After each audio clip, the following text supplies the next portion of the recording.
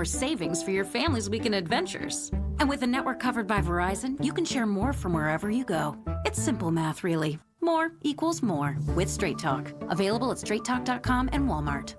Taxes and fees apply. The $25 plan requires a compatible unlocked device and a new line of service. Additional terms apply. Walking into the building for the first time after the shooting, it was crippling, but it had to be preserved. In response to the Pulse nightclub shooting that affected the LGBTQ community, Barbara Palmer, owner of Pulse, founded the One Pulse Foundation to honor Pulse victims and survivors. If you're an ally of this community, speak out. There are more of us together than apart. It is the power of love in its rawest form. Join the fight for LGBTQ acceptance. Learn how at lovehasnolabels.com. Brought to you by Love Has No Labels and the Ad Council. You're listening to 95.7 The Game, KGMZ-FM and HD1 San Francisco on Odyssey Sports Station and the home of the Golden State Warriors and Valkyries. Always live on the free Odyssey app and now coming to you live from the Laughing Monk Studios. Hey, it's Mark Willard from 95.7 The Game. Look, when life hits you hard, and it happens, could be an accident, an injury, you need to hit back harder. You need a fierce team that knows the insurance game and refuses to back down. That's why I trust Omar Habas and the entire Habas Law team. For over 40 years, Habas Law has gone head-to-head with insurance companies, winning medical care, financial support, and real justice, and Habas doesn't get paid unless you do. Visit habaslaw.com. Habas Law, they'll fight to make it right. You hear that? That's the sound of your business losing money. Legacy phone systems weren't built for today's teams. Quo, formerly OpenPhone, gives your business a smarter way to stay connected. Quo lets you manage calls, texts, voicemail, and contacts all in one place so that you can deliver a seamless customer experience from ring to... Need to take calls on the go? Quo automatically transcribes, summarizes, and highlights next steps from every call, so you never miss a detail. Need insight into what closes a sale? With Quo's AI call tags, you can instantly spot key topics like objections or pricing questions and use those insights to level up every customer interaction. And yes, you can bring your existing number with you for free. Keep your team in sync and your customers happy with Quo.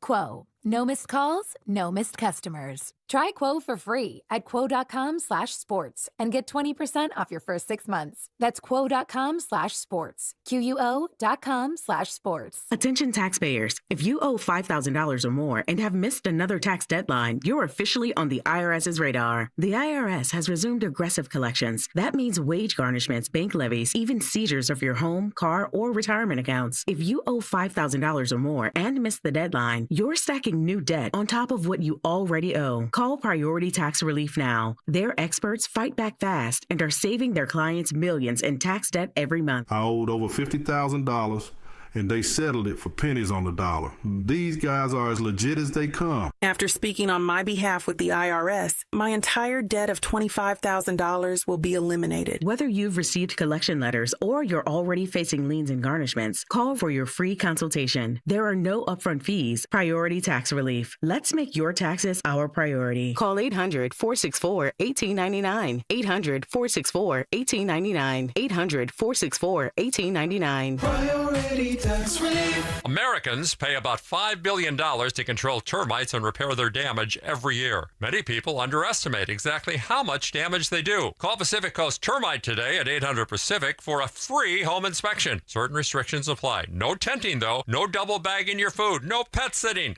Mention KCBS and get 10% off termite treatments and a 2-year guarantee on their work.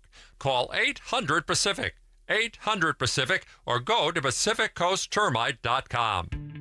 Are you ready to finally make that dream a reality? Maybe it's updating your kitchen, paying down high-interest credit cards, or covering tuition. Your home is more than where you live. It's also your most powerful asset. At Unlock, we make it simple to turn equity into options. With a home equity agreement, you can access cash today without taking on monthly payments. Imagine the freedom to invest in your home, reduce financial stress, or finally start that big project you've been putting off. It's your home. It's your future. Unlock it today. Visit unlock.com to learn more about a home equity agreement. That's unlock.com to learn more.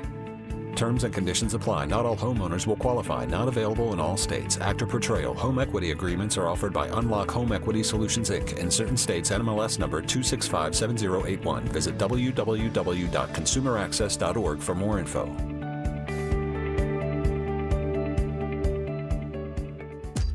There's nothing like when you get that part from eBay and it just fits. Yeah, the first time. So you can do less of this and get right back to more of this. At eBay, you'll find all the parts you need, guaranteed to fit, at prices you'll love. Sounds good, doesn't it? eBay. Things people love. Eligible items only. Exclusions apply. Life insurance. Why are you putting it off? Can't afford it? Too much hassle? Think you don't need it? There's lots of excuses for putting off life insurance. But if you weren't there, who would pay the mortgage and other bills? With Ethos, you could be covered in 10 minutes and boom, family protected. Ethos, fast and easy online term life insurance. Up to $2 million in coverage with no medical exam. Some policies as low as $1 a day. Answer a few health questions and get your free quote at ethos.com/radio. That's ethos.com/radio. In San Francisco today, cloudy, a couple of showers, and a high of 70 degrees. Weather brought to you by Staples. Have you heard? The Staples Easy button is back with even more easy. Press it for custom prints, shipping services, even passport photos. Staples. That was easy. Wake up! It's time to wake on up. Wake up, wake up, wake up. With a nice cup of Joe. What's up, Joe, bro? Featuring Joe Spadoni. He's an Italian. And Joe, the Butcher Boy Shasky. I am slippery. Oh! The best part of waking up is morning roast in your cup. It is the Morning Roast, man, on 95.7 The Game. Kaminga crisis.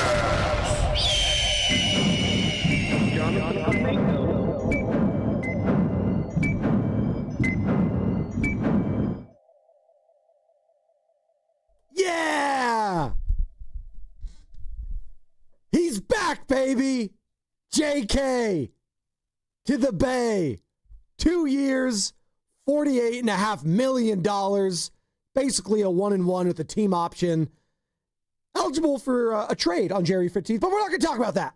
We're not going to talk about that. He is signed for the rest of this calendar year as a Golden State Warrior. And you know what, Joe? Just before training camp begins, JK is a part of the team now, and we can put all the other BS in the past, focus on the future. Good morning to you. Good morning to Carter. Good morning to Sam. I'm feeling great. I'm feeling fantastic. Maybe it was the rain that needed to wash away all the bad vibes here in the Bay when it came to Jonathan Kuminga the last few months. It's been tumultuous. It's been cantankerous. It's been toxic. Whatever word you want to use, I'm just happy it's done. Good morning, Joseph. Good morning. 92 days. Do you know what that signifies? What? Free agency began June 30th, 2025. Jonathan Kaminga and his agent waited 92 days to accept an offer that was probably on the table for weeks on end. It felt longer, going to be honest, than 92 days. It felt longer. Now, I'm happy he's back. I hope everyone can reset. I'm talking about internally, the team, the franchise, the best players, the bench players, the coach, the staff, front office, ownership, Jonathan. Everyone can just reset and move on. I don't know. We'll see. I hope the fans can reset and move on. I don't know. There's a reason you hire an agent for a real estate transaction. Forget the NBA for a second. Most people, when they do a deal, it will be for a home. It'll be one of the biggest deals of their entire life. You are on the hook, in the modern day for $1 million, $2 million. Some people pay $3 million through the life of their mortgage. Oh, yeah. Right? If you're lucky to be able to afford it and go through that. And I'm going to share just a simple little story. And does the end justify the means is the moral of this story. What are we really arguing about? When I went on the market, my wife and I were desperate to buy a house, and we couldn't afford anything. I mean, we couldn't afford anything. And we only had a very small amount of money, a budget, if you will. And we got denied over and over and over and over again. And thank God we finally ended up getting our house. But, it was through a lot of like banging our head against the wall. And we had a great real estate agent who understood the market, who understood just how to do these transactions. And we leaned on Kevin Birmingham for understanding supply and demand, for understanding value, for understanding what are we arguing about? At the end of the day, right, you need someone in your life, whether it's your real estate agent, your consigliere, your uncle, your aunt, your wife, your cousin, your brother, your dad, whoever it might be, to be able to just give you common sense advice. And I get to this where I'm saying, all right, so my wife and I had this house. We could barely afford it. And we were haggling over a couple $1,000 through the life of a 30-year loan. What's a couple $1,000 per month? Pennies? Dollars? For who? For what? Let's look at the big picture here. Do you want to be in a house? Hell yeah, I do. All right? Do you want to move on? Hell yeah, I do. So you bite a little, you put a little more on the table if you can afford it, and the other people maybe take a little off, and you find a way to get the deal done. You know why? Because at the end of the day, I wanted to be in that house. And I look at the Jonathan Kuminga situation, and I say to myself, I think that his agent did a really poor job of navigating all of the other things around this contract. Relationships within the team, relationships with how he would be perceived by the fans, relationships with his front office and ownership. 2 years, $45 million was one option that was out there. 3 years, $75 million was out there. Both would have had team options in those final years. The other deal that was out there was 3 years, $54 million with no option, or the qualifying offer. And I just ask you, how many weeks did they sit on this, knowing no one was budging? No one was trading for you and then giving you a contract. Look around at the salaries. You can go on Spotrac. So I think they misread the market here. I think they got bad advice. I think they waited way too long. And I just want to be done with the contract talk with Jonathan Kuminga. But that being said,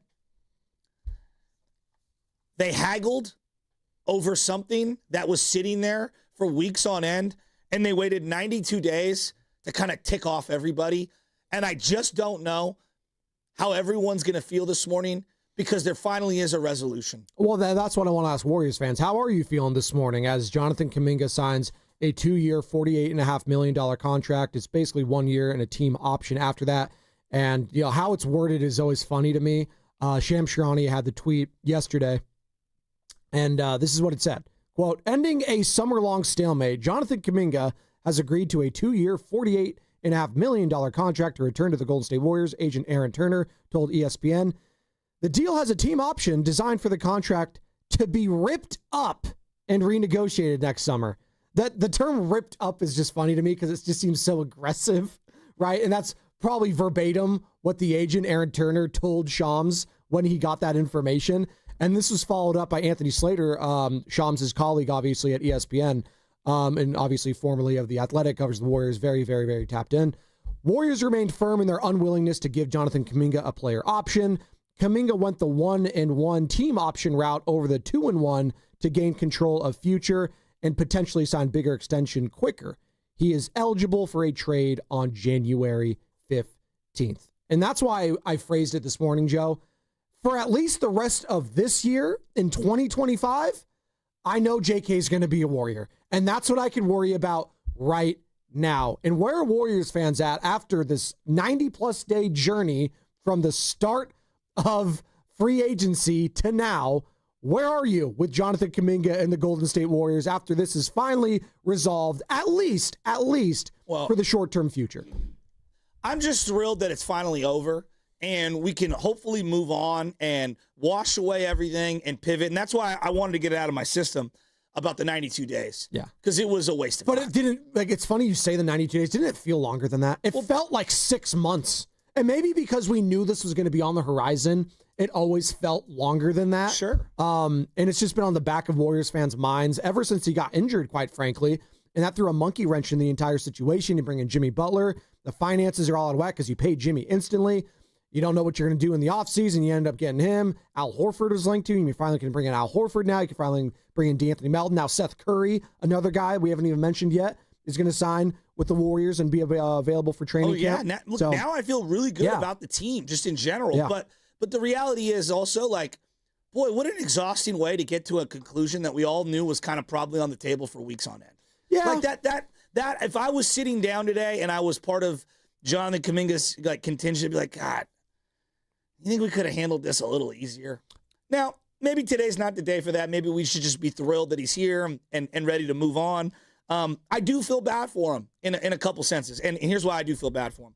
I feel bad for him because I think a lot of people aren't going to be able to let it go. And they're going to hold it over him. Which I hate that we do that in sports, because you saw it with the 49ers in a lot of their different totally contracts. Agree. Whether it was Debo, Bosa, Ayuk. Ayuk was getting booed after, 2 games last year? Yeah. Booed. Coming off a second-team All-Pro season. But I think also you have to understand how to kind of like navigate these things publicly in the modern sports landscape. It's difficult. Like both can be true. You have to do it for your own professional growth and to try to maximize your work. But it's also like, you got to understand what you're stepping on, right? And the other part is this. I just feel bad that the second he inks that deal, people are rushing to say the day that he can be traded. Which is, I just feel bad. Like we on some level, we treat some of these individuals just like fixtures and commodities that can be traded and moved. And it just seems very heartless. And I'm sure that both parties feel like the other one backed themselves into this particular predicament that they were in, this stalemate over the last 6 or 7 weeks. It just, I don't know, from a human element, like it just doesn't sit well with me to see like the second he signs, everyone's got an Instagram take like January 15th, he could be traded. January 15th, he could be traded. It's like, geez. Well, what we always like. I don't know. It's just we couldn't even go like, yes. It's always funny because what we do as fans now when it comes to all these negotiations is, oh, well, this person clearly lost or this person clearly won. Like, as if you're a part of the 49ers or the Warriors or the Giants, like, front office. Like, you feel like you're getting paid or like you're on their dime. It's weird how we talk about it. It's very strange to me. Listen, I'm rooting for Jonathan Kaminga this year. If that's a hot take, whatever. Like, so I am rooting for him to succeed because you know what? I think a good and motivated Jonathan Kaminga could help the Warriors. Wow. I agree. What a concept. So the notion that people would now be rooting against him to see him fail is just, that's not a fan to me. Well, that's not a fan. I think what's really been evident on 2 topics just for me. Because the guy wanted to get paid more. Like, I get what he wanted to do. Did it work out in his favor? Probably not. But you know what? If he balls out this year, they come to the table again and get a new contract done, or he gets traded somewhere else and gets a contract done. You know what? He'll get paid more. And maybe this will all work out for both parties in the end. Right now, it's working out for the next 3 or 4 months, Joey. I do believe that the way we talk about players nowadays, especially in the media, I think the media and the way we're so sensitive, the job is to talk about sports and the games that happen. And so when guys play well, we congratulate them. And when they don't play well, our job is to criticize, critique, analyze, maybe suggest lineup combinations or talk about the games, talk about the team. We will provide our opinions on the matter. But where I do believe that we've lost the plot is that whether it's Brock Purdy, whether it's Willie Adames or Rafi Devers, whether it's Jonathan Kuminga, if you critique the player on the floor or critique their actions regarding how they handle a contract, you're not a Kuminga guy. You're not a Purdy guy. Or simultaneously, if you support somebody on what they do. I'm a Mac Jones guy, apparently. Yeah, exactly. That's what I'm saying. I'm a big Mac Jones guy. And That's me. I would just say this, like, hey, dude, like, I'm one of the biggest Lincecum fans of all time. When it was done, I had to, say, damn, this sucks. Yeah. We're kind of done. He's cooked. We have to talk about what's happening on the floor. So as it relates to Jonathan Kuminga, I've rooted for Jonathan Kuminga. Do I think that he's handled everything brilliantly? Not really. Not really. I do think he can help this team. I do think he has things he needs to work on. I do think, to your point that you've been saying for probably some time now, the best version of the Warriors does have Kuminga somewhere in the mix as an impact player, both accepting whatever role people have designed for him and also maybe showcasing elements to his game that we don't even know if he can do yet. But that being said, if he plays great, that doesn't mean, see, told you. JK's the man. Exactly. He's going to the Hall of Fame. And if he plays poorly, that doesn't mean he's the worst player in the league. Trade him immediately. Like, I think we've lost the plot. I root for the Warriors. Yes. I want the Warriors to win. So when he holds out for 92 days and I'm frustrated over it, you know why? It's because my Warriors couldn't sign Al Horford. My Warriors couldn't bring in Seth Curry. My Warriors couldn't bring in GP2. Now that he's signed, my Warriors look freaking deep. Now that he did this before the official start of training camp is also a big deal because it's not like this is an NFL situation where Ayuk or Trent Williams or Bosa missed the entirety of it and clearly looked compromised at the start of the season. Yes. JK is going to be there for training camp. Al Horford's going to be there. D'Anthony Melton, all these guys. So that's why it was so important that it got figured out yesterday. And I'm glad both parties finally figured it out. I don't care who said yes first. Like, they got it done. Joe. That's what I'm celebrating today. They got it done. Let's move forward. And can we finally talk about basketball? For the first time, Joe, on our call yesterday, we actually talked, all right, where do the Warriors stack in the West now? Wow! We can actually talk about the Warriors in the Western Conference compared to all these other teams. Friday, they had 11 guys on their website.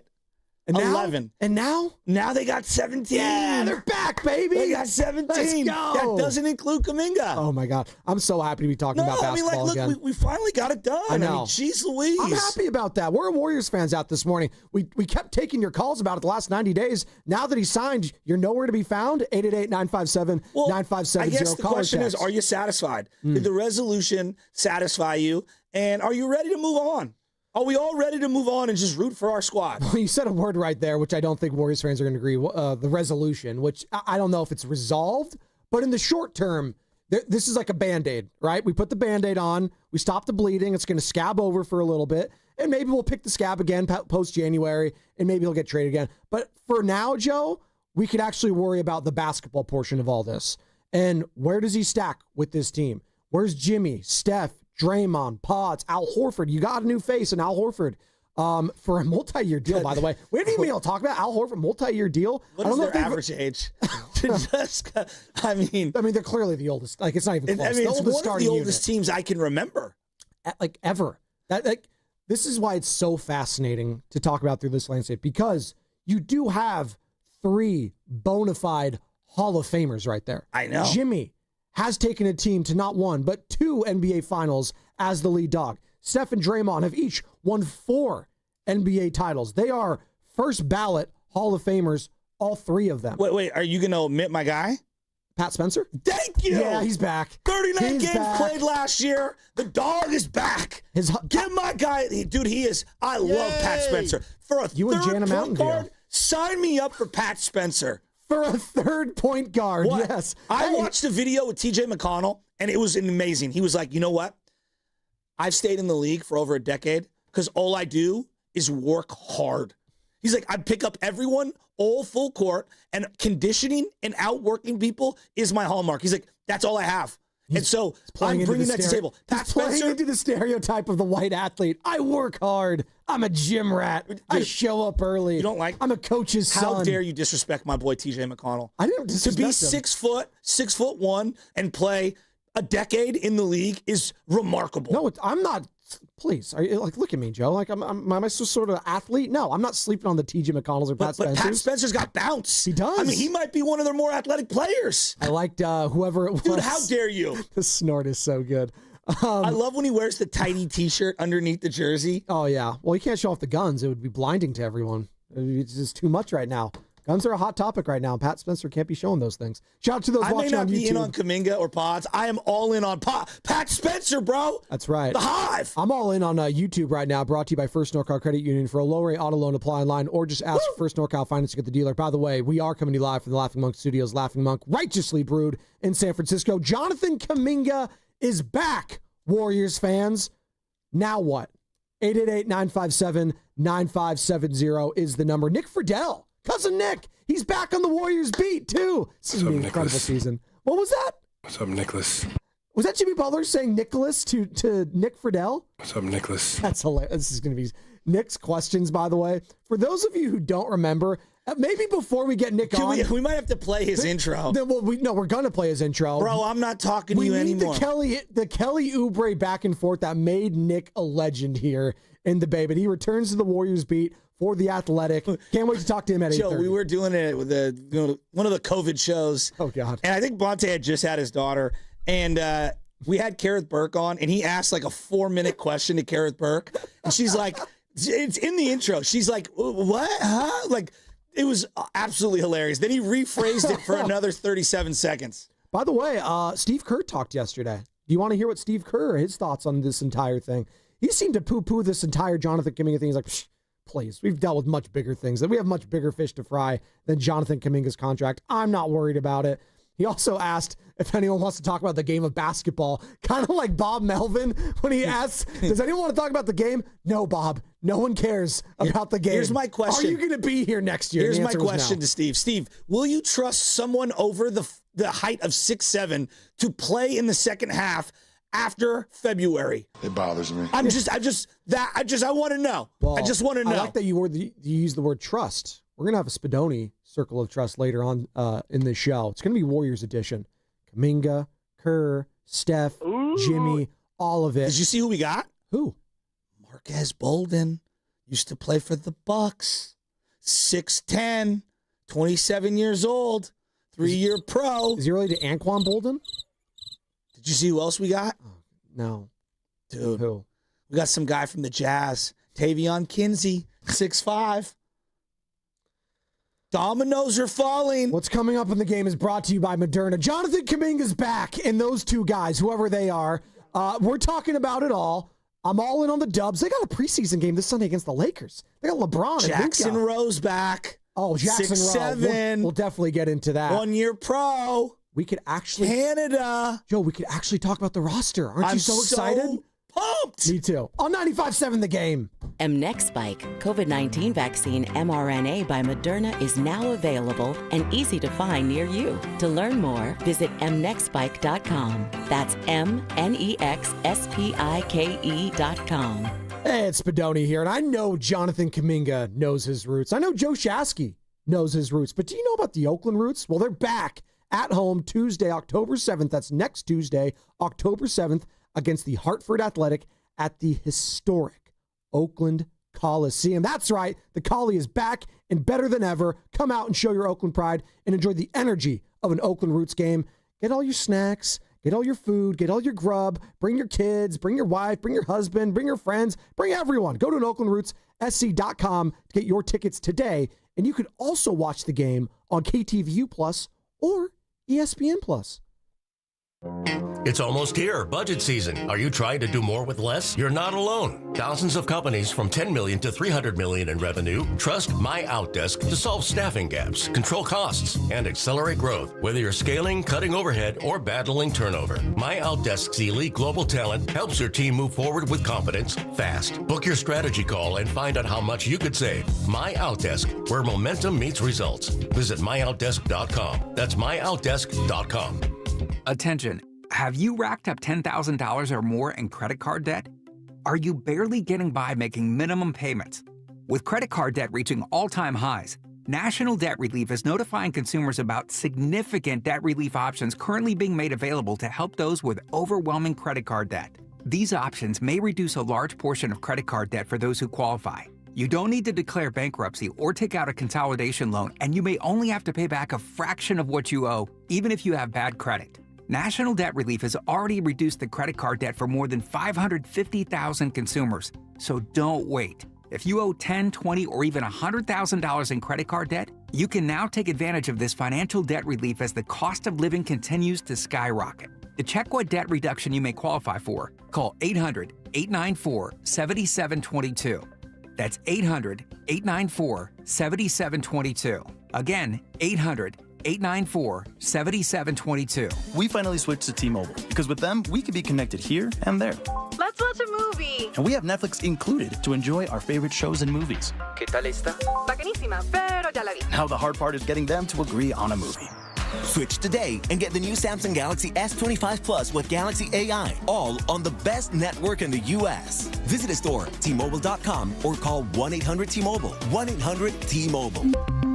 Best mobile network in the U.S. based on analysis by Ookla. Speed Test Intelligence Data 1H 2025. Hey, it's your boy Guru. Every time we put a rat on the table during our show, it's brought to you by Atco Pest Control. Atco Pest Control is a family-owned local business proud to provide pest control in the Bay Area for over 35 years. Atco uses natural methods to give you a peace of mind and keep your family out of harm's way. Quality pest control doesn't have to empty your savings either. Don't wait. Go to AtcoPestControl.com for all your pest control needs. They got you covered. When you own your own business, you need to keep things moving. Need to book a last-minute flight? Earn a $300 travel credit to cover that. Need to take a meeting before takeoff? Do it from the comfort of the Chase Sapphire Lounge by the club. Need to catch your breath before you board? Done. With $2,500 in annual value, the new Chase Sapphire Reserve for Business is the card that gives back all you put in.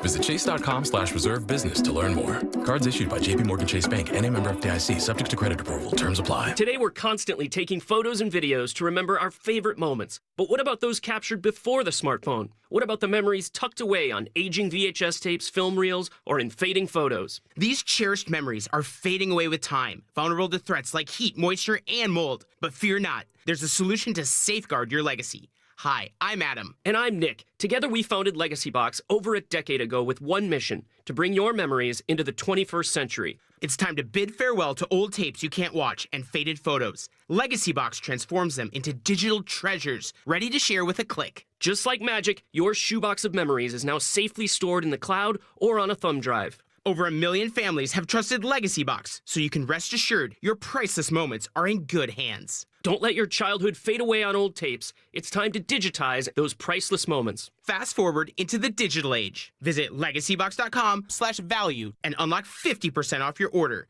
That's legacybox.com/value. Join 95.7 The Game at Pier 39 for a special live broadcast from 12 p.m. to 4 p.m. on Saturday, October 4th. Meet Zaza Pachulia, Festus Ezeli, Kalina Azabuki, Tim Roy, and Bonte Hill. Plus, enter to win Warriors tickets. For more info, visit 957thegame.com.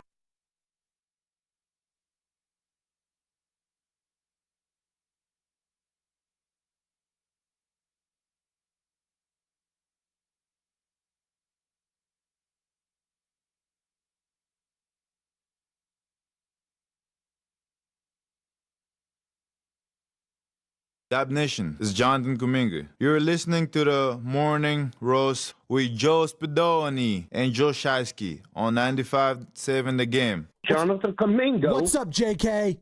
What's up? He's back, baby. Warrior fans, where are you at?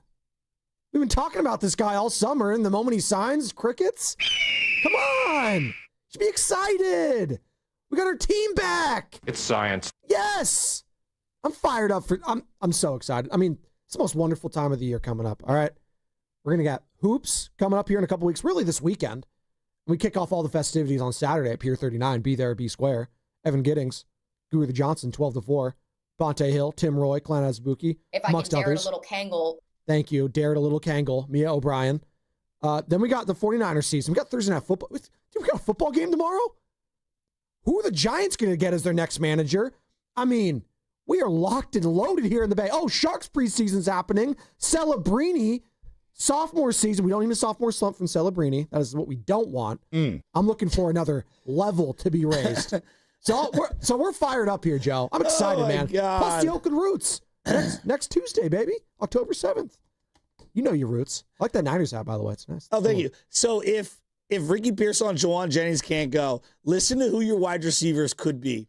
Kendrick Bourne, Marquez Valdez-Scantling, Sky Moore, and maybe possibly Jordan Watkins. Sky's the limit, baby. Let's go. He got hit so hard on special teams. He did. I was shocked he went back into that game. He got popped. I thought he was destroyed.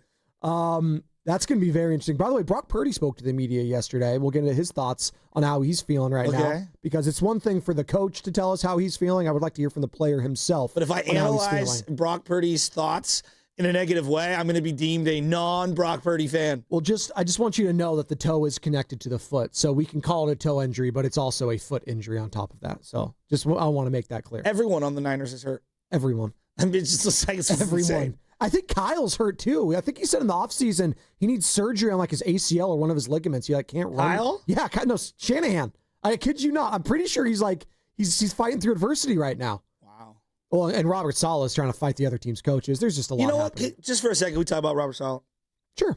What does he have? What does he have? 7, 8, 9, 10 kids? He's got a lot. Not as many of the Spadonis as I am one of 10, obviously, but close, I think. You know, we kind of laughed about it the day after because it is funny, right? But the more and more I thought about it, you know, it's really difficult to be a leader in any workforce when you pull some stuff that you're kind of ashamed of and you don't just wear it and be like, you know what, I was really wrong and I was out of line and blah, blah. The way that he discussed what happened on Sunday and what led up to it at the podium, like, Robert, you kind of called them out. You know, you kind of called them out. And then, you know, it's not your team. It's Kyle's team. Now, you were asked a question, and to me, you kind of went scorched earth on them, and you called out not just one, but a variety of coaches. One of them you're facing in 2 days. And guys he's very familiar with, guys that he's been on staffs with before, like a Sean McVay. Like you know Sean, you know LaFleur, you know, like that's a tight-knit group. So I was surprised, Joe, that he did that. I just, you know, I'm a big believer in, like, we're all going to make mistakes, and we're all going to do stuff that we are ashamed of and disappointed in ourselves in. And it's like, how do you handle it? You know, do you run from it, or do you, I hate to use this term in this modern day, but my day's called manning up, like man up, you know, and that was an all-encompassing term for fall on the sword, look someone in the eye, be sincere, and own up to the mistakes that you've made. And yeah, you can apologize, but your actions moving forward are what's going to determine, you know, if you've learned from it or not. And I thought the whole sequence of him trying to defend himself in a light way, he's digging himself a bigger ditch on this one. And I'm really disappointed in Robert Saleh, a guy who I actually hold in really high regard. I like him as a human being. Like, I don't know him. I'm just going off of what I see at a podium. He seems like a really upstanding dude. This is a very bad situation, and I just think that on the front end, he handled it wrong. During the little skirmish, he said some things that probably wants back. I'm not going to hold him that much against him. It's the heat of the moment. You're on the field. You're pissed, whatever. And then you have days to kind of like reflect. I just thought it was bad. 7 children, by the way, for Robert Saleh and his wife, Sanaa. So there you go. I don't know. Like, and this, I'm not him. And I know the NFL is not your family. I understand that. But, like, I always say to myself, like, how can I tell a bunch of kids that I coach, hey, stay in school if I didn't finish my high school and get my diploma? You know, it's pretty disingenuous to tell them it's extremely important and you have to do it and you have to do it. I don't know. So, like, when you talk about being, you know, a leader on a team and you're the coach and you're standing there and you're expecting excellence and people to fall in line and you don't want them to commit stupid penalties and then you're doing something like that. As you have once said, Joe, practice what you preach. Right? Exactly. There you go. Now, is it the end of the world? No, it's not the end of the world. I'm not here to run the guy out of town. It's a bad look. I just thought, yeah. I think if he could do a do-over, I think he would reflect. You know what I would say? Like, I think about this a lot. Like, what would my dad say? My dad used to, like, tell me things like, dude, what are you doing? Yeah. Shut up, apologize, and move on. Yeah, there you go. Like, what are you doing? You were wrong. I thought Sunday, we talked about it yesterday with Bonte, I thought the 49ers lost their composure multiple times emotionally. I think Trent Williams going on the sideline, yelling at the players like, dude, you're down right now. Get the hell off of their sideline. You're like, what are you trying to do? Start a fight so we can get more penalties and ruin a drive? That we're clearly struggling against this team. Stay in your huddle. Stay in your lane. Stay focused on the task at hand. And another guy that I was disappointed with in the game, he was fine, but like towards the end there, like, Fred, what are you doing trying to jump the pile on a kneel down when it's victory formation? That's Vontez Perfect type of stuff, bro. You're too good for that, Fred. I think he felt some kind of way about Trevor. I don't know. He's too good for that. That one I'm not as upset about, but I can see if I was a Jaguar fan, I can absolutely see how I'd be like, dude, what are you doing? They would say that's Bush League. They would. And if someone else tried to do, I would agree. Like if Devin Lloyd tried to do that to the Niners at the end of the game, Niner fans would be saying the same thing. But, what are you doing, bro? Especially on a quarterback that's hurt in Brock Purdy. People would be saying that. Like, but I also understand that his resume is so comprehensive. I'm always going to give him the benefit of the doubt. No, I'm not saying that I would excuse horrible behavior, but it's like I would like more context. Also, you get to the end of these games, you get, I don't know, there's kind of like some unwritten rules and some not. And that play, like, he almost got the ball. Well, it's the Jalen Carter whenever he tries to slide under there. I know. He's going to get him one of these days. I know it sounds insane, but I don't know. I just don't think it's I'm a little less harsh on that. For sure. I did think this solid thing. God, come on, Robert. Well, that's all. We asked Baldy about it yesterday. And by the way, we're taking your calls and texts. Jonathan Kaminga is back in a Golden State Warriors uniform, 2 years, $48.5 million contract to return to the Golden State Warriors. It's basically a 1-on-1 deal with a team option. And he can get traded past January, 15th? I know you have to say that. I just, God, you signed him so you could trade him. And it's just, I feel bad for the kid. I feel bad for the team that they're going to have that sentence attached to everything Kuminga related for the next 4 months. That sucks. I'm just the messenger, but yes, I hear you. But it's how the broadcast is going to talk about it when they're on ESPN or NBC or whatever. So you're not alone. And they'll be asked about it constantly too. The players, the coach, what have you. Brian Baldinger on Robert Saleh in the pass rush because I thought this was funny.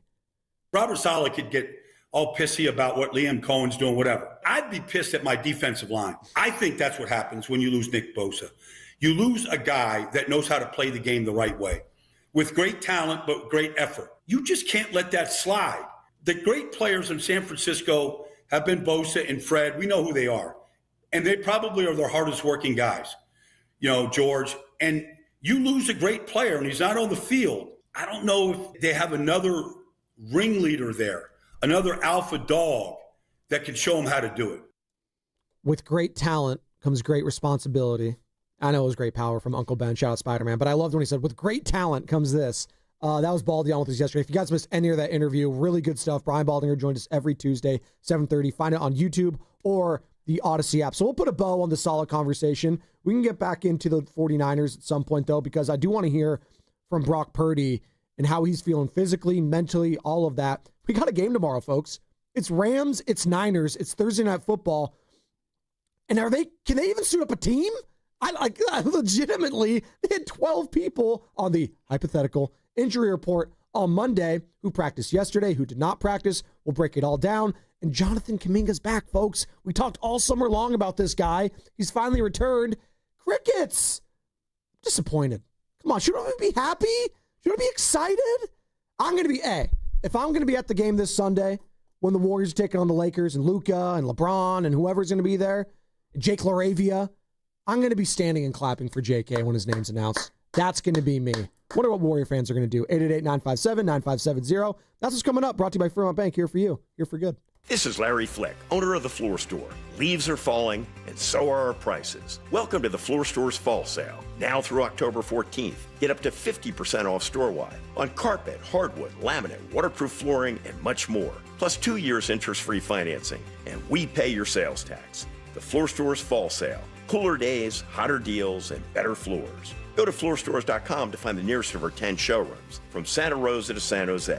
The Floor Store, your Bay Area flooring authority. This is Vanessa Deniston, senior attorney at the Dolan Law Firm. The Dolan Law Firm handles a diverse line of cases from personal injury to employment law. We're proud to say the Dolan Law Firm is just as diverse in our attorneys and staff. The Dolan Law Firm consistently achieves outstanding results with over $1 billion in verdicts and settlements. The Dolan Law Firm, the best, most diverse personal injury and employment law firm we hope you'll never need. Contact us at dolanlawfirm.com. Neuropathy is a debilitating condition that is sometimes misdiagnosed. Symptoms can include pain, numbness, and tingling in your hands, legs, and feet. Neuropathy is a progressive condition that only worsens unless you get effective treatment. SF Bay Wellness is a leader in neuropathy reversal and uses FDA-cleared, non-invasive electric cell therapy to restore nerve function with no injections, no drugs, and no surgery. The treatments have a 95% success rate. If distance is a factor, ask about our virtual consultation option. Call SF Bay Wellness at 844-94-NERVE for the $99 neuropathy evaluation and receive a personal treatment plan that is tailored to your needs.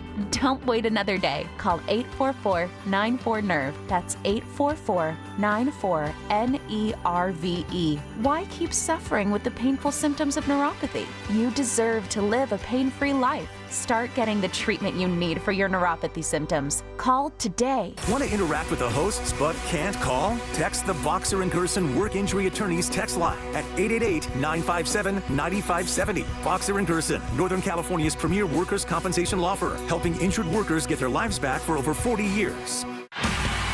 Now it's time for the closer of the week.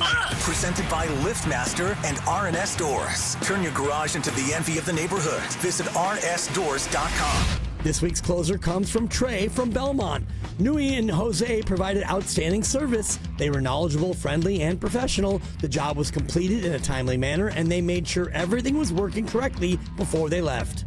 Recently, my garage door opener was not working. I was in need of a closer. I was put in touch with RNS Doors, and they hooked me up with a brand new garage door opener from LiftMaster. With LiftMaster's MyQ connectivity, my garage door opener can be controlled right from my smartphone. You'll know when a door or gate has been left open and can close it with a tap, no matter where I am. Be one of the first 10 callers and receive 20% off a LiftMaster garage door opener. Call 1-800-FIX-A-DOOR. That's 800-FIX-A-DOOR. Or visit rsdoors.com. R&S Doors. Look for the red truck. Sponsored by Cars for Kids. The easy way to donate your car. Donate today, and your car can be picked up tomorrow. Call 877-CARS-FOR-KIDS today, or donate online at carsforkids.com. Remember, that's cars with a K. Hey, listen to this. All I needed was a new starter. Got a great deal on eBay. Did it myself. Yeah, that's cool. But how about the soft purr of an upgraded exhaust when it fits just right? For me, it's the little things. Like these new windshield wipers from eBay I installed. From small fixes to big upgrades, eBay has all the parts you need at prices you'll love. Guaranteed to fit every time. eBay. Things people love. Eligible items only. Exclusions apply. This is the story of the one. As a custodial supervisor at a high school, he knows that during cold and flu season, germs spread fast. It's why he partners with Grainger to stay fully stocked on the products and supplies he needs, from tissues to disinfectants to floor scrubbers. All so that he can help students, staff, and teachers stay healthy and focused. Call 1-800-GRAINGER, click Grainger.com, or just stop by. Grainger, for the ones who get it done. My ride smells just right, just right, just right, just right. Y'all gotta try that Febreze car. Just right, just right, just right. La la la la la. With up to 40 days of consistency. All over Febreze car clips right on your vid. You know my car's my happy place. Keep a smile on my face. When it smells just right, just right, just right. And breathe happy Febreze. La la la la la. Too many tools, too much stress, and way too many bills. Odoo replaces it all. One connected platform for every part of your business, so you can work faster, smarter, and for less. Odoo, the only software you'll ever need. Try it free today at odoo.com. That's ODOO.com.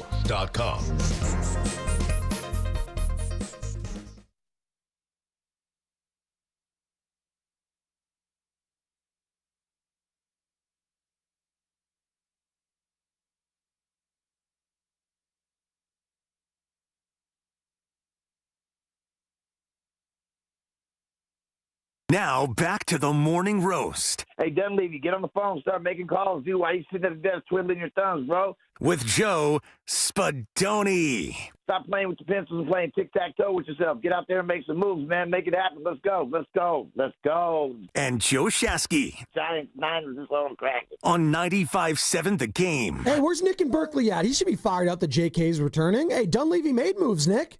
Al Horford, D'Anthony Melton, Seth Curry. GP2's back. Obviously, I mentioned Kaminga. You mentioned some guys that I've never heard of. That's cool. Bolden and that Jazz guy. Pat Spencer, right? Will Richard, rookie, 4-year deal. Alex Tui, Hawk Tui, 2-way contract Tui. So I'm excited. Training camp starting. Hawk Tui and spit on that Let's thing. go. Spit on that thing. Is that what Brock Purdy has to do to fix his toe? Just to spit on it, rub some dirt. Remember the good old-fashioned saying, just rub some dirt on it is my favorite. Hey, Brock, just put like a cold steak.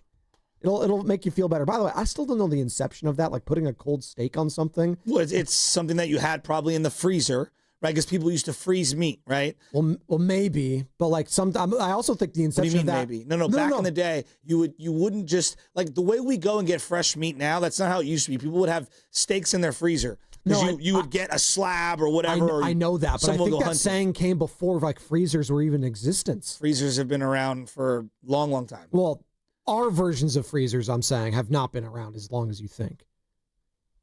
It's okay. It's science. 888-957-9570. I'm willing to bet that freezers have been around close to 100 years. Fedoti, are you okay? Yeah, exactly. What are we? Yeah, 100 years into totality of history is not a long time, guys. I don't need to go philosophical I'm not on saying you. that. You guys but didn't like, take philosophy put classes. Put a steak on it is like, hey, you're hurt. You take the cold frozen steak, you stick it on like a bruise. Yeah, we'll find the inception of that. By the way, maybe Brock Purdy needs to do that. We'll get back into the Jonathan Kuminga saga. Never cease to amaze me. Because I do want to talk about Brock Purdy. The team has a game tomorrow. Like, we need to be talking about this. Like, Brock Purdy spoke to the media yesterday, Joe. Yeah, you play that, and I'm going to tell you my setting for Brock Purdy the rest of the way. Hey, Brock, how do you feel after, compared to week one, after today? No, I feel a lot better compared to the week one game for sure. Toe's just a little sore from the game, but nowhere near as bad as after Seattle. And here's more from Brock, sort of expecting to have this toe soreness. Something that we talked about, playing might, lead to some soreness and stuff. So I sort of expected it, but, with the quick turnaround, Thursday night game and everything, it's tougher. I don't have as many days to, get right and heal up and feel better. So it's just where we're at. Oh, who could have seen that coming? Wow. Literally everyone. That you had a short week and that your toe was going to be sore and the recovery period was going to be harder. Oh, weird. Yeah. Sorry, I don't mean to be cynical on this. It's just, the writing was on the wall this whole time. I'm going to take a step back, take a play off. Brock Purdy is questionable technically for tomorrow's game. I would be shocked if he played. Ricky Pearsall, questionable for tomorrow's game. I would be shocked if he played in that game, just given what he means to this offense right now. And you need that guy somewhat healthy throughout the entire year. I would, as a precaution, not play him. But again, as Bonte mentioned yesterday, as you mentioned, these guys want to force their way onto the field. But this is where the coaching staff, this is where the training staff needs to protect the players from themselves sometimes and tell them to take a play off. But we're 24 hours away, Joe, from a massive game. It's a short flight, but it is on artificial surface. It's against a division rival that has a monster defensive line. Jared Verse has been a baller. If you have an early DPOI case, as we're now in the month of October, he would have that. He's been incredible. Incredible. My setting for Brock Purdy for the rest of this little run here until we get to November. So the entire month of October, since today is October 1st, my setting is very simple. If he is not close to 100%, I'm not playing him. If one of my star pitchers that I invested $100 or $200 million into, let's say it's Logan Webb, if he had some shoulder issues, all right, I would throw him on the IL. Do I know that it take my chances of winning take a big hit by putting him on there? Absolutely. I understand that. But really, you don't have to win every single game over the next month like you would in November and December when the season is, really won or lost. And the retort to that would be, I know it's not like for like the same, and I'm not saying you're saying this, but the person would be like, yeah, but a pitcher in baseball is nowhere near as important as a quarterback in football. If we're just going how an imprint of wins in the totality of the season. Did you see what happened last night in the Yankee game? Aaron Judge played the outfield for the first time in a long, long, long time because he can't throw. Okay? And why not? Did he hurt his arm or something? He just can't throw? He's going to have Tommy John on his arm. He has like a UCL injury. Oh. It's really bad. It's really bad. That is bad. All right. And what did they end up doing? They DH'd him and they still going to win MVP probably. It's insane. Continue. They didn't put him out on the field for months for this reason because he couldn't throw. And they knew it. Now, it's the playoffs, so they throw him out there because they're trying to put out their best lineup. Right. Now they've gone beyond the point of, hey, we've got time and all that stuff. When Draymond Green hurt his back, the Warriors had the luxury of being able to just sit him.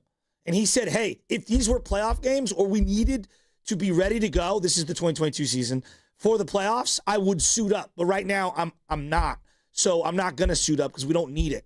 Like right now, the schedule is on their side in the sense that you're 3-1. Parts of the benefit of getting off to a good start is that you're not as desperate early in the season as you have in years past.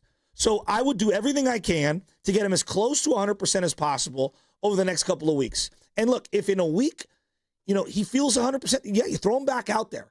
If in 2 weeks, let's say this week he doesn't feel, in 2 weeks, if he's not feeling 100%, just hold off. It's not the end of the world. This is why you got Mac Jones as a backup. All right? Purdy, when healthy, is the guy.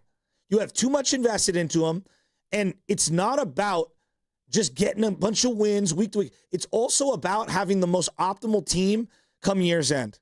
Remember a couple years back, they put George Kittle and Deebo Samuel on short-term IR. So why? So that they could be ready for the team come November and December. Brock Purdy means more than just this game, more than just next week's game, Tampa Bay. To me, he should be treated like any of the premium players across sports. When you're at the third quarter of the season, you don't risk losing him for the entire year by playing him. And I want to get him as close to healthy as possible. And if Mac is ready to roll and Purdy is not close to 100%, I'm going with Mac. Not because I don't like Purdy, because I care about Purdy being good in December and in January so that we can make a legitimate run. Brought to you by Golden State, serving the barrier for 3 generations. When you succeed, we succeed. Visit goldenstatelumber.com. Brock Purdy officially questionable for tomorrow's game against the Rams. Here's more from Brock speaking to the media yesterday. Asked if the quote-unquote mini-bye after Thursday Night Football would motivate him not to play tomorrow. 100%. If I can play this game, I'm going to play. And obviously, I want to get right and get healthy and everything, but we need to win this game against the Rams, so that's how I'm looking at it. Well, see, and I would step in and I would say, like, wanting to play, but at what level are you at? Are you able to move around?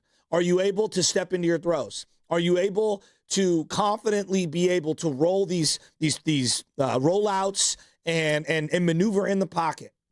Because if you're not able to do those things, then you're not functional enough. We see this in other sports all the time. Guys try to give it a go, and then they go, oh, you know what? He doesn't have it today. Right. Or he's hurt. We need to replace that individual and take him out.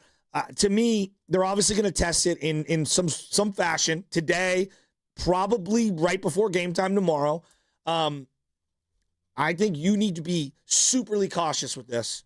He was also asked, this is a quick response, if the game were tonight, he could not play. Take a listen. Tonight, no, but I have 2 days. I mean, is it going to heal that much in 2 days that he can play on it? I think we need to come to the realization he'll be dealing with this probably close to all year. Yeah.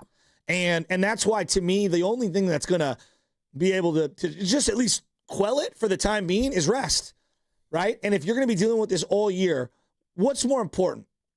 For him to rest now, to get it up to whatever level he needs to be, and then start doing the depreciation week after week after week, or trotting him out there right now and continuing to depreciate it without that proper rest. It's just such a tricky injury to deal with. I agree. And when we have guys that have played at a high level in the NFL, the Brian Baldingers, the Lorenzo Neals tell us, early on here, this is something that he's going to have to be dealing with all year long. And lo and behold, shout out Lo Neal, like he was telling us, yeah, he's probably going to have to get that metal plate in his foot. Oh, and that's what he did. He put the metal plate not inside of his foot, but in the cleat to protect it. And that's what they're doing right now. And it clearly showed that he was uncomfortable in that game against the Jaguars. Just uncomfortable is the word I would use to describe his play. So in the pocket, he, to me, and I'm just going off this, like if you're just going in the pocket, he can make throws from the pocket. Yes, he made some good throws. He did. But, the third down throw to Kendrick Bourne was like perfect. But he also, like what makes him is the ability to extend plays and the ability to get outside the pocket and to be able to move and change platforms, and I think so many things are seen as like a sweeping indicator that you don't like a player. Russell Wilson, by design, would move around because he couldn't see in the pocket. Yep. If you relegated Russell to being a pocket quarterback, you knew that the opposing defense, that's the version of Russell they wanted to relegate him to. Yeah. Not that he couldn't do things, but that of the versions that you were playing against, that's the one you want to reduce to. Kyler Murray, what's the version you want him to be? Fast. Not from the defensive perspective. From the defense. You want to be in the pocket. Yes. Exactly. The cage-style defense that the Niners have used in the past. And the reason I use both those guys, because both those guys, similar to Brock, smaller in stature, can beat you with the arm, but like movement is their number one asset. It's what separates them. It's what makes them elite. It is literally what they hang their hat on. They don't win that game in Seattle with a hampered Brock Purdy. And he also has, good to great decision making. He has good to great touch.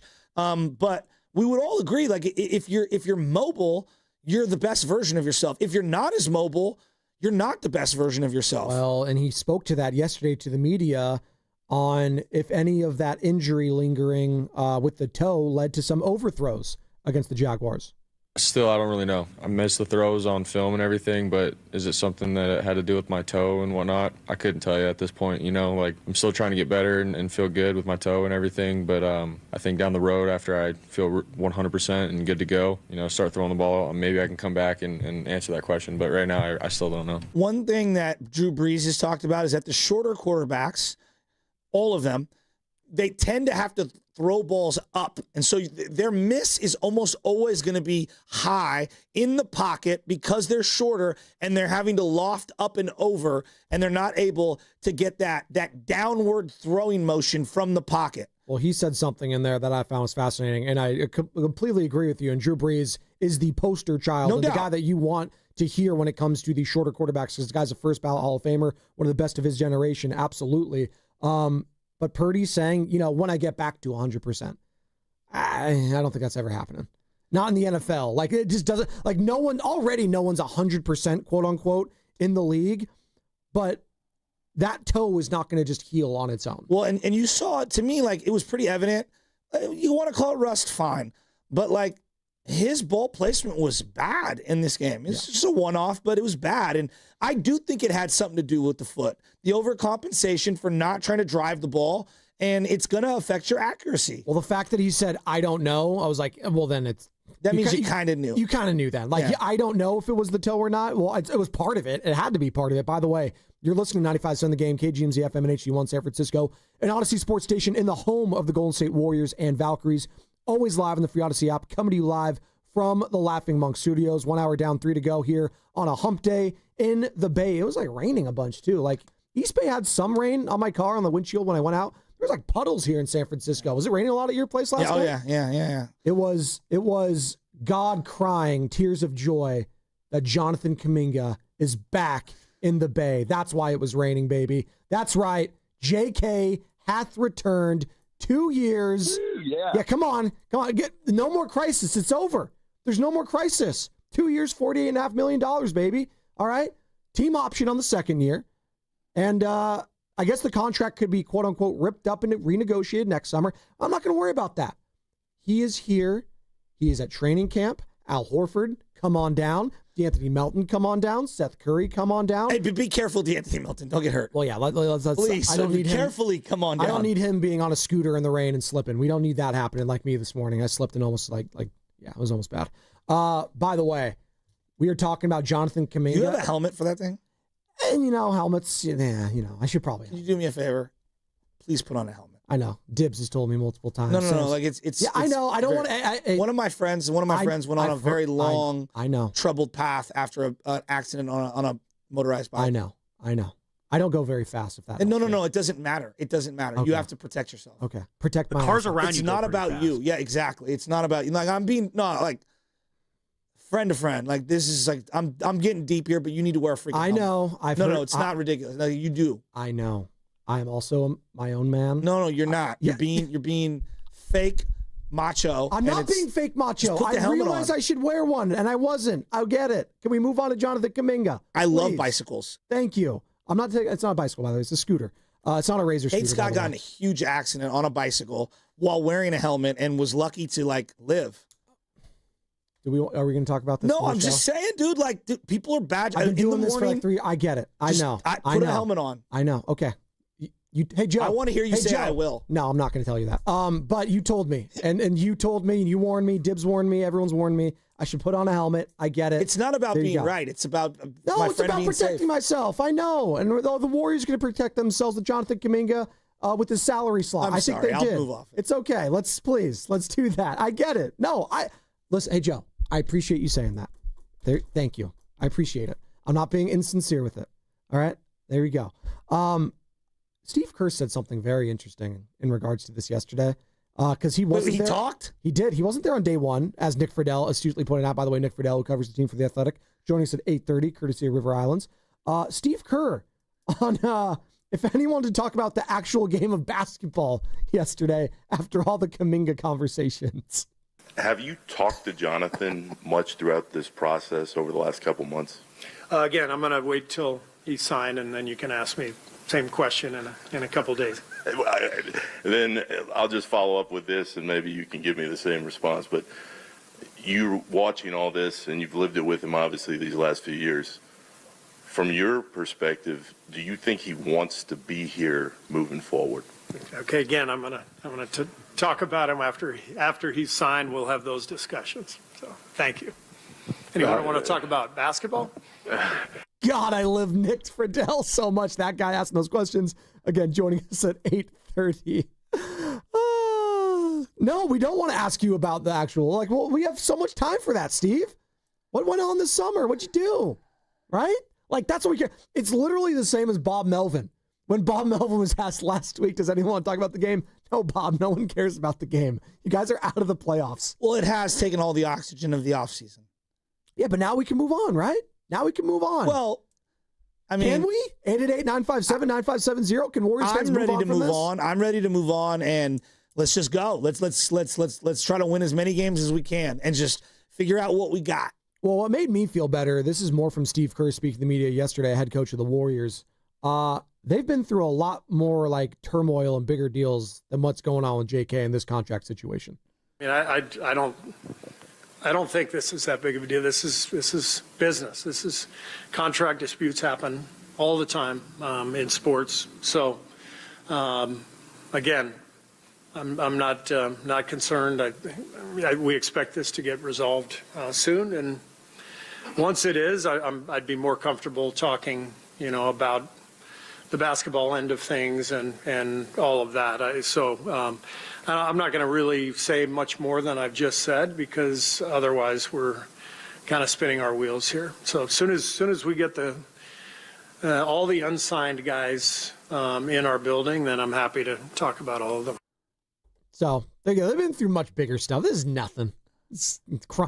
In fairness, he did have one of his star players punch a teammate, and they had to deal with that. And remember, I mean, they lost a guy on the staff. They've had some horrific stuff happen, man. Yeah. So this is small potatoes. This is kind of what I'm getting at. And I'm not. Sam came in here during the break and was just when we get back to the Kaminga conversation, are fans ready to forgive JK?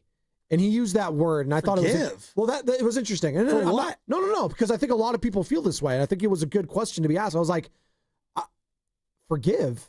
What did JK do that was wrong? Well, he used the entire offseason. No, I'm not saying wrong. He used the entire offseason. I'm aggravated it took till day 92 of the offseason for this to finally reach a conclusion. But I don't think he doesn't owe me an apology, and I'm not mad at him per se. He's not missing. Let me get this straight. He's not missing any training camp. That's what I need him here for. Is training camp. He's doing all these other guys are doing their off-season workouts and their own parties. Yeah, he wasn't there for the little get-together at Jimmy Butler's place. Okay, if you want to get mad at him for that or be upset that he's not there for the camaraderie's sake, sure. Okay, but outside of that, there was no other organized like player activities that I could think of. Maybe there's some parties, and again, that's private. But to forgive, that's just a word I can't really wrap my mind around right now. It's not like he did anything illegal. Did he go to your family, Warriors fans, and knock on the door and said, and started shouting expletives at you? This was a negotiation. Yeah, it went on longer than we all wanted it to. We got exhausted talking about it, but it's done, and he's there for training camp. Now let's get into it, right? If Warriors fans are still upset about the guy or with the guy, 888-957-9570, I would love to hear why. I this whole notion that you have to forgive Jonathan Kaminga, I think is laughable. It's almost similar the Jordan Poole when he came back, and after that whole saga, it's just like, I'm not rooting for Jordan Poole. What did he do to you? What did Jordan Poole do to you other than have a poor performance on the court? Okay, sure.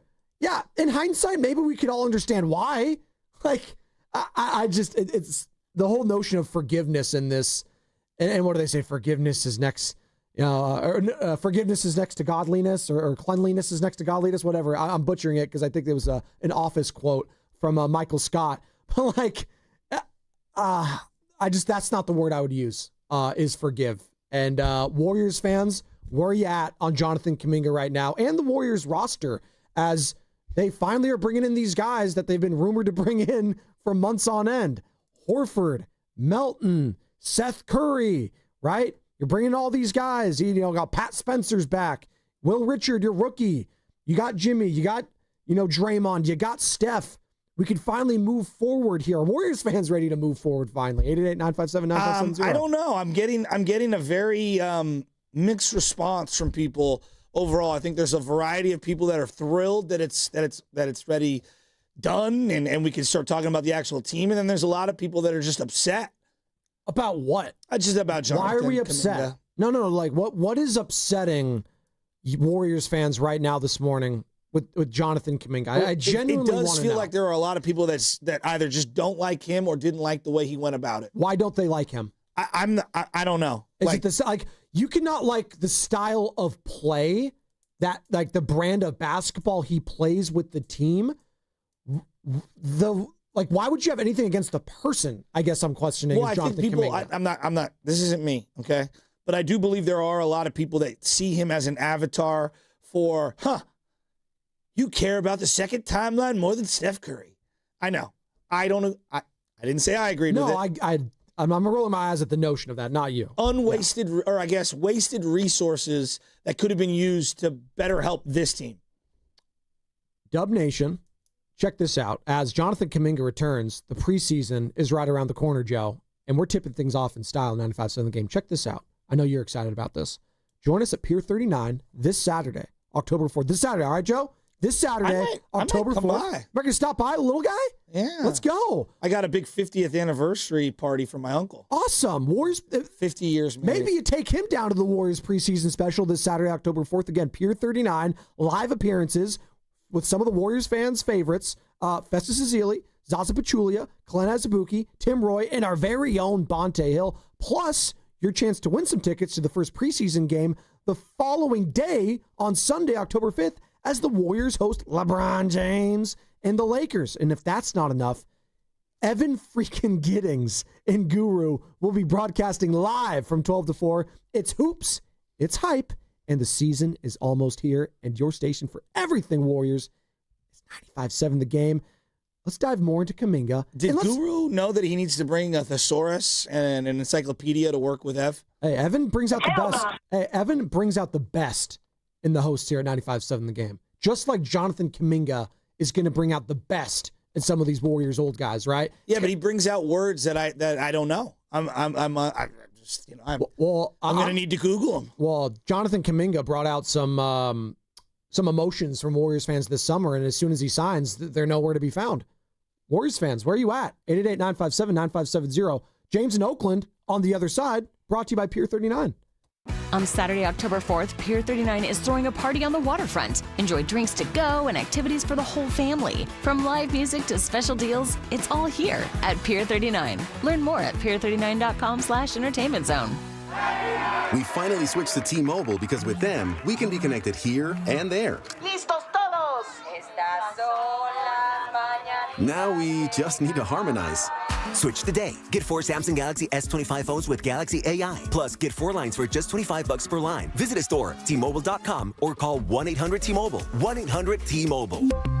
For well-qualified customers with autopay plus taxes and fees and $35 per line connection charge. Minimum 4 lines on plan. Contact us if canceling lines. Plus $5 per line without autopay. Debit or bank account required. Visit T-Mobile.com. Attention taxpayers. If you owe $5,000 or more and have missed another tax deadline, you're officially on the IRS's radar. The IRS has resumed aggressive collections. That means wage garnishments, bank levies, even seizures of your home, car, or retirement accounts. If you owe $5,000 or more and missed the deadline, you're stacking new debt on top of what you already owe. Call Priority Tax Relief now. Their experts fight back fast and are saving their clients millions in tax debt every month. I owed over $50,000 and they settled it for pennies on the dollar. These guys are as legit as they come. After speaking on my behalf with the IRS, my entire debt of $25,000 will be eliminated. Whether you've received collection letters or you're already facing liens and garnishments, call for your free consultation. There are no upfront fees. Priority Tax Relief. Let's make your taxes our priority. Call 800-464-1899. 800-464-1899. 800-464-1899. Priority Tax Relief.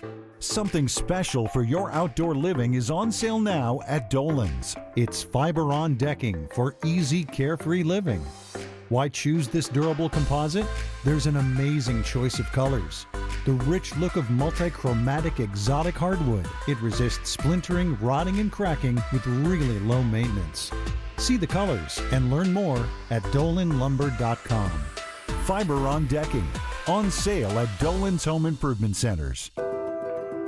What if you had the smartest Wi-Fi?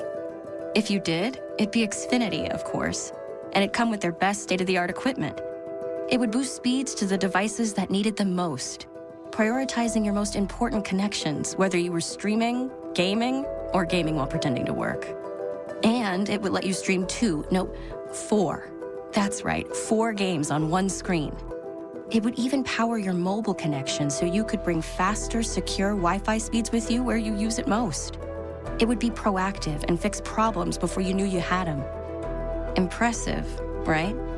And it would have security features that protect you from threats at home and online. Kinda like a force field for your life. If you had the smartest Wi-Fi, well, everything would work together seamlessly to keep you connected, no matter what. Xfinity. Imagine that. Restrictions apply. I love a day on the water with friends, but my moderate to severe plaque psoriasis sometimes holds me back. Now I'm all in with clearer skin thanks to Skyrizi. Risankizumab Riza, a prescription-only 150 milligram injection for adults who are candidates for systemic or phototherapy. Teaching music is my passion, but my active psoriatic arthritis can limit me at times. Now I'm treating my joint symptoms with Skyrizi. With Skyrizi, most people with plaque psoriasis saw 90% clearer skin at 4 months. Or if you are an adult with active psoriatic arthritis, Skyrizi helps you move with less joint pain, stiffness, swelling, and fatigue. Don't use if allergic to Skyrizi. Serious allergic reactions, increased infections, or lower ability to fight them may occur. Before treatment, get checked for infections and tuberculosis. Tell your doctor about any flu-like symptoms or vaccines. There's nothing like clearer skin. There's nothing like better movement, and that means everything. Ask your doctor about Skyrizi. Visit Skyrizi.com or call 1-866-SKY-RIZZI to learn more. This Prime Big Deal Days, October 7th and 8th, you can get a great deal on a new foot spa, transforming you into the queen of kicking it. Wait, this has bubble jets. Okay. Get up to 40% off with Prime Big Deal Days, October 7th and 8th. Snakes, zombies, public speaking. The list of fears is endless. But the real danger is in your hand when you're behind the wheel. Distracted driving is what's really scary and even deadly. Eyes forward. Don't drive distracted. Brought to you by NHTSA and the Ad Council. Join 95.7 The Game at Pier 39 for a special live broadcast from 12 p.m. to 4 p.m. on Saturday, October 4th. Meet Zaza Pachulia, Festus Ezeli, Kalina Azabuki, Tim Roy, and Bonte Hill. Plus, enter to win Warriors tickets. For more info, visit 957thegame.com.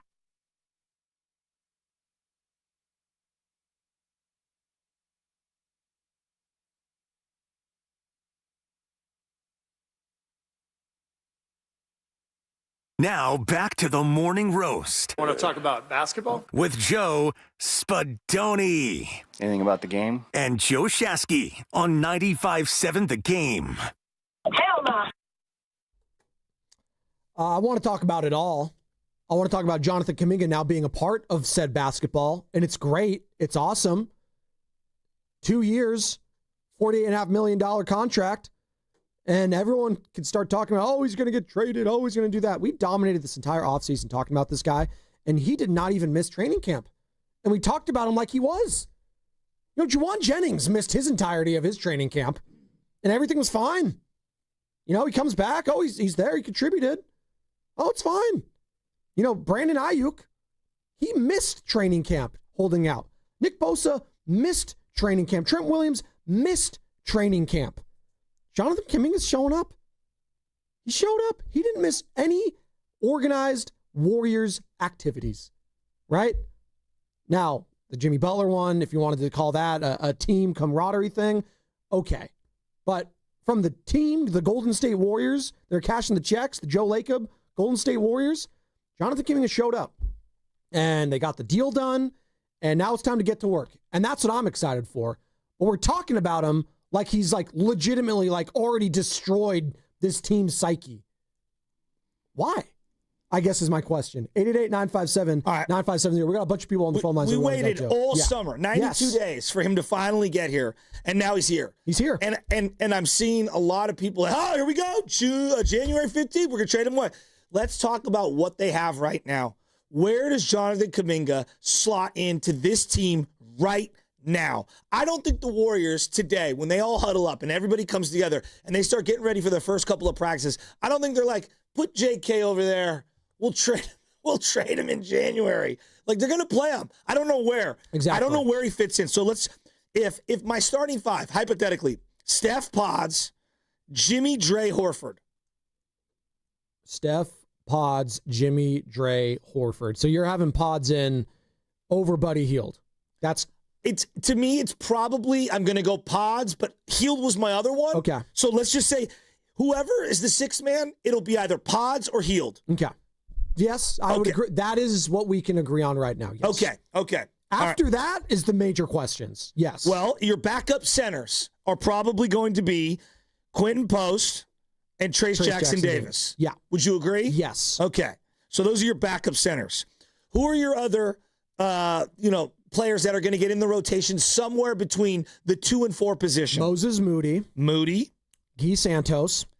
Wow, you went Guy before GP. Okay. Well, Any order. Gary Payton the second. Exactly. My bad. Gary Payton the second. GP2. Where's D'Anthony Melton at health-wise? It's a good question. Seth Curry now. Wow, that's a good question. Is Curry going to be a combo guard? I don't know what he's going to be right now. Okay. I don't. I'm actually excited. That's cool. I think it's cool that his brother. I think it's really cool. I think it's with his brother. That's pretty I always cool. wanted Seth. Yeah, I'm excited about that. The aspect. I'm with you on that. That is really cool. So those are the other names that I would give you right now. 1, 2, 3, 4, 5. 6 would be Hield. 7, 8 is Quinn Post, TJD. So the 9th would be Kaminga. Yeah, around that. But I think Kaminga's a part of all of that. Yeah, yes. No, I know. These are the 9 guys that aren't the starting 5. Exactly. And wow, this is low. I mean, we're talking about cramped. Well, it's good. You need depth because. All right. Well, who are your 4s? On this team, conceivably, who could play power forward on this team? I mean, it's Draymond Green. Dre. Right? If you want Jimmy to play there, can. I do think Jimmy could play some sort of a point forward. Yes. Okay. Kaminga. What about Moody? They tried it last year. I don't love that. I don't either, but they did try it last year. Try it. Yeah, I don't love. I mean, what about Guy? Guy, I guess. Right. I guess Guy Santos. Do you anticipate any 2 big lineups? Possibly. Again, the thing with Steve Kerr is he will go at the matchup. Like any given matchup, he can change things up, which I actually respect about him. He's not going to have a set lineup every single time. Now, that might bite you come playoff time, but they're just trying to stack wins in the regular season, which I think you're getting at is they're going to have some time to tinker with this as the season goes on. No, they have to. But it needs to translate to wins on top of it. Joe, I'm telling you, this team is crowded at the perimeter and primarily 1 and 2. Yes. They really don't have a traditional 3, and they really don't have a traditional 4. They don't. And I don't think they have a modern 3 or a modern 4 either. I like they use the word modern because I don't know what it is. It's a big question mark, and this is where Steve Kerr comes into place. He was able to solve that Rubik's Cube puzzle we kept talking about of this Warriors rotation once Kaminga went down. We said this is going to be one of the toughest tasks that Steve Kerr is going to have to deal with, bringing Jimmy Butler onto this roster, not knowing anything about him, coaching him wise. bringing him with Steph. How's he going to play alongside Steph? How's he going to play alongside Draymond Green? He doesn't have a three-point shot. He's going to be the slow-paced kind of a guy, right? Yeah. Slow things down, but he's going to be a dog defensively. How's it going to mix with Pods? How's it going to mix when Jonathan Kuminga comes back, right? And we never really got the opportunity to do that because his team was fighting tooth and nail in the standings at a 10th spot at the time. Well, now, as I look at this, wow, it feels really crowded. Yeah. But let's take a step back. How many back-to-backs? 15, I think. Okay. How many are in the beginning part of the season? Ooh, it's a good question. I can look into that. But I'm pretty sure in the totality it was 15. But like 5, I think, is early on in the first. Okay, so let's just say 5. So there are going to be 5 games where there's no Horford. Nope. Because he doesn't play back-to-backs. For those of you who don't know, Al Horford has not played back-to-backs for the last few seasons. So that's, possibly 30 to 35 minutes. I don't know, maybe it's 25 to 30 some odd minutes a game 5 times. And then Jimmy, Dre, Steph. You would think they would stagger some of their missed games. Correct. Yes, I would think so. You're looking at me. No, I'm thinking how many games just in my head I should expect those guys to play this year. Well, that's why the young guys are so important and taking another leap this year. What the Jonathan Kuminga, that's where I'm going. That's where he comes in on these back-to-backs in particular. This is where you lean on the young legs, and they have to make another step and leap. I thought Pods did take a leap last year. I thought Moody did take a leap last year. I think we're a little jaded because how it ended in the playoffs. I would agree. And it was bad. It was ugly. But you know what? That was Brandon Podziemski's first ever playoffs. I'm going to be a little softer on a guy like Pods there. Moody, that was his first legit playoff exposure when it came to minutes allocated. Yes. And he came up short. And he also had an injury, we all found out. So they have 5 back-to-backs in their first 17. There you go. 5. So in their first 17. Wow. It's incredible. So, you would think Dre and Steph would miss at least one of those. Yes. Early on, and Jimmy at least one of those. So I guess where I'm going at is on paper, when fully healthy, with normal rest, boy, it's crowded. It is. But that's a good problem to have. Now, at the same time, we talked about this last year when it came to all those different lineups. It's they were winning. How sustainable was it? I think that's where you're getting at. Exactly. And so, but with the baked-in back-to-backs, I think that opens up playing time for Seth, for Moody, for Gee, for GP2, for Melton, for Kuminga. Naturally, I guess is the way I would put it. Organically. And that's going to be the question is how Kuminga starts playing with some of these other guys in the lineup combinations. I don't even care about, the starting aspect of it all. And I get it. That's some of the players, the stars do. I think Kuminga cares. I do. Steph, Draymond, and Jimmy. I think he did care at one point, Joe, about the starting. Who? Kuminga. I don't know if that's a big deal right now for him on this squad because he understands coming back here, he's probably not going to be starting. There's going to be some games where he does. There will be some games where he does start. Joe, because as you mentioned, the back-to-backs. Can I use the old man analogy I have? What's up? When I play on the 40-plus team, I know I'm a starter. Right. Well, when I play with all the young guys, I know I'm a bench player. You know what I mean? That's you got to kind of know your role. Do they have enough young guys though to push Kaminga to the side that shows like Moses Moody, for example? I think this is a big year for Moses. I don't know what to make of him. Can he build off what he did last year? I'm very curious because God, it is hard for me I'm kind of pulling a Steiny here, playing both sides. It is hard for me to disassociate what I saw in the playoffs and him coming. But you also have to understand, so small. Play will fluctuate throughout the year. I know guys are going to play themselves in and out of favor based on form. I know. And Pod's first stretch there looked like the best 3-point shooter in the league. He was. And then early in the year, he looked awful. And towards the end of the year in the playoffs, looked awful. Couldn't hit a shot. So, look, Kuminga's back. Are you happy? Kuminga's back. I am happy. Yes. Where does he fit in? Kuminga's back. What does this roster look like? It's funny. No, these we're are great here. Let's questions. Go. They're great questions. Go time. 888-957-9570. That's kind of how I phrased it early on. Kuminga's back. Now what for this team? Now it starts. Now it begins. That's why I think all the pressure is not on JK. It's not on Steph. It's not on Jimmy and Draymond. It's on the head coach this year to figure it out. That's where all the pressure lies to me is Steve Kerr. How is he going to figure this thing out, Joe? How is he going to be able to stagger these minutes? How is he, you're laughing, but it's true. Joe, I don't envy this. No. I think it is the most unenviable position as a head coach in the Bay Area right now. Whoever is going to be the next Giants head coach, Kyle Shanahan, whoever, You think this is the hardest spot? This is the hardest spot to navigate for a head coach right now. Might be in the all of the NBA, quite frankly. No other lineup is going to have the age that the Warriors do. Well, no, time out. They're one of the oldest teams. The Clippers are also very old. Yeah, that's another one. So don't sleep on how old the Clippers are. Okay, I'm not going to sleep. But they are, like, the combination of old and short, because they are the shortest, by average, the Warriors are the shortest team in the NBA. But I'll say this, the Clippers stud that no one talks about, I know James Harden gets all the love. I know Kawhi gets all the love. Zubac is still relatively young. So, like, they do have some young size to lean on there. The Warriors don't have that young size, Kuminga, that they can lean on consistently enough, right? That's what I want to come out of this season, too, is to be able to lean on Jonathan Kuminga at times when that age is clearly a factor. And I wonder where Quentin Post is. You know, he flashed. You saw promise. Another guy. You can kind of see where he might fit. You just wonder. Steve Kerr didn't trust him at all in the playoffs. I don't blame him either. I don't blame him. But that's why that playoff exposure, though, was so important for these guys, I think.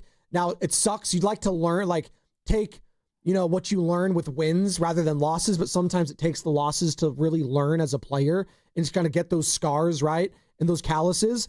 And I thought QP had to go through that. I thought Brandon Podziemski had to go through it. I thought Moses Moody had to go through it. There was a lot of trial by fire last year. And these guys were fighting tooth and nail to just get out of that 10th seed, go through the plan. That first round series was a grind. They kind of made it harder on themselves going up 3-1 and failing to close it out in a short amount of time. And obviously it pushed it to 7. And that contributed to Stephen Curry getting hurt. That contributed to these guys being exhausted. And you saw it in that second round against the T-Wolves. We talked about them all summer.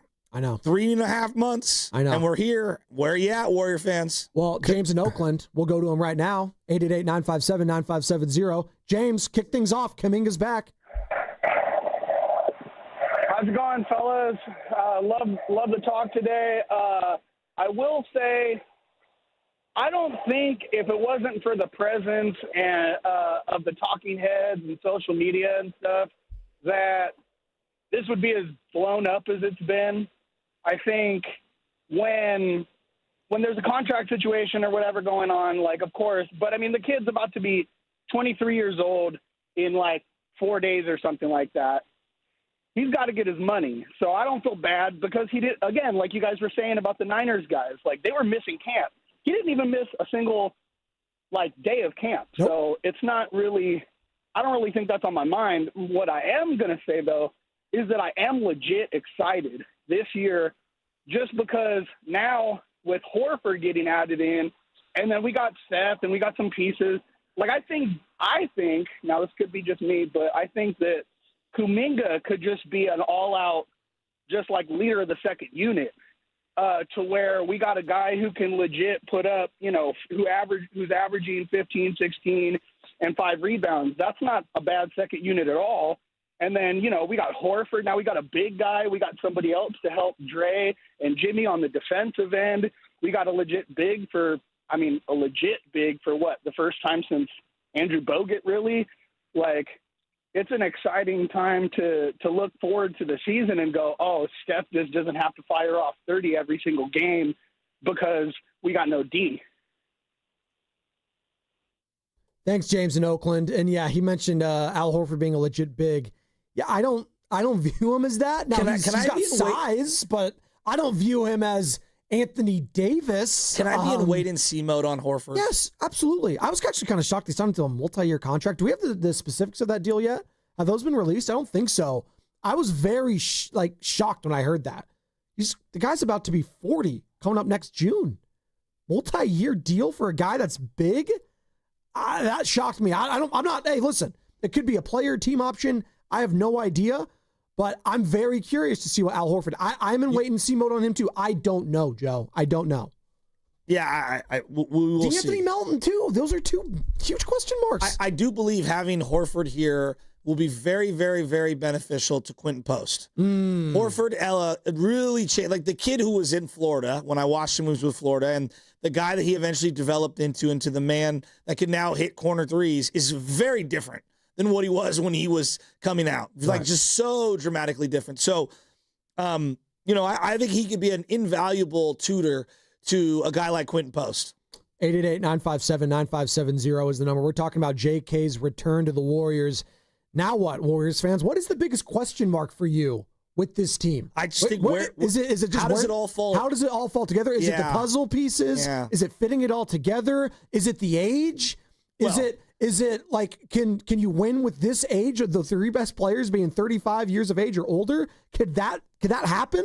Like that's going to be where you need Podziemski, Moody, and JK to take leaps. If those three guys can take a leap in any shape or form, then you are talking about championship contending right now. I'm not there yet. Can we contend in the Western Conference first? I think they can. That's where you start. Can they contend to be a playoff, not play-in team? That's where I start. They were in the Western Conference semis last year, guys. They did get there. We were asking this time last year, Joe, can you just not be a play-in team? And they proved that they were a play-in team. They won that game. They did. Now, at one point, they played themselves into a top 4 seed, which is insane. I don't know how they did it. Things didn't shake out their way. Overtime against the Clippers on the final game of the year. Tough loss. But they showed they have enough gumption and oomph and mental toughness to be a playoff team. Now it's about the age and if they have the legs to do it. Look, the age is definitely an alarming factor. Yes. But I also think that, the age is one aspect. The height and the lack thereof, knowing what the kryptonite was at the end of last year, I don't see that they really solved their height issue. That to me, I think, is the biggest area of concern. And then I would add in on that shooting. That being said, though, they did play a team that has some legit height in the Houston Rockets. And I know it went 7. They were up 3-1 against them. Okay, but Joe, I know. We could talk about Steph Curry getting injured, which is so real. Julius Randle destroyed them. Did. He didn't just have he had one of the greatest series. I thought he was not a very good player. I did not think he was efficient. He dominated in a variety of phases and got any shot he wanted on that floor. So that guy's not going away. You have got to find a way to offset power forward and center production offensively. Even Gobert, as much as we want to laugh at him, Gobert got the last laugh in that series. Like, I know Curry got out, and so a lot of people are going to throw away the whole series. Gobert and Julius Randle destroyed us. And they should have won game 3. If you're a Warriors fan, that's the one that slipped away, and it was Jimmy Butler going scoreless in those remaining minutes. It was Jonathan Kuminga and him in tandem kind of going off, but that was the one that you let slip away, and then the series is over. But like you referenced Zubac at the end of the year. Şengün had his way. Aaron Gordon had his way. We know Jokic is one of the greatest players ever. He's a unicorn. Right, but there's so many bigs that are going to have their way. So I don't know, as much as age, is it definite? I am so scared of the age. To me, the lack of height is equally, if not more, alarming. It's always been a thing with the Warriors, though. That's why maybe for me, I just kind of put it in the back because it's always at the center. It's athleticism and height. I feel like we've been talking about that for the Warriors forever. But when you had Clay at 6'7" playing shooting guard, and you had Iggy at 6'8", 6'9" playing. That was a long time ago. They were long. No, I know, but I'm just going prime. Right. KD is 7 foot. Right. We've seen him standing next to Anthony Davis. He's taller. So there were different versions of this team that were just significantly wider and longer. Height doesn't necessarily mean I'm tall. No, it doesn't. You play big sometimes and people play small. Draymond is not a tradition. He's a big.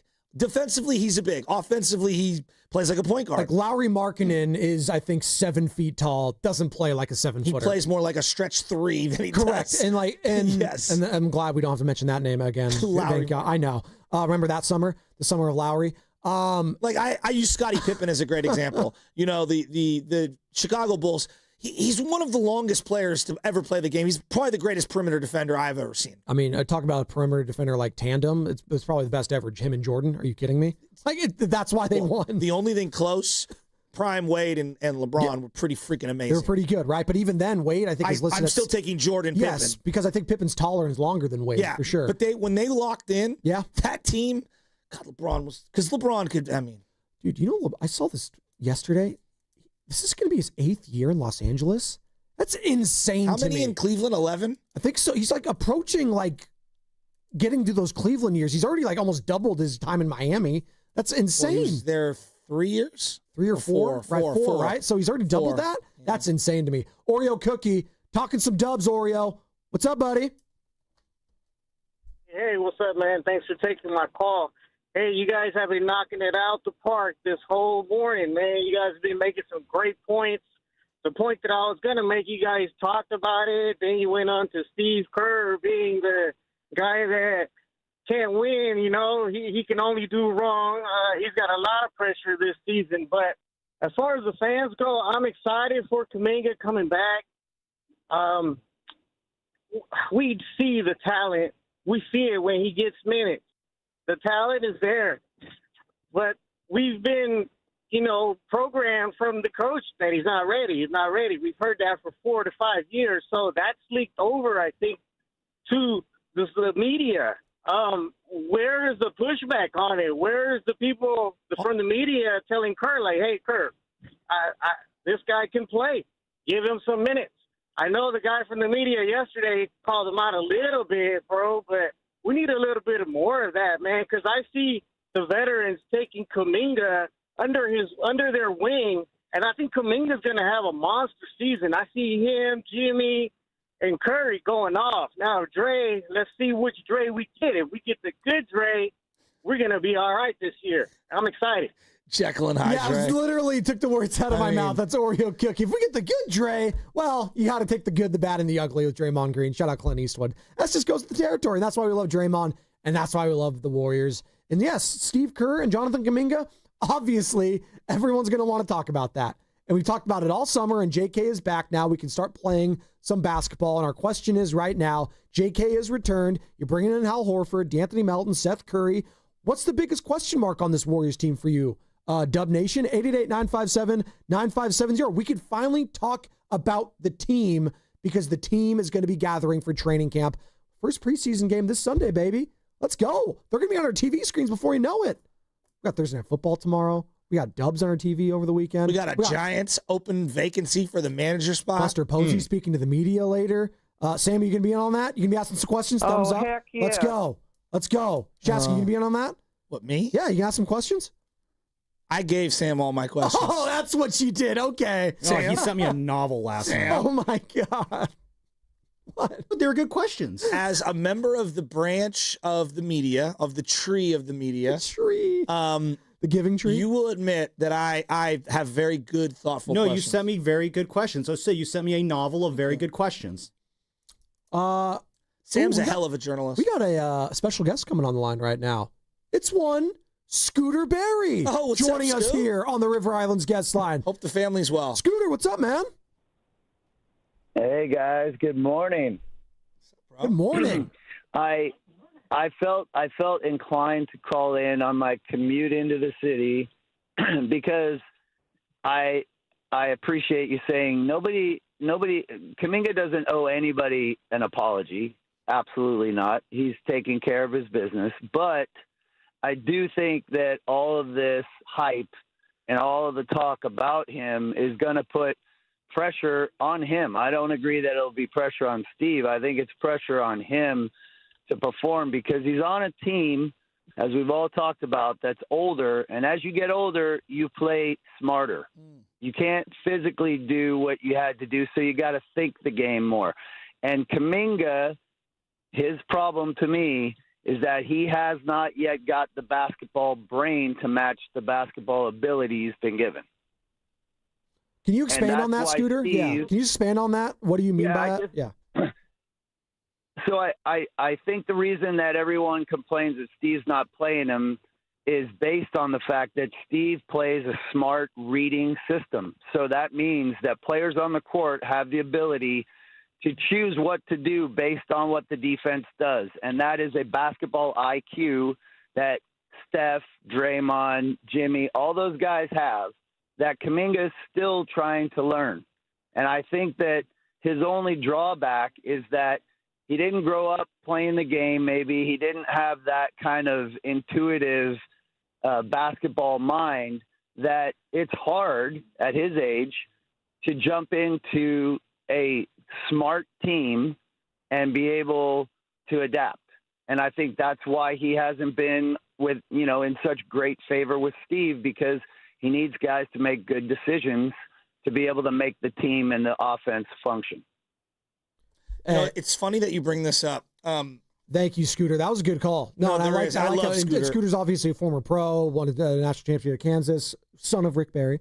Guy knows his stuff. So I appreciated that the difference, because when he always say he has no IQ, he's an idiot. It's just like it's like an instinctual feel. There's subtle nuances to the game. It's and I love when people just say like it's an easy thing to do. Like everyone, it's Monday morning quarterback. That's what we do as fans. I get it. Yeah. It's a lot easier said than done with some of this stuff. And Kuminga, we still forget. I get it. He's been in the league for a while. He was so raw coming in.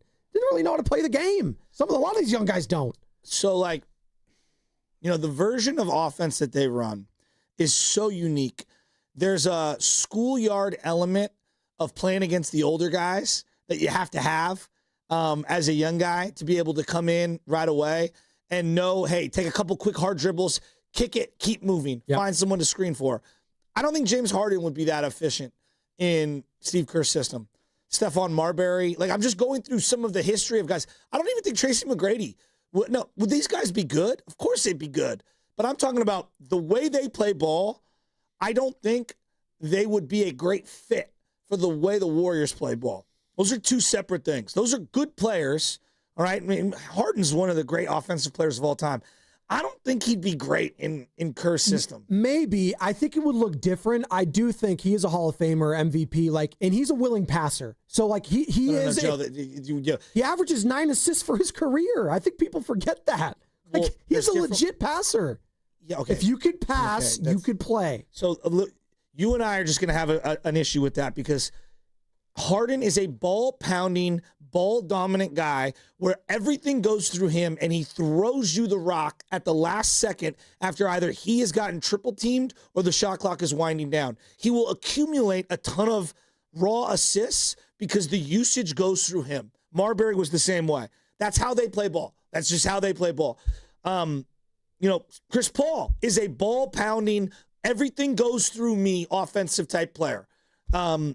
I don't think he'd be good in this system, because in this system, it's not about being a good individual passer. It's about passing and moving. It's about passing and cutting. It's about, 2 steps ahead, back screening, moving without the ball. Those are elements he's actually not good at. I don't think Dame Willard would be great in our system the same way. Because Dame likes to dribble, pass, and stand. Weren't we saying that about Jimmy Butler before he got here? That he's this isn't good, his style of play isn't going to work in the Golden State Warriors offense? It worked, right? I think the best version of Jimmy during times was when he acted as the de facto point guard, initiating offense for the Warriors, both with the second unit and alongside Steph down the stretch. We haven't talked a lot about Jimmy yet, and he's going to be obviously a huge topic of conversation all season long. He is a unique player, though. I'm glad you pointed him out. I will give you that he is, but he's also way more of a willing passer than, hey, the double team comes to me, I'm going to shoot no matter what, or I'm going to throw you what I call a grenade at the end of the shot clock. He is, and I guess this is where I'm at. And Jimmy adjusted, though. That's where this is going to be the interesting part for Steve Kerr for me, is can he adjust as well and not be as stubborn when it comes to some of his offensive sets? I understand that they've gotten to a point and he's won a lot doing what he does, but there's also an aspect of him taking and giving from both the coaching trees of Popovich and Phil Jackson. They use a lot of triangle principles in their offense. Triangle, I think of two totally ball-dominant guys, one being Michael Jordan and Kobe Bryant. Not saying that's... Did you hear what Phil said about the triangle? What did Phil say? He didn't develop the triangle for Michael or for Kobe. He developed the triangle for the others to play alongside him. Yes. And that's kind of what it is with Steph Curry with this offense. Exactly. Is playing off of Steph. He's that version of it. By the way, Scooter said there's no pressure on Steve Kerr. It's going to be all on Kaminga. I disagree with that. I think to maximize this squad, Steve's going to have to put Kuminga in position to succeed. Kuminga's going to have to obviously, keep up his end of the bargain. I'm not saying there's no pressure on Jonathan. If he wants to get paid, absolutely, there's going to be pressure on him. But I think we're going to look at it with Steve Kerr having to deal with all those personalities, all of this, money allocated to those big three, the age factor, the back-to-backs. It's going to be, again, I said it, this is going to be the most difficult coaching job, I believe, in the NBA this season is what Steve Kerr's doing with the Golden State Warriors. I would agree with on that. top of that, Joe, did you hear what he had to say about his contract situation yesterday? Before you get to that, just before we move on, I do want to talk about that. Just hang tight for 1 second. Yeah. To what Scooter was talking about regarding like basketball instincts in this system. People interpret that as you don't think JK's smart and whatever. There are different levels. Like Alex Smith was really, really smart in the classroom. I thought he was football stupid. There were certain situations he would do like stupid football things. Right. And he would do certain stuff out there that an intelligent player wouldn't do. But he's a really bright, unbelievably smart human being. Joe, would you say Peyton Manning is one of the smartest, if not the smartest quarterback ever? Absolutely. Playoffs, you look like an idiot. Yeah. Like playoffs, you play out Peyton. Overthink. You don't. Well, that's the thing. Yeah. Like even the smartest guys do boneheaded things. And Peyton, for the longest time, was labeled a choker, and he shrunk in the playoffs. But I do believe what he's getting at regarding the element of play for JK is that guys, and I'll give Pods this. Pods is good at this. Take a couple dribbles, defense collapse. I see the guy and feel the guy cutting backdoor. I'm going to kick it to him. I'm going to, fade back out to the three-point land, stretching the defender away from the guy who's cutting with the ball. Like there's all these little tiny things of playing years and years and years of what I call backyard basketball, not organized basketball. Yeah. It's different. Right? And team basketball. Yes, within the fabric of the team. I see so many young players. What do most young players do? Oh, go to three-point line and chuck it.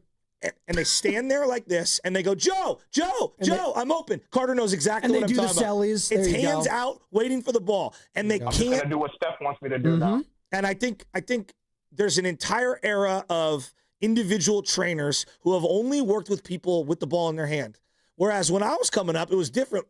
We played 3-on-3, 5-on-5, and you see the Europeans play similarly, and they understand how to move without the ball and how to move in the half-court setting and think 2 steps ahead, 3 steps ahead, understand coverage, and, hey, if the double team comes here, I'm going to back up and fade to this spot because now I'm 3 steps open. And all of that stuff, he's just a step behind.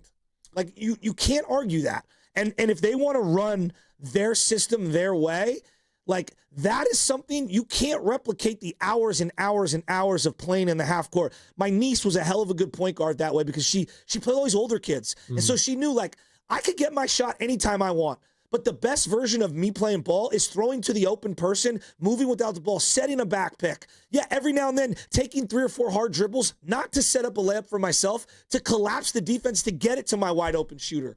That's just so nuanced. I'm not getting No. Maybe I'm getting too I think it's not even just sports specific, it's just also life specific. I come from a very large family, and there was a clear trickle down effect of learning or, getting beaten up by your older brothers. And it was a trickle down effect. I have 5 older brothers, Joe. So I definitely understood the trickle down effect of, my brother Rob, then Steve, then Anthony, then Ray, and then me. And then my little brother, Mikey. Like, we all got better and better at a certain something in our lives because we had someone else to look up to and learn from and constantly and learn from our mistakes. Right. That was more of a family-specific thing for me, but that's a sports-specific thing, too. Like, you see these guys from sports families, and sometimes the baby of the family, you'll look into it, sometimes they're the best because they had all those trial and error from their older brothers to learn from, and they learn subtle nuances from those guys, as you're referencing your niece, learning those subtle nuances from the players above her. Yeah, and, like, you can't replicate 3-on-3, 5-on-5 over and over and over and over and over again. I see, and I'm not knocking it. I think individual skill has never been higher. Oh, the ball in your hand, the ability to be able to take a leverage lean and then lean back and hit a shot or do a crossover drill. But the game is 5-on-5. And I think that so many few trainers and people understand how to play without the ball in their hand and how to play off someone who has the ball in their hands. That's the part that I think this offense is predicated on. Do you know how to play without the ball? Well, why do you think that Europeans are dominating the NBA right now? Because what do they teach in Europe, Joe? All 3-on-3 and 5-on-5, and you practice 7 times to playing games 1. Team basketball is what they play over in Europe. And they practice fundamentals, they practice passing, they practice IQ, they do all of that. Why do you think that 2 of the top 5, 10 players in the NBA are Nikola Jokic and Luka Doncic? Are those guys, and they're big, don't get me wrong, they are large individuals, size matters, but are they the most athletic players in the NBA? We were literally laughing at Luka being a fat guy last year. That's what we were doing as a society. Well, think about who are some of the best players in the league. You reference, obviously, Jokic and Luka. But, like, there's a reason why some of these other guys have fallen through the cracks, and their feel for how to play the game has superseded their draft position and how people viewed them. I mean, it took Halliburton how many spots before he finally, like, broke through? Oh, a bunch. And no, he has prerequisite height. Yeah. But when you watch him play, you're like, he just has a feel for how to run the offense and how to run basketball, like the way it's supposed to be played. He's got this innate feel. And you see some of these big guys, some of those big European guys, and I know he's like, Şengün has good feel for the game. Şengün, Franz Wagner is another big guy. Like they just have good feel. And now the thing is, now these guys can also shoot 3-pointers, which just makes them insane. The skill today, you're right, the individual skill has never been better. But I do believe that the team playing without the ball, playing off the ball, understanding those concepts is probably a generation behind what it was, 10, 20 years ago. And their head coach is a guy that played in said generation, Steve Kerr, and he prides himself on being that guy. Obviously, Team USA head coach. The guy knows what he's doing. He is an elite head coach, one of the best currently in all of American sports that doesn't get talked about enough as far as I'm concerned. Steve Kerr is a Hall of Fame coach. And he's going to have to be a Hall of Fame coach this year to maximize the potential of this team and mix and match this lineup, that lineup, what have you. What is the big question mark for you, Warriors fans? As Jonathan Kuminga now signs his contract with the Warriors, and yes, can he get traded in January? All of that. I'm not worrying about that right now. I'm worrying about training camp. I'm worrying about week 1, game 1 for the Warriors. The biggest question mark for you now is what? 888-957-9570. We'll ask that to Nick Fredell coming up at 8:30. Covers the Warriors for The Athletic. Cousin Nick is back and better than ever. You're hearing all of his questions, by the way, already. Getting all these good responses from the players, from the coaches. He'll have some good responses for us, I am sure. But in the meantime, Carter, injury report.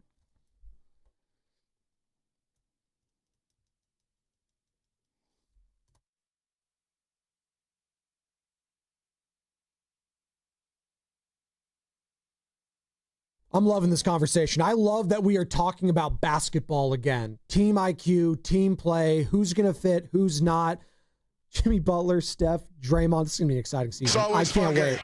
I can't wait for Thursday Night Football tomorrow, by the way. But is Brock Purdy going to be the starter?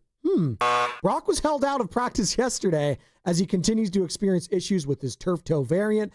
Kyle Shanahan said that Brock will only play if there is a feeling that he could play to 100% of his ability, and it will not come down to pain tolerance. Shanahan is not worried about the injury being worse, or made worse, I should say, but did admit that his primary concern would be over Brock further injuring his toe in an awkward tackle or hit. Kind of a word salad there from Shanahan, but what do you expect? The injury report was brought to you by Boxer & Gerson, Northern California's premier workers' compensation law firm, helping injured workers get their lives back for over 40 years. What's coming up next on the game is brought to you by Fremont Bank. Here for you, here for good. Nick Fredell, your calls, your text. Warrior season's approaching, baby. And JK's a part of it on 95.7 The Game. Ready for the ultimate red and gold game day? Laughing Monk Brewing is the place to park, party, and ride. Skip the traffic. Forget the expensive parking. Park for free and dive into an epic tailgate with mouth-watering food, ice-cold Laughing Monk beer, and every game on TV. Catch 95.7 The Game's pregame show with Lorenzo Neal and Evan Giddings. Then hop on the free shuttle minutes away from the stadium. Shuttles are first come, first served. So head to 957thegame.com to sign up and join the party. When you own your own business, you own every decision. Catch the red eye or take the 6 a.m.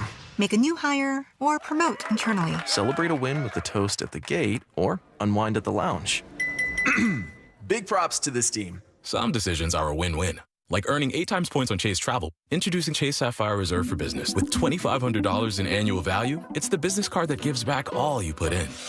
Visit chase.com/reserve business to learn more. Cards issued by JPMorgan Chase Bank and a member of FDIC, subject to credit approval. Terms apply. This is Larry Flick, owner of The Floor Store. Leaves are falling, and so are our prices. Welcome to The Floor Store's fall sale. Now through October 14th. Get up to 50% off store-wide on carpet, hardwood, laminate, waterproof flooring, and much more. Plus 2 years interest-free financing, and we pay your sales tax. The Floor Store's Fall Sale. Cooler days, hotter deals, and better floors. Go to floorstores.com to find the nearest of our 10 showrooms, from Santa Rosa to San Jose. The Floor Store, your Bay Area flooring authority. You hear that? That's the sound of your business losing money. Legacy phone systems weren't built for today's teams. Quo, formerly OpenPhone, gives your business a smarter way to stay connected. Quo lets you manage calls, texts, voicemail, and contacts all in one place so that you can deliver a seamless customer experience from ring to... Need to take calls on the go? Quo automatically transcribes, summarizes, and highlights next steps from every call, so you never miss a detail. Need insight into what closes a sale? With Quo's AI call tags, you can instantly spot key topics like objections or pricing questions and use those insights to level up every customer interaction. And yes, you can bring your existing number with you for free. Keep your team in sync and your customers happy with Quo. Quo. No missed calls, no missed customers. Try Quo for free at quo.com/sports and get 20% off your first 6 months. That's quo.com/sports. QUO.com/sports. At Chain Company, we've been engagement ring experts for almost 100 years. We have the largest selection of diamonds and gemstones in stock. You don't have to wait to compare them side by side. Find the one that speaks to you at shaneco.com or in store. Shane Company, your friend and jeweler. This is Greg Nemitz from the Autism Society. The Patinelli Financial Golf Tournament raised over $100,000 for our organization. Thank you, sponsors, players, volunteers, and thank you, Patinelli Financial. We'll see you all next year. You need parts? O'Reilly has parts. Get one free set of brake pads when you buy 2 brake rotors. Upgrade to Brake Best Select pads for just $10. Or upgrade to Brake Best Select Pro or Import Direct pads for just $20. Product availability. Just one part that makes O'Reilly stand apart. Restrictions apply. See store for details. O'Reilly Auto Parts. Honey, that flu keeping you up? Did you take NyQuil Intense Flu? Nah, I got this. Okay, I don't got this. Yeah, you need NyQuil Intense Flu. Undo your flu with NyQuil Intense Flu. NyQuil Intense Flu provides powerful relief of your flu symptoms so you can sleep. You do got this. NyQuil Intense Flu. The nighttime sniffling, aching fever. Best sleep with the flu medicine. Use as directed. Keep out of reach of children. Actual price will depend on product and subscription plan. Featured products are compounded drug products, which the FDA does not approve or verify for safety, effectiveness, or quality. Prescription products require an online consultation with a healthcare provider who will determine if appropriate. See website for details, restrictions, and important safety information. Want a boost in and out of the bedroom? Hims has you covered. Introducing a new 2-in-1 approach to level up your game. Tadalafil for better bedroom performance and zinc for testosterone support. Put it all together and you've got what you need to turn things all the way up. Getting started is simple. Just go to hims.com/joy to start your free online visit. Through Hims, you can access ED treatments including pills, chews, and more. 100% online. No office visits, no pharmacy lines. Just fill out a simple intake form and a licensed medical provider will determine if treatment's right for you. If prescribed, it ships free and discreetly to your door. Find affordable treatment options at up to 95% less than brand names at hims.com/joy. That's hims.com/joy, hims.com/joy. You're listening to 95.7 The Game, KGMZ-FM and HD1 San Francisco on Odyssey Sports Station and the home of the Golden State Warriors and Valkyries. Always live on the free Odyssey app and now coming to you live from the Laughing Monk Studios. Rise. Wake up. It's time to wake on up. Wake up, wake up, wake up. With a nice cup of Joe. What's up, Joe, bro? Featuring Joe Spadoni. He's an Italian. And Joe, the Butcher Boy Shasky. I am slippery. Oh! The best part of waking up is morning roast in your cup. It is the Morning Roast, man, on 95.7 The Game. Oh, we are rolling, baby. Halfway home here on a hump day. Happy October, by the way, everyone. It is October 1st. Wake me up when September ends. Well, it's over, baby. It's done. And J.K. Jonathan Kaminga has returned to the Bay. I hate you guys. The snort gets me every time. You 2 know where years, $48.5 million, Joe. JK's back. You said it's October 1st. It and is. I'm going to go guru on you, okay? This like could go Michael many Jackson. ways. We went to the Scream store. Scream store? Yeah. What is that? Thriller, Scream. Yeah. Spirit Halloween. Yeah. The Warriors will not be Spirit Halloween because they bring in all their players It's now. the first time ever that I've been to the Halloween store down in Serramonte, and they actually had everything there. Because I went in September. It's the first time I brought the little guy and my mom. What and is I it, the Spirit? Yeah. Yeah. And there's some scary stuff in there that, he wasn't startled by anything. Till my mom put on the Michael Myers mask. Oh, those are scary. And then came around the corner and did the boo, and he grabbed me. He might be Bluey this year. I'm not sure. Oh, that's cute. I think we're doing Nightmare Before Christmas. I'm going to be Jack Skellington, I believe. Oh. Benny is going to be someone in there. I got to check. It's not going to be Peppa Pig, which Nora would want to be every single day of all time, which is, by the way, for all you parents out there that have to get tortured listening to Peppa Pig. So I'm so sorry, and I feel your pain. Look, I've had enough. Kaminga finally signed a deal with the Warriors, and we're going to get all into it. I have a simple question, though, this morning. When is the right time to go get the pumpkins? Now. You could do it now. You wait till October, but if you're going to carve them, you got to do it late because those things will get moldy real fast. The pumpkin, if you're just going to leave it out as a decoration, you can go get now. I've been through a lot of this. You go get the pumpkin at the pumpkin patch. Go have fun with the kids. Those pumpkins will last all the way through the rest of this month. But if you're going to carve them, you got to do it a couple days before. Otherwise, it'll get gross and moldy. And I disgusting. second everything you're saying. Yeah. Is October the most underrated month? Underrated. I think it's a pretty awesome month. That's so what I'm saying. I would say great. it's properly rated because it's an awesome month. I'm more of a November guy personally because that's when we get deep in the nitty gritty of football and basketball.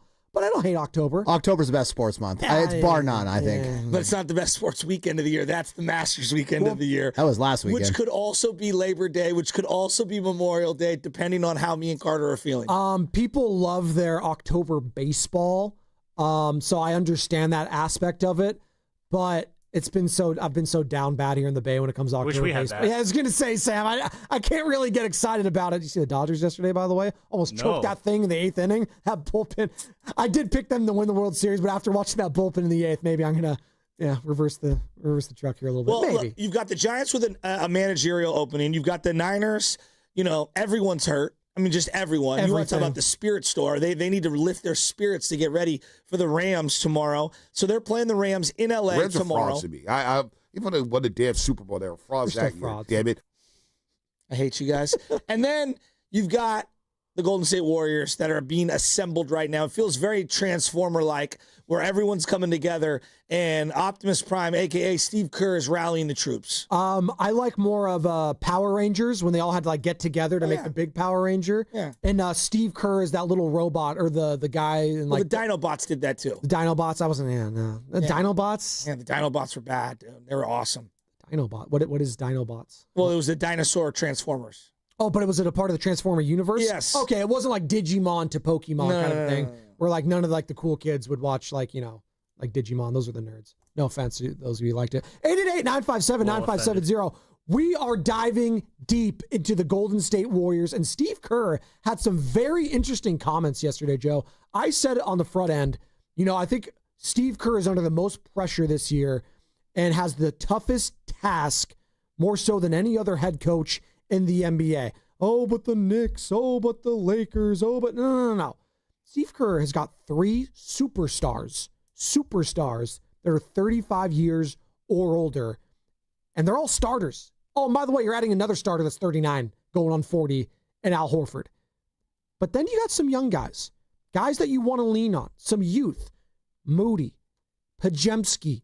You got Jonathan Kuminga now back into the fold. What's Trace Jackson Davis and Quentin Post's role going to be this year? You bring back DeAnthony Melton.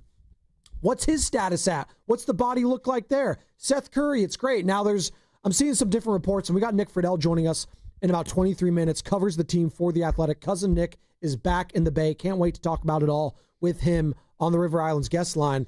I guess what they might have to do with Seth is an exhibit, and I'm not going to exhibit the rapper, but exhibit 9 or 10 or something contract where you bring him in through training camp, but then you waive him, bring him back in a month. I don't know the exact details of it, but we'll ask Nick about it because it seems a little complicated, and I want him to make it not complicated. But Seth Curry will be here for training camp and some preseason games. That is cool. Steph Curry gets to play with his brother on the Chase Center floor as a teammate. That's pretty freaking awesome, and I'm excited about that, right? Like, that's a cool moment. It's super cool. Yeah. I mean, that's like the coolest. It's the coolest. I mean, and it's authentic. Like, they both have earned it, unlike, Bronny and LeBron, which is just fabricated. Oh, stop.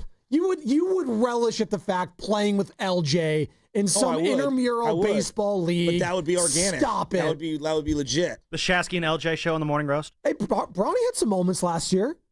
Some. The golf swing looked good in this offseason. It's all about I could say about that, but, there's that. 888-957-9570. By the way, Lakers, Warriors this Sunday, preseason game 1. Can't wait for that. Skinny Luka, LeBron back.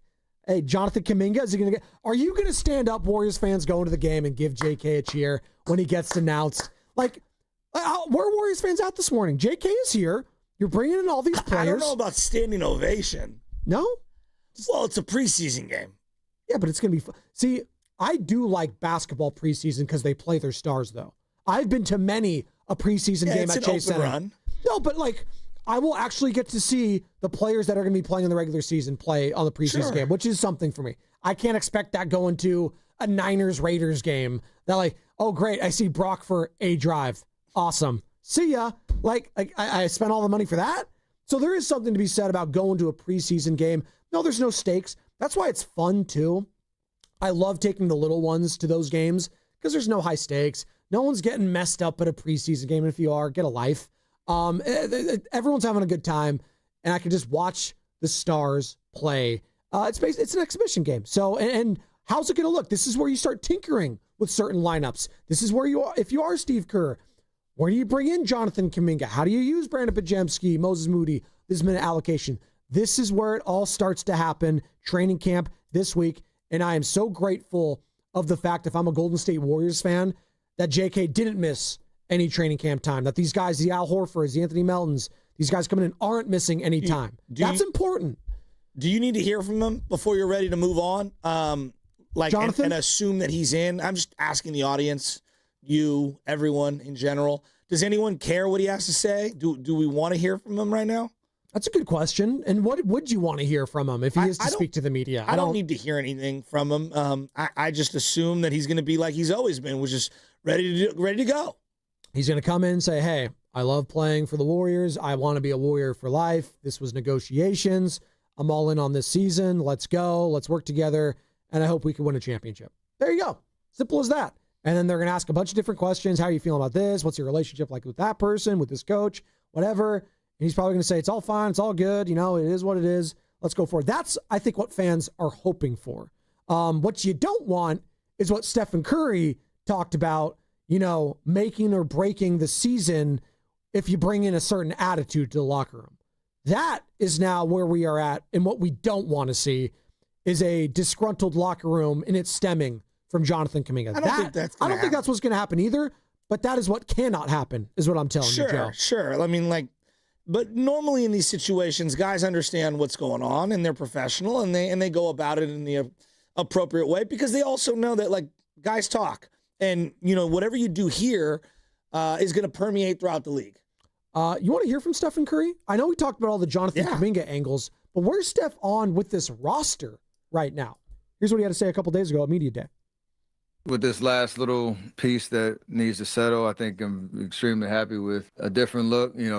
We're just trying to carry the momentum that we had from last year. Understanding getting through an 82-game season is the challenge for every team, but especially a veteran team. But the way that we finished and the record that we had, and obviously before I got hurt, second round, we were a relevant threat. And I think we've gotten, better. Tough to lose Loon. It was a big deal, knowing what he meant to our franchise. But we have a lot of pieces that are going to have an opportunity to take that next step. Like every NBA season, I said the same thing last year, probably at the podium right here. We started 12-3, and then all hell broke loose for a good couple months. So you can only do what you can to control just your mentality going into the year. And I think it's really optimistic and positive around here, and that's how it should be. Did anyone ask him about his offseason in terms of the actual hamstring? I don't think they did about his health because I think we all assume that he's fine.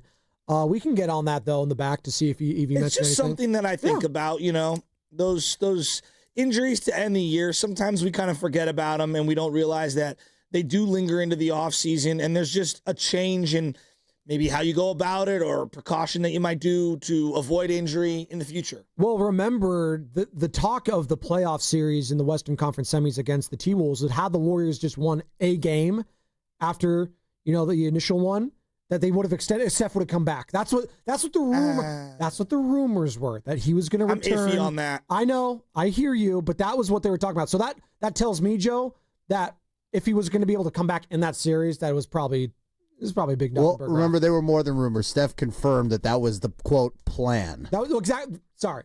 It was the plan. We don't know if it would have happened. We would have had to have seen it come to fruition. Never got that opportunity. You lost 4 straight, and the rest was history. But it's a fair question. I mean, it goes back to these guys getting older, man. Like the fact that you blew that 3-1 lead in that first round, that contributed to more wear and tear on the soft tissue, and it's going to be something to monitor. Losing to San Antonio at the end of the year. You could go to so many, the Harrison Barnes, the Clippers overtime loss. Yeah, you're kicking yourselves with how it ended, but let's remember how you got there. It was a lot of fun basketball. We were having a blast. Joe, our first show together on the new iteration of the Morning Roast, me taking over for Bonte, me and you, we were reacting to Luka Doncic in that trade, in that craziness. And then that was the week of the Super Bowl, by the way. And then the Super Bowl happened, and then Jimmy Butler came to the Warriors. But before that, there was rumors, Kevin Durant, we have Anthony Slater saying he's leading. Hey, if he I was a betting man, yeah, maybe Kevin Durant's going to come to the Warriors. Wait, what? But then you get the blue balls of not getting KD, but you settle for Jimmy. Then you go on this massive run, and then you win the first round of the playoffs. You're feeling good. You're getting Ant-Man. You're getting Julius Randle. Oh, my God. Then Steph gets hurt. Jonathan Kaminga plays well. It was just a whirlwind, and it was just in a matter of months. You had to just take a deep breath and take a step back, and that's what we did, and that's what we're coming back to right now, Warriors fans. You've able to absorb everything that has happened these last few months post-playoffs. How are we feeling about this team and this roster and going forward? And your question marks are what? 888-957-9570. I'm not going to think about this once the practices start going and games start happening. So I'll just ask you this right now. Ask it. You think Kuminga was happy with the way it played out in terms of his agent? Probably not. Like, happy's not the word I would use, but, I think he's going to accept it. He has to. Would you say that the agent did his job? I'm not sure I have an answer. I'm just asking. Well, I would need to know at the outset what JK told, or JK's team told Aaron Turner what he wanted. He told us, the audience, and anyone who would listen, that they would not accept a team option 1-year essential deal. Now, was that of Aaron Turner's doing, saying that to JK? Did JK I'm just going off what he said. No, I understand. On every podcast. But I have a hard time, I guess, and I'm not trying to sound like a what here and not answering the question, but I don't know what those conversations are like between JK and the agent. Like there's a big give and take here, and that's why I have a hard time saying, it was JK that took a big fat L. Well, what if the agent just didn't know what the hell he was doing? Like, is that JK's fault? I was like, well, he's the one that hired him. I was like, yeah, sure, but maybe he doesn't after this. Maybe that's the proof is in the pudding, Joe. Maybe he moves on from him after this debacle, if that's what you want to call it. Yeah, time will tell. Time will tell. What's the word that you would like? I don't think he's happy about it. No, I don't. Probably underwhelmed overall. Yes, underwhelmed. How about disappointed? He's probably disappointed that this is how it played out. What if it was day 92? It was September 30th when the deal finally got agreed upon. What if it was July 1st as opposed to June 30th? I think we'd look at it differently. What do you mean? I think fans would look at it differently because they've had a couple months to just exhale from the JK saga and be like, okay, now it's training camp. JK's back. This whole thing's been settled for a month. We don't have to talk about it anymore. Because we would have already been talking about, had he settled in July, we'd have been talking about the team itself and the roster going forward. Probably. We would have been talking about Al Horford and that addition. We would have been talking about DeAnthony Melton a little bit more. The Seth Curry acquisition now. We would have been talking about, the rookie, Will Richard. What are you going to get from Will Richard? What are we going to get from Pajemski? What are we going to get from Moses Moody, Keith Santos, Quentin Post, Trace? We were talking about all that other stuff, but we haven't been. We've been talking about Jonathan Kuminga. So, yes, it would have mattered how we talked about the team, Joe, but I don't know if it would have mattered for the team itself, if that makes sense. I don't because they're all going to be there for training camp now, right? It's all good. So then, okay, even if he didn't lose anything financially, do you think he lost a little something to a certain segment of fans? Maybe. And maybe he doesn't care. Maybe it's irrelevant. Maybe most people don't care. I don't know. I always find these stalemates very interesting. Well, that's why I'm kind of asking where the fan base is on Jonathan Kuminga right now heading into the season. 888-957-9570. Because I see a lot of people saying A, the team won. B, Kaminga won. C, it's a win-win. I'm seeing responses all across the board. And just as a Warrior fan, I feel like for right now, I'll take it. That's kind of where I'm at, all right, let's go. Let's see what we got. Let's do it. We need him. Let's go. Let's get this guy into the building, which they did. Let's get him practicing with his teammates.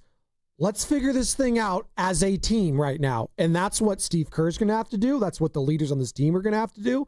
That's what everyone is trying to do right now in that Warriors organization, is getting on the same page. And if they could do that, that's going to be a major feather in the cap of this organization. Getting on the same page as a roster going forward is going to be a major It is wild to me that we spent 90-something days talking about a guy who I'm not 100% sure will crack the top 7 of their rotation every night.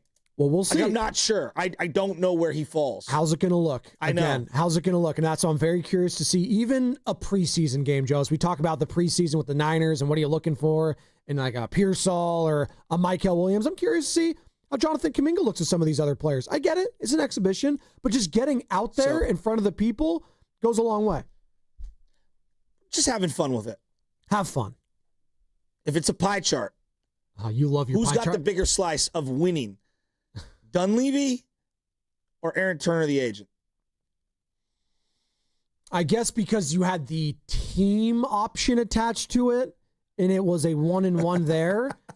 I guess if you're going to do the winning and losing, I guess Dunleavy. But this feels as close to 50-50 as I can think of. I heard a lot of people saying, well, if this was always on the table, then he could have taken it months ago, so this is obviously an L. But then, as you mentioned, Joe, what's the biggest difference between a month or two ago than now? Well, frustration. That's it. How I feel as a fan. That's the biggest difference. Also, I'm assuming the other players on the team aren't agitated by it. But again, we got to let it play out. I guess heaven forbid we didn't get Al Horford and D'Anthony Melton, their NBC Bay Area little graphics and little things on Media Day. That was what was really devastating for everyone. JK not being there to do the rejoins for the morning roast on 95.7 The Game. We already have one, so we're good. Hopefully we get that rejoin with D'Anthony Melton. Oh, actually, we might already have that. And Al Horford, that's the one I need. I need Al Horford saying now back to the morning roast. So hopefully that gets done. That is what I'm looking forward to. And Will Richard and Alex Toohey as well. Pat Spencer, maybe. Can we get a Pat Spence one? That'd be nice. Before we get to Nick Fredell in about 10 minutes, AJ is in L.A. Wants to talk about Jonathan Kuminga. What's up, AJ? What's going on? Hey. Yeah. Hey, man, I don't really think people expect to hear anything. Well, I don't expect to hear much from Jonathan Kuminga. I mean, if you look through the 4 years he's been in, Golden State, you can't really pick 5 times you actually heard from the guy. So in terms of the expectations of when he get here, in terms of a press interview or whatever it may, the media may get, he shouldn't have to say anything. I mean, just think, Lacob and Kerr or Dunleavy, they didn't even show up to media day. So really, should he even show up or have anything to say to the media? I mean, let's just, roll the ball on the court and let's hoop. Let's just get the game going. You know what I mean? I don't really care much for the soap opera. I just want to watch basketball. That's it. I think a lot of people. I think you speak for a lot of people. Sounds like AJ was about to cry there at the end. It's like, oh my God, I just want to. He sounded like we played it the other, or we didn't play it, but when John Gruden was fed up with Antonio Brown, please stop this bleep. Just play football. Did you guys see the video John Gruden put out yesterday? Oh God, what? He is begging for the Arkansas job. He goes, I know where to find $26 billion. There's a place overseas. It's like, wait a minute. You're going the Phil Mickelson route in college football? Oh, no, I thought he was going to do the flag football. Is he going to be one of the coaches? It's the same source of money. We're talking about the same source of money. Like, he's like, I can rebuild Arkansas football. And I was like, dude, my nephew plays for the baseball team. Help throw some money toward the baseball team. Maybe it'll trickle toward our family. Bring back Bobby Petrino. Why not with the neck brace? Alex is in Chicago. Hi, also Alex. wants to talk about the Warriors roster. What's up, Alex? Yo, what's going on, guys? Can you hear me? Oh, we got you, brother. What you got? Yeah, man. I just want to talk about, the offseason, what they were able to do to the rosters. And I got to say, man, I'm kind of disappointed. And here's why. Once again, this looks like a situation where it's a roster overload. So it's like we have all these guards, but it's like how are we really going to use them and how are we going to really implement them, right? That's going to be a problem going into the season. The second thing is DeAnthony Melton. Like, is he going to be – how do we know that he's going to be healthy past the play-in tournament? We don't. Like, you know what I'm saying? Like, I'm very concerned about his health. I don't think he's going to make it to – I really don't think he's going to make it to the playoff season, right? So, like, I love the addition of Steph Curry, right? His Steph Curry's brother, great shooter. Love that. That's going to be very fun to watch. But my situation with him is can he be a point guard? You know what I'm saying? Can he kind of fill in a point guard role at some point? So it's just like, the overall grade of the trades and everything and everybody that they ended up signing, I got to give it a D+, man. It's I don't think we did much. Like, what did you want them to do? Very excited. I'm still 100% excited because anything. Yeah, but what did you want them to do? That's a good question. What did you want from this Golden State Warriors offseason? If you didn't get it, because their big move was Jimmy Butler. That was at the trade deadline. So you have to view it that way. That was their big move. Yeah, but just hypothetically, is this team better? Like, I just read you a Steph, Pods, Jimmy, Dre, Horford, Quinn Post, TJD, Buddy Hield, Curry, Moody, that's the other Curry, Guy Santos, GP2, Melton, and Kuminga. Is that team better than I have to subtract either Moody or Hield and Kuminga, and then I bring in Malik Monk? This is how I view it. I would rather have this scenario than this hypothetical Kings trade. Correct. And saying goodbye to Moody or Hield and Kuminga for Malik Monk. You got a little update, Carter? Yeah, Slater just tweeted this. Jonathan Kuminga is flying to the Bay Area today. I'd anticipate his first practice with the Warriors tomorrow. Expectation is Al Horford and DeAnthony Melton will sign and be at practice today, which starts in a couple hours. There you go. It's great. It's all working out. It's all coming together. JK back at practice tomorrow. You got DeAnthony Melton, Warriors legend, back here in the Bay. Al Horford back. And guess who else is back in the Bay, Joe? Guess who's back? Guess who's back? Na-na-na. Nick Fredell is back covering the Dubs for The Athletic. And he's coming up on the other side, brought to you by Fremont Bank. Here for you. Here for good. mNEXSpike COVID-19 vaccine mRNA by Moderna has arrived. To learn more and find it near you, visit mnexspike.com. That's mnexspike.com. On Saturday, October 4th, Pier 39 is throwing a party right on the waterfront. Now our iconic views and bay breezes come with drinks to go. Grab a cocktail, mocktail, beer, or wine from one of our restaurants and take it with you as you explore the pier. Plus, live music, party games, sea lions, fun for the whole family. What more could you ask for? Enjoy dancing, street performers, special deals, and that one-of-a-kind Pier 39 flavor. We're bringing the atmosphere, you bring the crew. Pier 39, Pier for the fun. Learn more at pier39.com/entertainment zone. Comcast Business can help turn your small business into a connected, secure, modern business. It's how restaurants become reliably up and running neighborhood favorites. How healthcare offices become the data-protecting caregivers that we all depend on. And how wealth management firms become cyber-securing guardians of your information. With reliable connectivity, enhanced cybersecurity, and Wi-Fi backup, your business can stay connected and get threat-ready with Comcast Business. Powering possibilities. Now through November 16th, new Comcast Business customers can get started with 150 megabit internet plus security for $59.99 a month for 12 months with a 2-year agreement. Plus, ask how to get a $500 prepaid card on a qualifying gig package. Call today. Restrictions apply. Requires enrollment in paperless billing and auto pay with bank account. Early termination fee applies. Equipment, taxes, and fees extra. Boxer & Gerson, Northern California's premier workers' compensation law firm, helping injured workers get their lives back for over 40 years.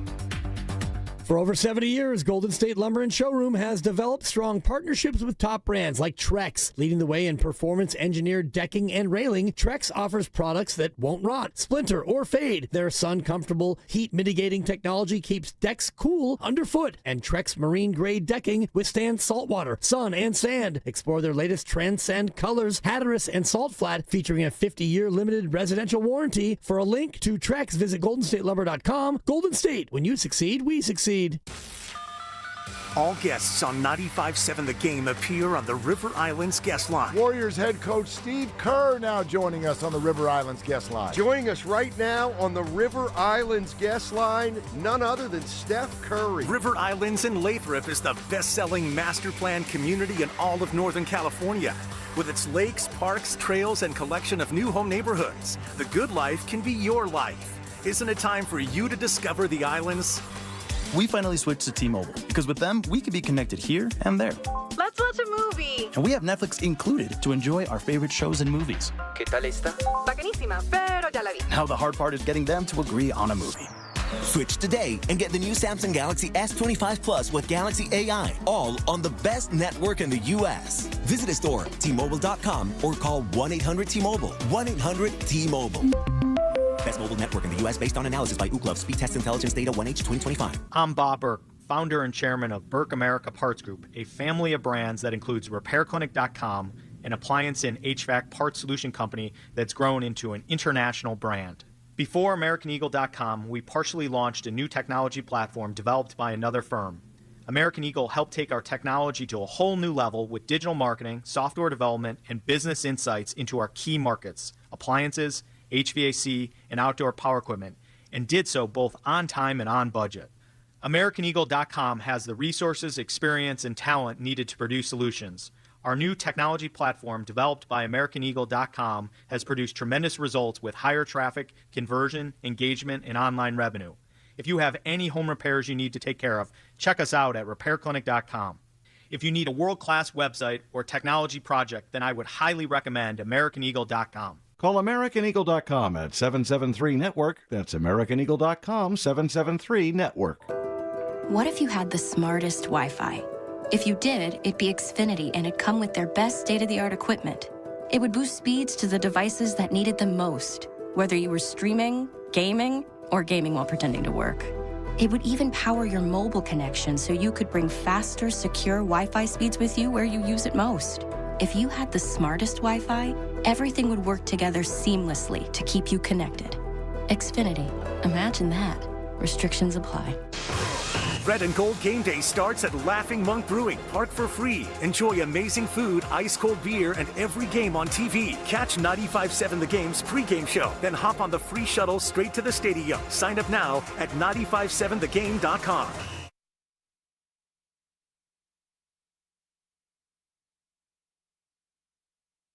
What's up, Nicholas?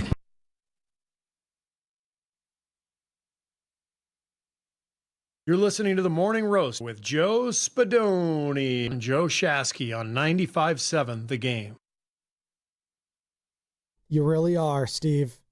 Steve's back talking to the media. Jonathan Kaminga's back. And you just heard from Carter back there with the update from Anthony Slater. Oh, another update? Yeah, I got another one here before I get Nick on the phone. Latest from Slater. DeAnthony Melton is still in the late stages of ACL rehab. The Warriors anticipate he will miss the early portion of the regular season per sources. Melton had ACL surgery in early December, so about 10 months ago. They like where he's at, but will take a careful approach. And remember, that happened as a part of the Golden State Warriors November 12th against the Mavericks of last year is when he partially tore that ACL. Good update there, Sammy. By the way, shout out to those watching on YouTube, where we are streaming every single day. Brought to you by First Norcross Credit Union. For a low rate auto loan, apply online, or just ask for First Norcross financing at the dealer. And as always, coming to you live from the Laughing Monk Studios. Laughing Monk, righteously brewed in San Francisco. And there's so much happening in the Bay Area right now. So much. We got Thursday Night Football tomorrow, right? We got Rams-Niners. Is Brock going to play? Is he not going to play? Is Ricky Pearsall going to play? Is he not going to play? Big Flame fundraiser event at the Irish Center. That's huge. Clearly in the top 20 of things happening in the Bay right now. We've got Buster Posey speaking to the media in a couple of hours' time. Sam Lubman going to be available for that one. The next managerial search begins. Who's it going to be? Who do you want it to be? But first and foremost, we got to get into the Dubs. And who better to do it with than the man, the myth, the legend, now covering the team for The Athletic, and he's also our Odyssey Sports NBA insider. Check out all of Odyssey's newest sports podcasts on Spotify or Apple Podcasts. It's the one, the only, Nick Fredell.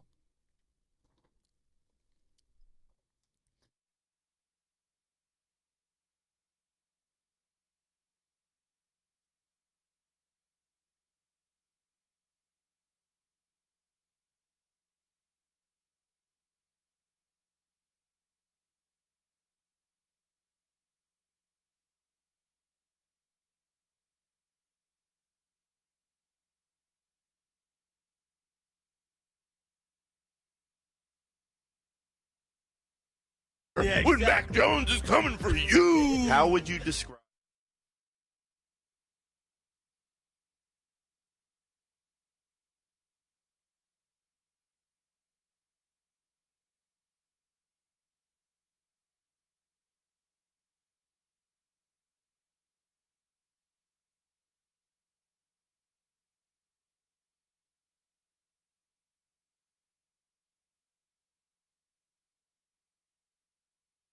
Oh, and he joins us on the River Islands guest line. What's up, Nicholas? And I love they add that to that, and then you also have to add the Kyrie one when they're going back and forth, where Michelle's like, I think Nick is now famous on TikTok. What's up, Nicholas? Because Kyrie Irving was going at it with him. It's the man, the myth, the legend himself, the Mandalorian, quite frankly, with that music. And you know what's funny? Such a great intro. It all comes back to Mac Jones, because even in that intro about the Warriors, you insert Mac Jones, who might be... What you gonna do, brother? Who's 2-0, by the way, for the Niners this year. Might be 3-0 if he wins tomorrow, if he is the starter. And what a hell of a win it would be. But it was a win yesterday regardless. For who, I don't know. Maybe for the fans, maybe for the team. But Jonathan Kuminga is back as a Golden State Warrior. Nick, good morning. Where do you want to begin with JK? Where should we begin as Jonathan Kuminga signs a 2-year, $48.5 million contract with a team option on year 2? Oh, guys, it's so good to hear you and be back in the Bay. But down as far as starting with the Kaminga stuff, at least for now, it's over. I mean, I think everybody in that Warriors building was just so sick of the daily, all right, what's going on, what's happening. I don't think anybody thought it would reach the point that it got to. And now it's finally done, and we can all move on with the business of basketball for the time being. But, guys, the issue here is I don't think anybody still sees this as some kind of long-term marriage. It's very, very possible that we're sitting here in January before that deadline, the trade deadline in February, and Kuminga may be elsewhere. But at least for the moment, everybody can get into, all right, here's the way this team is going to be built. Everybody getting to camp and focus on trying to figure out the best way to go and try to win another title. But I think the relief is the biggest takeaway, because the storyline and what occurred over the last few months and the agent going on the media tour, it just got so old, not only for people discussing it in the media, but I think the fan base and I think internally for the Warriors themselves. So there's a lot there. It's over for now, and let's just get the games going. So you know Jimmy Butler quite well for a variety of reasons. You've known Draymond Green and Steph Curry for quite some time. Did you get the sense that they were aggravated by the whole situation, not by any one individual? I think that the frustration, Joe, in reading between the lines on media day, especially with a couple of things Steph said, I think there were lots of times where all those guys must have been looking at each other, especially as Aaron Turner was doing all those interviews in the last few weeks, like, oh, my God, come on. I'd say this, having been around those guys, especially Jimmy, for so long, they understand what this is. This is all about getting the best deal that you can. Every player, especially a young player, goes through it. I remember years ago being in Chicago watching Jimmy go through exactly that. He turned down $40+ million. There was a difference between what he wanted and what the Bulls were willing to give him. It was just a few $1 million. And he said, no. I'm going to bet on myself. He did. He became an all-star, won the Most Improved Player of the Year award, and then got a max contract. But the difference is he wasn't into restricted free agency yet. That is where Kuminga found himself, and there just didn't seem to be much of a market, at least of teams that were willing to give up much to make the deal happen. We'll see how it plays out over the next few months. We'll see what kind of season he can put together and where exactly he fits in the rotation here. But specific to your question, Joe, yeah, I think that for Steph, who's trying to win one more title, he's watching all this going, oh, come on, you got to be kidding me. And as much as Draymond and Jimmy and I think Steph as well want to be there for Kaminga and support him, the idea that this could continue to go on and on and on for months, I don't think anybody really felt good about what was going on heading into the big reveal of the season on media day. On the line is Odyssey Sports NBA insider Nick Fredell. Check out all of Odyssey's newest sports podcasts on Spotify or Apple Podcasts. He also covers the Warriors for The Athletic, and we are so happy to have him back here in the Bay. It's cousin Nick Fredell. And Nick, now what with the Golden State Warriors? So Kuminga's here. Obviously, we know Horford heading over. D'Anthony Melton, we just got the update that he's still rehabbing. Don't expect him to be a part of the team. I mean, the playing in games, I should say, in the early portion of the season. Seth Curry, I guess, is going to be here for training camp with the Warriors now. What are the Warriors looking like roster-wise heading into preseason game 1 on Sunday? Well, Spadone, I think the key, if we take a step back real quickly, is I think when it's all said and done now that the roster is coming together, Mike Dunleavy in that front office actually did pretty well. I mean, this team is improved from where they were a year ago. They are improved in the fact that Steph, Draymond, and Jimmy now get a full training camp. They'll be together. They'll get Horford in here. They have more depth.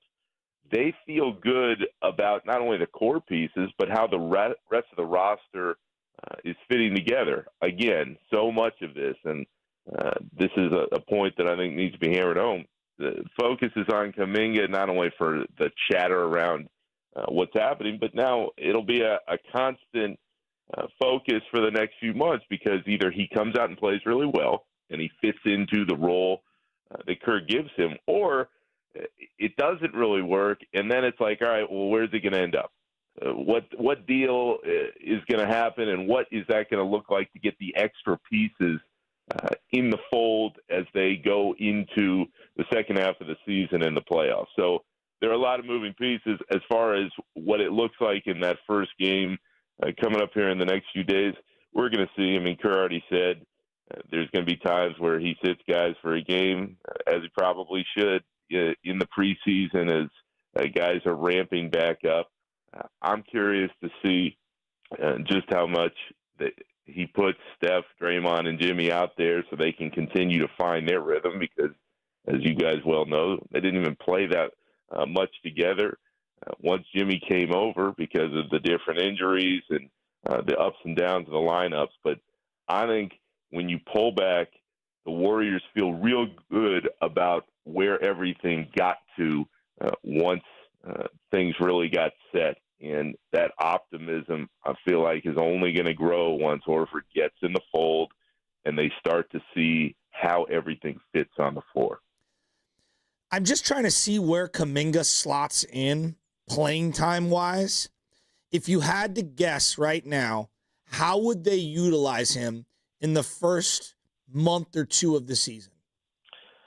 Joe, I'm not really sure as we sit here now. I'm with you. I mean, I think he's going to be a piece off the bench. What does that look like? How many minutes? I really don't know right now. What I would tell you is if you're Kuminga, obviously he has to take advantage of whatever opportunity is given. But in a lot of ways, what it reminds me of is that kind of guy in the bullpen in baseball who can start and he can come in and relief, and he can just give you innings. Because I think we'd all agree as we're sitting here now, Steph, Draymond, and Jimmy are not playing 82. I mean, I think everybody would be happy if they got to like 65 or 70, which means that there's going to be plenty of opportunities at some point, you would figure, for Kaminga to come in to showcase what he wants to do to score. But the problem, and this goes to your point, is for a team that is trying to win one more title and trying to come together with new pieces on the roster, Kuminga's and what he wants, it just doesn't line up to what the Warriors need. What they need from him is to come in, be a solid presence off the bench, provide a spark offensively at times, but they need him to defend and rebound and do some of the things that you weren't always sure he was going to do night after night consistently. So it remains to be seen how it all works. I think Kerr and his staff are trying to figure that out, but with the way, again, that the roster is being filled out, it's a good problem for them to have because they've got a lot of different pieces to work with, and they've got a lot more depth, at least on paper, than it seems like they've had in the last couple of years. They've got a lot of young guys. And if I took Kuminga and Pods off the table, of Quentin Post, Moody, Richards, TJD, and Guy Santos, who needs to take the biggest leap forward for this team? I've always liked Moody's game. I think he has shown plenty of flashes, and the consistency, Joe, has been there, at least at times a little bit more in the last year or so. But I think he can take another step, and if he does, I think he provides a lot of what the Warriors need on a lot of different directions. So out of that group, there's a lot of young talent. Kerr is trying to find a way to make the most out of all the different lineup options he's going to have. But out of all those names, the one that pops out to me the most is Moody because the coaching staff has always really liked him. They hope that he can take that next step, and if he's able to and provide even more consistency than he's shown, I think he could be a really solid presence for this group this year. Odyssey NBA insider and covering the Warriors for The Athletic, Nick Fredell, joining us now on the River Islands guest line. And Nick, you mentioned the coaching staff. A lot of question marks right now regarding Steve Kerr and his contract. Obviously, he's heading into the final year of this deal. He spoke about it yesterday for a little bit. What do you make of Steve Kerr this season and his future in Golden State? Joe, I thought he was pretty honest yesterday. I thought he was pretty open about the fact that he's at a stage in his career where he can just say, all right, let's figure it out at the end. And that takes a certain amount of confidence, not only within himself, but a confidence within the front office with Dunleavy and Joe Lacob and the relationship that they've built through time. But I took him at his word. Let's see where everything goes at the end of the year. As a caveat, though, guys, I've listened to Kerr talk about how much he loves coaching Steph Curry for years and years, publicly, privately, to all different types of people in the media. he has said repeatedly how much he enjoys coming to work because he knows that the tone he wants to set is set by Steph Curry.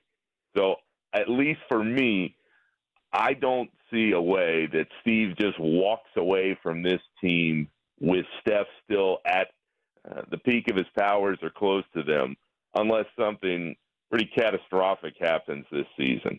I would expect Kerr to be here at least for the foreseeable future with Steph. All right. They've got a lot of holes. We know that. I am most worried, even more so than age, about size. Defending the rim, defending the block, rebounding, finishing easy buckets around the rim. How can they make that a strength of this team, or is that just going to be a weakness all year? I think it can be a strength, Joe, if they use the quickness that they do have, at least in the system, to get up and down. I know that changes a little bit with the Jimmy dynamic because he's just not that type of player exactly, but he brings his own dynamic, which they're quite happy with. I see the point about size. It's a conversation the three of us have had with this team for a while, and we'd also throw in that without the safety net of Looney, who, as we know, Steve Kerr absolutely loves, that will be interesting to see how that plays out too. I'd say all that and put it in the context of the Warriors still feel really good that at their best they can play with absolutely anybody. And they feel that way because they have Steph and they have a new, fresh Jimmy who's healthy again. Now, whether or not that stays the case all year for all those veteran guys, we'll see. But Joe, I understand where you're coming from. I understand why the fan base would say, all right, let's see what happens with size. For me, that is still secondary to this team's just old. There's some old dudes in this group. The Horford thing isn't exactly bringing the average age down for everybody. This team is only going to go as far as they can stay healthy every day on the floor. And no matter what happens at the beginning of the regular season or heading into the break, it is all about getting those main guys healthy enough to try and make that run in the postseason. So I think that's the biggest thing to put at the top of the list. And anything else, especially with depth of size, that's something that Dunleavy and his staff can fix coming around February. Nick, what's the most under-discussed or underrated storyline for you in regards to this team heading into training camp that people should be talking about more? There's a lot of different directions that we could go there, Spadone, but as I kind of listened to everybody these last couple days and get reacclimated being around some of these new guys, at least for me, the person I'm curious to see what kind of step he can make and what kind of difference he can be is Podziemski. Because if you talk to the people that have been around the team the last couple of years, and I was occasionally kind of floating by and seeing what was going on, Podziemski's very confident in his abilities, but everybody kind of wanted him to rein in his emotions a little bit more. And Kerr flat out said, hey, I expect him to be better talking to the refs and keeping things in check. And at least in the first couple times we've gotten to talk to Brandon, it's kind of like, okay, I know what is being asked of me. I know that there is more for me to do in the league and another step for me to take, especially emotionally on the floor. So I think that's something to watch for because the team and the organization have always believed in his talent. They think he could be really good. It's just kind of a matter of him balancing out being able to showcase that talent and not being able or not being a guy that can kind of lose it and not get it back when the game is going on or if something happens during the year and he's not finding the success that he wants early. I'm curious to see his progression from start to finish. And I think there are plenty of people in that room that believe that he is one of those guys that can take a new step amongst all the other storylines that are going on, especially at the top with this team. Nick, you've known Jimmy for quite a while. He called you Nicholas the other day, huh? It's not all he called me. Oh, yeah. Some of that other stuff, I think he was just so kind of surprised, like, oh, my God, you're back. It seems to be a feeling I have for all the dudes that I cross paths with. I remember seeing KD and Carter hit me with the drip a couple years ago in Phoenix, and he looks at me, and he's like, man, I got to deal with you again. And then there's a pause, and he's like, it's good to see you, man. How's it going?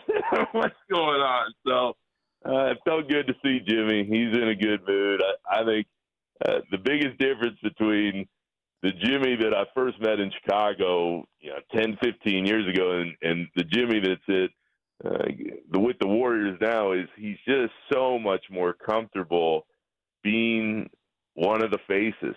He knows how good he is. He knows the work he's put into his game.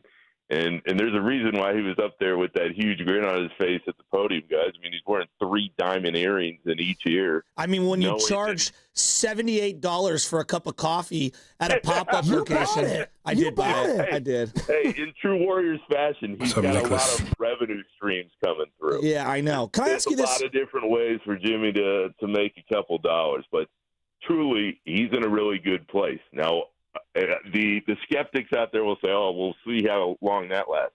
Okay. I have always believed, having covered Jimmy throughout the entirety of his career, he is best suited as that 1A star, especially as he's made his own progression on a Hall of Fame career. Being that guy next to Steph is something that I think is perfectly suited for Jimmy Butler. What about with Draymond, Nick? Let me interrupt you. What about with Draymond? Look, it's one thing to be traded in the middle of the year. They had everything to play for. It's another to go the entire year. And I'm not saying that these two aren't going to love each other, but at some point they're going to butt heads over something because I just think that's how the two of them are so ultra competitive. Is there any worry about the suspendables, a.k.a. the bad boys, Draymond and Jimmy, just maybe every now and then having a little conflict? Or is that even maybe welcomed? Joe, I think there's always a little bit of a worry. I mean, when you have the track record of those two guys in what has happened through time, sure. But I would always remind anybody who's like, it's just a matter of time before Jimmy and Draymond blow up. Those guys have known each other a while. They have played on an Olympic team. There is a trust that's been built specifically between those two over a long period of time. So I know the focus is, all right, well, Jimmy Butler came to the Warriors and he's getting adjusted to playing with Steph and Draymond. And, oh, my gosh, Jimmy's had all these blow-ups in all these different places. And Draymond, oh, my God, it's only a matter of time before the texts start. And you think, oh, here we go. I've always thought that those two could work well together on the same team because they are ultra competitive. They want to win. And Draymond knows full well pre-Jimmy that this Warriors team just wasn't good enough. Now at least they've got that shot that we've been talking about for the last year. So I'm not saying that there's not going to be some kind of drama. There always is, especially with those two characters in the story. But more often than not, I think that their competitiveness and their respect for each other is going to shine through. And that is what will be a driving force if this Warriors team wants to go to where they want to be. Hey, Nick, we really appreciate the time this morning. Hopefully we get to do it a lot more as this season is getting underway with training camp. First preseason game on Sunday. We're so happy you're back in the Bay. Let's go get a burger, go get some breakfast, whatever. Me, you, Shasky, Carter, Sam. We just can't wait, dude, to hear more of these excerpts after the game with you, Jimmy, Steve, Draymond. It's going to be a lot of fun. Goodbye, Nicholas. Yeah, St. Nicholas. Guys, I've really missed you, and truly, like a shout out to all the people in the Bay that have followed my work for a long time, because having been out and gotten a different perspective the last couple of years, it feels that much better once you get back in. And when you get back in a place like the Bay, where there's so many people who care about this team and care about the day-to-day of what's going on, it's it's cool to be a part of again. I know they were saying, like, while you were away, they're like, dude, if Nick was a condiment, he'd be extra salt. Oh, my God. Bonus chip. Bonus chip, baby. I just throw with ketchup that I can spill on my shirt. Come on. I miss you, buddy. Good see you soon. Nicky. See you all soon. There he goes. Nick Love Fredell. I have an outro read because he is an Odyssey Sports NBA insider. Nick Fredell. Check out all of Odyssey's newest sports podcasts on Spotify or Apple Podcasts, and obviously covers the Warriors for The Athletic. And all of that was courtesy of River Islands. You know, it's so funny. It's so funny how Nick is interpreted by not everyone, but I do believe a segment of Warrior fans. Anything that comes out of his mouth is viewed as, it's negative. Dude, they call him Negative Nick. I think we have a drop that says Negative Nick. No, seriously. Yeah. I know, but like, guys, there's enough homerific radio to go around. There's enough homerific podcasting to go around. There's a difference, and I want to be clear here because Nick gets the bad rap being negative. I just think he's like thoughtful. There's a difference between being skeptical and being negative. Yeah, there is a big difference between being skeptical about something and being negative.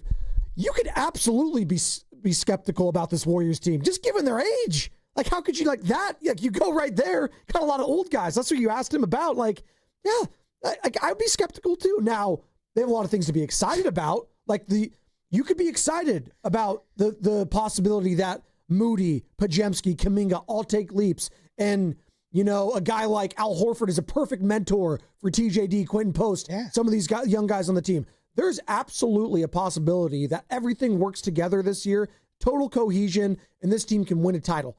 That is in the realm of possibility. Now, it's a big if. And percentage-wise, it might not be like a greatest. Like, is it going to be as big as the Denver Nuggets or the Oklahoma City Thunder? No. But get Stephen Curry into the playoffs, and things could happen. Well, I saw that last year. I just find it funny. Like, I can always tell who grew up playing sports and rooting for these teams and who didn't. Because, like, dude, when you love your team, you actually hate on them simultaneously as much as you root them on. As delusional as you might be, you also get so furious with them and so, I don't even know how to describe it, like down. Like certain things will happen and you'll just get so down on them. That's how we come together. It's sick that we do as fans, but we come together. It's called fandom. All the tragedies. And like, that's when you know your fan base. Like when you see, like the Giants have been down bad for a minute. So like if you see a San Francisco Giants fan and you're traveling abroad and you're in like, I don't know, Louisiana, and you see another Giants fan, it's just like you're standing in line at something, Café du Monde, whatever, getting some beignets. Like, dude, can't believe Bob Melvin's our manager. Like, that's what you're saying. It's like, I know, bro. I know. And then you instantly connect. I know. That's the best part about sports, is through all the sadness and heartbreaks, that's how you connect. I don't start off and say, man, how about that Willie Adames? No. Negative first, then we can get to the positive. It's just called fandom. Yes. And look, I'm not going to tell anyone how to be a fan.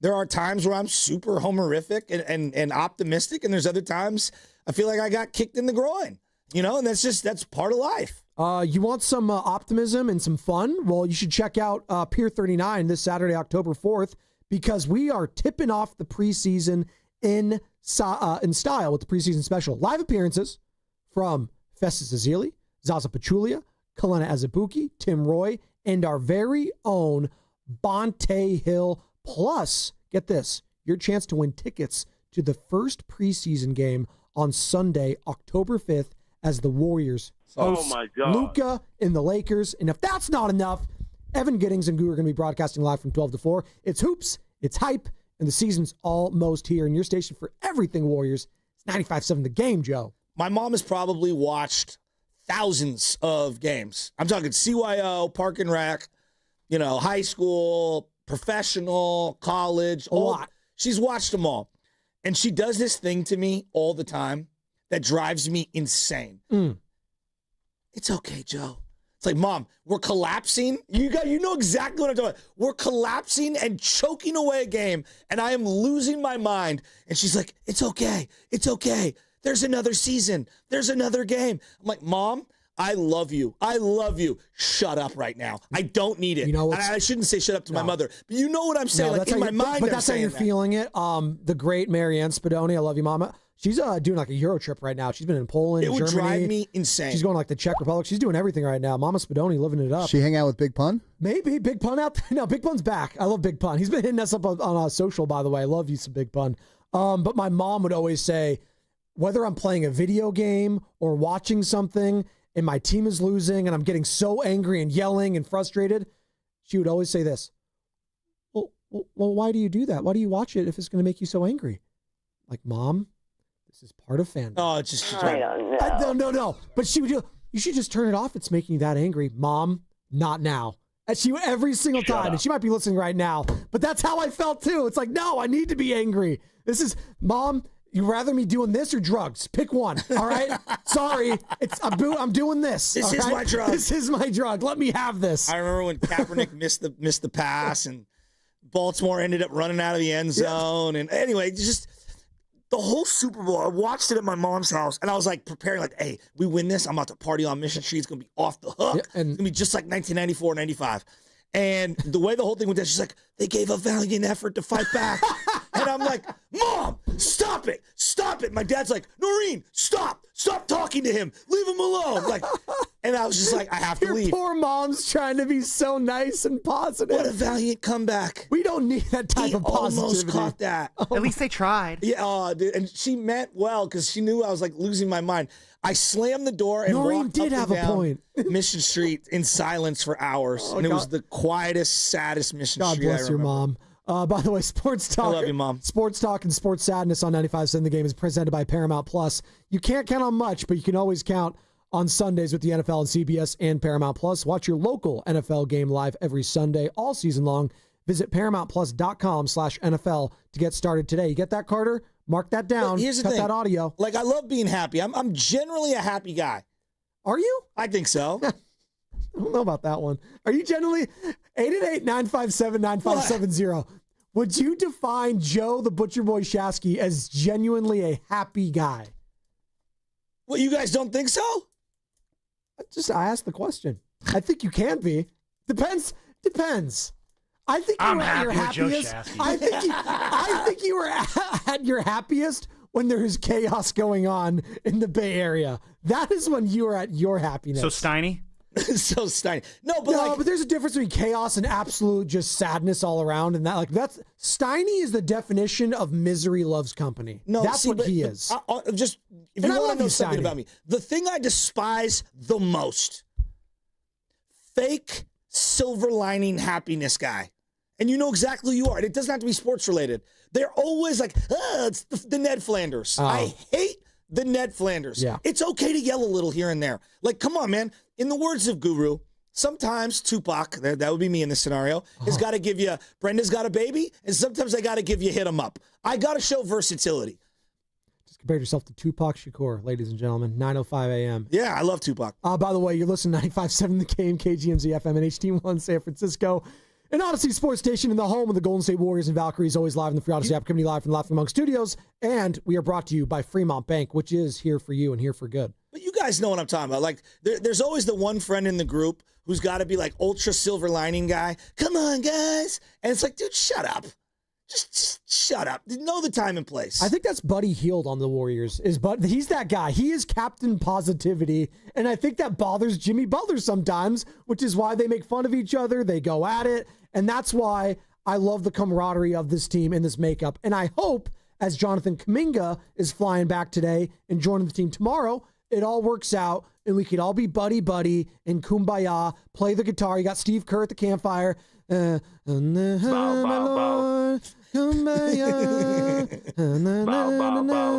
bow. There you go. Like, that's what I hope everything happens, right? You ever like those church like youth group things? Like, you have that young cool pastor. Is that what Steve Kerr is going to be this year, or is he going to be the foot up the ass kind of a guy? Get on my level. What is going on here? Jana Mountain View's what's going on. The team can never do no wrong. They're right, and we're winning every Super Bowl. You know who's always forever. Right? You know who's always right and never wrong? It's Jana Mountain View. Hey, Jan. Good morning, you two. And listen here, I want I want to welcome J.K. back, but I also want Kerr to put him in the best position to succeed. And I heard, the Willard and Dibs, back in May, where Kerr was talking about, we'll welcome him back and we'll, put him in a position. And I think he should be the sixth man, and during training camp and leading up to the first game of the season is to show him what to do and how to correct what he needs to work on and help him out. And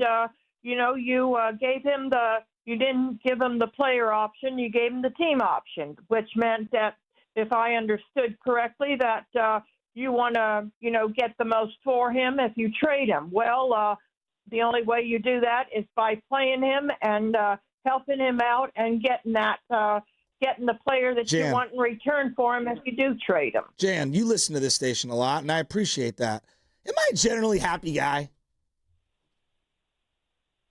Yes, you are. Thank you, Jan. Thank you, Jan in you. Mountain View. I appreciate the conversation. She just puts a smile on my face. She is the roaster of the year right now, by the way. She's the leader in the clubhouse as far as I'm concerned. Doobie Awards in a couple months. Carter just can't stop smiling when Jan calls Me him. neither. She's the best. She's one of my favorite callers. Yeah. And what she's referring to, Joe, I have the sound. And this is what I'm also going to be curious by. Are we going to hold Steve Kerr to this? Steve Kerr, back in May after the season was over, on with Willard and Dibs, on if Jonathan Kuminga could play eventually with Jimmy Butler, Draymond Green, Stephen Curry, all on the court together. 100%. I'm going to give that time next year. Assuming JK comes back, I will explore that right from the beginning. We didn't have that luxury this year. Jimmy arrived and JK got hurt almost at the exact same time. And from the time Jimmy arrived, we were basically in the playoffs. Every game was huge for us. And so while JK was out, as I've explained many times, we got really good. We got really good with Jimmy on the floor and JK injured, and we had to continue down that path and keep trying to win every game just to make the playoffs. So next year with a training camp and an 82-game season, absolutely. I will give that lots of time and try to make that fit as best as possible. And that was back in May, Joe. I'm with Willard and Dibs. So Aaron Turner just sent out a tweet a little while ago. Aaron? What do you say? A-Rock Turner 20. That's the agent, correct, for Kuminga? JK is ready to go. Appreciate all the guys who helped over the last month. We love the support from those that see the truth about JK and love the hate even more. Trust me, all the receipts are being kept. Let's hoop. #just know. He got a good chunk of change in this contract, right? Get a certain percentage. Yeah, he's doing pretty good. Should be happy. Trust me, all the receipts are being kept. All right. I hope whatever motivation Jonathan Kaminga needs, he has. I hope he balls out. I hope the Warriors do well because that means it's good for business here as your flagship for the Warriors, 95-7 the game. I hope it all works out for them. By the way, we have a super chat. Alan Day spent $4.99 to say, quote, I would be shocked if Draymond Green, it says Hartford here, I believe he's talking about Al Horford, Steph, Melton, and Jimmy play 50 games together. Free agency was so bad that their free agents were available in October. That's how bad it was. Spent $4.99 to say that. Alan Day. They didn't have any room to sign any free agents. How would you grade this offseason for the Warriors? B-. 888-957-9570. They made their big move back in February. They brought in Jimmy Butler, and they went all the way to the Western Conference semis. And I get it. You lose your best player in Stephen Curry. It sucks. It's awful. Would you have liked to win a game without him? Yes. Were you going to win that series regardless if Steph gets hurt? I don't know. But from where they were come January to where the season ended, I'm feeling pretty good about this team and their chances. Now, to Alan Day's point, being a little cynical here, I am skeptical about how many games they could play together on the floor and the level of health. And there is something that is concerning I want to get to on the other side. Is it Aaron Turner? It's about Jimmy Butler, and it's not about his play on the court, Joe. It's about whether or not he's going to be on the court enough for the Warriors next year. I'll explain on the other side. All right. Plus, you have some questions that you want to ask Buster Posey, who's speaking to the media here coming up shortly. We'll get into that. And the 49ers play a football game tomorrow. Is Brock Purdy playing in it? Well, we'll discuss, and it's going to be brought to you by Pier 39. On Saturday, October 4th, Pier 39 is throwing a party on the waterfront. Enjoy drinks to go and activities for the whole family. From live music to special deals, it's all here at Pier 39. Learn more at pier39.com/entertainment zone. Comcast Business can help turn your small business into a connected, secure, modern business. It's how restaurants become reliably up and running neighborhood favorites. How healthcare offices become the data protecting caregivers that we all depend on. And how wealth management firms become cyber-securing guardians of your information. With reliable connectivity, enhanced cybersecurity, and Wi-Fi backup, your business can stay connected and get threat-ready with Comcast Business. Powering possibilities. Now through November 16th, new Comcast Business customers can get started with 150 megabit internet plus security for $59.99 a month for 12 months with a 2-year agreement. Plus, ask how to get a $500 prepaid card on a qualifying gig package. Call today. Restrictions apply. Requires enrollment in paperless billing and auto pay with bank account. Early termination fee applies. Equipment, taxes, and fees extra. When you own your own business, you need to keep things moving. Need to book a last-minute flight? Earn a $300 travel credit to cover that. Need to take a meeting before takeoff? Do it from the comfort of the Chase Sapphire Lounge by the club. Need to catch your breath before you board? Done. With $2,500 in annual value, the new Chase Sapphire Reserve for Business is the card that gives back all you put in. Visit chase.com/reserve business to learn more. Cards issued by JPMorgan Chase Bank, N.A. member FDIC, subject to credit approval. Terms apply. You hear that? That's the sound of your business losing money. Legacy phone systems weren't built for today's teams. Quo, formerly OpenPhone, gives your business a smarter way to stay connected. Quo lets you manage calls, texts, voicemail, and contacts all in one place so that you can deliver a seamless customer experience from ring to... Need to take calls on the go? Quo automatically transcribes, summarizes, and highlights next steps from every call so you never miss a detail. Need insight into what closes a sale? With Quo's AI call tags, you can instantly spot key topics like objections or pricing questions and use those insights to level up every customer interaction. And yes, you can bring your existing number with you for free. Keep your team in sync and your customers happy with Quo. Quo. No missed calls, no missed customers. Try Quo for free at quo.com/sports and get 20% off your first 6 months. That's quo.com/sports. QUO.com/sports. 1877 Cars for Kids. KARS Cars for Kids. 1877 Cars for Kids. Donate your car today. 1877 Cars for Kids.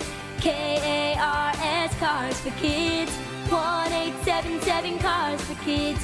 Donate your car today. Ready to get rid of that old car? Donate it to Cars for Kids. Call 1-877-CARS-FOR-KIDS to reach a friendly live agent. Donation is super easy, and your car can be picked up as soon as tomorrow. Call us now, 877-CARS-FOR-KIDS. That's Cars with a K to donate your car today. 1877 Cars for Kids. KARS Cars for Kids. 1877 Cars for Kids. Donate your... Did you know you can donate real estate too? Go to carsforkids.org. That's carsforkids.org. When your reputation's on the line, you don't leave anything to chance, especially your primer. Painters trust Kills primers for a smooth start, strong adhesion, and serious stain-blocking power. And now, the full Kills lineup is available exclusively at the Home Depot. Need it fast? Get same-day or next-day delivery, or order online and pick up in-store. Kills primers. Pro results, faster. The Home Depot. If you're a pro, you know. life insurance. Why are you putting it off? Can't afford it? Too much hassle? Think you don't need it? There's lots of excuses for putting off life insurance. But if you weren't there, who would pay the mortgage and other bills? With Ethos, you could be covered in 10 minutes and boom, family protected. Ethos, fast and easy online term life insurance. Up to $2 million in coverage with no medical exam. Some policies as low as $1 a day. Answer a few health questions and get your free quote at ethos.com/radio. That's ethos.com/radio. Okay, I have to tell you, I was just looking on eBay where I go for all kinds of things I love, and there it was. That hologram trading card. One of the rarest, the last one I needed for my set. Shiny like the designer handbag of my dreams. One of a kind. eBay had it, and now everyone's asking, ooh, where'd you get your windshield wipers? eBay has all the parts that fit my car. No more annoying, just beautiful. Millions of finds, each with a story. eBay. Things people love.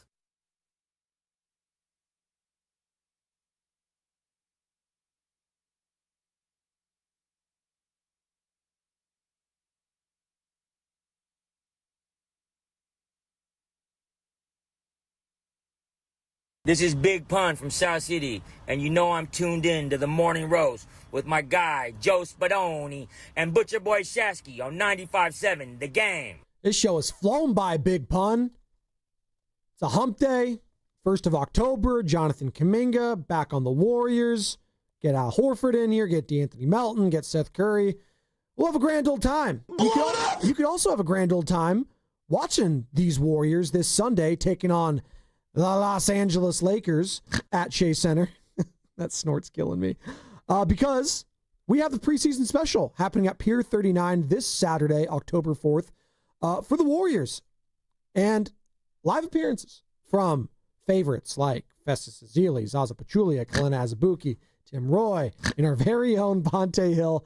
And again, I mentioned it, your chance to win tickets to the first preseason game on this Sunday, October 5th, as the Warriors are taking on LBJ, Luka, in the Lake Show. And if that's not enough, Evan Giddings and Guru are going to be broadcasting live from 12 to 4. It's Hoops, it's Hype, and season's almost here. Your station for everything Dubs, 95.7 The Game. And we just had a great conversation with Nick Fredell, who covers the Warriors for The Athletic. If you missed any of that, find it on YouTube or the Odyssey app, which is also free.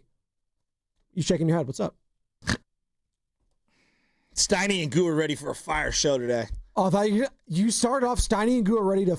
I thought it was going to be fight. I thought that too. Oh, my God. I literally thought my God. that's what you were going to send it to. I mean, they're just in a great mood, and I was walking back to go to the bathroom, and, of course, I stopped by to talk to them. Right. And they're just like, dude, you guys are on fire. I'm like, I know we're on fire. And they're like, dude, Thanks. you are a happy person. Wow. I'm like, I know I'm a happy person. Way to be Kendrick Lamar over there and humble. Thanks. Appreciate that. Just let me cook. Let me cook. By the way, the memes about Bad Bunny hosting the halftime show for the Super Bowl are out of control in the best way possible. I'm loving every single one of them. It's great. Give me more. Cannot have more Bad Bunny memes when it comes to him performing. I didn't know you were just some big Bad Bunny like stan. I told you I was all in on it a couple weeks ago. But when did you all of a sudden just became a Bad Bunny guy? Because he had a concert that was live streamed on Amazon Prime from his residency in Puerto Rico, San Juan. Why do you have to do that? I have to because I just have to. I got to put a little church on it. Shout out Eric. And I was watching the live stream and having a great time. There was a party out there, dude. Okay, so you were on your couch watching. No, I was dancing. I was standing. You were dancing. I had a drink in my hand like I was there. I was getting all into by yourself, cranking the music up. Did you have earbuds in, didn't say I was by myself. Let's just say that. Oh, so you had someone over? I was over. I was over and having a great time. Bad Bunny. If you're not on the bandwagon yet, jump all in. Okay, so you're all in. Yes, you should be too. The memes I'm all in on in particular. Are you all in on Brock Purdy tomorrow? That's my real question, Joe. You like that segue? I mean, I don't know why you did it in that voice. Are you all? Because sit down. I'm concerned that Brock's going to try to force himself to play tomorrow, and this is where you need to protect the player from himself. This is what I said last week. That's what I'm saying now. Brock Purdy, though, he says, I could play, maybe, possibly, not if it was today, though. Honestly, Thursday night football games are, they come quick, so anything can happen, but I'm still hopeful that I can, so we'll see. Oh, we got an update on the Warriors, too? Yeah, we do. The Warriors have officially signed Al Horford. It's official. He's back, baby. We might officially now be older than the Clippers. I said he's back like he's been here before, but I feel like he's been a Warrior, but not a Warrior for months now. He was a Warrior on 2K9.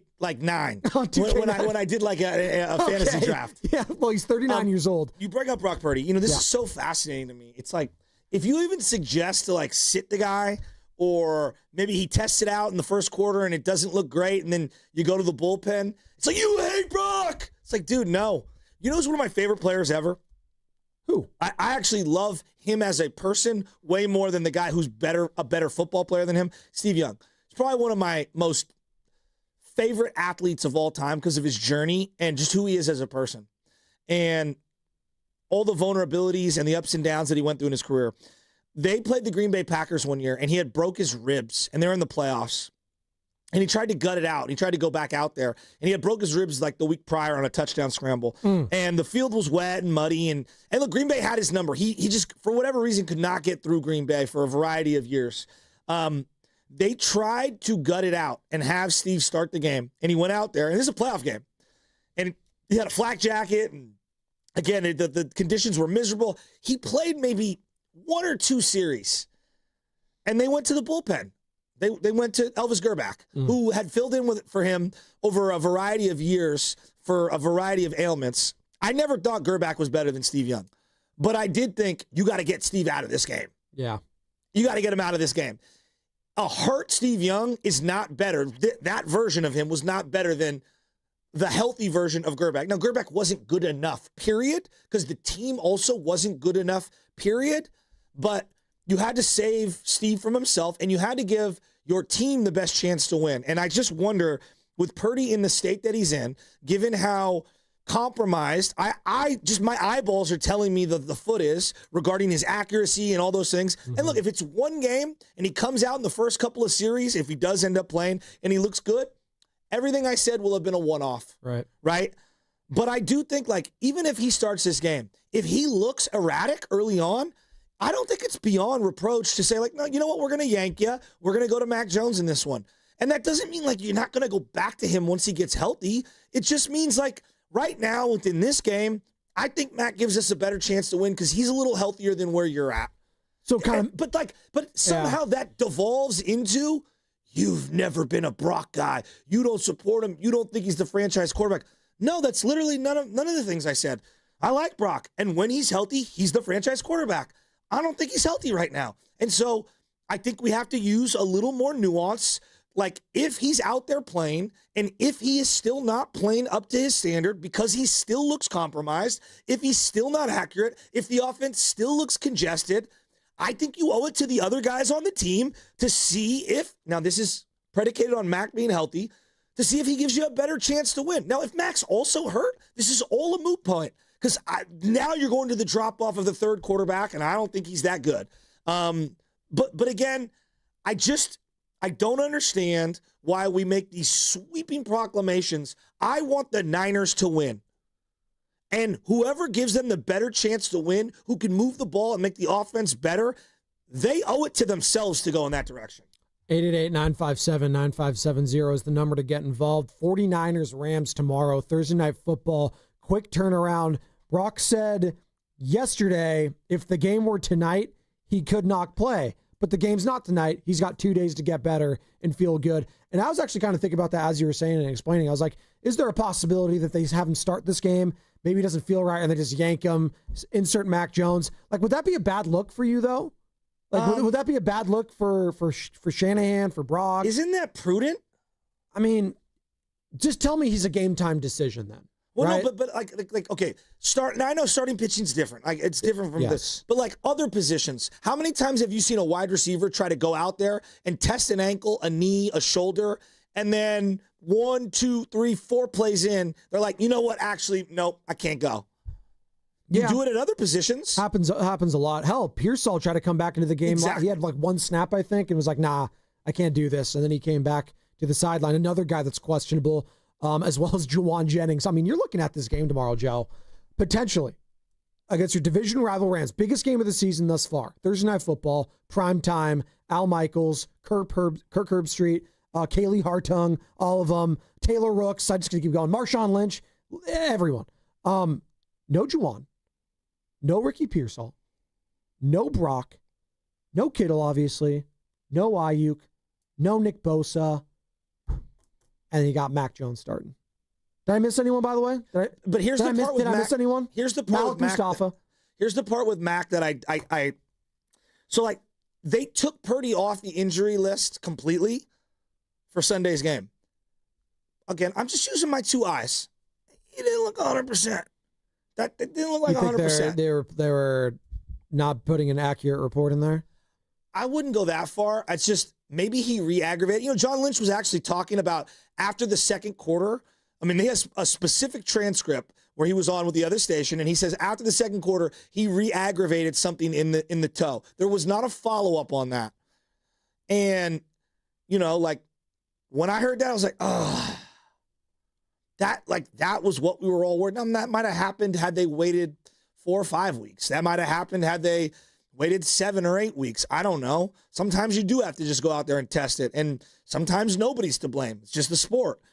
But, like, knowing that, you do have to be on the lookout as the coach to be like, all right, what gives us our better chance? So now I get to Mac. Yeah. Just because Mac was a full participant, apparently, in the last 2 days, doesn't mean that he's not dealing with something either. So, Joe, this is why I go back to, I think you should be prepared for anything. Brock starts, Brock gets yanked. Mac starts, Mac gets yanked. Like, who knows? 888-957-9570. Did the 49ers mess this up? Did they mismanage setting Brock Purdy out there last Sunday against the Jaguars? Again, I'm not going to keep patting myself on the back saying I told you so, but that's kind of what I was talking about all last week. Both of us were, Joe. I'm not even just saying me. Both of us were very skeptical about starting Brock in the first place because I was fearful of a setback. No, we were fearful of this exact thing right here. Yes, exactly. This is exactly what we were afraid of and what we'd be talking about, which is right now, the day before Thursday night game against the Rams. It's looking like Brock Purdy's not going to play. If I was a betting man, I don't think he plays tomorrow. I don't think Ricky Pearsall plays. They might not even play Juwan Jennings. And then you're throwing out Demarcus Robinson.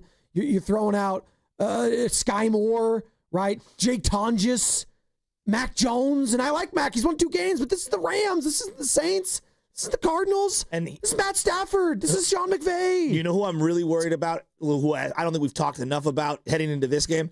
Christian McCaffrey off of a handful of days rest. Where's he going to be? Is this a heavy Brian Robinson game? I hate being this guy, and it's not on grass. I hate, as we just saw Malik Neighbors, as we've just seen all these players getting hurt, artificial surfaces scare the hell out of me. Does it scare the hell out of Bobby and Los Altos? That's what I want. They better get rid of the ball quickly with Jared Verse on that line. Yes. Well, that's going to be, it's the quickly. It's the trenches. We always say you got to dominate the trenches. Well, the offensive line for sure. And conversely, the defensive line for the Niners got to do something. I mean, oh my God, just non-existent. Got to stop the run. I mean, they didn't do anything. I mean, Saleh and I love how Baldy said this. Saleh shouldn't be mad at Liam Cohen. He should be mad at the defensive line, right, Brian? Robert Saleh could get all pissy about what Liam Cohen's doing, whatever. I'd be pissed at my defensive line. I think that's what happens when you lose Nick Bosa. You lose a guy that knows how to play the game the right way, with great talent but great effort. You just can't let that slide. The great players in San Francisco have been Bosa and Fred. We know who they are. And they probably are their hardest working guys, George. And you lose a great player and he's not on the field. I don't know if they have another ringleader there, another alpha dog that can show them how to do it. And when guys like Bryce Huff are now going to be the one guy that defenses, or I should say offenses, are looking at, saying, all right, well, let's just not have Bryce Huff beat us, and then we're going to be fine everywhere else. Because that's what starts to happen. No Bosa? Who's the next guy up that we have to worry about on the defensive line? Oh, Bryce Huff? Oh, all right, that's fine. Michael Williams, forced him to be an outside guy, which has not been one of his strengths thus far. Yeah, it's not a good matchup. And they didn't do anything. They didn't register a quarterback hit or sack. And if you let, Trevor Lawrence stay upright, yeah, he didn't look amazing, but he still had some great throws and some impressive moments. If you let Matt Stafford be upright the entire game, yeah, there's going to be problems. Matt Stafford, infinitely better as a quarterback than Trevor Lawrence. Not even close. God, I wish we could get Jimmy G instead of Matt Stafford. Oh, that's you're hoping. I'm not wishing for an injury. I'm not wishing for an injury. I'm just, wouldn't you want to see Jimmy G instead of Matt Stafford? I hate that that's where we're at as a society, by the way. I'm not wishing for an injury. What we used to say and talk about football. Yeah, you just take them out. You're supposed to inflict punishment and pain on the other team. We've become...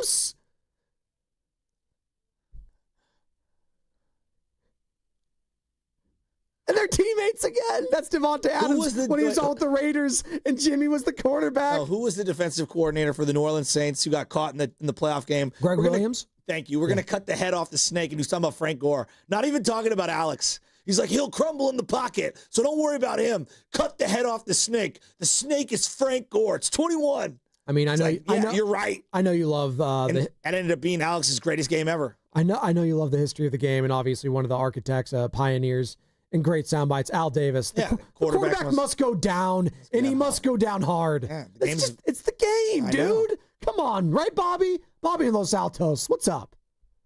Hey, good morning. Look, last week I called into you guys twice, and I told you the thing that terrified me the most was not Brock Purdy, but the state of Mac Jones' knee.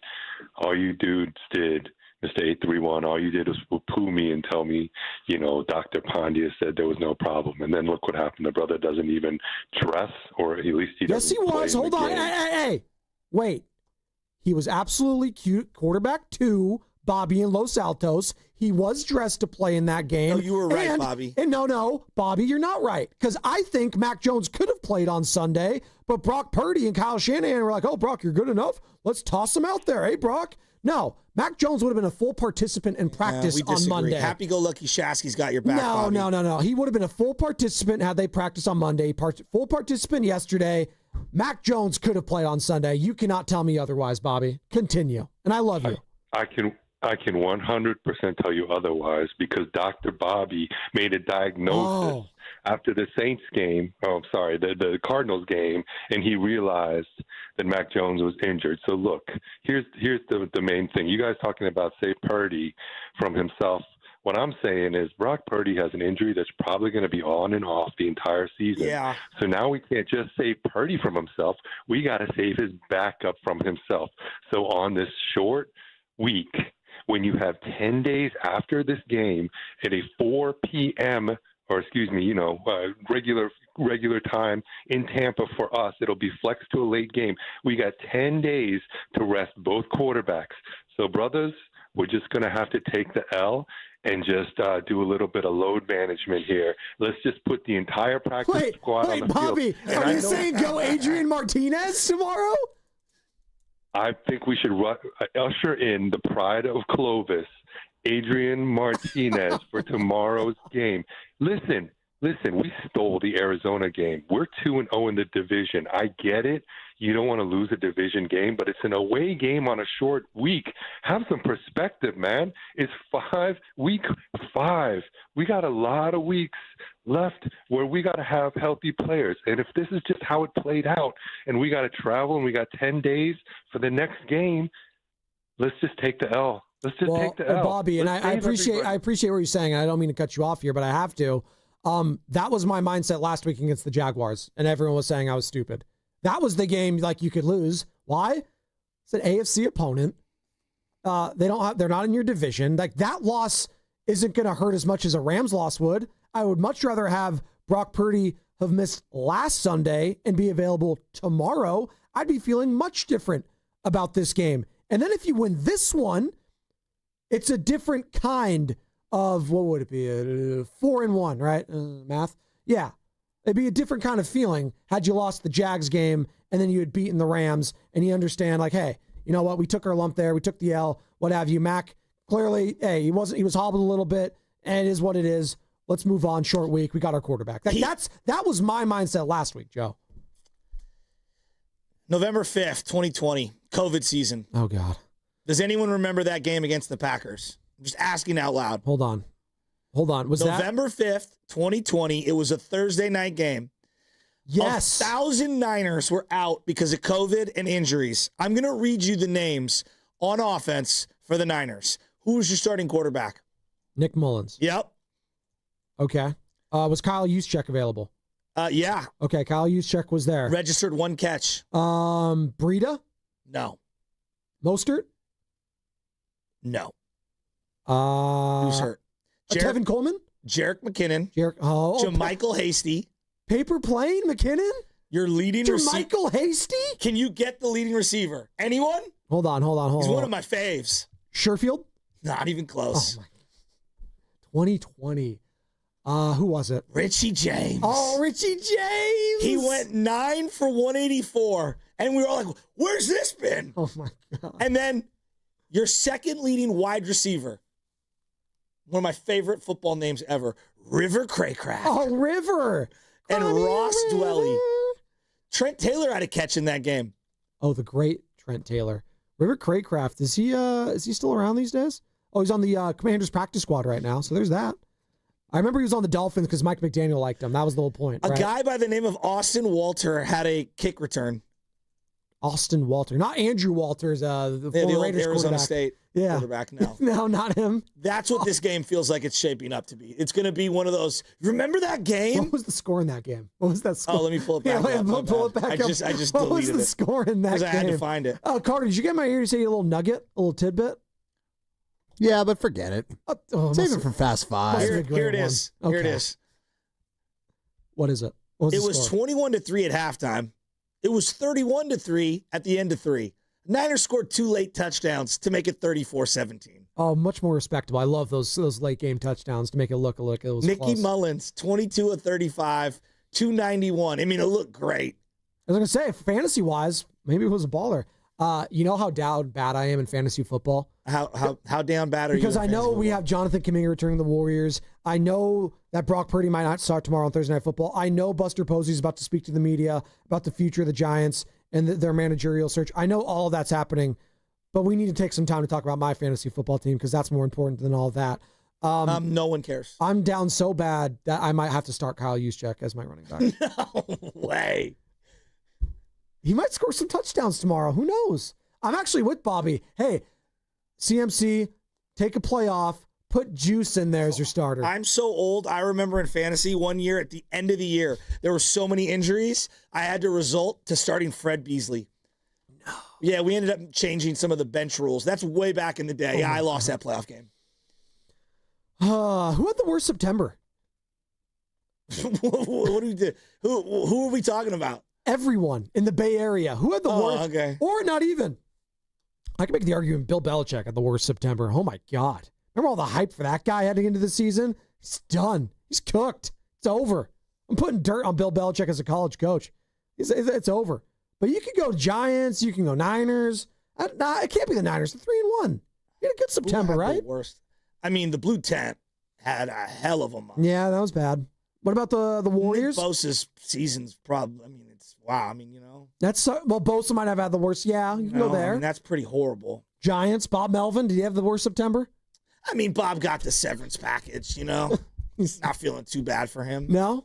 Nah. Okay. All right. Just asking the question. It's here in our rundown, so I like to do these things and be a team player. I'm wrapping my head around it. Like I'm trying to think. I don't know. I mean, I thought the Saudis had a hell of a month. I mean, they got anyone they wanted in fantasy football, whatever it was called, flag football. Yeah, flag football. Okay, and then they just bought EA Sports. It's in the game. Wow. Can I do that? Am I going to get in trouble, by the way? Is that copyrighted? You might have to dump that, Carter. Might be in trouble. Trent Williams had a bad September. That's a good one. Trent. But, he got paid. Yeah. Got to get paid. He was the highest graded Niner last week. Who had the best and who had the worst September? Now that it's the first day of October. September, though they won, one of his starts, pretty poor for, physically. Conversely, Mac Jones, 2-0. Feeling better about your backup right now. Although Bobby's very... I love this now, by the way. When have we felt that much concern about a backup quarterback? Ever. Oh, my God, we have to protect him now. Oh, my God, where was this energy?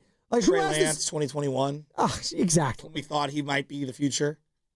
Eddie Pinheiro has a stake for best September. Oh, and then Jake Moody, conversely, the worst. Pinheiro. Dial down the excitement. From where we came, I think we're doing pretty well. So during the game, my cousin Porter, he texts the group thread. There was a big return, and Pinero's lined up to have to tackle whoever's returning it, and somebody else tackled him, and my cousin's like, dude, he got so scared of getting wiped out by Pinero on that place. Are you kidding me? Oh, by the way, the answer is absolutely and 100%. Who had the worst September? It was the New York Mets. Oh my God! We haven't. There's been so much happening in the Bay right now, rightfully so, and we're talking about it all. And I'm sure the Big Boss man's even mad I'm bringing up the Mets, considering what's going on in the Bay. But you have to just have a minute or two to talk about one of the worst collapses in one of the highest-paying rosters we've ever seen in our lives. I'd have no ill will towards the Mets. The Mets have always been in the shadow of the Yankees, so I've always thought they were the plucky underdog. You know what I would do if I'm the Giants? My mom's a big Mets fan, so. If they were serious about moving some of these guys on the infield like I think they should be, the guy, if you were going to look into getting a right-handed power bat as a DH, because there's a Wilmer right-handed, is there a world, I'm just throwing this out there, where Rafi Devers finds himself at second or third, Chapman goes to the other spot, and Pete Alonso is brought in to add to this lineup, and it's him and Eldridge at first and DHing. I'm just think about that. Well, he's definitely not going to be a Met, I'll tell you that. And why do I know that? Because as soon as they were out of playoff contention, he's like, yeah, I'm done. I'm opting out or whatever. There's no chance. Yeah, I'm going to the free agency. The worst September, by the way, was Kawhi Leonard and the Clippers. Oh, but he says it's a conspiracy, so it's fine. It's all right. That's fine. It's a conspiracy. That's what he's saying. I mean, this spineless commissioner, it's just... Which one? Because you could say the WNBA commissioner had a horrible month. Yeah, I was going to say, she might have the worst month. God. Adam Silver, though. I mean, what? You're not going to punish the Clippers? No, we just had the MVP, Nafisa Collier, call out the commissioner of the WNBA, Kathy Engelbert, in a scathing review of her after... Engelbert had the audacity to go at your cash cow and Caitlin Clark, saying, quote, she should be grateful to the league for securing Caitlin with multiple sponsorship deals, as if Caitlin didn't earn that herself with what she was able to do as a Iowa Hawkeye. I could just type in Kathy Engelbert, and year after year after year, it's a player absolutely going at the commish and destroying them verbally. You don't see that when it comes to Goodell. You don't see that when it comes to Manfred. You don't really see that when it comes to Adam Silver. Yeah, there's maybe here and there's some chirps, there's some snide comments, but they're not going at the commish like the WNBA players are going at Kathy Engelbert. She is going to be on her way out of that position very soon. I think reports were this morning from the Sports Business Journal. She's after the next CBA is concluded. Her name's Engelbert? It's Kathy Engelbert. That makes me think about the old defensive end, John Engelberger for the 49ers, who was a huge bust. Oh, well, so is Kathy, clearly, because she's cooked. Done. Gone. Engelberger, huge bust. He had 3 sacks as a rookie. Do you think Michael Williams will get 3 sacks as a rookie? Has he had a sack? He has 2 tackle for losses. There you go. Still waiting on that. Off the top of my head. God, if he can have a breakout game tomorrow, that would feel so much better. That sounds like I'm asking for a lot, though.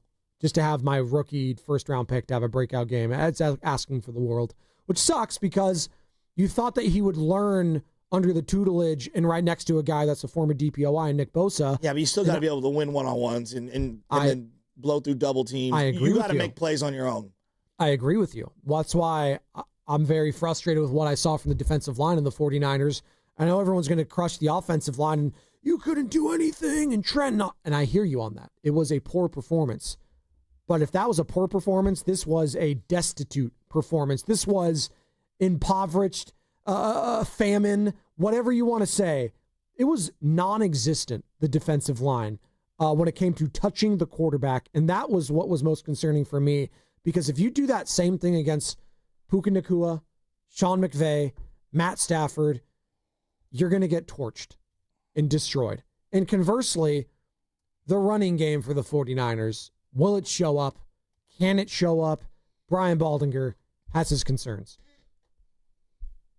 I mean, they're not getting some of the plays that they are used to running, I broke it down one time, forget about all the motions and shifts. They basically run 5 plays. They run outside zone, inside zone, they run power, they run a wind back play. I mean, it's based in this set of different formations and sets and things like that. Like I always said that no matter where the run started, it would end up behind Trent. Trent's still a good player. He's not the dominant player that we have seen in San Francisco. He's giving up pressures. He's not the same run blocker. And they're missing Kittle, who blocked the edges better than anybody in this business. I mean, I think McCaffrey's running hard, really hard, but they're just not getting the type of cutback lanes that they're used to getting, where it's just space and they just get these wide open prairies to run behind. It's kind of clogged up in the middle. I don't think Purdy is playing as good as he did as a rookie right now for whatever reason. So they're not as good up front. They got a 7th-round pick at left guard right now that's trying to learn how to play the game. They're not as good up front. I think that's where it starts. And that's Brian Baldinger, who joins us every Tuesday at 7:30. They got the Rams tomorrow night. Bucks, Falcons, Texans, Giants, trade deadline, Rams again. I'm going to read that off to you again. It's a tough stretch. Rams, Bucks, Falcons, Texans, Giants, trade deadline, Rams again. You know what? I'm going to ask you a question. Yeah, ask They're it. 3-1. Yeah. So you have 5 games between now and the trade deadline. And that's in between the 2 Rams games. Correct. Do you think they're going to be closer to buying or selling come November 4th, which is the trade deadline? I think they're going to be buyers because they're going to need to buy something for this defensive line. I believe that. They are going to have to make moves to just get some depth, something. Now, when you started listing off those teams, Joe, every single one of those teams, even the Giants, they got dudes on defense. Oh, the Giants' defensive line is legit. The Chargers, no one had the Giants being the Chargers last week with Jackson Dart making his first start. No one had that. Abdul Carter was getting in the grill of Justin Herbert. Thibodeau's looked the best he's ever looked. Thibodeau looks good. That is going to be a rejuvenated team that has some hope because they got a rookie now. You said the Texans. Yeah, the Texans haven't looked great offensively. Defensively, they've shown up. And I know DeMeco Ryans knows that he knows Kyle Shanahan's offense too. Why? Practice against it every single day. The Bucks, who's their head coach? Todd Bowles. What does he do well? Defense. So that's what I keep going through. And if you don't have a running game, it's going to make things very difficult for you in the passing game. They're going to be waiting on you. They're going to be dropping back. They're going to be licking their chops for you to throw it. And if you don't have a healthy Pearsall, you don't have a healthy Juwan Jennings, it puts the onus on a guy to come back sooner rather than later. Where's George Kittle going to be at? And that's something. If you tell me that Kittle's going to miss more time, I'm going to understand because it's a soft tissue and the guy's older, Joe. Well, what about Ayuk? Is he going to play before the trade deadline? That sounds unfair. I'm not suggesting I'm angry. I know you're not. I'm just asking out loud. If I get anything from Ayuk, it'll be a bonus. I have no idea. The guy got his knee just absolutely shredded last year. Think about these contracts that they've signed. I know. And I would have done almost every one of them. Ayuk, McCaffrey, Trent, Bosa. I mean, now Purdy. The only one that's living up to it right now is Fred Warner. And that's Kittle, it. It's just, God. And living up to it, meaning he's out there playing at a high level every single game. I just wonder, and I know people are going to say this is a non-starter. I just wonder, even if they go 2-3 over these next 5, right? And that would put them at 5-4. Take that. Yeah, I would take that too. That would put them at 5-4. Absolutely. Would you feel the call on Trent Williams if the price was right? Ooh. That's a good question to ask in Fast 5, Carter. What do you think? I do. That's a good one.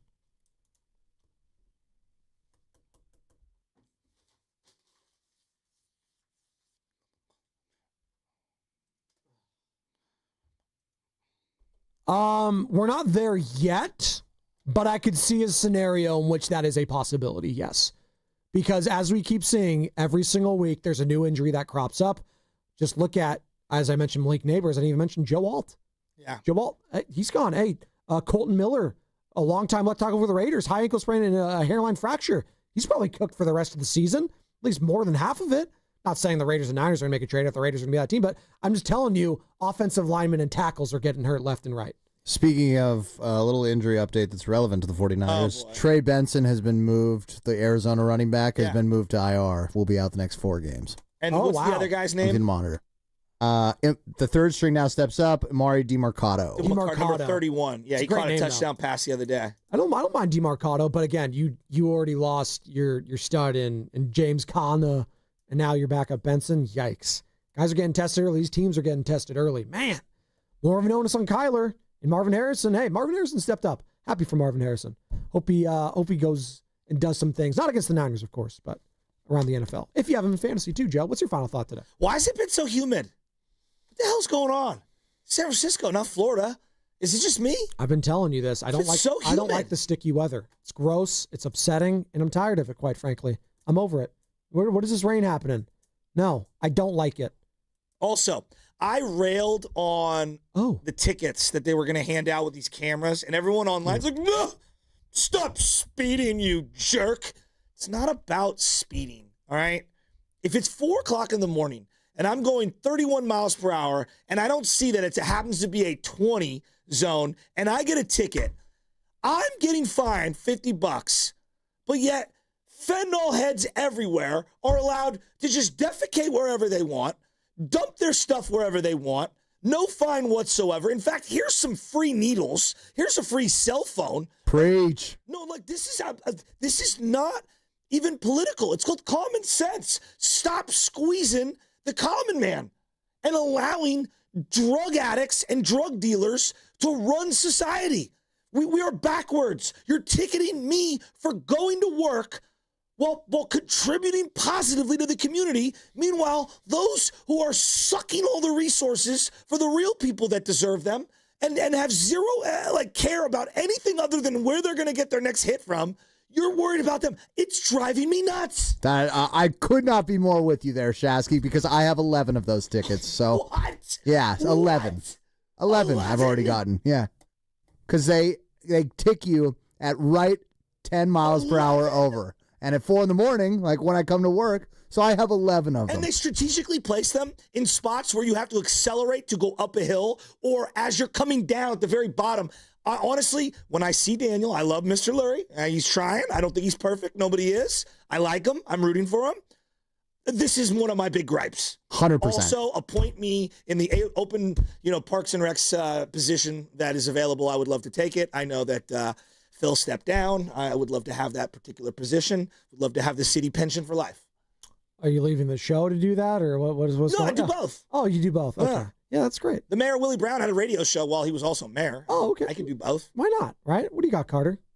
Yeah, we were talking about whether we thought the 49ers made a mistake or not with Brock Purdy, and I have a little piece that, for me, I think they definitely made a mistake, is why was he out practicing last week? Like, he practiced Thursday and Friday, not last week, the week before, when he wasn't going to play in that game, and they made it clear he wasn't going to play in that game.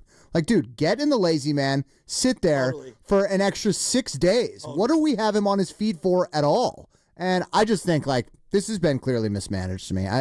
It's super frustrating, honestly. It is. And what sucks is I feel like he's going to be battling this all year. It sucks, dude. It just sucks. You know what else we're battling all year?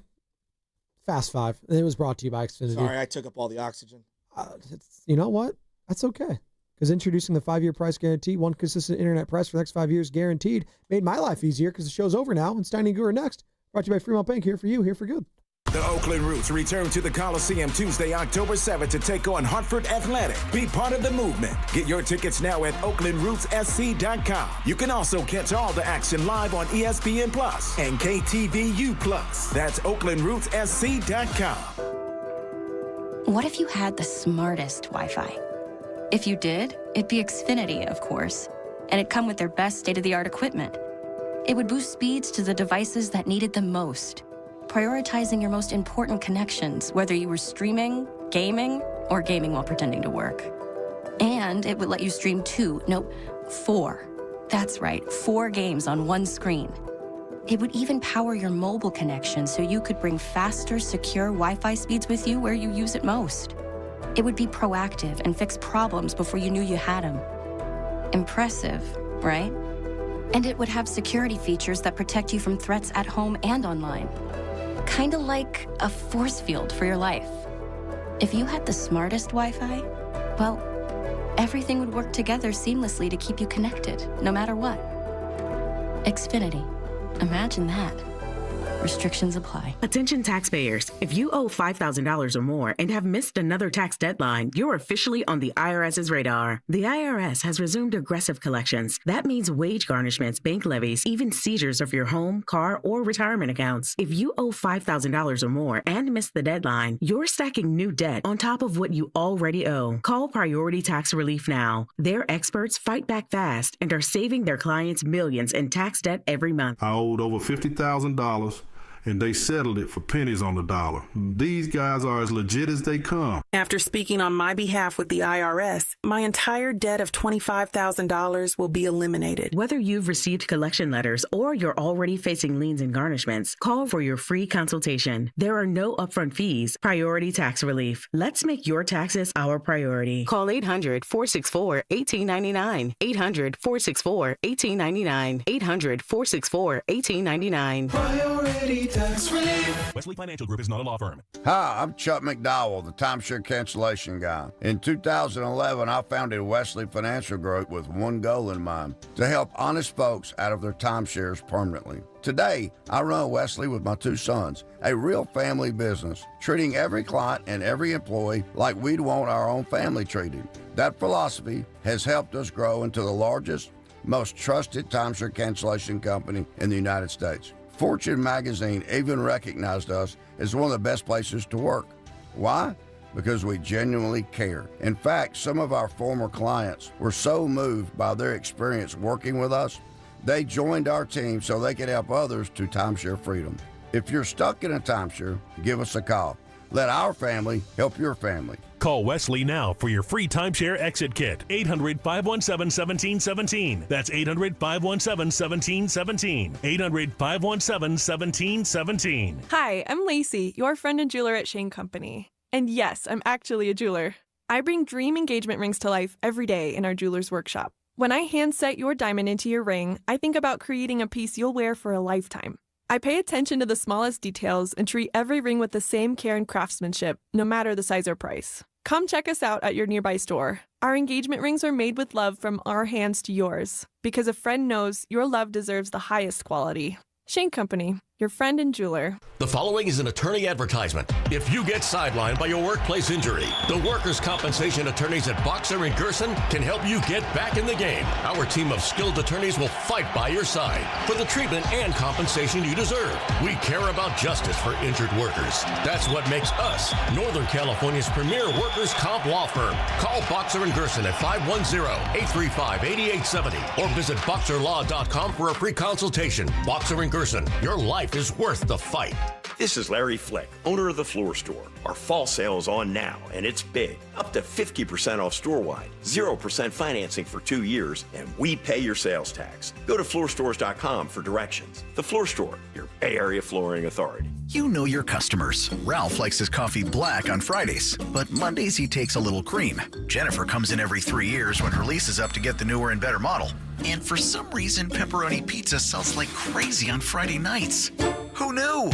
At Odyssey, we have the expertise to get your media plan done right. With ads like you're hearing right now, to targeted social media campaigns, search engine optimization, and location-based advertising. Advertise with Odyssey and help us grow your business. Visit ads.odyssey.com. Do Crohn's disease or ulcerative colitis symptoms keep coming back?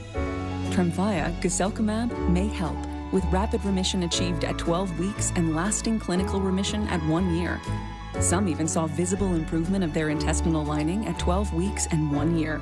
Tremfya is a prescription medicine used to treat adults with moderately to severely active Crohn's disease and adults with moderately to severely active ulcerative colitis. Serious allergic reactions and increased risk of infections and liver problems may occur. Before treatment, your doctor should check you for infections and tuberculosis. Tell your doctor if you have an infection, flu-like symptoms, or if you need a vaccine. Healing is possible with Tremfya. Approximately 3 out of 10 patients were in endoscopic remission at 1 year, based on areas visualized on colonoscopy, which may not represent the deeper bowel layer or entire GI tract. Individual results may vary. Ask your doctor about Tremfya today. Call 1-800-526-7736 to learn more or visit tremfyaradio.com. You're listening to 95.7 The Game, KGMZ-FM and HD1 San Francisco on Odyssey Sports Station and the home of the Golden State Warriors and Valkyries. Always live on the free Odyssey app and now coming to you live from the Laughing Monk Studios. He brings the passion. For what? I want to know now. I'm mentally invested. Don't tell me to pray and you don't say what for. He brings the perspective. Yeah, I think they both have a great point. Get off me, text line. He's truly one of a kind. That is whack. Oh, my God. And he's doing a great job. I need you to man up and say what you really want to say. Diamond, you're doing a great job. Together, they are Steiny and Guru. Yeah. On 95.7 The Game. So it begins. The baby has Oh, it's not arrived. over. No. The baby is here. It's not over. It's just beginning. Welcome back, Jonathan Kuminga. 2 years, $48 million. JK. Team option on year 2.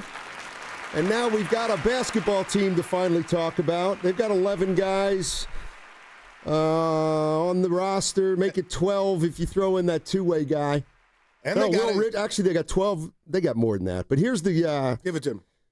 You like this? You like this lineup theoretically? Curry, Hield, Butler, Green, Horford. That's going to be your starters.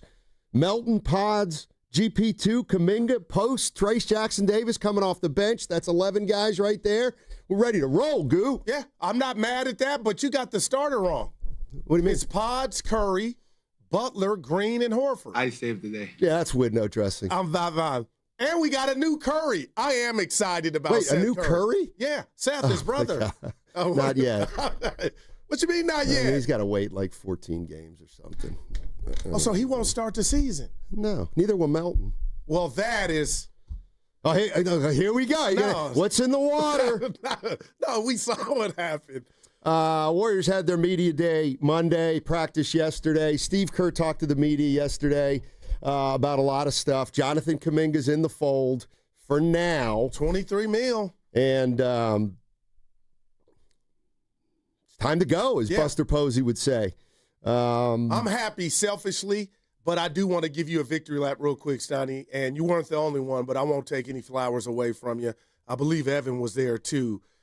Jonathan Kaminga took this to the last second because the Warriors can't give him what he needs in regard to job detail. And selfishly, as a fan, I want him here. I'm hoping it can work. But the fact and the way that this contract is set up with the team option, not the player option, Steiny, it looks like he could be traded in January. And as a fan, I'm hoping if that were to happen, you get something better than a Malik Monk, who after a while I keep thinking like, oh, he wouldn't be too bad. But obviously they didn't think he fits.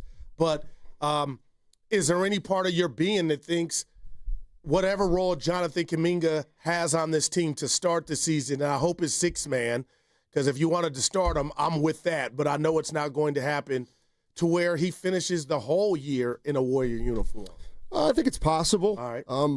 I think it's possible. But I don't think he's going to be here next year. Oh, well, okay. I think probably around the deadline they'll have offers. They might take one. They might not if they don't think it's good enough. And then I think they'll try to move him. The team option is important to the Warriors because now if they trade him, the team they trade him to will have control over him at least. Yeah. Or could rip up that last year and just sign Jonathan to a completely new contract, as the Warriors theoretically could. So what did they gain, Kuminga's camp and Aaron Turner, who, I got to give AT credit from the standpoint of joining the show a couple Fridays ago. But, Steiny, what he's doing on Twitter right now, going back at the trolls, and this is prerogative, and when this was all said and done, this offer had been there a while, so I don't know if they were operating from a state of spite and let's just hold stuff up for the team that Jonathan may not want to be a part of, but he is to start the season. I don't know, Steiny. I'm not in the game. We had Myers on last Friday. I'm not feeling the way he's operating or conducting his business. You say what to that? I don't think it matters. I don't think it matters at this point. I don't think the team begrudges Kuminga anything. I don't think he got the job done? I don't think anybody's mad at Kuminga. I'm certainly not mad at Kaminga. He did what he had to do. His agent handled it the way he handled it, and he's taken a 2-year, $48 million contract, and the Warriors are going to try to trade him. And if they can't, then maybe they can patch things up during the next 6 months to see if they can get this guy in the fold long term. I do think now looking at the whole situation and what each side wanted, this is actually probably the best for each side in terms of their flexibility. Now there's a scenario in which Kuminga could theoretically become a free agent at the end of this year.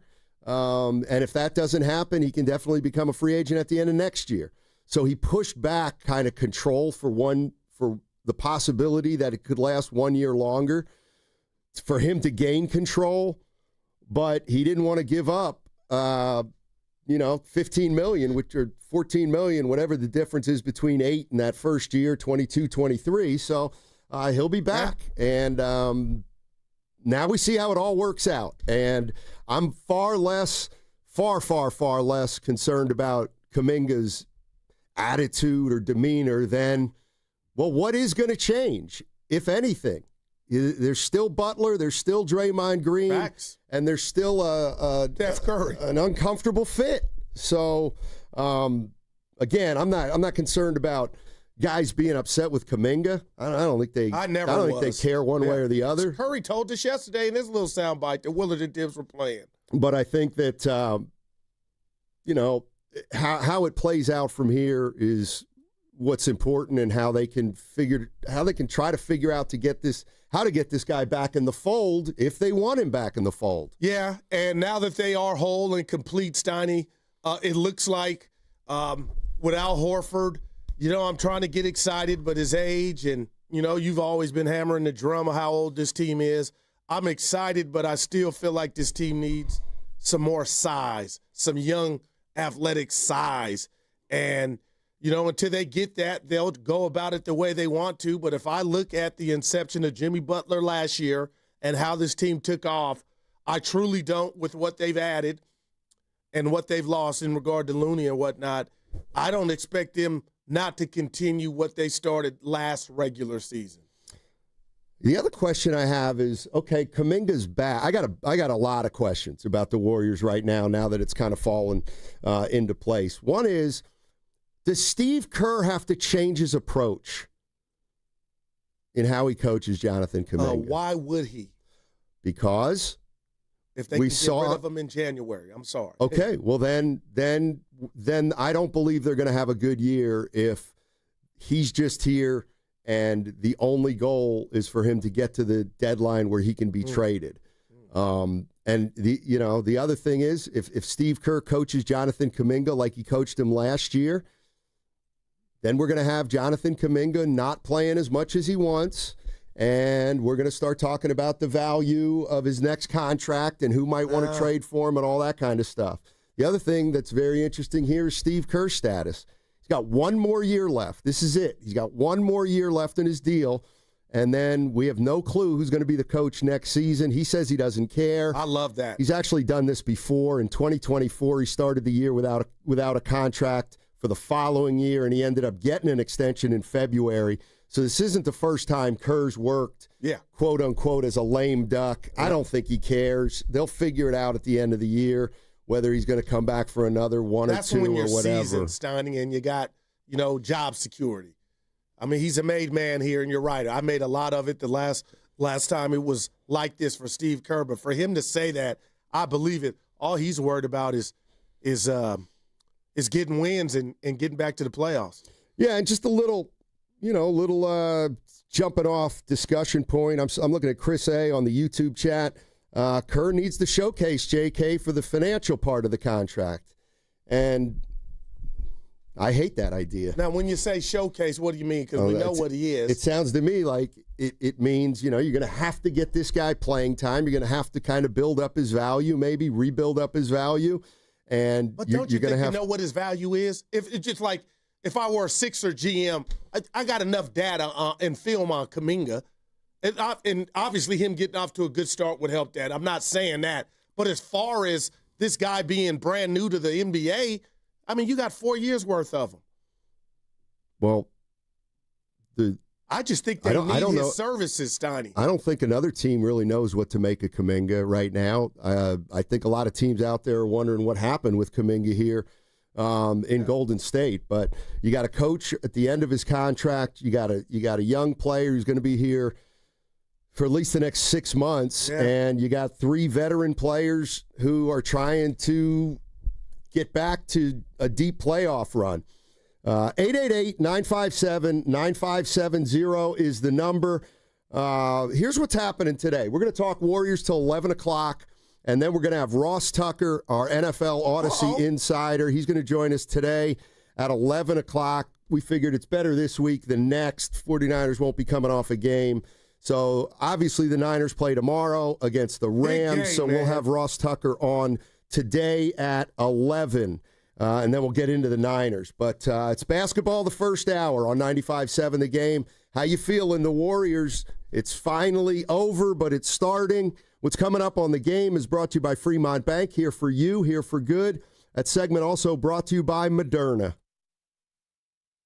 Vaccine mRNA by Moderna is now available and easy to find near you. To learn more, visit mnextspike.com. That's mnexspike.com. On Saturday, October 4th, Pier 39 is throwing a party right on the waterfront. Now our iconic views and bay breezes come with drinks to go. Grab a cocktail, mocktail, beer, or wine from one of our restaurants and take it with you as you explore the pier. Plus, live music, party games, sea lions, fun for the whole family. What more could you ask for? Enjoy dancing, street performers, special deals, and that one-of-a-kind Pier 39 flavor. We're bringing the atmosphere, you bring the crew. Pier 39, Pier for the fun. Learn more at pier39.com/entertainment zone. You hear that? That's the sound of your business losing money. Legacy phone systems weren't built for today's teams. Quo, formerly OpenPhone, gives your business a smarter way to stay connected. Quo lets you manage calls, texts, voicemail, and contacts all in one place so that you can deliver a seamless customer experience from ring to... Need to take calls on the go? Quo automatically transcribes, summarizes, and highlights next steps from every call, so you never miss a detail. Need insight into what closes a sale? With Quo's AI call tags, you can instantly spot key topics like objections or pricing questions and use those insights to level up every customer interaction. And yes, you can bring your existing number with you for free. Keep your team in sync and your customers happy with Quo. Quo. No missed calls, no missed customers. Try Quo for free at quo.com/sports and get 20% off your first 6 months. That's quo.com/sports. QUO.com/sports. A lot of Bay Area banking customers are faced with a choice. Which financial institution best fits what they're looking for? It might make sense to consider a bank's history. Take Fremont Bank. For 60 years, we've provided stability and consistency with an emphasis on relationships. We've grown one customer at a time, not through mergers or acquisitions, because that's how you can do business when you're independently owned and community focused. Fremont Bank. Here for you, here for good. Hey, it's Mark Willard from 95.7 The Game. Look, when life hits you hard, and it happens, could be an accident, an injury, you need to hit back harder. You need a fierce team that knows the insurance game and refuses to back down. That's why I trust Omar Habas and the entire Habas Law team. For over 40 years, Habas Law has gone head-to-head with insurance companies, winning medical care, financial support, and real justice, and Habas doesn't get paid unless you do. Visit habaslaw.com. Habas Law, they'll fight to make it right. Are you interested in being an install or service technician? Good news! R&S Doors and Gates is hiring. If you have good mechanical skills and a knowledge of power tools, welding, and motor controls, you should apply today. R&S Doors has openings to repair and install commercial overhead doors, entry doors, and loading dock equipment. You must be able to work in a professional, fast-paced environment. Call 800-FIX-A-DOOR and apply today. That's 800-FIX-A-DOOR or visit rsdoors.com. R&S Doors. Look for the red truck. I'm Piera Palazzolo, VP of Digital Marketing for the American Management Association, a company focused on the management training skills needed to enhance the careers of business professionals. We did our research when it came to the best companies for website development and chose AmericanEagle.com. And we couldn't be happier. AmericanEagle.com worked closely with us to understand the front and back end requirements needed to launch an e-commerce website that could handle the complexities of running thousands of seminars nationwide. Our robust new website and improved SEO saw immediate increases in site traffic and web revenue. If you're in need of managerial effectiveness and success, visit our website at amanet.org. If you're in need of a website that provides an unparalleled consumer experience, I highly recommend AmericanEagle.com. Transform your business today. Dial 877-WebNow1 for a free digital consultation with AmericanEagle.com. If you're 55 or older and into that whole saving money thing, T-Mobile has an exclusive phone and internet bundle just for you. Right now, get 2 unlimited phone lines plus 5G home internet for just $30 each per month with autopay, plus taxes and fees. And with 5G home internet, setup is easy with just one cord and no technician needed, which is great if you're also into that whole keeping it simple thing. Switch now and experience the best mobile network in the U.S. Visit your local store to start saving. T-Mobile, it's better over here. Based on analysis by Ookla of speed test intelligence data Q4 2024 to Q1 2025. Ookla trademarks used under license. Unlimited on our network. Customers on voice plan may notice speeds lower than other customers and further reduction if using more than 50 gigs a month due to data prioritization. Video streams and SD on this plan. Home internet pricing after $20 a monthly bill credit plus $5 per line without autopay. Debit or bank account required. See 5G device coverage and access details at T-Mobile.com. Red and Gold Game Day starts at Laughing Monk Brewing. Park for free. Enjoy amazing food, ice-cold beer, and every game on TV. Catch 95.7 The Game's pregame show. Then hop on the free shuttle straight to the stadium. Sign up now at 957thegame.com.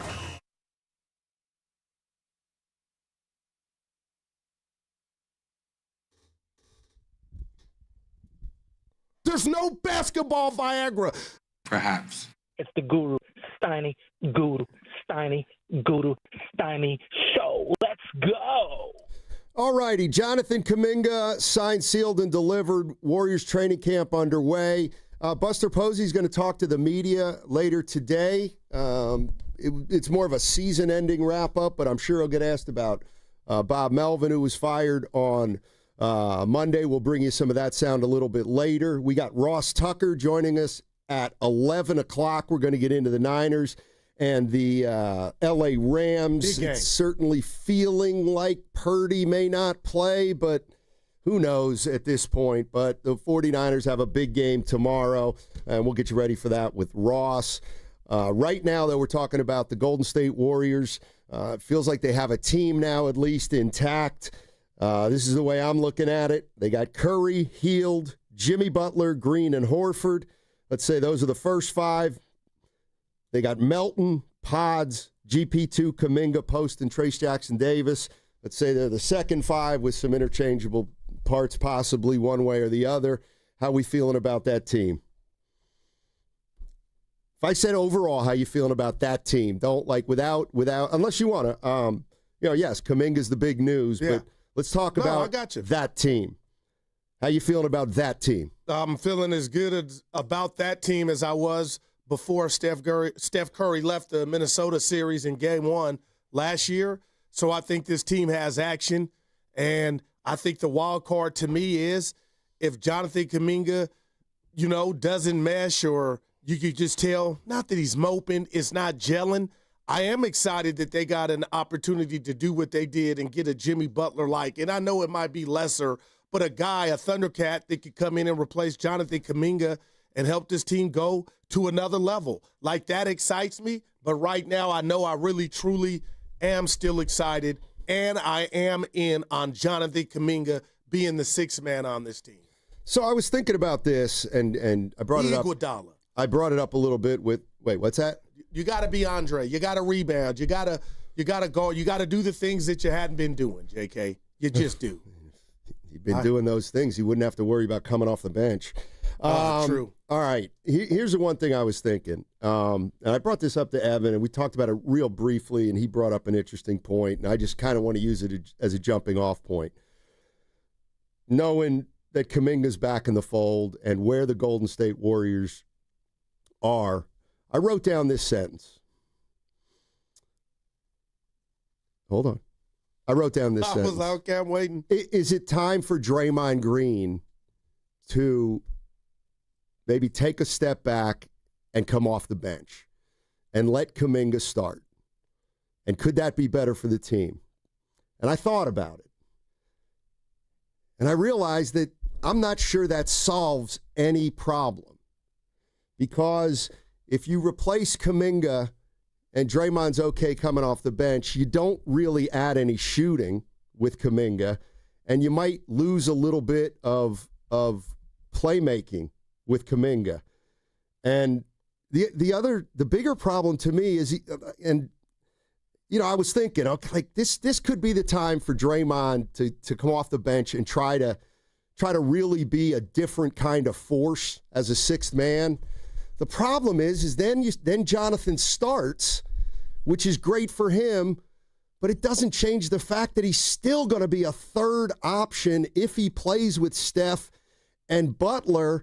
And then that's the point where Steve Kerr's going to say, well, if you're the third option scoring-wise, I need you to do more.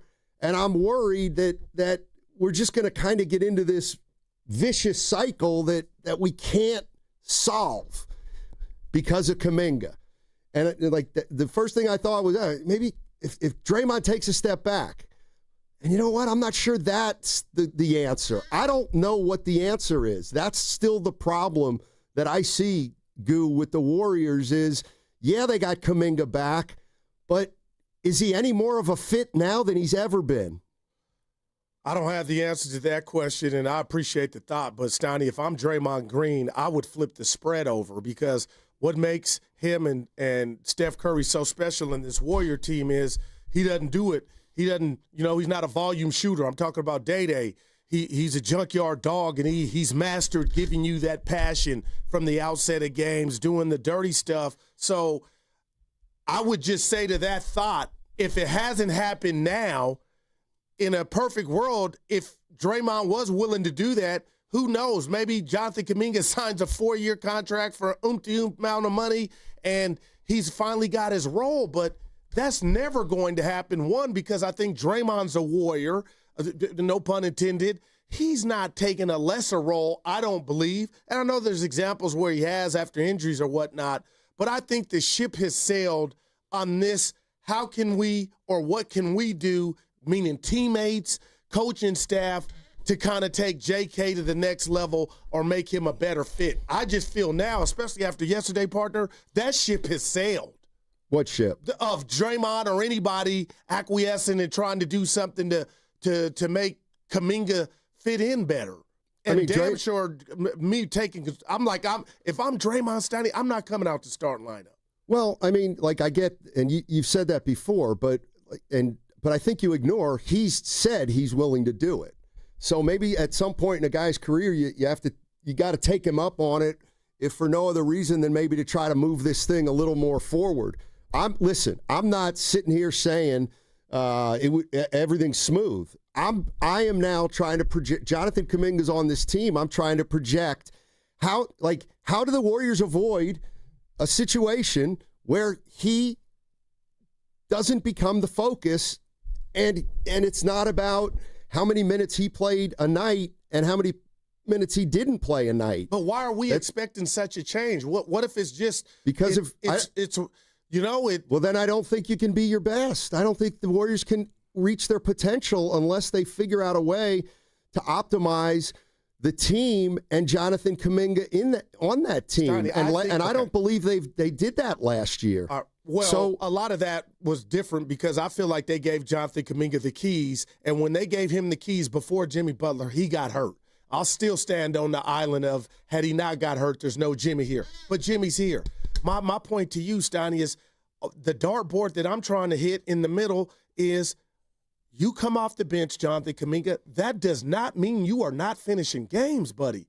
There is no doubt in my mind, Steiny, in 25 to 30 minutes that's how much time he's going to play. Like, are you saying, Goo, the 6-man starting, you're going to get 25 to 30 minutes, damn it, and you make the best of it? It's easy to say. It's so easy to say right now before training camp has started. It's just, and it's easy to say, he's going to be finishing games. Not if he doesn't make foul shots. He's not going to be finishing games. And he'll get that opportunity, though, right? You would think. I don't know. Yeah. I don't know. Well, He's coming off he's coming off a bad year. He's coming off a poor year. Yeah. So again, I'm not going to sit here and say this thing is shot. But damn, I can't sit here and say, oh, there's nothing to see here. Kaminga's going to be fine and they're going to figure it out. They still have every issue with this team with Kuminga on it now than they had last year.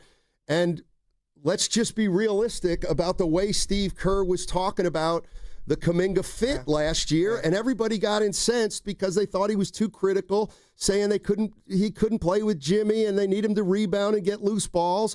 None of that has changed. And I think if Steve Jonathan doesn't, like JK was done, Steiny. I'm sorry. But if Jonathan doesn't do those things still, then Kerr's probably not going to play him. But you're not good enough to not play him. That's how I feel. They're not. They're also not. You know what? I got to check myself. He did start getting DNPs at the end. So. They're also not good enough for him to play and not do the things that they need him to do. If it's rebounding and if it's getting loose balls. Now I know the contract and the way the 1+1, Steiny, or the way it's set up. You know, the Warriors got the advantage, but I just don't feel they shelled out that coin and gave him they shelled out virtually nothing. Well, my point is he's going to get the opportunity to show maybe your future is not done here in Golden State. That's where I'm at this morning. Yeah, and I get it. And all I'm saying is until I see an avenue for him to emerge here, then I don't think he'll ever want to stay here long term. Let's go to Christian in Fairfield. Hey, Christian, how you doing? What's going on, man? Hey, fellas, good morning. Yeah. Hey. I want to shout out Evan and Grandy. I've seen them. I pulled up on them at Freedman's when they were there. They're cool. Evan's cool as the other side of the pillow. He is. But I'm excited about the Warriors. I had them knowing that these guys were going to get signed as the 4 seed. I think there'll be 3 now that Van Vliet's hurt. But to answer the question about the Kaminga fit, the personnel makes him a fit. This will be the first year the Warriors can even play zone and not be hurt on offense because they can put Post and Horford out there. And now you have 3-point shooting with Jimmy, and you could put Steph, you could put Hield. And so now Kuminga has a chance for that right there. When Jimmy and Steph are on the bench, Kuminga can come in and cook because they have a bunch of shooters around him. So now go cook, Kuminga. At the beginning of the year, go cook. Let's see if you want to do what you want to do. You get the 20-something minutes. Show us if, you know what I'm saying, you matured. You can get the other players involved. While you're the main option, what you want right now, you're the main option if it's Horford out there or even if Draymond's out there, he'll be the only real liability when JK has the ball in his hand because you'll have 2 other shooters at the guard spot because we have way more shooters now. So that'll also help Jimmy. Remember in the playoffs, we were like, why isn't he looking like playoff Jimmy? He had no one to kick it out to. He's going to kick it out to a guy that has to drive also. So we got to pay attention to that at the beginning of the year. And that's all I got to say about that. I'm excited about the Warriors, and I look forward to seeing you guys Saturday. Have a great show. Appreciate it, Christian. I'm excited about the Warriors, too, because I don't know what to expect. I think they're, in a way, like the Niners, I think they need a lot to go right. I think they obviously have to be healthy. They have to get a step up from Moody, Podziemski, and Kuminga. Those guys got to become veteran players. They've got to go from being young players to veteran type players. And if it's one of those things, I'm very interested in Horford. I was talking to a buddy of mine yesterday. He's from Boston. He watched Horford play his whole career, and he's like, I still like Horford. Still think he's pretty good. Makes threes, really smart defensively, but he's only going to be able to play 25 minutes a night, and he's not going to play back-to-back. So there's an opportunity for somebody there.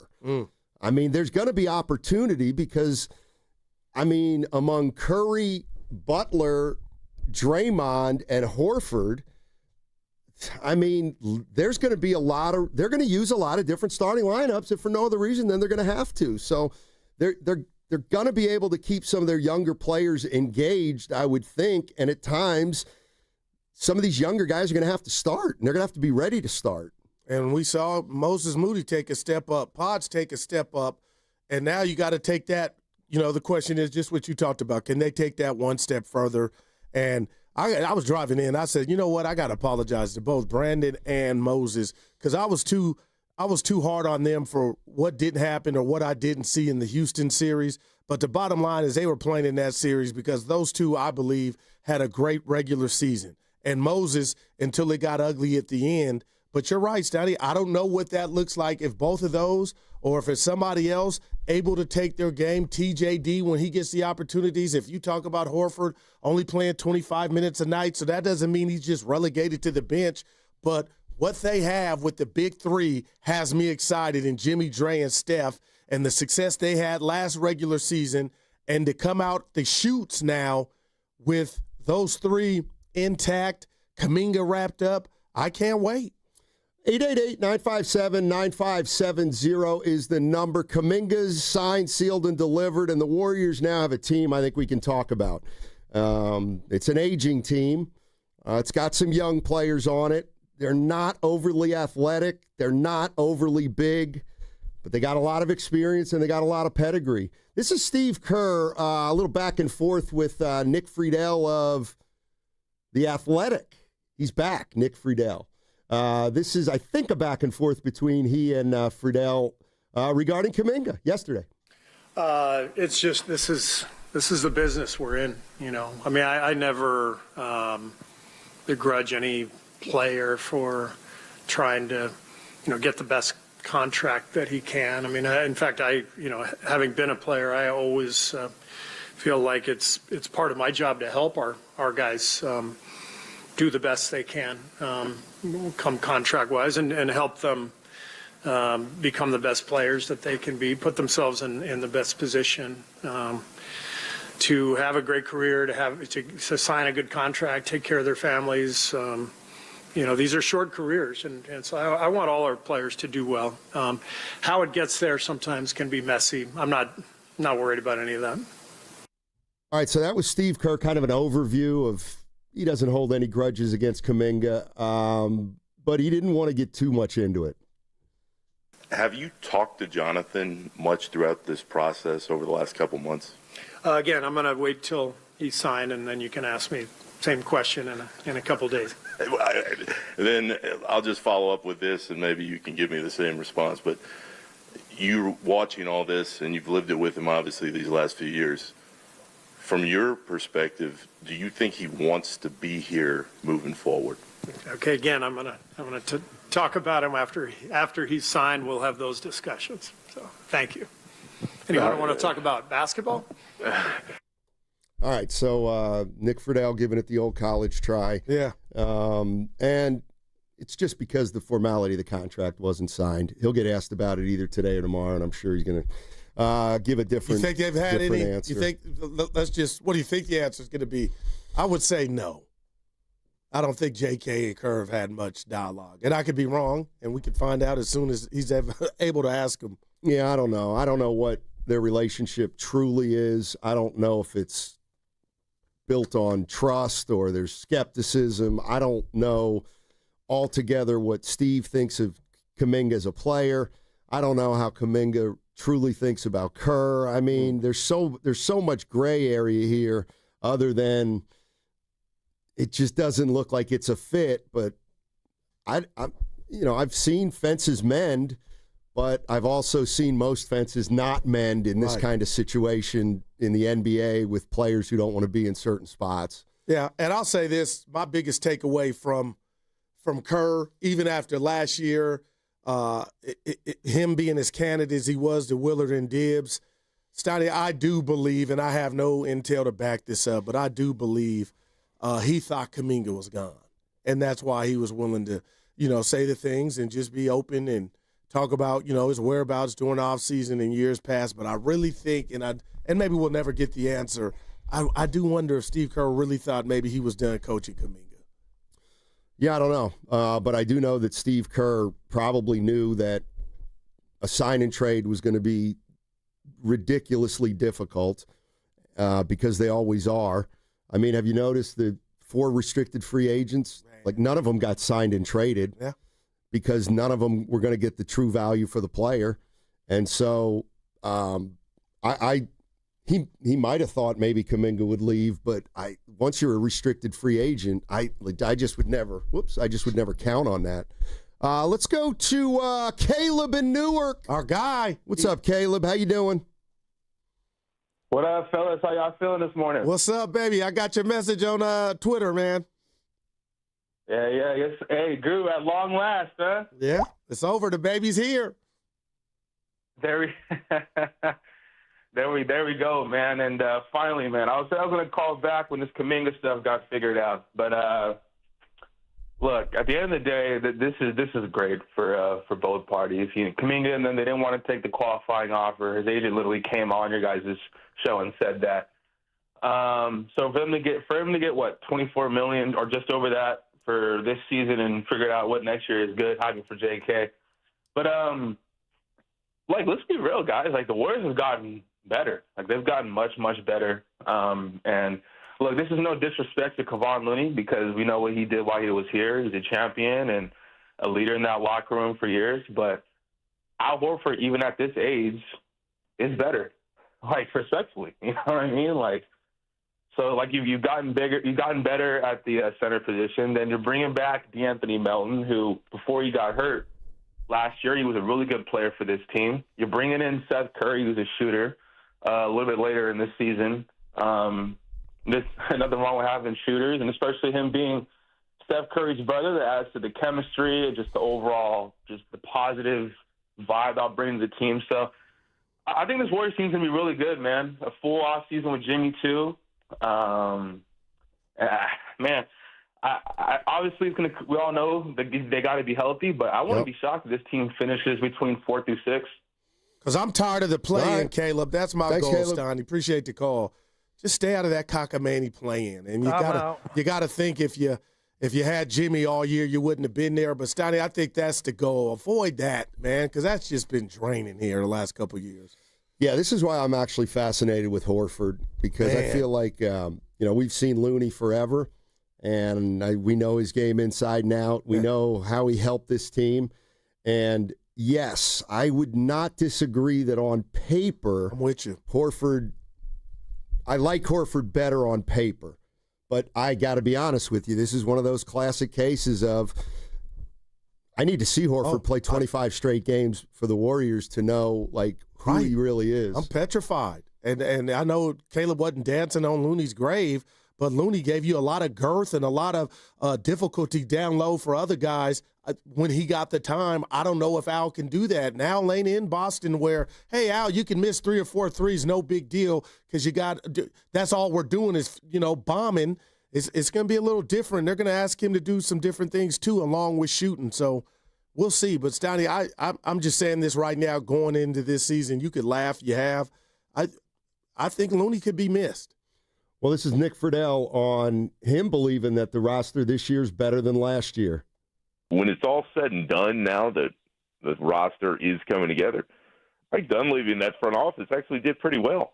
I mean, this team is improved from where they were a year ago. They are improved in the fact that Steph, Draymond, and Jimmy now get a full training camp. They'll be together. They'll get Horford in here. They have more depth. They feel good about not only the core pieces, but how the rest of the roster is fitting together. Nick Fredell says the roster's better this year than last year.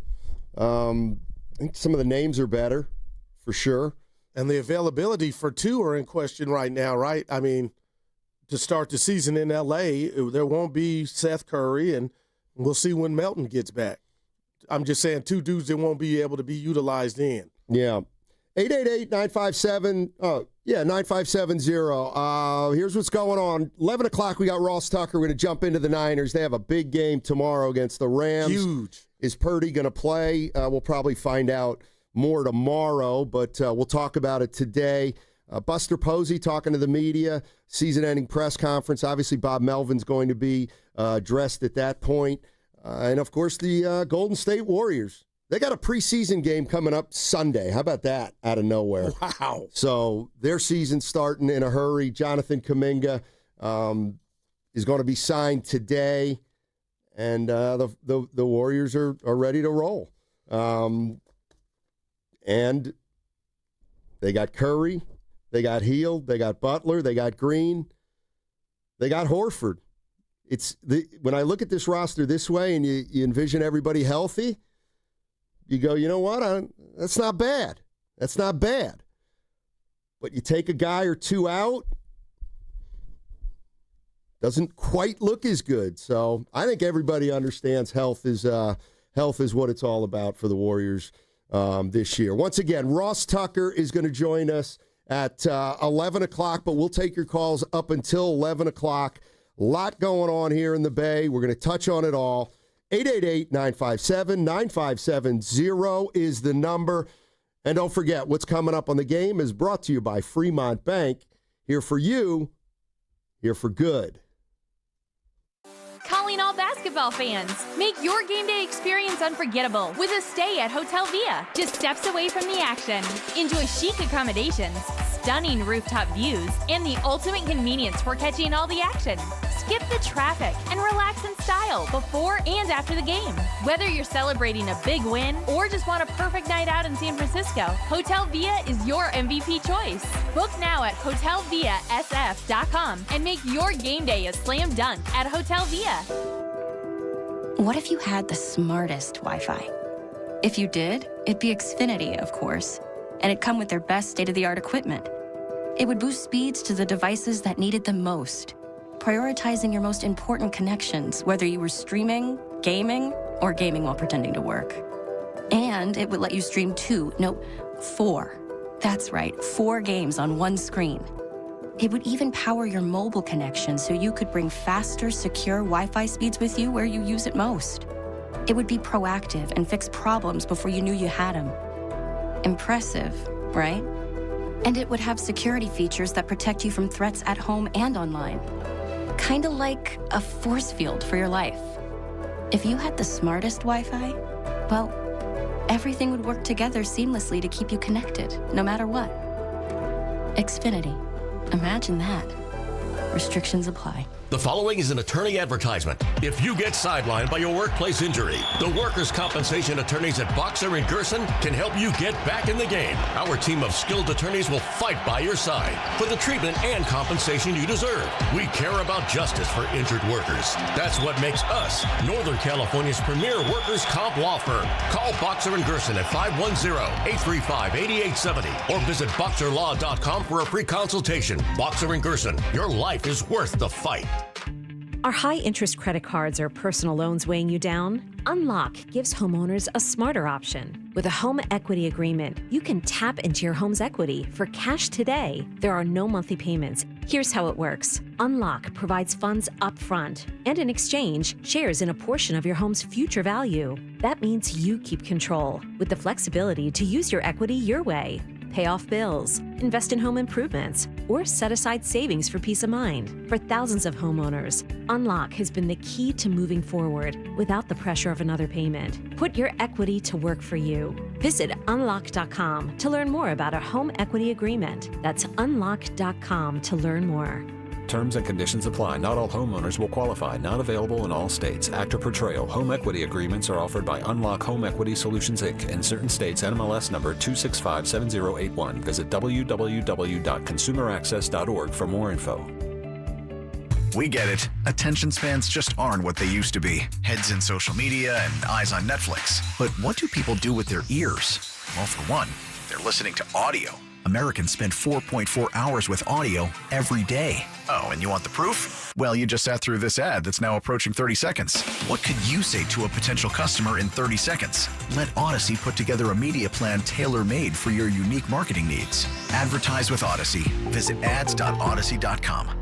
This is a special alert to all Americans who own a vehicle with less than 200,000 miles with an auto warranty about to expire or with no warranty coverage at all. Due to a decline in the economy, CarShield is announcing a low-cost month-to-month vehicle protection plan that is now available to the public to save any driver out-of-pocket expenses on future auto repairs. Call now to find out how you can pay almost nothing for covered auto repairs. Yes, you heard that correctly. Pay almost nothing for covered auto repairs. An open phone line has been established for all drivers to call for a free quick quote. Call 800-210-4471 now. Drivers who are covered will not have to pay for covered repairs again. This protection plan is at an all-time low. Additionally, drivers who activate this vehicle protection today will also receive free roadside assistance, free towing, and car rental options at no additional cost. Call us for your free quick quote today. 800-210-4471. That's 800-210-4471. What do you have to lose? Call 800-210-4471. Again, 800-210-4471. Join 95.7 The Game at Pier 39 for a special live broadcast from 12 p.m. to 4 p.m. on Saturday, October 4th. Meet Zaza Pachulia, Festus Ezeli, Kalina Azabuki, Tim Roy, and Bonte Hill. Plus, enter to win Warriors tickets. For more info, visit 957thegame.com.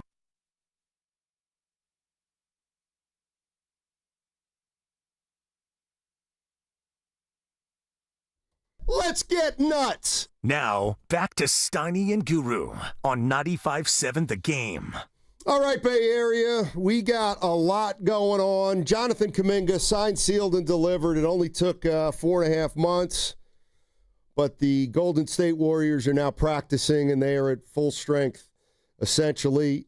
Buster Posey's talking to the media right now, a season-ending press conference, and he'll obviously get asked about Melvin and or Bochy. We'll have that sound as soon as we turn that around. And, of course, the 49ers, they play the Rams on Thursday, which is tomorrow. So in 10 minutes, we're going to have Ross Tucker, our NFL Odyssey insider, and we're going to be talking about that Rams-Niners game. All right, so Bruce Bochy is one of the rumored candidates for the San Francisco Giants. My dream candidate.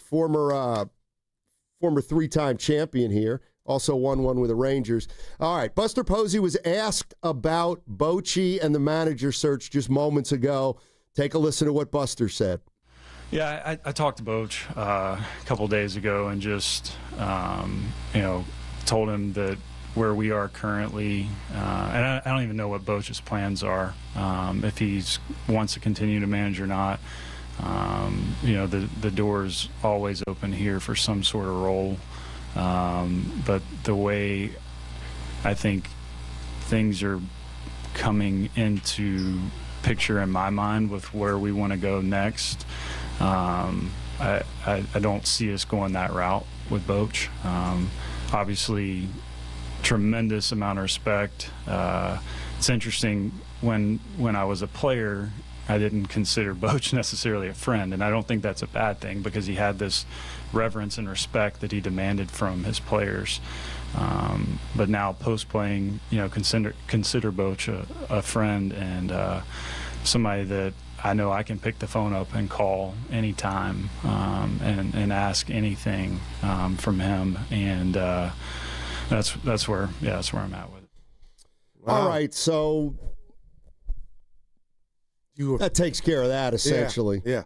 And it tells me, Steiny, that they're looking for a young voice. I could be wrong, but, a different style than maybe just a young Bochy, but some fire, and, yeah, they talked, but, yeah, Buster basically said they were looking for something different, and, I mean, who to know? Who's Mark DeRosa, Steiny? I don't know. What about Ron Wotus? We've had the pleasure of talking to him, and I've seen him on the post-game shows. I don't know what they're looking for, but it looks like they're looking for energy, passion, and what's the word for? How about young? baseball smarts? Shouldn't that be the top of the list? Bochy has that. Yeah, he does. He does. I wonder why Posey thinks Boch isn't a great fit right now. Maybe because he's at the end and he's older. Probably got something to do with it. Yeah. I also think, just going back to the place where you succeeded is probably pretty tricky. Yeah. So Buster Posey just, here's the other thing. This is the way that I always look at it. Tell me. Because I, even though I said, well, that basically takes care of that, I mean, I still think the door's ajar a little. To me, it sounds like they talked. Bochy said, I don't really know what I'm going to do. I got to talk about it with the family, all that kind of stuff. But it sounded like manager was not. Like he could take a role, but Buster wouldn't want him to be the driver.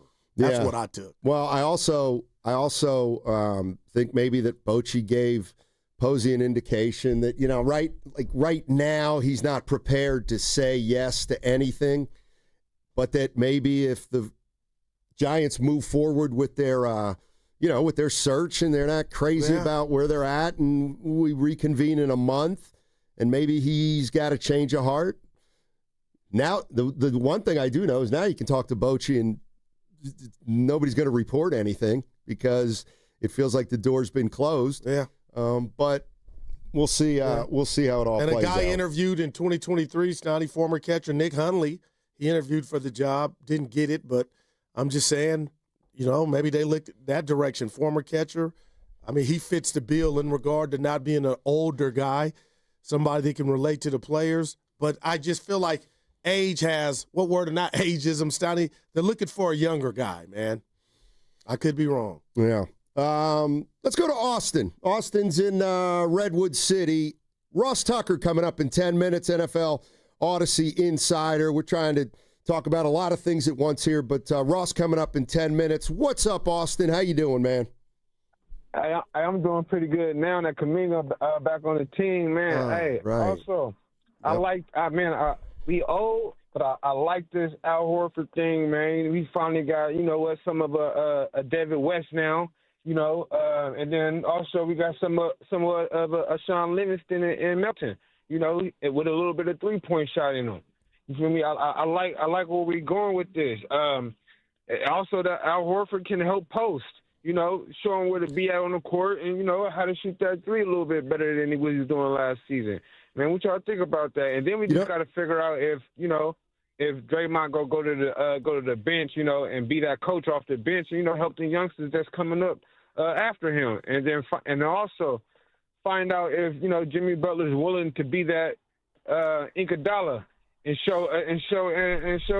Well, I'll tell you this, Austin. Kuminga how to run that three. Yeah, hey Austin, I'll tell you what. The one thing you said that I did have noted here is, to me, it does feel like there's some overlap between Horford and Post, and we're kind of getting a little bit into the weeds now. But I agree. I think Horford's going to be great for Quentin Post. Yeah. I mean, Horford. I love Al Horford. I mean, I would have loved if But if he's they only got not him playing 10 years ago. back to backs down in only 25 minutes a game, he could teach, and he's not taking your time most often. Yeah, I mean, obviously Al Horford's closing in on 39, and he's getting up there. Yeah. But you want to talk about one of the greatest pros of all time? Al Horford's got the respect of everybody, so I'm kind of looking forward to what he brings to the locker room. But no, there is a little bit of a parallel in that they acquired veterans this year. They acquired Melton, they acquired Horford, and it looks like they acquired Seth Curry. So it is a little like Livingston. It is a little like David West. Heck, maybe it's even a little like Jarrett Jack, who they brought in the Mark Jackson era. Mm-hmm. But no, I see something there. Yeah, and like you said, Steiny, it's kind of with the Niners. Health is wealth, especially with this team and its age. I got to believe they're not one of the oldest, if not the oldest team in the league now with Horford.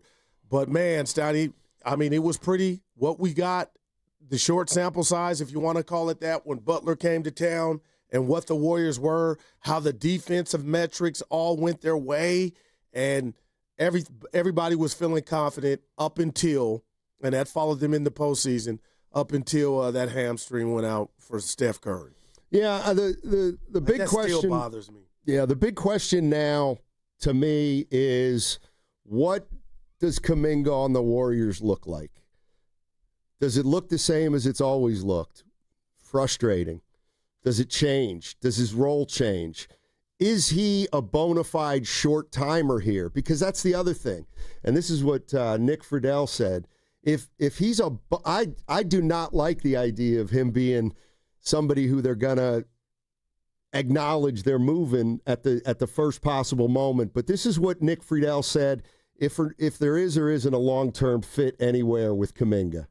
The issue here is I don't think anybody still sees this as some kind of long-term marriage. It's very, very possible that we're sitting here in January before that deadline, the trade deadline in February, and Kaminga may be elsewhere. But at least for the moment, everybody can get into, all right, here's the way this team is going to be built. Everybody getting to camp and focus on trying to figure out the best way to go and try to win another title. But I think the relief is the biggest takeaway, because the storyline and what occurred over the last few months and the agent going on the media tour, it just got so old, not only for people discussing it in the media, but I think the fan base and I think internally for the Warriors themselves.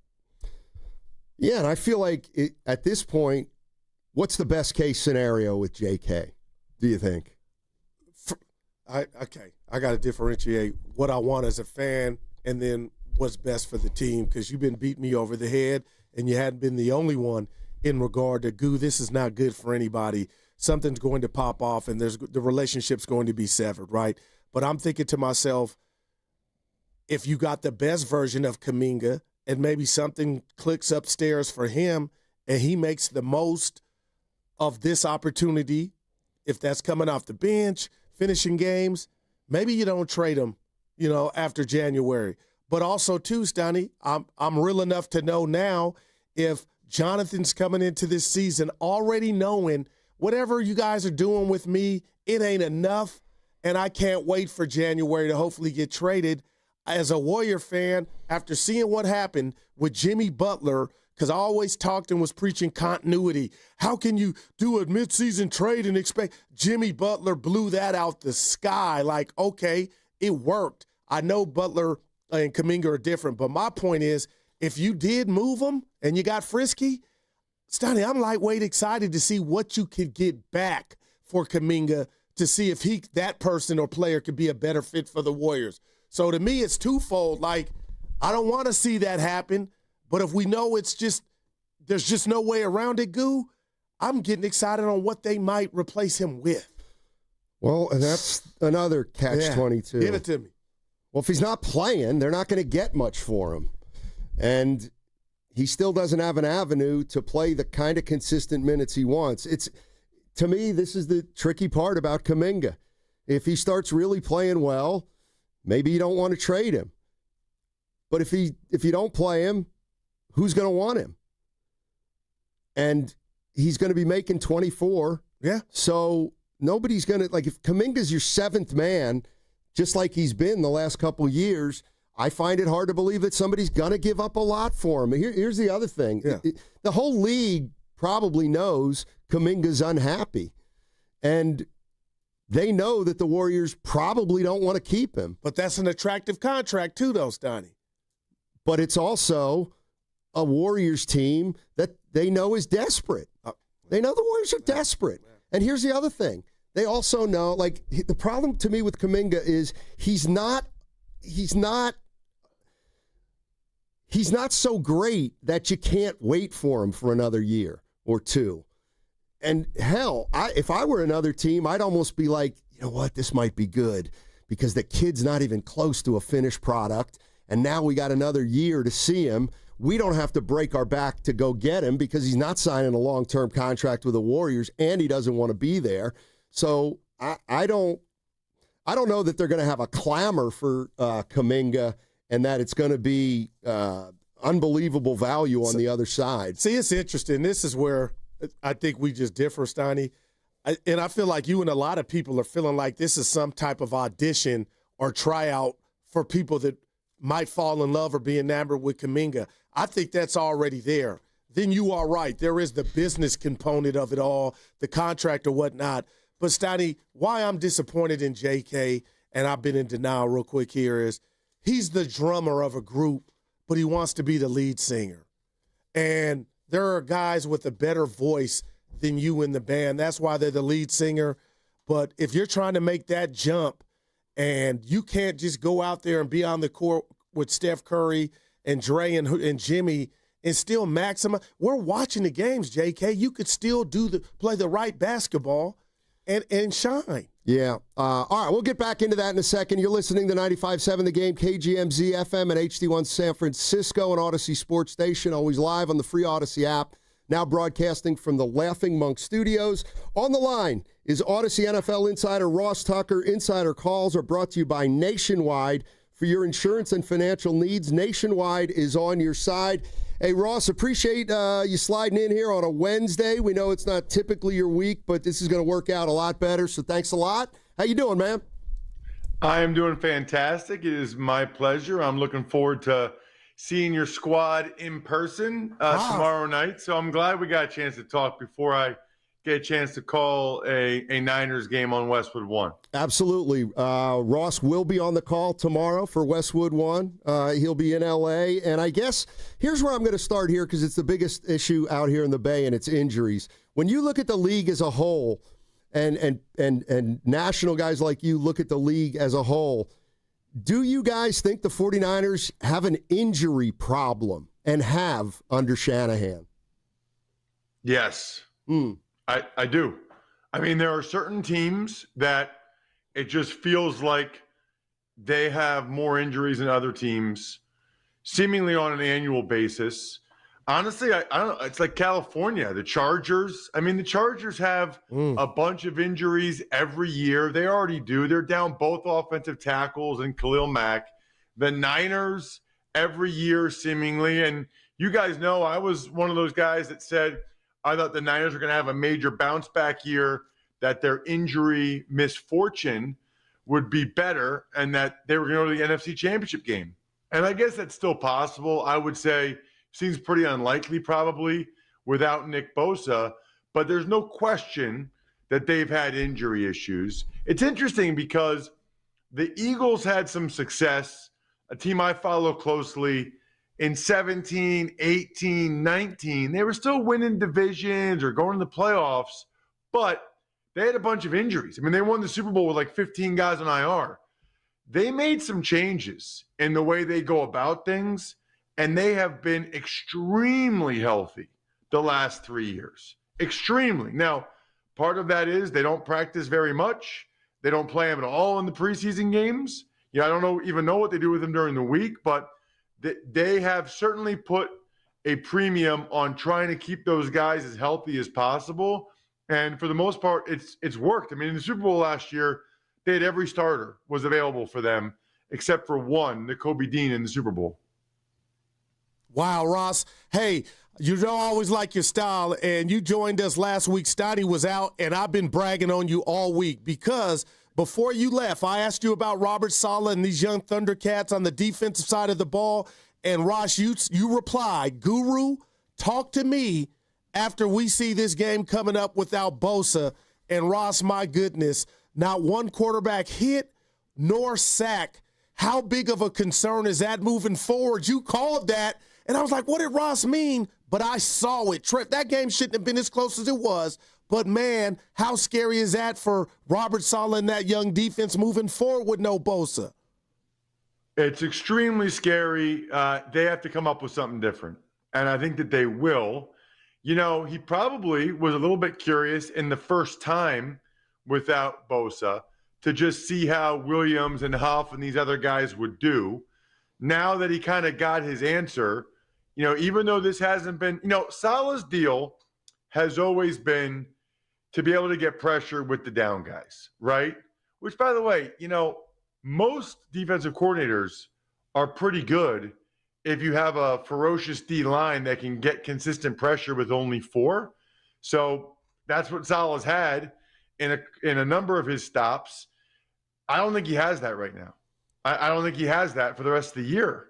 So he's going to have to get out of his comfort zone a little bit and start to dial up more pressure, because you can't have that. You can't have a game where there's no hits on the quarterback. You're not going to win very many games if the other quarterback doesn't get touched. I can assure you of that. Odyssey NFL insider Ross Tucker joining us courtesy of the River Islands guest line. Isn't it time you discovered the islands? And Insider Calls are brought to you by Nationwide for your insurance and financial needs. Nationwide is on your side. What have you seen so far from Christian McCaffrey? He's getting used a lot, Ross, but he's catching the ball out of the backfield more than he has in the past. And there's some murmurs out here that he looks good, but not great. Well, let's start with this. They need him to catch that many passes, right? I mean, they need that because last I checked, I think every receiver for them is hurt. I mean, Pearsall, Juwan Jennings, Ayuk, they're going deep down the depth chart now at this point. So they need him to do what he's done in the passing game. And I give him a ton of credit for being the workhorse that he's been so far this year. There's two schools of thought. One would be that maybe he's not quite the guy he was. The other's thought would be maybe he's still working his way back from the injury. It's funny because when you have these conversations, my thought is always, don't we have the GPS data now for these guys? Like, can't we see what max speeds McCaffrey's been hitting through the first month of the season and how that compares to previous years? We really shouldn't have to have the conversation of whether or not a guy has lost a step anymore. We should just see if the guy's lost a step based on, what the GPS data is telling us. I think we have that access for the broadcast. I don't know if, the public has that, but that would be something certainly to look in and just start to see. The team probably knows, right? Like the team, they have these data for every player during practice and during games. So they have a great idea if a guy started to slow down a little bit or not. I would say he looks good. I don't know that he looks Christian McCaffrey great. When you're used to seeing McCaffrey, it's feels like some of the things that you're seeing from, Bijan Robinson or Jahmyr Gibbs.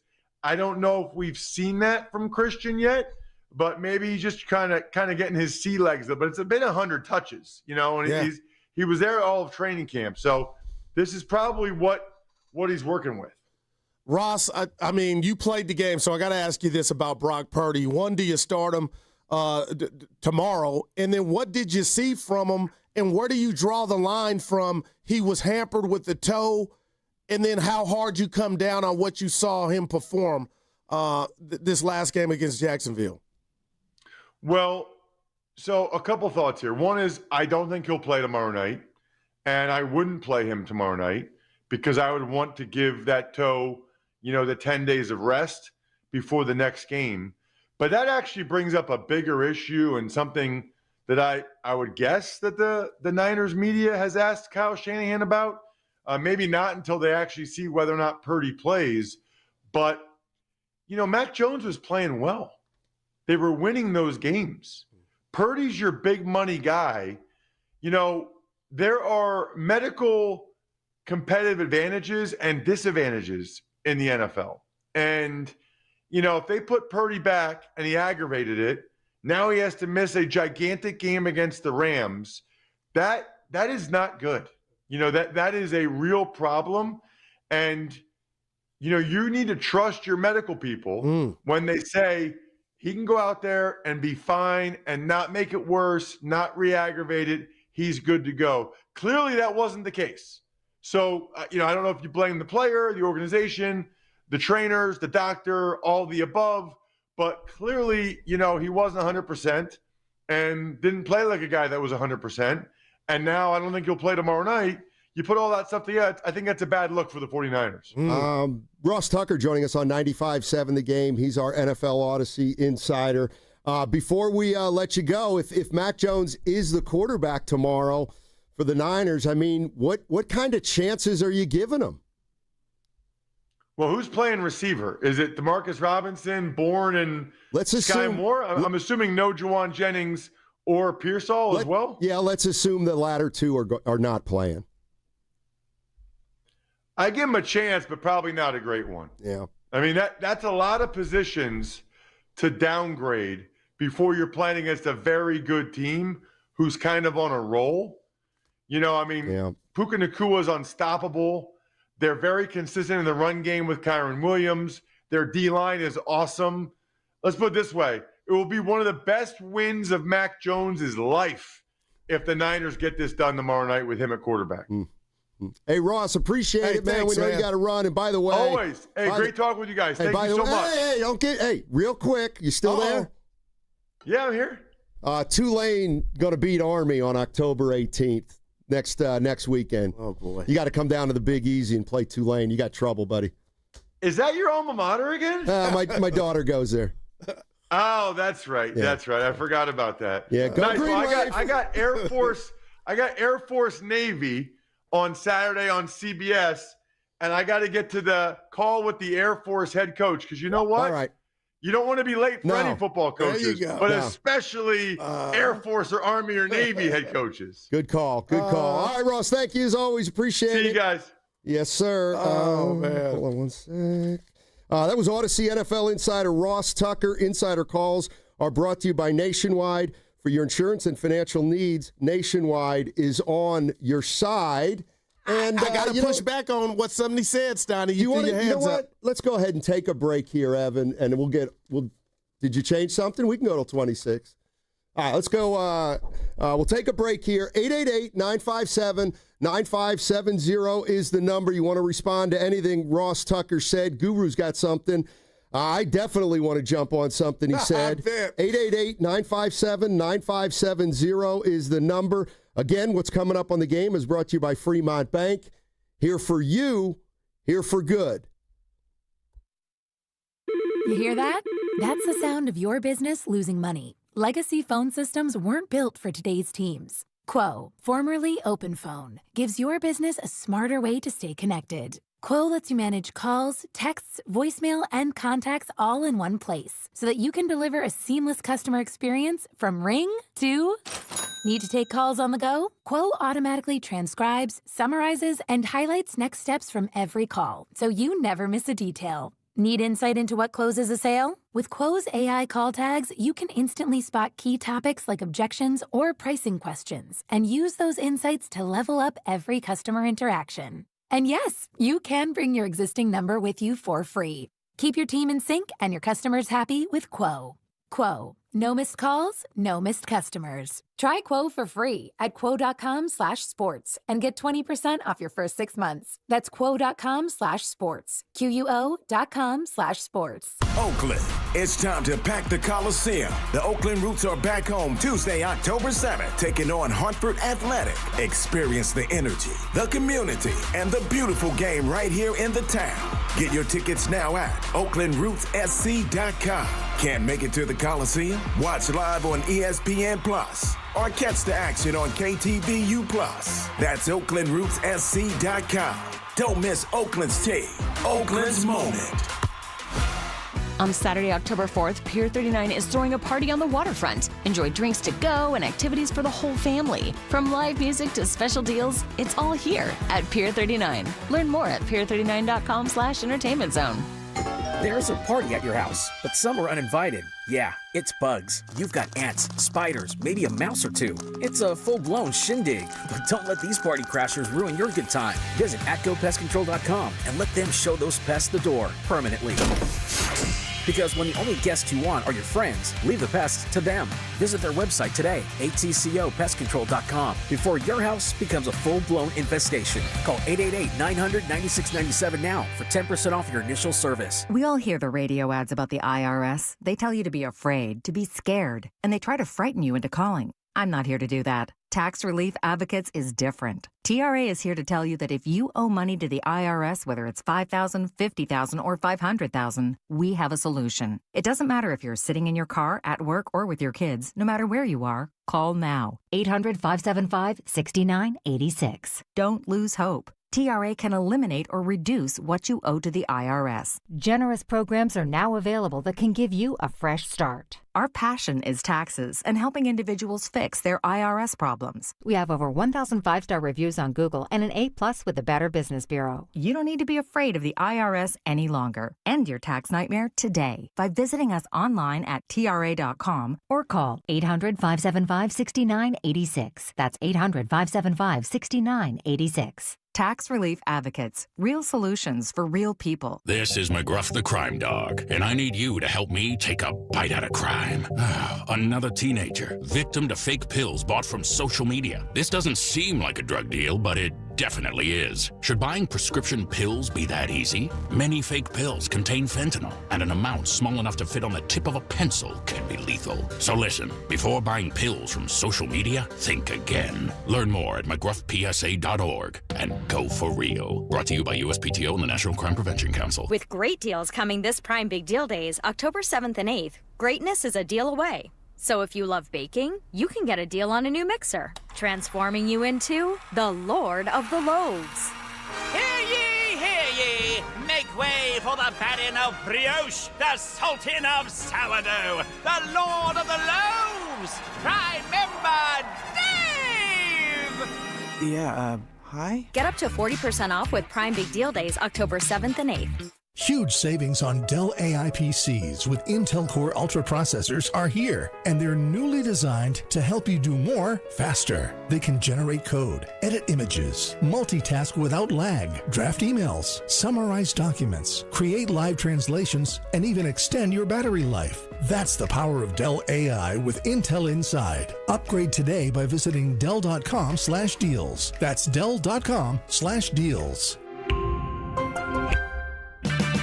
Get 5 quarts of Valvoline Full Synthetic Motor Oil, a Wix filter, and a $15 gift card after rebate at O'Reilly Auto Parts. O'Reilly Auto Parts. We asked parents to share their journey of adopting teens. They changed who I am because I can't see life without them in it. Visit adoptuskids.org to learn more. Brought to you by Adopt US Kids, the U.S. Department of Health and Human Services, and the Ad Council. Get ready for 2 rock legends on one night and one stage. Judas Priest and Alice Cooper on October 14th at Shoreline Amphitheater in Mountain View. Buy your tickets today at livenation.com. And for your chance to win your way into the show, enter online at 957thegame.com.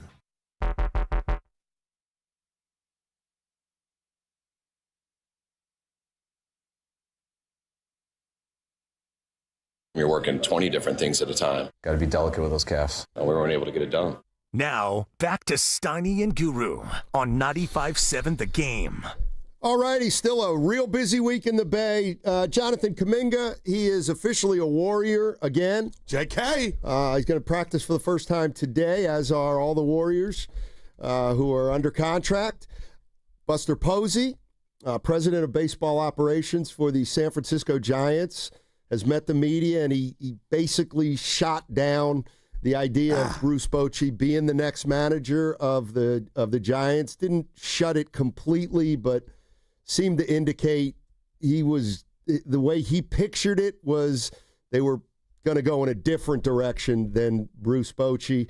And, of course, we got Niners-Rams tomorrow in L.A., and we just got done talking to Ross Tucker, our Odyssey NFL insider. He's going to be on the call tomorrow for Westwood One Radio. That gets you caught up. Your thoughts real quick, and if you want to reference them, I can play what you're talking about before. Okay, let's do that. All right. So this is what Ross Tucker said that Guru wanted to start out having a conversation about, but it's the idea that Purdy missed games, played a game, and now may miss a game tomorrow. I don't think he'll play tomorrow night, and I wouldn't play him tomorrow night, because I would want to give that toe, the 10 days of rest before the next game. But that actually brings up a bigger issue and something that I would guess that the Niners media has asked Kyle Shanahan about. Maybe not until they actually see whether or not Purdy plays. But, Mac Jones was playing well. They were winning those games. Purdy's your big money guy. There are medical competitive advantages and disadvantages in the NFL. And if they put Purdy back and he aggravated it, now he has to miss a gigantic game against the Rams. That is not good. You need to trust your medical people when they say he can go out there and be fine and not make it worse, not re-aggravate it. He's good to go. Clearly, that wasn't the case. So, I don't know if you blame the player, the organization, the trainers, the doctor, all the above, but clearly, he wasn't 100% and didn't play like a guy that was 100%. And now I don't think he'll play tomorrow night. You put all that stuff together, I think that's a bad look for the 49ers. I don't disagree with it being a bad look. Yeah, and you threw your hands up and you kind of said it yesterday, but I'll just say this, and I wanted to jump in and say it to Ross. I know he had to go. But, Steiny, the bottom line is the 49ers did not know or knew that their backup quarterback, who had won them 2 games, he was hampered. So I think it's just a bit unfair to look at this whole puzzle and say and act like, oh, Mac Jones was able to go, we're okay. I believe Brock was rushed back, but was brought back because of what was happening with quarterback number 2. So you didn't get to have to run out of Martinez out there for his first NFL start. So I get it, and it's probably what's happening now. But, Steiny, this is not your prototypical, we rushed our starter back and our backup quarterback was ready to go. It wasn't like that to me. And that's why I feel like they shouldn't be second-guessed, because this is an injury that you're really never going to know. Really? So we can't second-guess this. I mean, let's take a look at the facts. The facts are give them to me. That Brock Purdy missed 2 previous – forget Mac Jones for now. Brock Purdy missed 2 consecutive games, week 2 and week 3. Facts. You brought him back for week 4. He aggravated the injury, and it appears he's going to miss now week 5 on the short week. Okay. That's a mistake. Okay. I'm sorry. Yeah, and you know what? Yeah, and you know what? Go ahead, Steiny. Then you should have played Martinez if Mac Jones couldn't play and Brock Purdy wasn't 100%, then you should have played Martinez. And you can argue until the cows come home, but the reality is Brock got hurt. He got hurt in the game. You brought him back. Though, Steiny. Okay, well, he's going to miss Thursday. I got a problem with the word aggravate. What he's do you feeling mean? Pain. He finished the game. Is he playing tomorrow? No. Okay. Then how do you feel about that? Whenever that day is, he'll probably feel pain again. The thing, it's not a pimple. It's not going to go away. So when you say bet you wouldn't afford any other coach this organization. So? No, I'm not. I call Kyle out when in the lead up to week 4.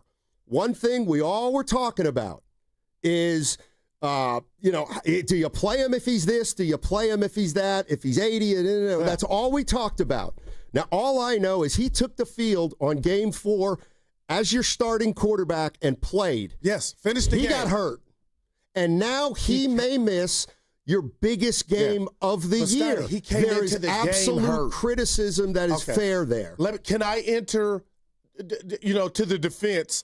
Mac Jones, I know you said don't bring him up, but let's bring him up, Stein. He was hurt too. Would the 49ers have been better off losing with Purdy or losing with Martinez? Now, not losing now. With Martinez. People were saying that before the game. So who's this on? This is not hindsight. Is this Kyle? Is this the whole training team. staff? It's all of them. But yeah, it's Kyle. Purdy? Sure, why not? But he was hurt before he took the field. Right. It wasn't going away, and this might be your new reality. Okay. And he's going to play, and he's going to feel something after. Can you give me that? No, I can't. If any other team did this, I think we'd be killing them. I really do. But why do you think we're not then? Because it's hometown team. It's Kyle. It is. Oh, Steiny. They kept the guy out 2 weeks. First of all, I'm not here. I'm saying to criticize it and to ask about it is absolutely fair. Even with your backup quarterback probably unable to go for that said game. So basically what you're saying is because your backup was totally I think that hurt. had something to do with it. Well, that's a mistake. If you're telling me the backup was totally hurt and Purdy was partially hurt, so you played Purdy because he was just partially hurt. He didn't get hurt and now again. Purdy had a setback. How can he, if he starts Sunday and he doesn't play Thursday, he's had a setback. There's no other way to look at it. Is there? Well, I'll throw this to you. It sounds like he may have another setback and another setback if this thing doesn't heal. And we've been told by football players, Low Neal and Baldinger, Steiny, these things can linger. Okay, so do you just keep playing him and then he gets hurt again? Or do you arrest him until you think it's Well, you arrested him 2 weeks, better? right? How many weeks does he need? And that's what's scary. Is it going to be 4 or 5? Right. Why can't you just say he needed more than 2?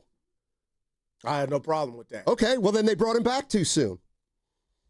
But if he gets more than that, and hopefully that's not the case, and he comes back and then he's feeling something again, then this thing might follow him like it's followed others the whole year. Like, do you think if he threw for 3 touchdowns and they won the game, because he threw for 300 yards, but if he threw for 3 touchdowns, they win the game, and I got to be careful here, do you think we're talking about the toe as much as we're talking about? Is he playing Thursday? Wow. That's the only thing that matters to me. He played terrible Sunday. Had he played great, that you put that in the equation. Is he playing tomorrow? No, it doesn't look like it. And I would seriously, Steiny, I think one of the nuanced things that he said and has me thinking, and it won't get us anywhere. It won't put gas in my car. But the bottom line is, who is this on? Like, is Kyle letting the training staff have it? Or is it just simple as, hey, Steiny, are you able to go? Kyle gets hit on this. Lynch gets hit on this. The front office gets hit on this. The medical staff gets hit on this. If you want to hit him. I got you. Sure, fine. He thought he was able to go. Or this is his new reality. You are going to feel something every time you go out there and play. Hey, take 3 weeks off, Brock. When you come back for that 4th one, you're going to feel something. Okay, but this is more than feeling something. This is him possibly missing tomorrow's game. Yeah. So, it's funny because I might have rejected this, but why wouldn't somebody just say, well, clearly he should have sat out Sunday and played tomorrow? Like, that would have been a better alternative. I think Martinez has something to do with that. But I get it now. You said, hey, go out there because you didn't win the game. Yeah, you got them. You got your big quarterback hurt. Or I had to aggravate. He was already hurt. No, he wasn't, because he played a whole game. If he plays a whole game, if he misses 2 games, plays a whole game, misses the following game, he got hurt. Then he got hurt in that game. Or more hurt than he was. But now the question to me becomes, what's Mac Jones' status if Purdy doesn't play tomorrow? Yeah, it sounds like he's been practicing. Well, then he should probably play. I would think. This is no way, and I know they didn't want it this way. I'll just say this, Donnie. This is no way to live in the NFL, and this is just week 5. But they've dealt with it after Kittle goes down week 1. Brock tells you after you win a big game and he makes a big play. I get it. You're going to tell me it's football. Anybody out there saying that, but don't tell me this Niner thing is just not injuries from hell right now. Yeah, I don't understand that. To me, to my way of thinking, what happened is what everybody worries the most about. It's happened now, possibly, and we are breaking all the rules. Like, here's the way I look at it. There was a large segment of people, and I may be one of them, but I don't know specifically. I said if he wasn't ready to play, then play the 3rd stringer. All right, well, he ended up playing, which means I guess he was healthy, but now he's not going to play Thursday. So when we go in, like on Thursday of last week, what would everybody say? Well, if there's a chance that, Purdy goes out there and gets hurt again, but we can't do that. Okay. Well, it looks like that's what happened. It looks like that's exactly what happened. And even if he just misses 1 game, all right, he just missed 1 game, but he also missed the biggest game. And I got to tell you on top of that, just from my mental calculator, if you're right and he re-aggravated it or he got hurt, obviously he is, if he misses tomorrow and then there's 10 days before your next game, I could tell you 10 is 7 or 6 because he still needs more time to heal. So this might put him out another 2 to 3 or 4 weeks. Well, then it was a really big mistake. Or this was what was going to happen from the giddy up. Well, I mean, a lot of people have been talking about how I don't want to, how this is, and then this is an enabler. This is not a funny injury. It's not a sprained ankle, Steiny. Right. But if you rest it, it's likely to heal. If you play on it, it's less likely to heal. I got to believe that's part of what the injury is. And I would love, maybe, we get a former pro football player on.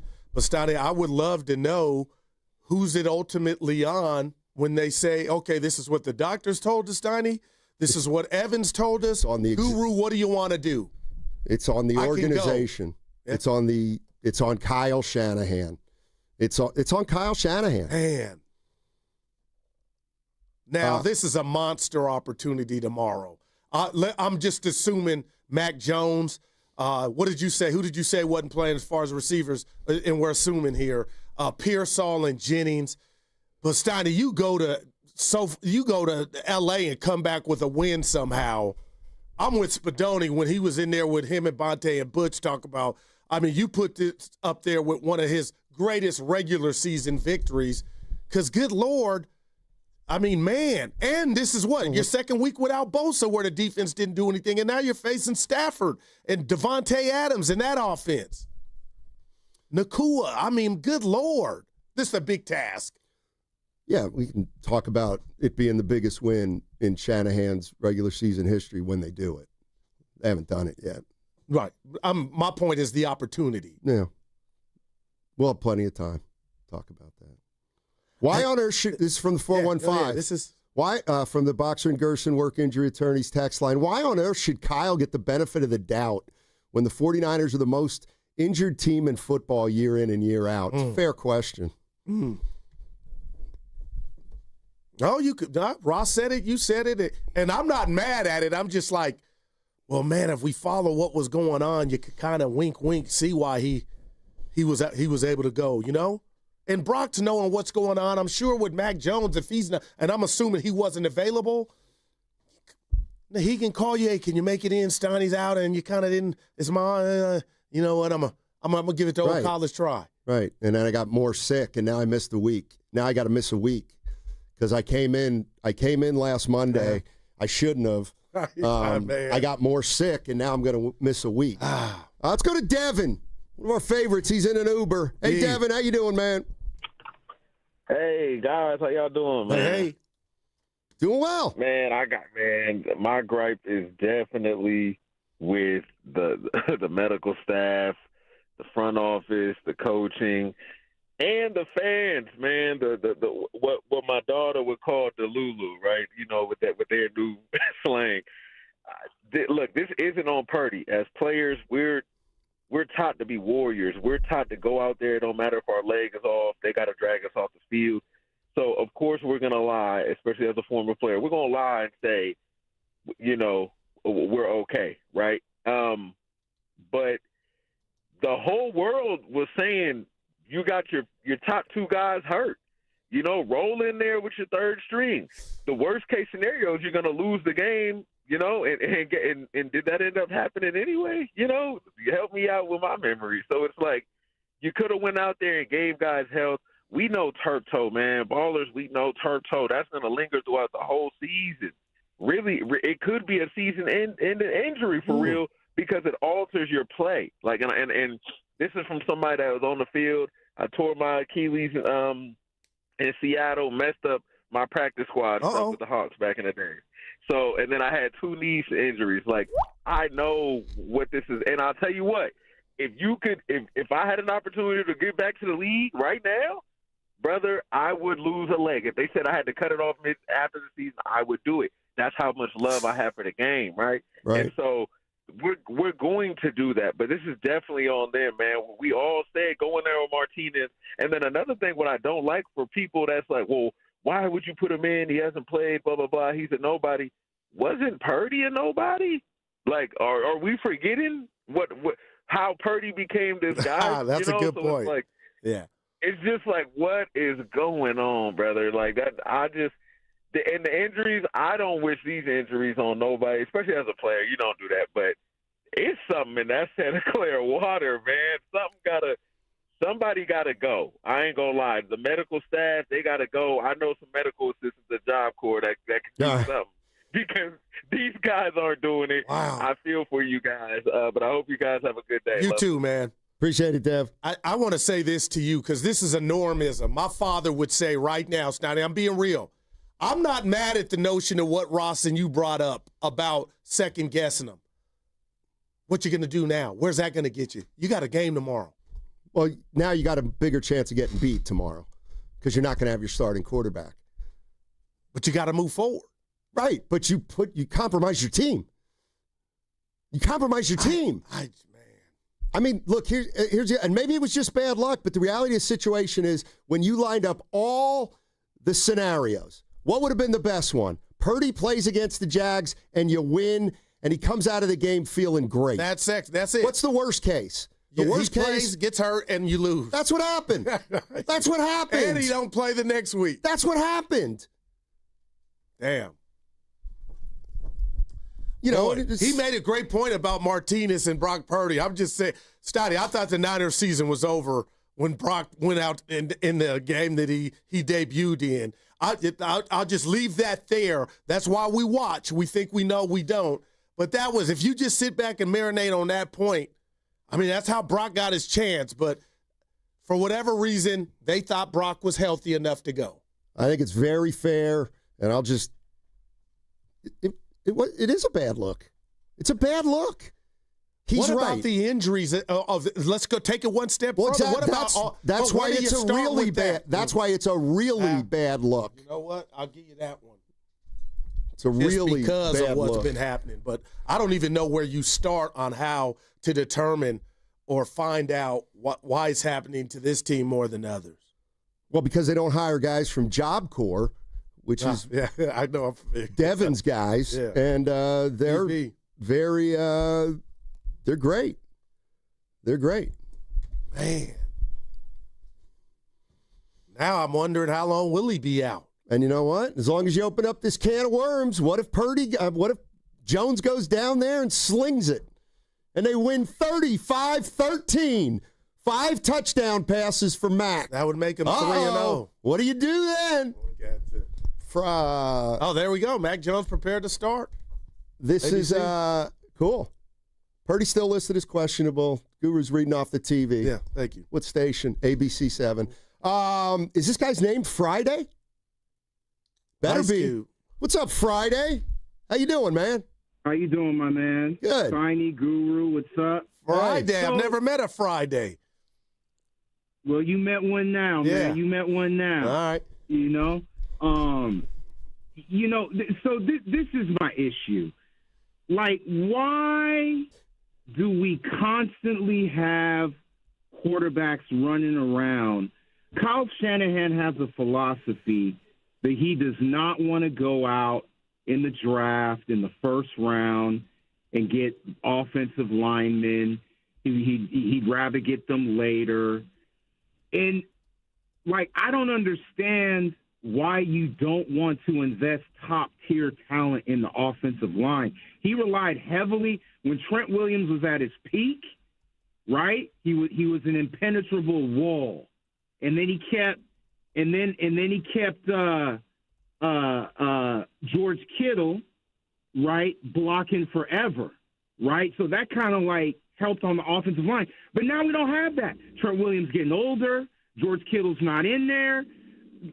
Christian McCaffrey can't run the ball because every time he gets to the line of scrimmage, he's meeting defenders. So, I mean, to me, this boils down to Kyle has to change his philosophy. He's got to invest in the offensive line. Yeah, I think the whole team does. Thanks, Friday. Appreciate the call. Man. I mean, last time they did it was Pooney. That worked out. But, I mean, you know, there's no draft during the season, my friend. And the million-dollar question right now is why can't they run block? If you're just joining us, bunch of stuff going on. We were talking Warriors. Jonathan Kuminga's It's under contract. The Giants, Buster Posey, president of baseball operations, met with the media today. It doesn't look like Bruce Bochy's in the Giants' future plans. And we're learning more and more, but it sure looks like Mac Jones is going to start tomorrow against the L.A. Rams for the Thursday night game. And we still have to find out about Juwan Jennings. We have to find out about Pearsall. The other question I have, and we can kind of save it for the other side, is whether or not you would ever entertain the idea of, and the word, nobody likes the word punt a game, but is there ever a time in a game when you just, you look at what you have and you just say, you know what? Let's fold it up a little tonight and let's just let's just get ready for Tampa Bay. I mean, would you, if Jennings and Pearsall are in the same boat as Purdy was on Saturday, you got DeMarcus Robinson. Do you want to play him? I don't know. You got Kendrick Bourne. Exactly. I mean, Robinson had 8 touchdowns last year. Right. I'm just saying, do you play him or do you not play him? The guys in front of him. 888-957-9570 is the number. How do you attack tomorrow's game, 49er fans? With Mac Jones in there, it looks like he's going to be in there. But what are we going to do with Pearsall? What are we going to do with Juwan Jennings? And do you give this team any shot tomorrow? 888-957-9570 is the number. Once again, couple updates. To me, the big one, Bruce Bochy doesn't look like he's going to be the next manager of the San Francisco Giants. Buster Posey telling the media today. He pictures the Giants going in a little bit of a different direction. We got Jonathan Kuminga practicing for the Warriors later today. And then did Kyle, it's really simple. It's really simple. Do you think Kyle Shanahan and the Niners made a mistake by playing Brock Purdy on Sunday? And to my way of thinking, if Purdy doesn't play tomorrow, then they made a mistake. 888-957-9570 is the number. What's coming up on the game is brought to you by Fremont Bank. Here for you, here for good. When you own your own business, you own every decision. Catch the red eye or take the 6 a.m. Make a new hire or promote internally. Celebrate a win with the toast at the gate or unwind at the lounge. Big props to this team. Some decisions are a win-win, like earning 8 times points on Chase Travel. Introducing Chase Sapphire Reserve for Business. With $2,500 in annual value, it's the business card that gives back all you put in. Visit chase.com/reserve business to learn more. Cards issued by JPMorgan Chase Bank and a member of FDIC, subject to credit approval. Terms apply. Comcast Business can help turn your small business into a connected, secure, modern business. It's how restaurants become reliably up and running neighborhood favorites. How healthcare offices become the data-protecting caregivers that we all depend on. And how wealth management firms become cyber-securing guardians of your information. With reliable connectivity, enhanced cybersecurity, and Wi-Fi backup, your business can stay connected and get threat-ready with Comcast Business. Powering possibilities. Now through November 16th, new Comcast Business customers can get started with 150 megabit internet plus security for $59.99 a month for 12 months with a 2-year agreement. Plus, ask how to get a $500 prepaid card on a qualifying gig package. Call today. Restrictions apply. Requires enrollment in paperless billing and auto pay with bank account. Early termination fee applies. Equipment, taxes, and fees extra. Neuropathy is a debilitating condition that is sometimes misdiagnosed. Symptoms can include pain, numbness, and tingling in your hands, legs, and feet. Neuropathy is a progressive condition that only worsens unless you get effective treatment. SF Bay Wellness is a leader in neuropathy reversal and uses FDA-cleared, non-invasive electric cell therapy to restore nerve function with no injections, no drugs, and no surgery. The treatments have a 95% success rate. If distance is a factor, ask about our virtual consultation option. Call SF Bay Wellness at 844-94-NERVE for the $99 neuropathy evaluation and receive a personal treatment plan that is tailored to your needs. Don't wait another day. Call 844-94-NERVE. That's 844-94-NERVE. Why keep suffering with the painful symptoms of neuropathy? You deserve to live a pain-free life. Start getting the treatment you need for your neuropathy symptoms. Call today. Now it's time for the closer of the week. Presented by LiftMaster and RNS Doors. Turn your garage into the envy of the neighborhood. Visit rnsdoors.com. This week's closer comes from Cliff from Richmond. The crew that came to repair our gate were amazing. So polite and friendly and helpful, they got us back up and running in no time. Their professional attitude kept our team and fleet of vehicles operational. Thank you, Fred and Sal. Recently, my garage door opener was not working. I was in need of a closer. I was put in touch with RNS Doors, and they hooked me up with a brand new garage door opener from LiftMaster. With LiftMaster's MyQ connectivity, my garage door opener can be controlled right from my smartphone. You'll know when a door or gate has been left open and can close it with a tap, no matter where I am. Be one of the first 10 callers and receive 20% off a LiftMaster garage door opener. Call 1-800-FIX-A-DOOR. That's 800-FIX-A-DOOR. Or visit rsdoors.com. R&S Doors. Look for the red truck. Nationwide is so much more than a great insurance company. They're one of America's largest financial services companies. Like how I'm more than Saquon Barkley, the NFL's reigning leading rusher. I'm also the NFL's leading husher. Shh, hush up back there. Wow, I might have just set the hushing record. Well, almost. For your insurance and financial needs, Nationwide is on your side. Nationwide Investment Services Corporation, member FINRA, Columbus, Ohio. Spreadsheets, clunky software, 100 different logins just to run your business? Ah. There's a better way. Odoo. One simple, connected platform that handles sales, inventory, accounting, and more, so you can focus on growing, not juggling. Make the switch today at odoo.com. That's ODOO.com.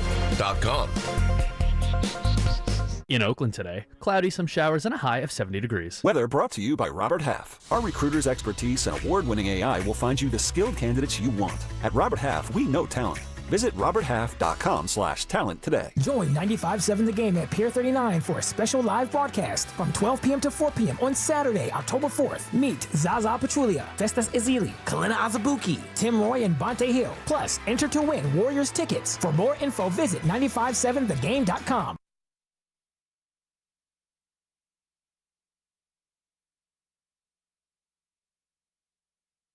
I was just a pig in heaven.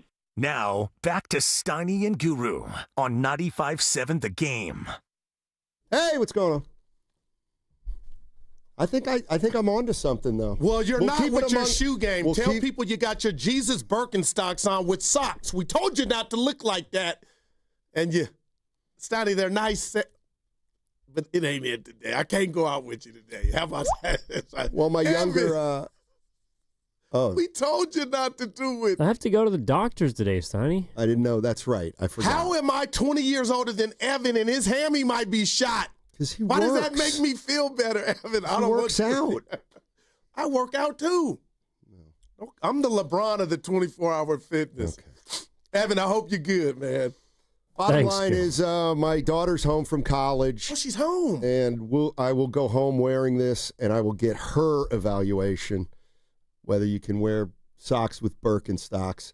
I'm starting to get the impression that at my age, you shouldn't wear them at all. Well, you got a license to But boy, are they comfortable to just slip on. Marcy came and took a picture of your feet. Yeah. Rex Ryan. Okay. That's nasty. Okay. Let me be clear here. This is from the 415 Boxer and Gershon Work Injury Attorneys text line. Steiny, making the claim that if Purdy doesn't play Thursday, the 49ers made a mistake playing him on Sunday is idiotic. Oh. You're all about semantics. Come on, man. What a cheap take. Yeah, I clarified it a little bit. You can call it a mistake. You don't have to call it a mistake. I don't even have to call it a mistake. But what I can say, what I can call it is the worst possible outcome. No, all right. For the decision that you made, other than Purdy being hurt more seriously. But what more is there than player A saying, Brock, I can go? You made a mistake. You picked the worst option. That's the way I look at it. Because, again, He was hurt. Wow. He came back from an injury. After 2 weeks. He played. And now he may not play tomorrow, which means he got hurt again. But you guys are the same people that were ripping Ian Rappaport about the 2 to 6 weeks. And we're the same people that if you want to talk on Thursdays and Fridays about how safe you can be and how protecting guys and how, give them one more week or two, for all you guys, they made the wrong choice. And I'll say this to that. It doesn't upset me. Sports upset me. But the fact that the rat on the table brought to you by Atco Pest Control is they didn't want Martinez to go out there and get his first start. I believe there was something to that by everybody. But the bottom line, Steiny, is we can do all true detective and blame. This is getting to the point now to where Brock Purdy just shown us 2 weeks off is not enough. So how many more games is it going to take, or weeks, if you're looking at it through your prism? No, maybe more now. Maybe more now. What if I told you that? Shout out Original Joe's. Maybe more from the original. Yeah, and maybe 3 more weeks because they re-aggravated it. Wow. We're not going to know that. But boy, thank God Mac is healthy. Let me tell you something. If he misses Thursday and Tampa Bay, now we got. No, you got a serious injury though, right? And then you can really ask the question. And I'm no doctor. And turf toes those things linger, man. But now you're saying they linger. No, we were told. Low Neal and Baldy told us. Right. And so what I'm saying is, right. And you're usually in the camp of let's protect him. And I'm never in a camp. I'm going to say this about what I see on the 49er chessboard, and you tell me what you think from a Mac Jones perspective. Steiny, you can say what you want. This dude's doing his version of Geno Smith, what we saw with Darnold. If Brock Purdy's out 3 to 4 weeks and this dude, who's undefeated, by the way, when he starts, can go down here and quarterback a game, let's just say they lose, but the offense is not the reason, and then he's got 2 more shots at it and comes back and he's winning game, like he's in a great – it's about the team. But I'm talking about Mac, and you know what I mean. He was left on the trash heap. He has a great opportunity to show not just the Niners, because they got their quarterback, but my point is to show the whole NFL world, hey, you give me a coach, I got something. And right now, I think he can say that because he's 2-0. So hell of an opportunity for Mac Jones to stay healthy and continue to play good football. I think it's asking a lot to think you're going to beat the Rams with Mac Jones or Brock Purdy tomorrow, given the wide receiver situation and obviously Kittle and Bosa. But Tampa Bay's not going to be an easy game either. Man, no doubt about it. Like, wow. But you'll never like. No, I don't know where to start on the injuries. I want to know, how does that look, Steiny? What do you do? Is it the owner? I don't know. What do you do? And the game tomorrow is also on Maybe turf, you just, you know what? Maybe you just do what Kyle did on Sunday, and that is you got to play guys who are hurt and risk it. Brock Purdy talked to the media yesterday. Let's hear it. And this is where, you can read into it if you think he's going to play or not. I'll go through some of this sound. This is Purdy yesterday talking with the media. No, I feel a lot better compared to the Week 1 game for sure. Toes just a little sore from the game, but nowhere near as bad as after Seattle. I hadn't heard that. Okay, so it's not as bad. So after Seattle, the original injury. Yeah. Okay. Is he saying it was worse after Seattle? Yes, he was. Okay. And then he missed the last 2. He missed the following 2 games. Gotcha. Okay. This is measuring the soreness with possibly injuring it worse. Something that we talked about, playing might, lead to some soreness and stuff. So sort of expected it, but, with a quick turnaround, Thursday night game and everything, it's tougher. They don't have as many days to, get right and heal up and feel better. So just where we're at.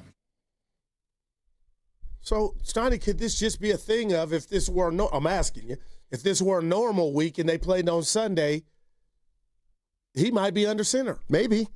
Maybe. And it's a shame they just found out today that they play tomorrow and not Sunday, apparently.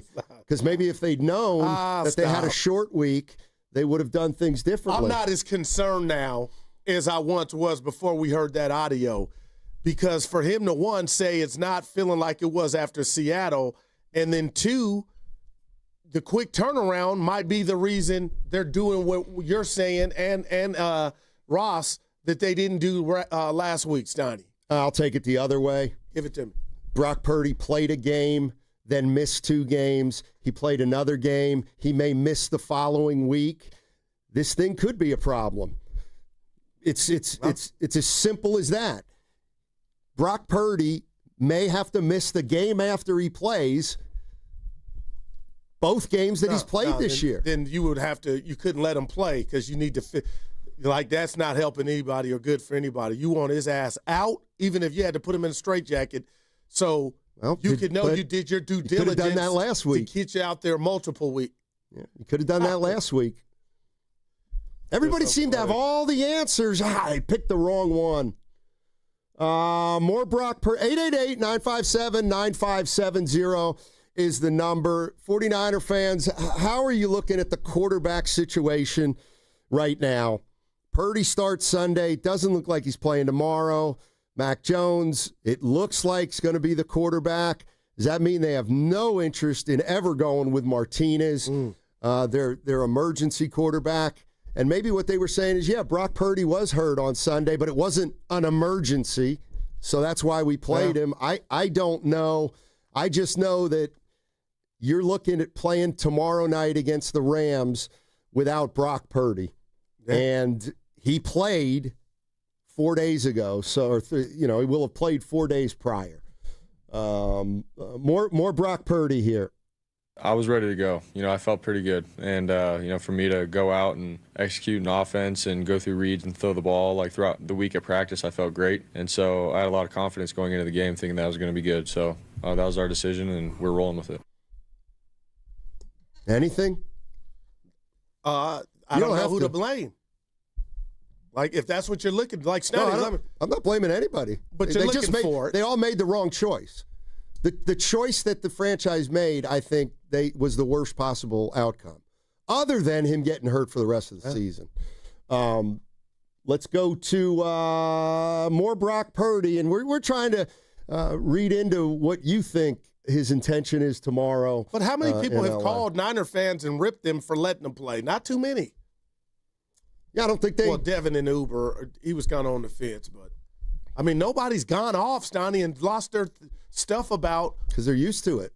Or no, they know they're in good hands when Mac Jones is available. It's because I've given the edict no crying about injuries, so that's why people aren't going to call in. Yeah, right. Like, you got that much power. And I also think that there are 49er fans that are right. Yeah, for sure. I mean, we got a guy, Ross Tucker, who he said he thought it was a bad look. Over the last 2 days. It was fair to question it was a bad look, yeah. I mean, over the last 2 days, it has kind of hit me. I'm sorry, it just hit me. He played week 1, missed week 2, missed week 3. We talked about it ad nauseum about should he, shouldn't he on Sunday. He goes out and plays. He's terrible. And now his status for they Thursday. were terrible too. Okay, yeah, fine. It doesn't matter. You played sports. Fine. Have you ever been hurt? It doesn't matter. You got to put pressure on that's something. That's not even part of the argument. Okay, he was great. Let's say he was great, and they won the game. But he wasn't. He's out Thursday. Yeah, right. That's the biggest part. Now, what about if it's only because of quick turnaround? Because the last segment, you went off just about your version of going off. He's still missing a game. Re-aggravating it. He's missing the biggest game of the year, possibly. That's all I'm saying. And it seems like they could have prevented it. But it's easy for guys that don't play like you and I to say that. Because, Steiny, why would they took Jacksonville to me. Obviously, it's a division game. I get that. But why would you, if they knew that, why would they have him play against Jacksonville rather than do what you're saying if they and knew save what? him for the division game? If they knew what? That he was going to get hurt. Well, of course they didn't know he was going to get hurt, but they I got to believe they damn well knew he wasn't 100%. And I think Did he that's look going to 100%? be that way the rest of the season. Okay. That's just me. Well, then they're in trouble. And you might be right. But the second guessing ain't going to get you nowhere. God, Goo, all you do is second guess injuries. So it's like I'm Not finally injuries. second guessing one. They played a guy and he got hurt. He was already hurt. Okay, you said it. You said it, though, that they played a guy who was already But does that hurt. sound like I'm caping? I haven't thought about it in terms of caping or He's not caping. He's already had an injury. We know that. Well, then hell, now you may as well just run him out there. That's all. All I'm saying is it's scary if I'm a Niner fan. Give me man. a scenario that would have been better than the one that occurred. Oh, there's many. Thank you. You're listening to 95.7 The Game, KGMZ FM and HD1 San Francisco, an Odyssey sports station. Always live on the free Odyssey app and now broadcasting from the Laughing Monk Studios. And I'll take another quick crack at it. The other thing is maybe he felt good enough that he thought he was healthy. Well, okay, we're the doctors. And he finished the game. Go ahead and rationalize it. No, I'm not right. Go ahead and rationalize it as we go down to L.A. with Mac Jones. My That's question fine. to you and Ross is I get what you're saying, but Steiny, that's not going. They got a game to play tomorrow. Right, and they put themselves at a disadvantage possibly for that game tomorrow because of the way they handled the situation. And notice I didn't say definitely, but they've possibly they've sabotaged this upcoming game a little bit. But that's an outcropping of the decision to play Purdy because now Purdy may not be able to play Thursday. Let's go that way. Let's go to Tony in Oakland. Hey, Tony. Good morning. This is as simple as X's and O's or ESO. It's exoteric versus esoteric. So unless you hosts have ever been in the zone, you don't know how this works. If you're a player and you know what it is to feel the moment, so Shanahan, who can't feel jack, so maybe they have Lynch. Lynch can feel stuff. He should be able to get with each one of those players and say, who's feeling it, right? Because when you're feeling it, this is how warriors go into battle. It doesn't matter if you have a little owie. You get in, and then you're of it, and you don't have to worry about what this little injury is. So you just do it ahead of time and let Lynch call the shot here about who should play, because Shanahan has never been in a moment. That's why he was like a loser when he went out there in a football uniform, right? So this is what you do. And if they're in, then they can carry the day. What would Patton say? He could feel the moment. He could feel the lucky moment in battle and tell which one of his warriors should go out and lead the rest of them. It's really simple when you know what it feels like. And I've been in the zone last Saturday, 24-hour fitness. I was in one, Steiny, so I've been in the zone. Yeah. Everything going in. Oh, I thought you had more to add. My girl said Patton. Racker. That was awesome. Yeah, what did she say? How did you interpret what she said? That you manifest. What you possess is what you confess. You got to manifest. What does that mean? What you possess is what you. Can you explain that? Now we got two things. Explain to me what the hell she was talking about, and then explain to me what. Have her call back. I don't want no ticket. You think she's getting in? She told me about. Tony's got no shot. Steiny, you talk about your golfing, but last Saturday your boy was in the zone. Yeah. You're talking about pickup basketball? Yeah. Which Evan can't play right now. Come on, man. That felt unnecessary. But all the jokes about my knee, bulky knee Johnson, and you're the one. Yeah, I feel like you're going to take all opportunities now, which is fine. I got you. Steiny, what you looking at? Somebody saying, did I say they maybe could have possibly put themselves at a potential disadvantage? Yeah. 415 on Are you a politician? Boy. But that happened when he got hurt in Seattle. Oh, this is so funny. No, seriously. You guys are acting like this is where you're the flip-flopper of flip-floppers. And if you're going to yell at me, then go ahead. I'll just, I'll lay out. But for the guy who constantly says, we got to be careful, we got to be careful, we got to be careful. I'm with you. What if he gets hurt? What if he gets hurt? He missed what if he 2 gets games, hurt? partner. And guess what? He came back and he got hurt, and now it's like, well, we can't So really. you're saying he came back too early? I'm not. But you didn't say that before the game. I said start the third stringer. Yeah, if you want to really go there. I'll give you that. I ain't trying to be nice. I'll give you that. But listen, this is my analogy. I get drunk, go to a club, and get my ass kicked. 2 weeks go by, I get drunk again, go to another club, get my ass kicked. That's stupid. You are acting like Brock did that. No, Brock was nursing the injury that happened 2-3 weeks ago. So to go try and play because he feels better, you know what that is, Donnie? He's testing it out. Okay, and he got hurt again. That's all. But that's how delicate this injury is going to be, is all that. So, but you didn't go and know his. Well, you did because you said maybe go with Martinez. I'll give you that. You did mention him. But what do you do now? Well, Mac's back. It looks like he's going to. So you go down to L.A. when they're at full strength and you try to beat him with a backup quarterback. That's what you have to do. When you say where do you go? Where do you go? Yeah. You go the only way you can go, and that is to play your backup because now your starter's hurt again. Yeah. Whose quarterback started 50 games in his career, Steiny. And you know what? I'm just saying. Let's temper this is the best backup in the NFL. This is not your typical backup.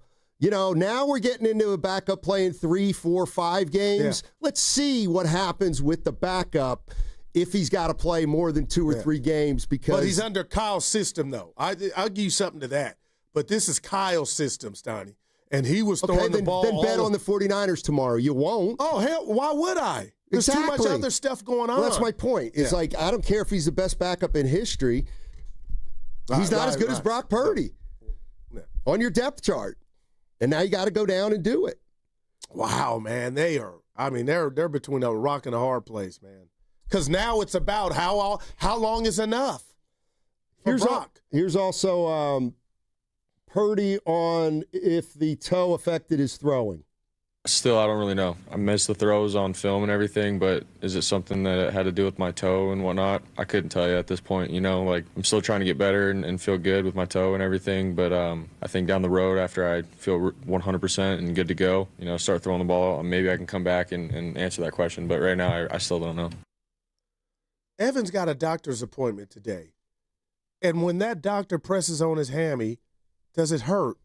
He's got to tell him yes or no. Yes. I don't know does not exist. What does that mean? No, seriously, Steiny, what?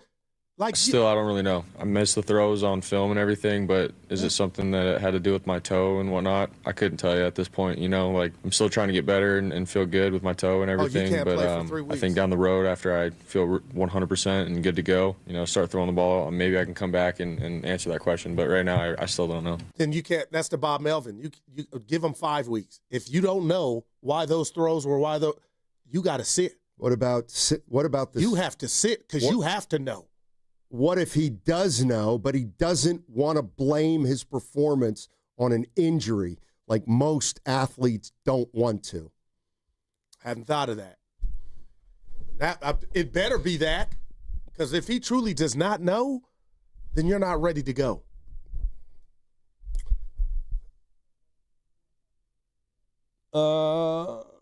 Give it to me. Well, he's being asked about going up against the Rams D-line. Does it even matter? He ain't playing. Right. Well, probably. Yeah. No, let's. This is crazy. I'm doing all status stuff for him. Go ahead. And we'll get through this one here. This is Purdy asked if not practicing today means he's doubtful for Thursday, and of course today meaning yesterday. Honestly, Thursday night football games are, you know, they come quick, so anything can happen. But I'm still hopeful that I can. So we'll see. We'll see. Hey, did Burrow start, or did when Zach Taylor said we'll see, did what he was saying about actually ever come to fruition? I can't remember what it was about. It wasn't about Burrow. It was about. It was about a holdout. Yeah, it was about a holdout. It was a receiver? Was it about a receiver? Jamar Chase. He got paid $40 million. That's right. Boy. That's right. I hope you don't have Chase on your fantasy team. Man. He has nobody throwing the ball. Who got Jamar? Was it Spadoni? Give me Jamar Chase. Good God. I got Brownlee. Oh, man. No, I got... You're 2-2, Looks like I got to take Lamar Jackson out. Well, he took himself out. Yeah, his hammy. You know, when you're in a 16-team league, yeah, boy, and everybody's got 2 quarterbacks. It's 2 a.m. at the club. And here's the other thing. I made a big mistake. I traded Penix to Evan. Oh, and I only have one quarterback on my roster. I did something stupid like that. So we're going to be going with this weekend. Get Kyler Murray. Oops. No, I'm Geno Smith's available. No. You'd be surprised. There's not many guys available. It's a 16-team league. I can't do it now, of course. Hey, last thing about the Giants. We got the baseball game on, and I saw a picture of somebody that I want the Giants to get their version of. Ask me who.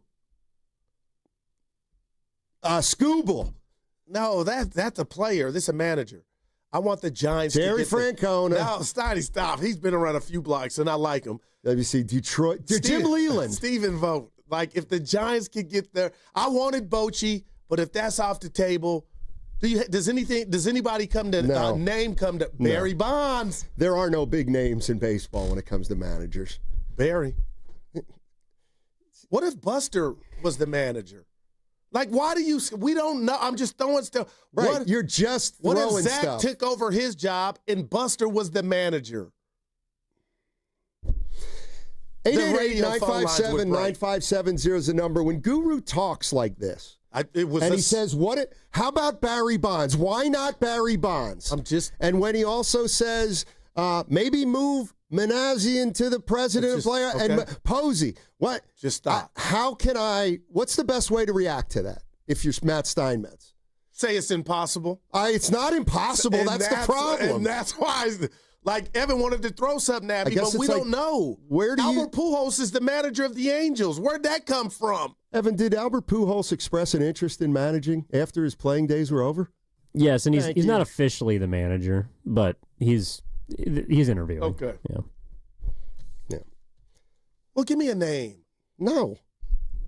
I hope it's somebody we've never heard of. And then I hope they win 111 games. Well, it will be for you, but. That was a 9. Look at that. That was Drew Brees, Donnie. You know what he's doing. Kaminga. I'm going with Spencer Rattler. I am. Oh, no. That kid's been playing. They gave Buffalo a little scare. Here's the other thing. This is why I am. This is a game within a game. Oh, boy. The Giants had their big win last week, so the Saints about to roll up about 40 on their ass. All right, here's what's coming up on the game. By the way, 888-957-9570 is the number. Yes or no, did the Niners butcher the quarterback situation? What's coming up on the game is brought to you by Fremont Bank. Here for you, here for good. On Saturday, October 4th, Pier 39 is throwing a party on the waterfront. Enjoy drinks to go and activities for the whole family. From live music to special deals, it's all here at Pier 39. Learn more at pier39.com/entertainment zone. What if you had the smartest Wi-Fi? If you did, it'd be Xfinity, of course. And it'd come with their best state-of-the-art equipment. It would boost speeds to the devices that needed them most, prioritizing your most important connections, whether you were streaming, gaming, or gaming while pretending to work. And it would let you stream 4. That's right, 4 games on one screen. It would even power your mobile connection so you could bring faster, secure Wi-Fi speeds with you where you use it most. It would be proactive and fix problems before you knew you had them. Impressive, right? And it would have security features that protect you from threats at home and online. Kind of like a force field for your life. If you had the smartest Wi-Fi, well, everything would work together seamlessly to keep you connected, no matter what. Xfinity. Imagine that. Restrictions apply. You hear that?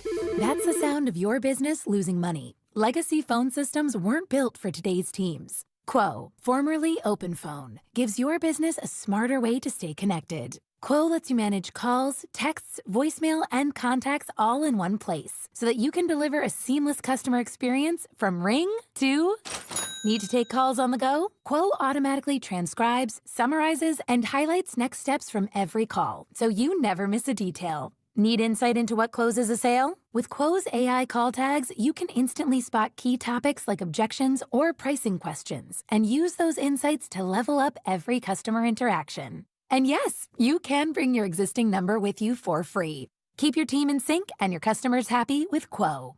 Quo. No missed calls, no missed customers. Try Quo for free at quo.com/sports and get 20% off your first 6 months. That's quo.com/sports. QUO.com/sports. Injured at work? Don't wait. Every moment counts. You may be entitled to medical care and financial compensation, but time matters. The attorneys at Boxer & Gerson are here to protect your rights and fight for the treatment and support you need. Boxer & Gerson have helped thousands of people across Northern California who were hurt on the job. Don't wait, don't guess. Get answers. Call Boxer & Gerson today at 510-835-8870 or visit boxerlaw.com for a free consultation. Boxer & Gerson, your life is worth the fight. This is Larry Flick, owner of The Floor Store. Leaves are falling, and so are our prices. Welcome to The Floor Store's Fall Sale. Now through October 14th, get up to 50% off store-wide on carpet, hardwood, laminate, waterproof flooring, and much more. Plus 2 years interest-free financing, and we pay your sales tax. The Floor Store's Fall Sale. Cooler days, hotter deals, and better floors. Go to floorstores.com to find the nearest of our 10 showrooms, from Santa Rosa to San Jose. The Floor Store, your Bay Area flooring authority. Attention taxpayers. If you owe $5,000 or more and have missed another tax deadline, you're officially on the IRS's radar. The IRS has resumed aggressive collections. That means wage garnishments, bank levies, even seizures of your home, car, or retirement accounts. If you owe $5,000 or more and missed the deadline, you're stacking new debt on top of what you already owe. Call Priority Tax Relief now. Their experts fight back fast and are saving their clients millions in tax debt every month. I owed over $50,000 and they settled it for pennies on the dollar. These guys are as legit as they come. After speaking on my behalf with the IRS, my entire debt of $25,000 will be eliminated. Whether you've received collection letters or you're already facing liens and garnishments, call for your free consultation. There are no upfront fees. Priority Tax Relief. Let's make your taxes our priority. Call 800-464-1899. 800-464-1899. 800-464-1899. Priority Tax Relief. eBay has reinvented vehicle buying. From click to curb, everything's covered. Ever try to buy a car online and end up in a parking lot with a stranger and some blind trust? That era is over. Now with Secure Purchase, eBay isn't just where you find your car. It's where you buy it, start to finish. Title, financing, registration, delivery, it's all built in. This is the modern way to buy your next ride on eBay. eBay. Things people love. Secure Purchase is powered by Caramel Dealer Services, LLC, an eBay subsidiary. Oh, how's that flu, babe? Did you take Dayquil Intense Flu yet? Nah, I got this. Ugh, okay, I don't got this. You stay on the couch, and I'll grab the Dayquil. Undo your flu symptoms with Dayquil Intense Flu. Dayquil Intense Flu provides powerful relief of your flu symptoms. I'm ready for that to-do list. Wow, you do got this. Dayquil Intense Flu. The daytime coughing, aching, fever, under your flu medicine. Use as directed, keep out of reach of children. I'm Bob Burke, founder and chairman of Burke America Parts Group, a family of brands that includes RepairClinic.com, an appliance and HVAC parts solution company that's grown into an international brand. Before AmericanEagle.com, we partially launched a new technology platform developed by another firm. American Eagle helped take our technology to a whole new level with digital marketing, software development, and business insights into our key markets, appliances, HVAC, and outdoor power equipment, and did so both on time and on budget. AmericanEagle.com has the resources, experience, and talent needed to produce solutions. Our new technology platform, developed by AmericanEagle.com, has produced tremendous results with higher traffic, conversion, engagement, and online revenue. If you have any home repairs you need to take care of, check us out at RepairClinic.com.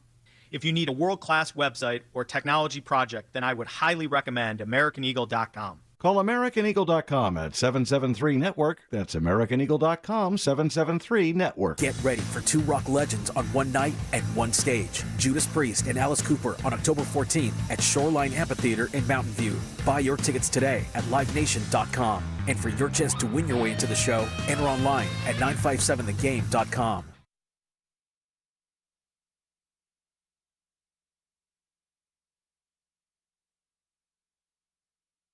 You're not a man of God. Let me tell you something. This guy is a ball player. Now, back to Steiny and Guru on 95.7 The Game.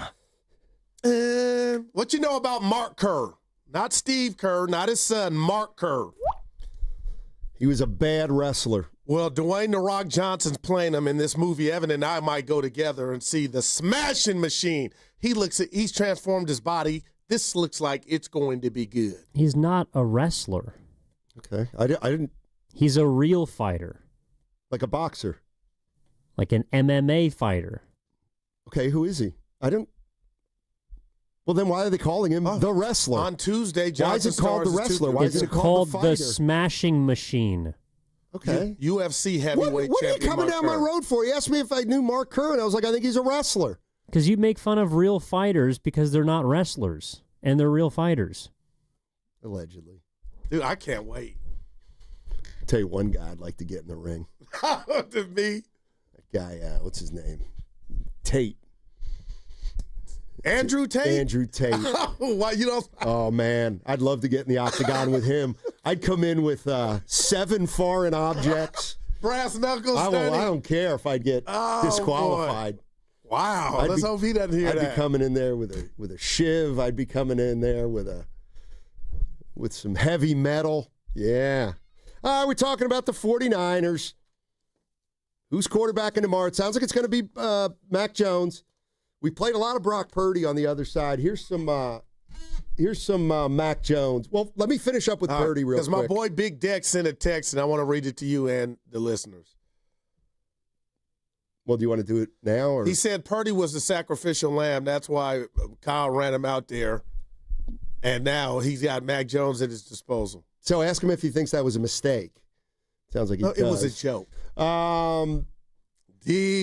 The 49ers play Thursday, so obviously that gives them a lot of time to recuperate for the following weekend. How does that play into things for Brock?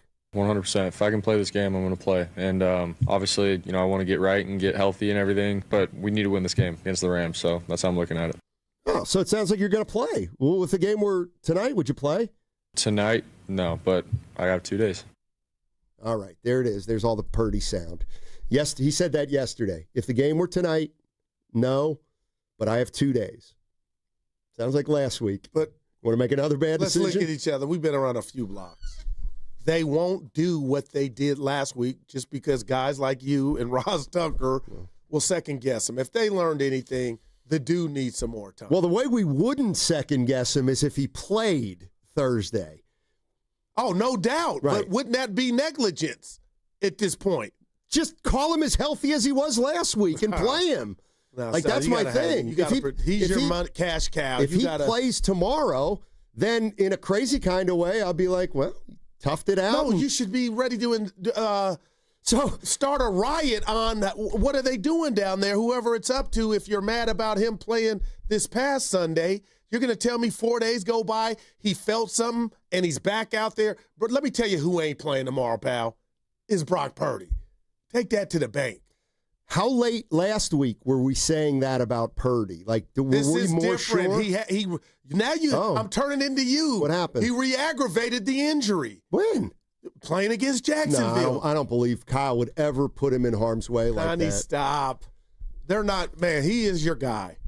Treat him as such. And I think the reason he played last week is, I really do believe, because Mac Jones couldn't go. So they're not ready to hand the keys or even try the Martinez experiment. Let's go to Ryan in Irvine. What's up, Ryan? How you doing, man? What do you got? Hey, I'm good, guys. Hey, in a day and age of price gouging for all these different subscriptions and TV providers and stuff, I would pay any amount of money to see you fight Andrew Tate. That would be amazing. Well, Steiny wouldn't last a round. But Can I bring foreign objects in? Just give me one like you know what they used to do in professional. I'll wear an elbow pad with silver dollars in it. So when I clothesline him, it'll have more of an. Oh yeah, he doesn't want a part of me. I love it. He doesn't want any part of me. Of course, he's probably can't even get into the United States right now. All right, what's up? So I wanted to answer your question before the break. You said, did they botch this thing? I wanted to use a baseball analogy. I don't know if you guys saw the Red Sox-Yankees game yet. I watched every second and asked Steiny, did he watch it last night? He goes, I ain't watching baseball, but go ahead. Okay, so you had two different concepts, right? It was a pitcher's duel. Yeah. Yankees pitcher had it going, reached a certain pitch count, third time through the lineup, they pulled him, didn't have a good outcome. Red Sox pitcher had it going, took more of a feel approach, right? Our guys got it going. Let's let him get out there. Let's get him through the seventh inning. Took a more feel approach. This is where I think Kyle, it's hard to believe he has any feel with how he's treating the situation, because all indications are that throughout practice, during the open practice time, there were reporters that were saying Brock didn't look too hobbled, rolling out, running, but he was sailing passes. He was going high with a lot of his passes during practice. So it's hard for me to think that between talking to the player, talking to the quarterback coach, talking to the trainers, talking to your offensive coordinator, that you saw all this and thought, whatever, we're just going to roll with them. Like, sometimes Kyle needs to have a little more feel and say, my guy's not got it. He doesn't have it. Because it would be like yesterday, if that Red Sox pitcher was starting to slip, you know what I mean? He was having difficulties. Well, then, yeah, you got to get out there and you got to do something difficult. You got to have a hard conversation with your ace and say, hey, man, let the other guys pick you up. You did enough tonight, right? Wow. Kyle's got to do that with Brock. Hey, let me ask you this. He didn't do that in this situation, and it set him back. Yeah, do me a favor. I'm Kyle right now. The one question you could ask me about Brock starting last week or playing, how would you say it? I don't even think I would ask. I would observe, and I would say, hey, Brock, we're going to pull you, and I'm going to tell you why. I want you ready for week 6, because our prognostication with our doctor said 2 to 5 weeks. I think we're rushing getting you back, man. You're sailing passes. You're putting people in harm's way. We got to go with someone else. You're going to be ready for week 6 and lead us to the playoffs after that moment. Well, thanks, Ryan. So you've been around. I would have done that now. Yeah. Obviously. The 2-point conversion. He was elusive in doing the skedaddle, the Niners, the one that went to Jennings and got the Malachi Crunch. Dibs, you stole that from me. Shout out Happy Days. But is that a demerit for Brock Purdy that the ball was that high and the receiver went up to go? They completed it and got the 2-point conversion, but I'm being real, Steiny. That is not my prototypical medicine ball. That's you going up to make a play for your receiver. Well, first of all, the play alive. I don't think he was super elusive on that play. I thought he just rolled one way, then rolled the other way. That's a skedaddle. Well, because they were coming for him. I didn't see it that way. Daddy, he rolled to the right, had to, I didn't see it that way. Buy some time and throw it back to the left. Yeah, and but it wasn't like evading guys. It was just. It wasn't statuesque. That's what I'm telling you. Sure, if that's good enough for you. How was the throw? Was it on a line? No. Did it have zip on it? No. It got there. Yeah, it got there, and it got your guy hurt. You are something else. It's just no. It was a tough play. Your boy went. I mean, good. Tell me who I wouldn't want to be on the Niners now. Ask me what player outside of Bosa. Who? Jawan Jennings. This has just been a wreck. My neck, my knee, my back, my arm. It's just like this. Good thing he snookered. Good thing he snookered him and got that. No, he's getting hurt on the field. Jawan Jennings. Just pay me or trade me. Dude, just think about Jennings 4 games. It's been a car wreck. Get tougher players. Although I would say he's probably the toughest guy. Jim Olay for $4.99 on the YouTube chat. Steiny, if you're going to wrestle, you need a good wrestling name. What's your name? Steiner! I'll think about it. The Metzer. Metzer. You're stealing from the Mets. I'm stealing from Steve. Well, they're both beatable. Yeah. Harry Carey with those glasses. Hey, Sports Talk on 95.7 The Game is always presented by Paramount Plus. You can't count on much these days, but you can always count on Sundays with the NFL on CBS and Paramount Plus. Watch your local NFL game live every Sunday, all season long. Visit ParamountPlus.com/NFL to get started today. And you know what just crossed my mind? And you never know what's gonna cross somebody's mind. or you never know what's going to interrupt a thought that you're trying to convey on the radio verbally. But Evan, are you familiar with David Letterman? Of course, yeah. Okay. David Letterman had this thing, and I always thought it was really cool. And I was wondering if you could help me with it. So, you remember when he used to do his reads, and he would kind of make the paper into a paper airplane or crumble it and then throw it, and they'd throw it like that, and then he would have the breaking glass sound? Mm-hmm. If you could get a breaking glass sound, that'd be so cool, because then I could do stuff like when I get done with a read, crumble it up, throw it, and then like it shatters glass. That'd be cool. Well, you got to do the read first. No, I did. Paramount Plus. Right. And I did it. Well, you have to do it right correct. in the meat. It was right in the meat of the segment. He's proud of him. Give me the meat. That should be your wrestling name. The meat. All right. Let's get into some Mac Jones. He talked yesterday.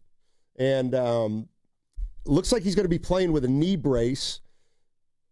So you'd think that'd make him a little less mobile. But what does he say about that?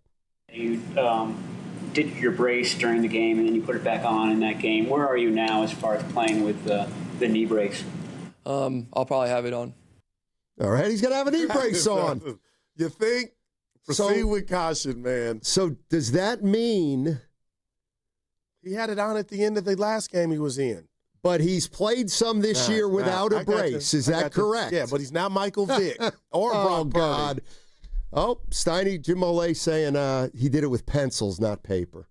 Okay, I got pens. That should work.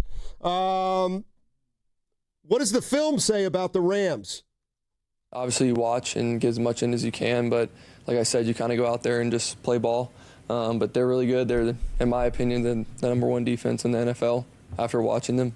I know statistically they're pretty high, but I'm really been impressed with them. So it's going to be a huge challenge, and yeah, they do a lot of good stuff. Oh, boy. I wish you wouldn't have gave them that. My God. What do you give me for? Uh-oh. This is unbelievable. What you about to? There's got to be somebody out there that the same thought went through their mind as went through mine. Can we listen to that one more time? Well, we can, because I can push the button. Oh, my gosh. Did this ring a bell with anybody else? Take a listen. Obviously, you watch and get as much in as you can, but like I said, you kind of go out there and just play ball. But they're really good. They're, in my opinion, the number one defense in the NFL after watching them. I know statistically they're pretty high, but I'm really been impressed with them. So it's going to be a huge challenge, and yeah, they do a lot of good stuff. Okay. He sounds exactly like Brock Purdy. Nah. Obviously, you watch and get as much in as you can, but like I said, you kind of go out there and just... It sounds like Purdy. Obviously, you watch and get as much in as you can, but like I said, you kind of go out there and just play ball. But they're really good. They're, in my... Play Purdy and him back-to-back? Okay. Yeah, Steiny, not yet. I got to hear this one. All right. Give me some Brock. Something that we talked about, playing might lead to some soreness and stuff. So sort of expected it, but with quick turnaround, Thursday night game and everything, it's tougher. They don't have as many days to get right and heal up and feel better. So just where we're at. Obviously, you watch and get as much in as you can, but like I said, you kind of go out there and just play ball. But they're really good. They're, in my opinion. I went to it's a actually job the interview exact. once. It's actually the exact same. The microphone's different that they spoke into, but they're exactly the same. They told me, Mr. Johnson, don't call us. We'll call you. So that's what applies to that. Steiny, your boy's got a deeper voice, bro. Let's see. Dude, he gave the Rams defense. Oh, look at Ricky P on the YouTube chat. I thought it was Purdy. I just needed one. Thank you. My man. We would tell Ricky you if you P. I just needed one. No, I wasn't wrong. Somebody else had the same thought. Let's cut to the chase here, though, with Mac Jones and his status, where he was versus Jacksonville with where he is this week. Really, just like I talked about, just day by day getting better. And at the end of the day, you just have to ask yourself if you can protect yourself in the game, and felt good to go. So obviously, every week, guys are dealing with stuff, and it's an everyday battle. So you're just working through it.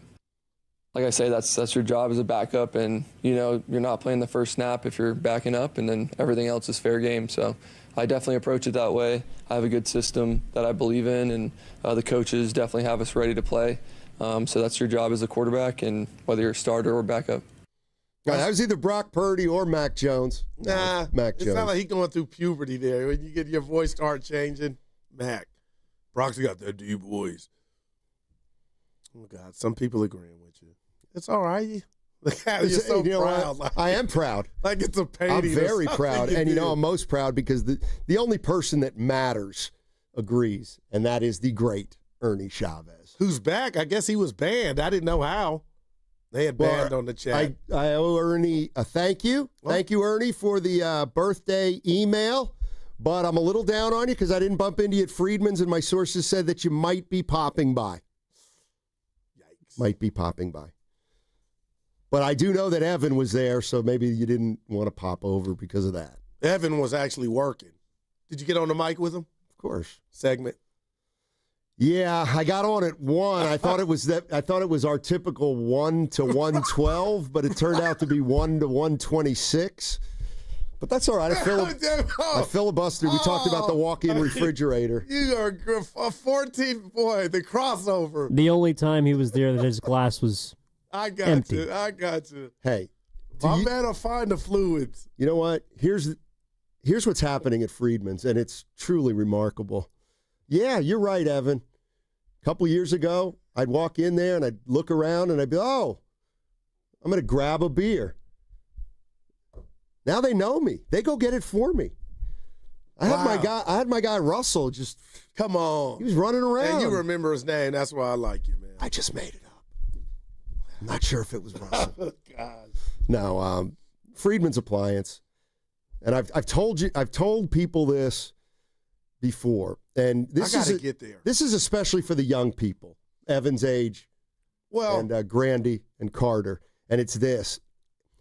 If you ever do get a girlfriend, all right, I know it's a long way from A to B, but if you guys ever do get a girlfriend, okay, and you're turning that corner of, we're getting a little serious here, all right, and you want to take it up another notch, surprise her, tell her, baby. Oh. Baby, just reserve the night. Just reserve the night. Where we're going is a surprise. And then we go and we get the Friedman's Appliance. And let me tell you what's going to happen. Your relationship will be jump started. And will they be married like Carter is? You forgot that? Very possible. And Ernie Chavez says he was there. Shame on you. Yeah, but I guarantee he didn't come till after 2:20. Actually, I stayed till it doesn't seem like about 2:30. Yeah. But there's something, I stayed till 2:30.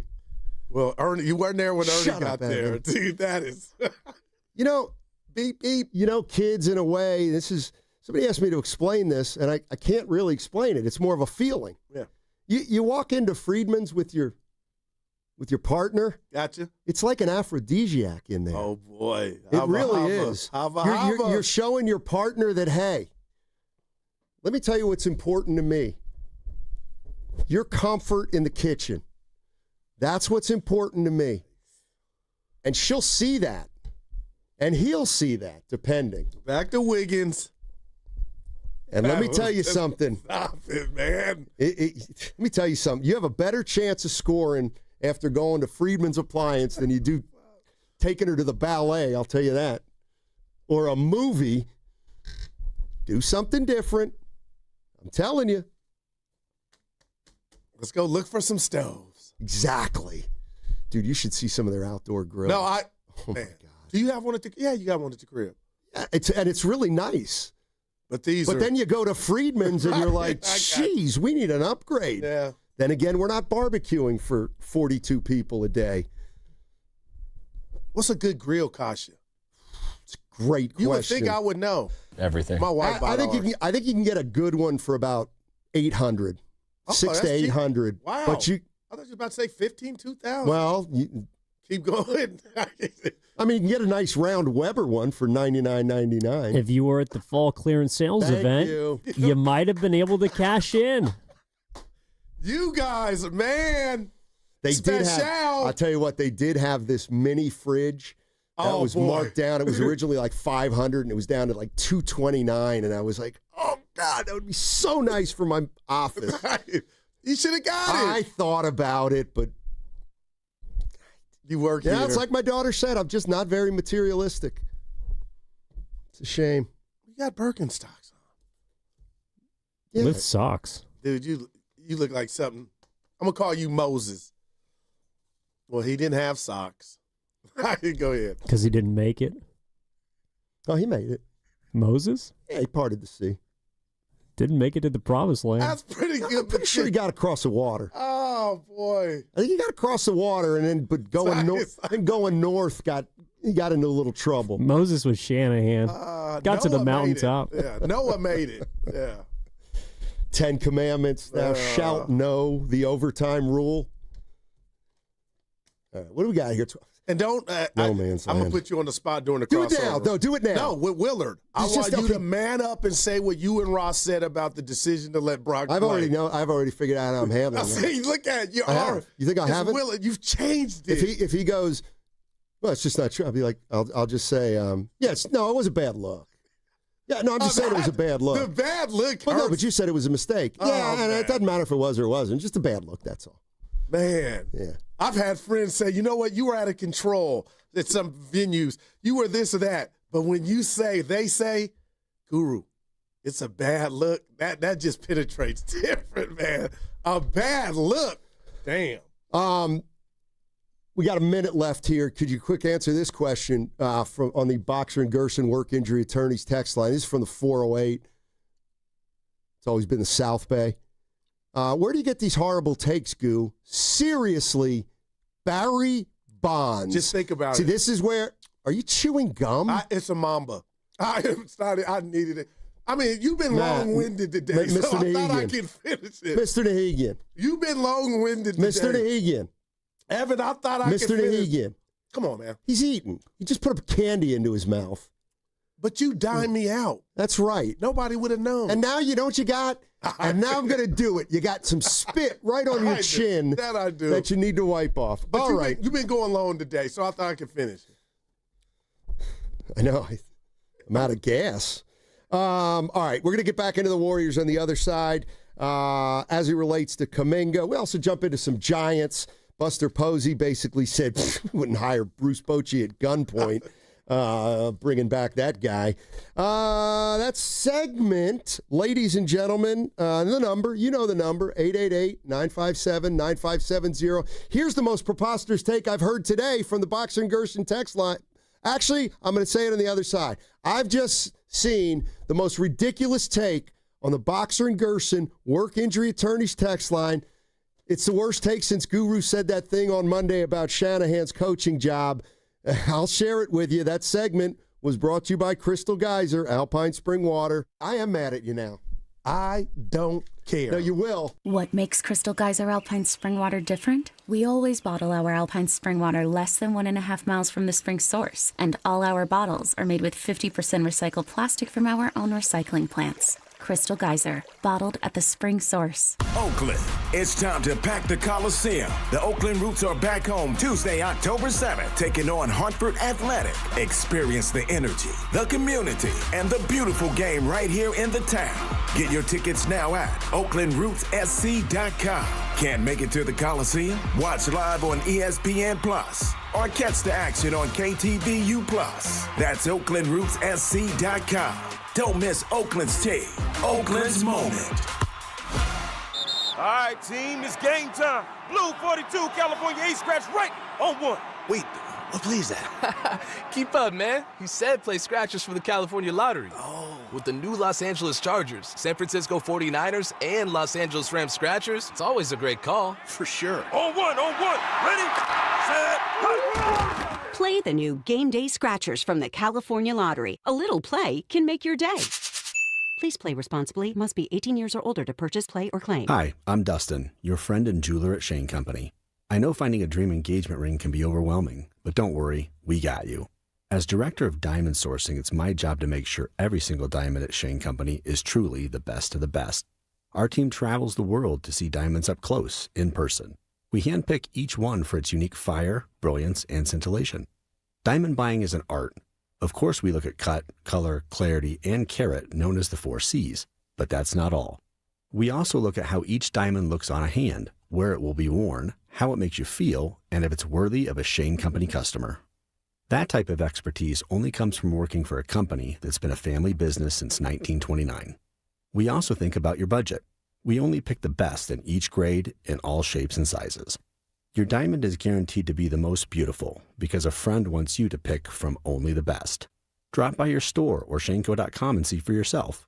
Shane Company, your friend and jeweler. Ragnar the Terrible is interviewing at a big bank. Let's listen. So, your last job was, 5th century warlord. Yes, I am expert at inflicting pain, just like your big bank. Question, should we raise customer loan rates? Raise customers' village. Raise, as in make higher? Raise, as in destroy.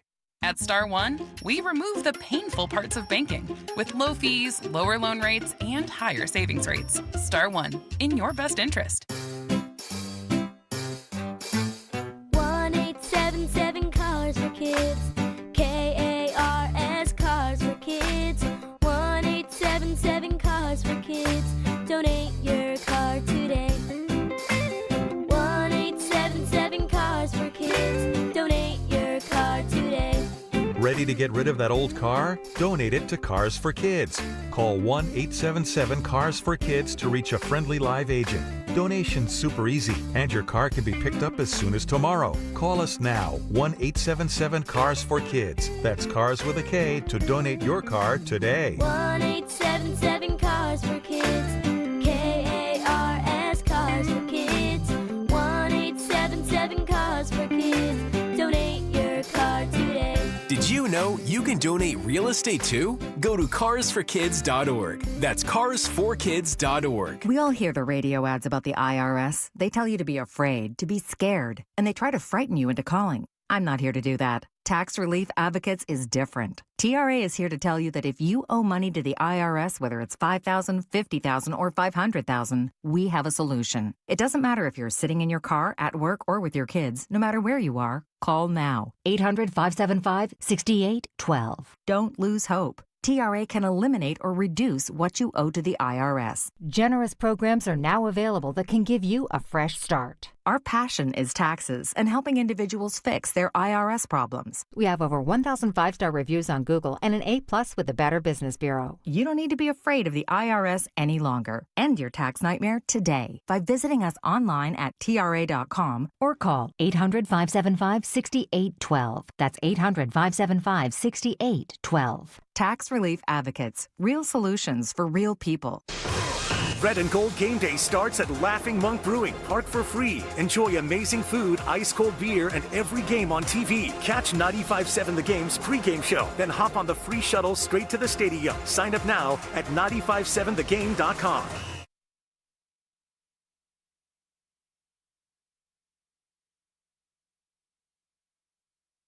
I'm Batman. I saved the day.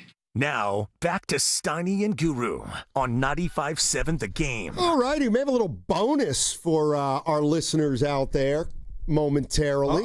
Always good. We've just been told that general manager of the Warriors, Mike Dunleavy, is getting ready to speak to the media. They don't do that on media day here because they didn't have enough guys under contract. But Mike Dunleavy hasn't spoken in a while. He's always good to us. 4 months. Yep. And been working. When we get that set up, we'll bring you a little bit of Mike Dunleavy. What would be your first question to him if you were in the scrum? First question to Mike about this Warrior off. Just talk a little because I got to think about that. That's a good question. Like, what would you ask him? This big one. To do something on potluck right now because I'm going to try. What I'm going to do is remind Willard Dibs of that sucker bet we got him on. Oh, that's right. Chiefs. Dude, why would they take? They look great. That's Watch out now. Hey, by the way, one of the things I'm thinking about doing post-career is trying to do a little stand-up comedy. Well, you do it every day, 20 hours a week. Seriously, though. Like, that's not a stretch. So I ran a couple jokes by my guys yesterday at the bar. Stop! Well, now alcohol is involved, so everything's going to be funny. It was early. All right, try one on us. Because I've thought about it, too. I've gotten up at open mic. You and I should do something together. Like Abbott and Costello. Penn and Teller. Do they do that anymore, though? You know what I mean? Good question. The tandem. One of the duos, and I forget which one, but Penn or Teller doesn't speak. I know. Yeah, you're right. I don't know which one it is. I don't know which one it is either. They were not my cup of tea. They just did not do it for me. But they hit, Steiny. They hit for a lot. They were famous. Yeah. That's all that counts nowadays. But anyway, run one on us. Yeah, Actually, I'll tell you one that another guy said. So I took two jokes and I borrowed one, and the one was an original and one was taken from a friend. Apparently, the one that was taken from a friend was so you stole was it. much better. Okay, yeah, we all steal. It's not really. I butchered this because now. Okay, so I get out yesterday, and my guy Scott. All right, Scott goes, hey, what's up? He goes, something funny happened. Funny happened to me today. I said, okay, what? And he goes, so I'm in the city and I'm going to my car. I'm going to my truck. And as I'm going to my truck, these two women are talking. Young women are talking. And I glanced at them and walked by them. And one of them said to me, what are you looking at? And I said, I'm not really looking at anything. I'm just going to my car. And she said, nah, you got a look on your face. Something was going on with you, buddy. And he's like, no, seriously, I'm just trying to get into my truck and get out of here. And they go, what? You don't want two beautiful women come joining you in your truck? And he goes, of course I do. And he shut the door and drove off. I don't know. That was so bad, I'm laughing. I know. It's kind of a groaner, as they say. What about, all right, I got one. All right, here we go. Well, no, this is not. Well, okay, here. How about this? This is a pickup line. Here's the other. I think it's the best one. Let me give you another one. Let me give you another one. This happened to me yesterday. This isn't even a joke. Ahead. Take your time. This isn't even. I hope Dunleavy.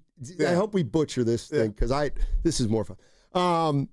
This actually is a true story. It happened to me yesterday on BART. So I get off BART and there's an OG, and he was on the BART. Everybody's bringing their scooters now, and some of them are bigger than the others, and.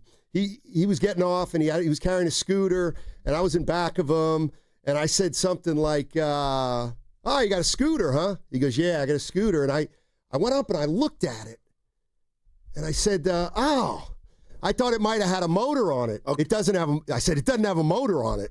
And he goes, yeah, it does. It's got a motor on it. And I said, I looked again. It was a regular razor, one of those razors. Yeah. And I'm like, no, there's no motor on it. He goes, there's a motor on it. I'm like, where? He goes, wait till I get on it. Oh, man. Anyway. Don't look at the chat just in regard to... I don't care. I don't care. You're bombing. The bottom line is that guy made me laugh, and he wouldn't have made me laugh had I not engaged him. So people...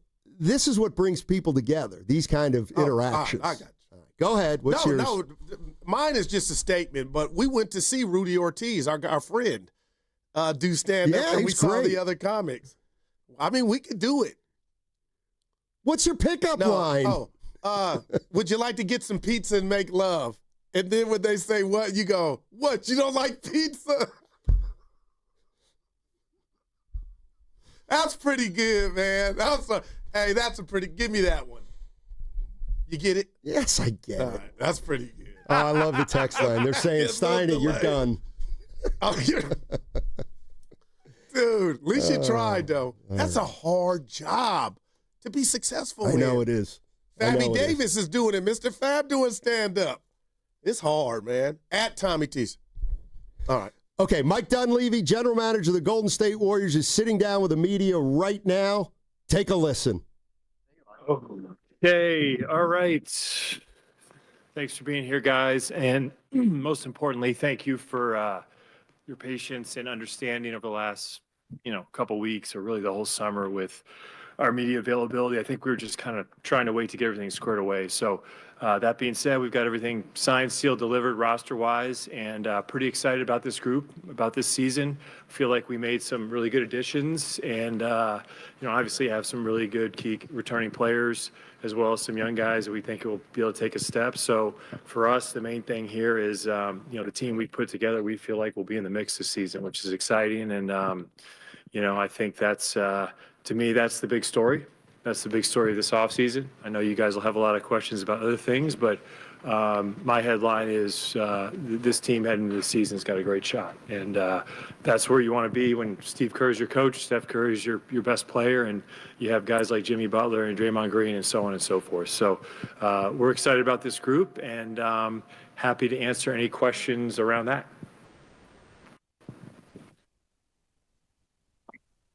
Yeah, we can just, I guess, kind of get right into like the structure of the Kaminga contract. Seems, pretty clearly at least to be used potentially as a trade piece. I'm just curious how you view the dynamics of him coming in and just, obviously some relatively contentious negotiations and how that kind of could bleed into the season. Well, I mean, as far as the negotiations go, I think it was fair, reasonable, no issues on my end. And I think just sometimes these things take time. So, by my account, I'm all good with it. I feel good about the deal we've done and really the deal for JK. I think it's good for both sides. And as far as the team goes and what that contract structure means, really it comes down to the way I feel about the team is we're in great shape, much better shape, I'd say, than we were certainly this time last year, and even as much as this time, like when we were in the playoffs and lost 4-1 to Minnesota. So what that means for the contract structure is we feel like we have a player that can be really good, and I don't feel like there's a need to make a move. Now, we'll see how the season unfolds. This time last year, I would have said we need to get better. I don't feel that right now. It could change, and we have a lot of guys in the team that have value in the league and could be traded, but I think the structure is more so what works for us and the player, and we came to an agreement that works. Do you anticipate him, coming in, bought in? Absolutely. He signed the deal. We agreed upon it, and I think he's from all accounts, had a pretty good offseason. Seems like he's been in the gym working, and I think he'll be in shape. He'll be ready to go, committed about the team. Have no reason to believe otherwise.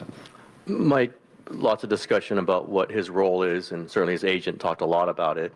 Do you go into this with any set, like, we're promising him a role, we're promising this role, it won't be that role? How far along did those talks get with what his playing time might be? We just want him to be the best player he can be. And, he does that. He'll have a great role. Our team will be really good. And I don't think there's anything more to get into it than that. Mike, to follow up on all this, Draymond told us the other day that Kuminga told him he wants to be here long term. Is that the message that has been conveyed to you, either from him or his agent? Well, I'll let him answer that. Again, these discussions and messaging from our end stays private. So as far as like those things that we talk about on the phone or behind closed doors, I keep to myself. And so maybe a better question for him. But by all accounts, I think he wants to be here because he signed the contract.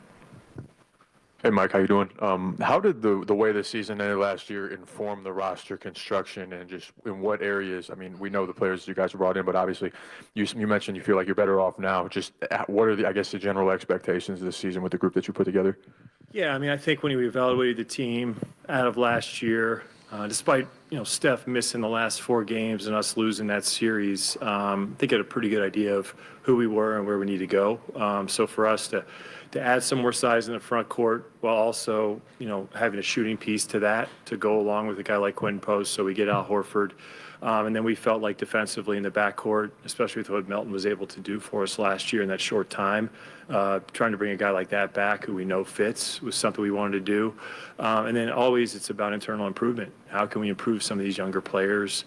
Whether it's Brandon, Moses, JK, QP, Trace, all these guys, they can take a step, any one of them, if half of them can take a step, you're really in business. And obviously the addition of Jimmy softened the need for us to go crazy this summer.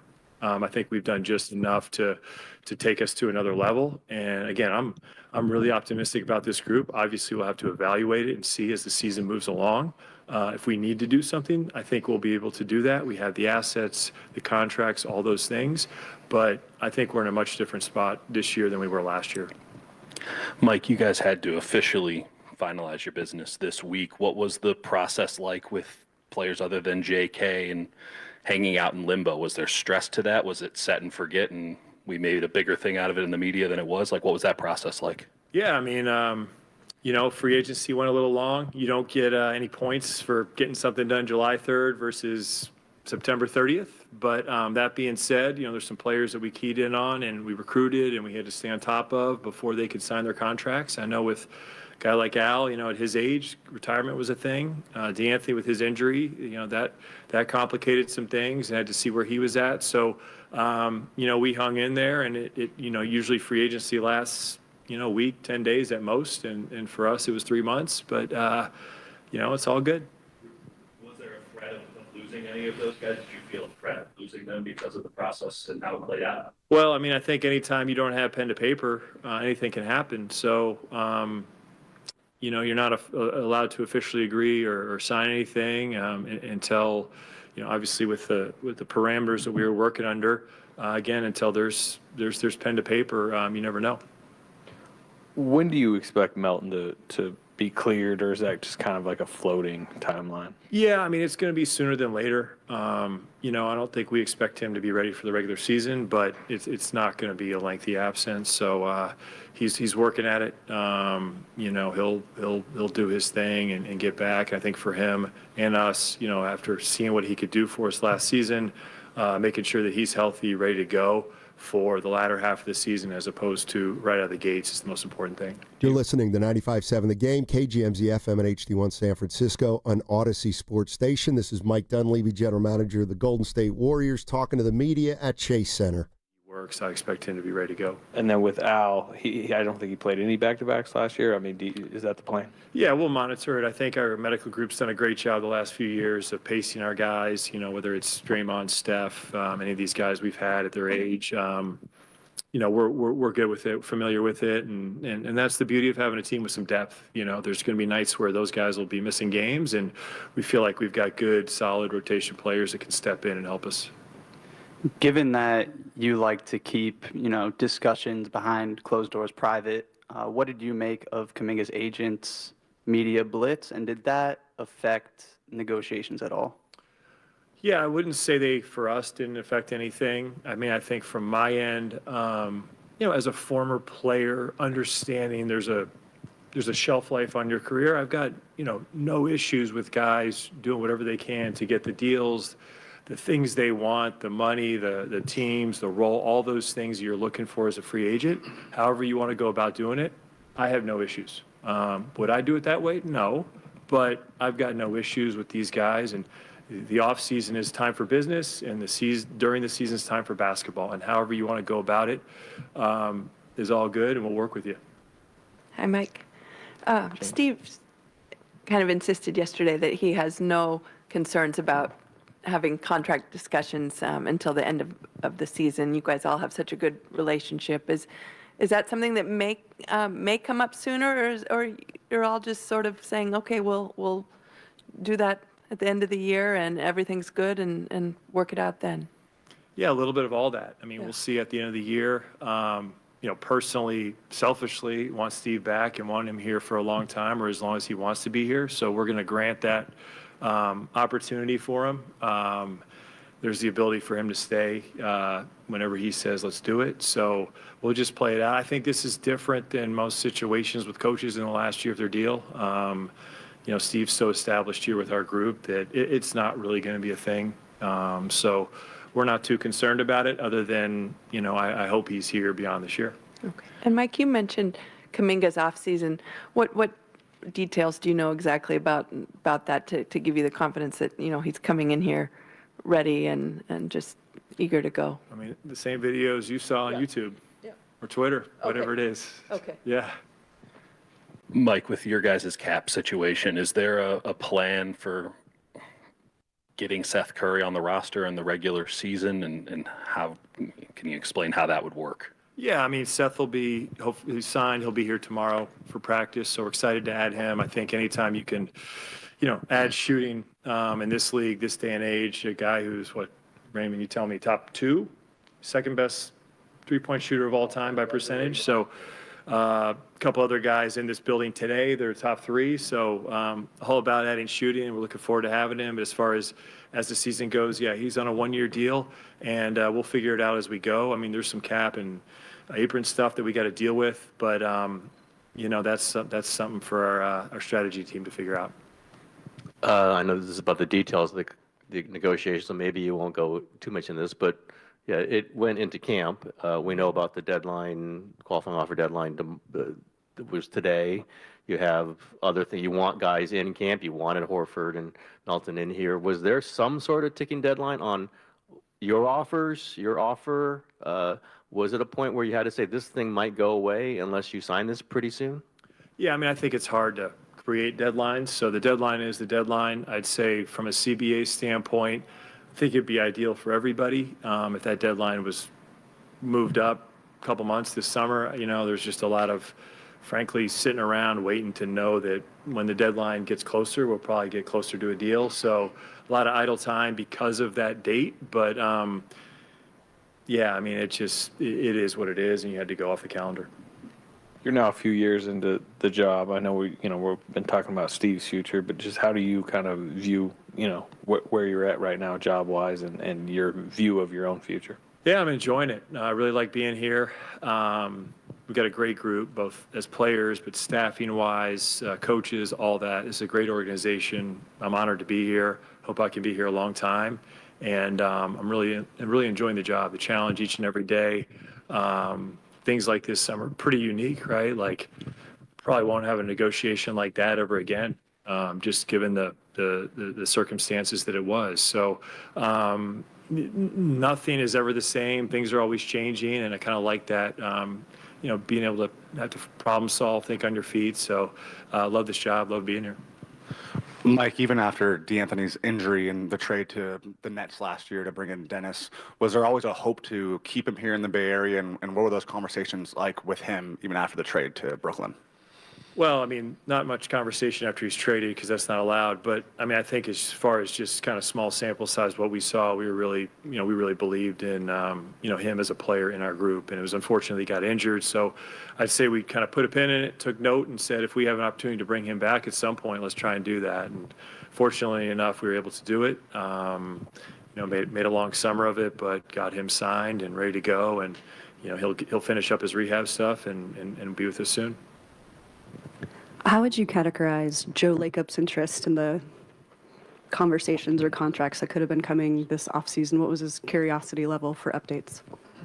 As always, very, very interested. I mean, I see Joe as an extension of the front office. Got to keep him involved and keep him up to date. He was a little bit sidetracked this summer with the Valkyries, which is great, fun to watch, and they had an amazing inaugural season. So Joe was caught up with that a little bit, but for the most part, it's business as usual. What's going on? Where are we at? What's taking so long, and all that stuff.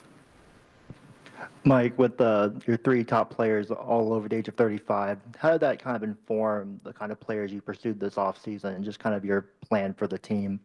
Yeah, I mean, good question. I mean, I think the main objective, for us right now is winning because of these guys and their age and, frankly, how good they are. So don't want to get too caught up in we got to get way younger or we shouldn't be too old. The main thing was let's bring in good, talented players. And, I think we've done that at different age groupings because this timeline's year to year. We're going to try and win this thing this year. And I think the guys we've added to the roster reflect that. So I think that's kind of how we're thinking of it. But also, obviously always mindful of our future and don't want to, mortgage too much. It's got to make sense, those types of things. 95.7 The Game breaking news. All right, it's not stopping, ladies and gentlemen. That was Mike Dunleavy talking to the media. And while he was talking, the 49ers have ruled out Brock Purdy, Jawan Jennings, Ricky Pearsall, and Jordan Watkins for tomorrow's game against the Rams. So looks like Mac Jones is a go, but once again, the breaking news is the 49ers have ruled out Purdy, Jennings, Pearsall for tomorrow's game against the Rams. Wow, man, you said it's not, excuse me. It just does not stop, man. Man, so you got Kendrick Bourne, Demarcus Robinson that Mac Jones will be throwing to, and I know he's got some familiarity with Kendrick Bourne. We've seen that even in New England. But Brock Purdy, your starting quarterback's out, Jawan Jennings and Ricky Pearsall, man. And you just wonder when they'll come back, Steiny. Well, I'd like to think the 10 receivers days. can be back by Tampa Bay. But again, that's just I hear you. Yes, I have no idea. But once again, no Brock Purdy. That's official for tomorrow. No Ricky Pearsall. No Jawan Jennings. No Jordan Watkins. 49ers announcing that just moments ago. I'm acting surprised. Didn't you feel that kind of way, though? Yes. Yeah, I think we all did. And everybody seemed to be feeling safe about leaning toward Mac Jones, and we can talk more about that for sure. But the Brock Purdy component, Steiny, it's like he was out 2 weeks, which is quite a while in the NFL. When you're the quarterback, comes back, and now he's out again. Yeah, it's not a good look. Well, boy, I can't wait for the crossover. But, man, it's just not a good look. I just wonder how long he needs to be out now if you guys are right that they handled it wrong. Ask me if you think the 49ers butchered this. Do you think, Steiny, the 49ers butchered the handling of Brock Purdy going into the Jacksonville game? That just didn't work out. Well, that's one way to look at it. Somebody needs to do something over there, man. Light of incense, sacrifice a chicken, something.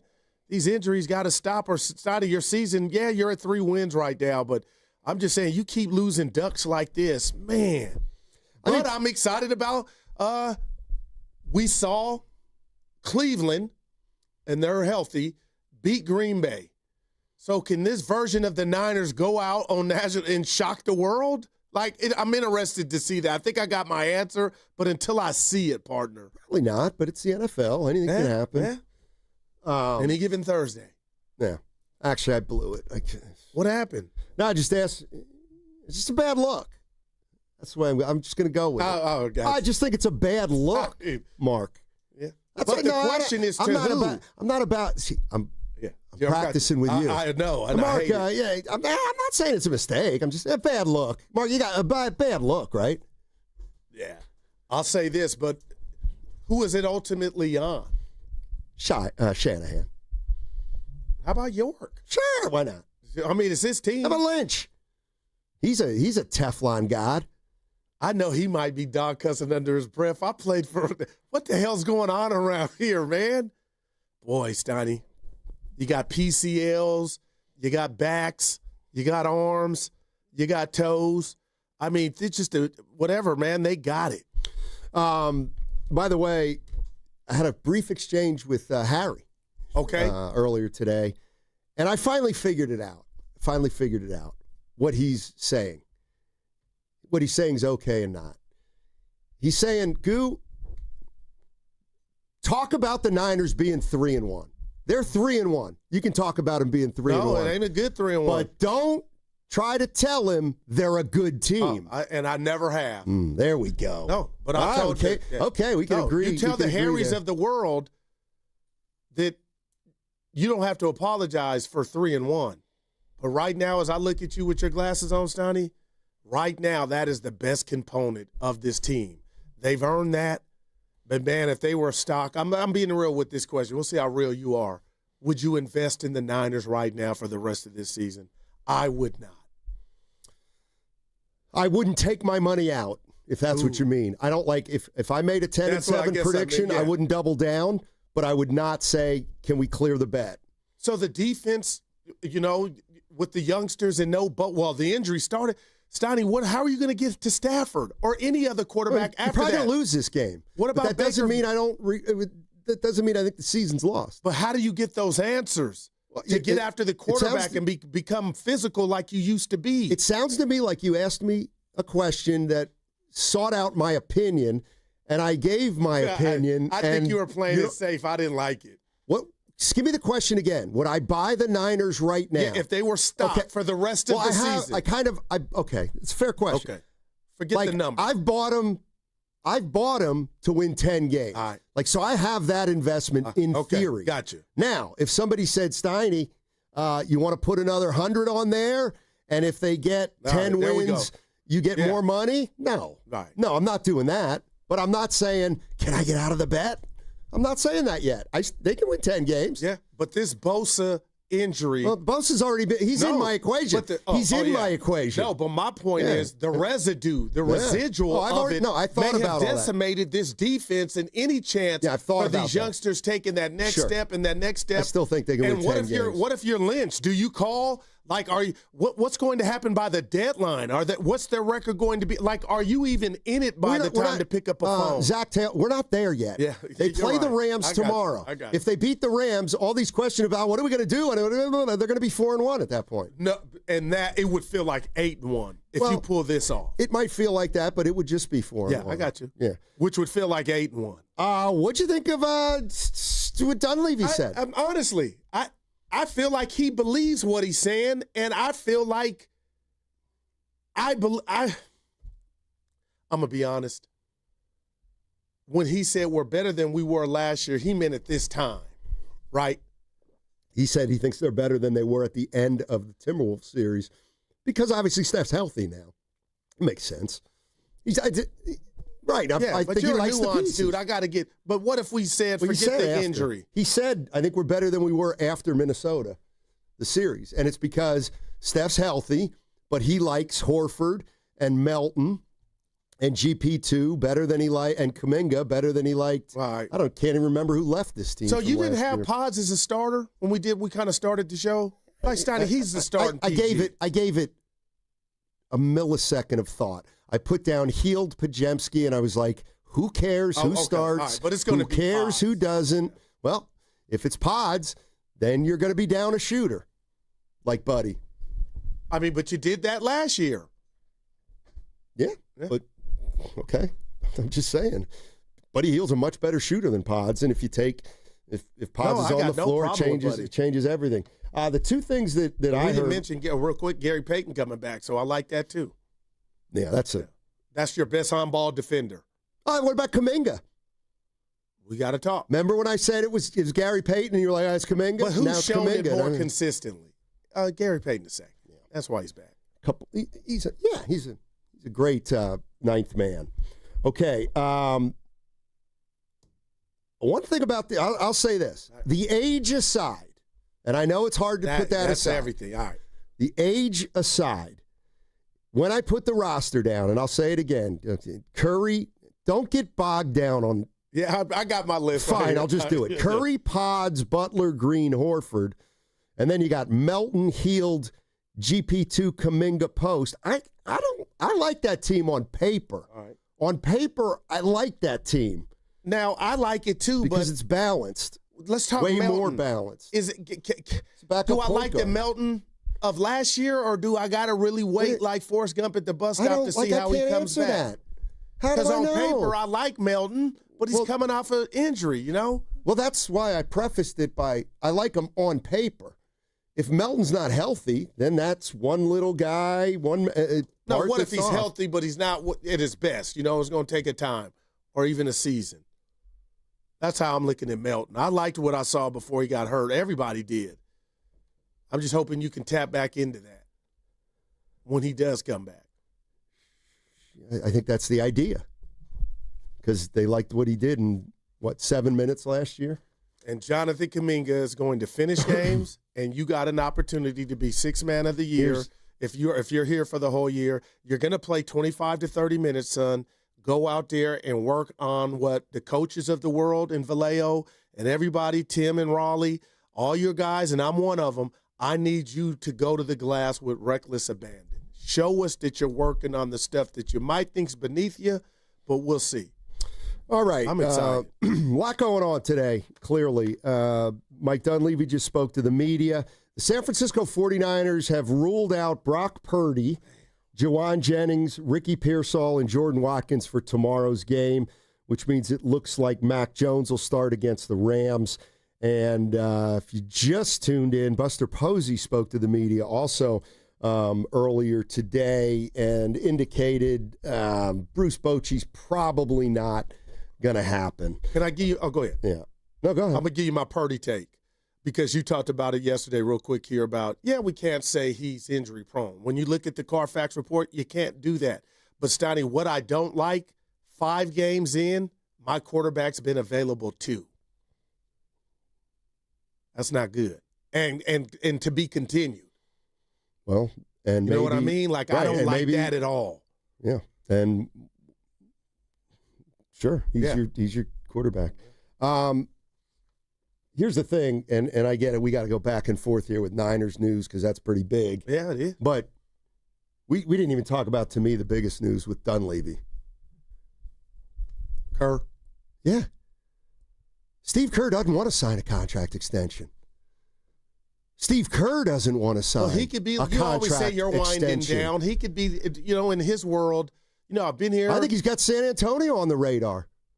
Now that was wow. Mike Dunleavy said. That shocked me. Mike Dunleavy said Steve can coach here as long as he wants. He did say that. And Steve's not concerned about what happens between now and the end of the year. So the first question to Steve is, I wish I was in the building now. Sonny is a microphone. Could you see yourself coaching somewhere else? And if you're telling me he could get De'Aaron Fox and Wemby and what they got going on in San Antonio for Pop, I mean, just my gosh. If I were Steve, he did say that. If I were Steve Kerr, of course, if I wanted to be here, I could get a contract extension. But he did this a couple years ago, right? And he played got it one like this. Yeah, he got one. No, my point is he wasn't looking anywhere else. I'm just saying. I don't know that. He put his John Hancock on a new deal, Steiny. So I guess that's why you shook me, but now it's just a trimmer. Now I'm like, because we've been here before. Steve Kerr's not going to be the coach of the Warriors next year. Come on. No, I feel like he's finishing with Dre and Steph. I really do. I actually don't. But again, you said San Antonio, that shit. I was like, wow. Why would Mike Dunleavy say, it's Steve's call and he's not concerned about it? And well, what was his answer 2 years ago when we were at this juncture? He kind of and he told us yesterday. What did he say? I'm at a point to where that stuff will take care of it. Like, it's not a big deal now. Okay. You don't think anything's changed? No, you got me thinking. See, everything's changed. Give me two because things. This is a 1 year thing right now with the Warriors. And Mike said that. We're year to year. Look at the Kuminga contract. That's a 1 year deal that gives the Warriors all the flexibility in the world. This franchise realizes that it wants to compete for a title, but it's also close to being hit with a big, cold glass of water in the face that this thing's done. And if they don't have a good year, to me, all bets are off this offseason, and that includes Draymond, that includes Butler, that includes Kerr, and certainly it includes Kuminga. And that's why I think Steiny, just right now, barring injury, it's almost Tom Cruise. It's impossible for this team to have an off year. The days of the play-in are over for the Golden State Warriors, barring health. That's what makes me excited. But I get you. The head should roll, and I know that's not what you're saying, but if some things were to fall off, the wheels were, and they were, something was going, man. You got me thinking. Don Dada 1200 saying, Steiny, why would he go to another team with kids? Yeah, you mean kids who are basically the exact same age that Draymond, Steph, and Clay were when he took over the job? But Kerr were they wouldn't about be 3 that age, years though. into Kerr's longer in the tooth is what I think Don Dada's saying, too. I'm doing my Mark Willard. You know what I mean? Wishful thinking. I mean, to me, it makes all the sense in the world. We were on it. I pat ourselves on the back. A couple years ago at this time, we couldn't believe that he was at. All right. Well, we like to do this. We like to do this. Well, he's an OG. Okay, then bet me. I'll bet you he's not the coach next year. I lost a bet to John Curley, the great John Curley. Yeah, our guy. On Friday. Yeah. I said Bochy was not going to, I said Melvin's not getting fired. He got fired. I was wrong. I'll bet right now Steve Kerr's not coaching the Warriors Now, did we next bet year. that? No. Me and you'd bet Melvin? I wouldn't bet you on something that I might lose. I would bet Curley on dude, something you're that I the might worst. Shout lose. out to- But I'm willing to bet. All right, I'm willing to It's bet you done. right now. It's done. A dinner. Okay. Yeah, Steiny, this ain't his last one. Hell no. Okay. Because there's a lot of reason to stick around, right? What if they don't make the playoffs this year? You think he's going to come back next year? I would I'd give you my wallet. Would be Steiny. They're too good not to make it. Just they're one injury away from not making it. Well, if they don't that's make everybody. it, if they don't make the playoffs, do you think Steve Kerr is going to be the coach next year? Steiny, this dude's a made man. Yes. I know he's a made man. So when that's you're why made, he's in the process of walking away. But you and Evan always say, Guru, it is just the biggest crock. But Guru, the rules don't apply to you. They're different. And that's when you're made, Steiny, things can happen that you survive if somehow they didn't make the playoffs. But he doesn't want, like, that's, you're only looking at it from the Warriors, like, would they fire him? It's Kerr. Oh, yeah. Does he want to stay here? I think he does. Well, he did this before. And, like, this is where you say, I think he does want to stay. I'm not here to say, no, he doesn't. Okay. I'm here to say, I don't know if he wants to stay. We don't know that. Well, that's a bet. Evan heard it. He thinks this is Kerr's last year, and I don't. All right, 888-957-9570 is the number. We can talk Warriors. Jonathan Kuminga, signed, sealed, and delivered. We can talk Purdy. He's not playing tomorrow against the L.A. Rams. Neither's Juwan Jennings. Neither's Ricky Pearsall. Neither's Jordan Watkins. And Bruce Bochy, it does not look, according to Buster Posey, as if Bruce Bochy is going to be the next manager of the San Francisco Giants. Have at it. 888-957-9570 is the number. What's coming up on the game is brought to you by Fremont Bank. Here for you, here for good. On Saturday, October 4th, Pier 39 is throwing a party right on the waterfront. Now our iconic views and bay breezes come with drinks to go. Grab a cocktail, mocktail, beer, or wine from one of our restaurants and take it with you as you explore the pier. Plus, live music, party games, sea lions, fun for the whole family. What more could you ask for? Enjoy dancing, street performers, special deals, and that one-of-a-kind Pier 39 flavor. We're bringing the atmosphere, you bring the crew. Pier 39, Pier for the fun. Learn more at pier39.com/entertainment zone. This hour is brought to you by the new Chase Sapphire Reserve for Business. Introducing the business card that gives back all you put in.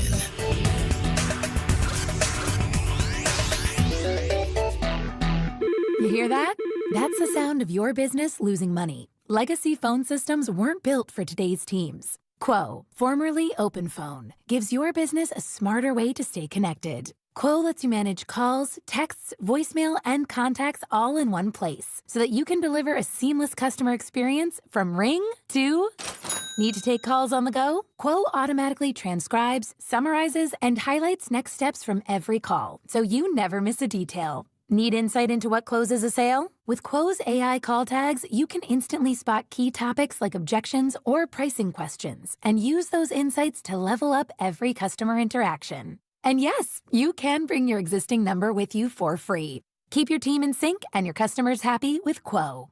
Quo. No missed calls, no missed customers. Try Quo for free at quo.com/sports and get 20% off your first 6 months. That's quo.com/sports. QUO.com/sports. The following is an attorney advertisement. If you get sidelined by a workplace injury, the workers' compensation attorneys at Boxer and Gerson can help you get back in the game. Our team of skilled attorneys will fight by your side for the treatment and compensation you deserve. We care about justice for injured workers. That's what makes us Northern California's premier workers' comp law firm. Call Boxer and Gerson at 510-835-8870 or visit boxerlaw.com for a free consultation. Boxer and Gerson, your life is worth the fight.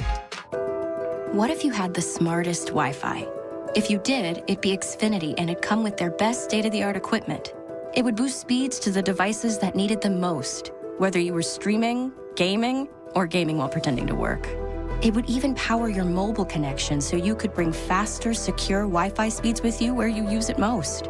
If you had the smartest Wi-Fi, everything would work together seamlessly to keep you connected. Xfinity.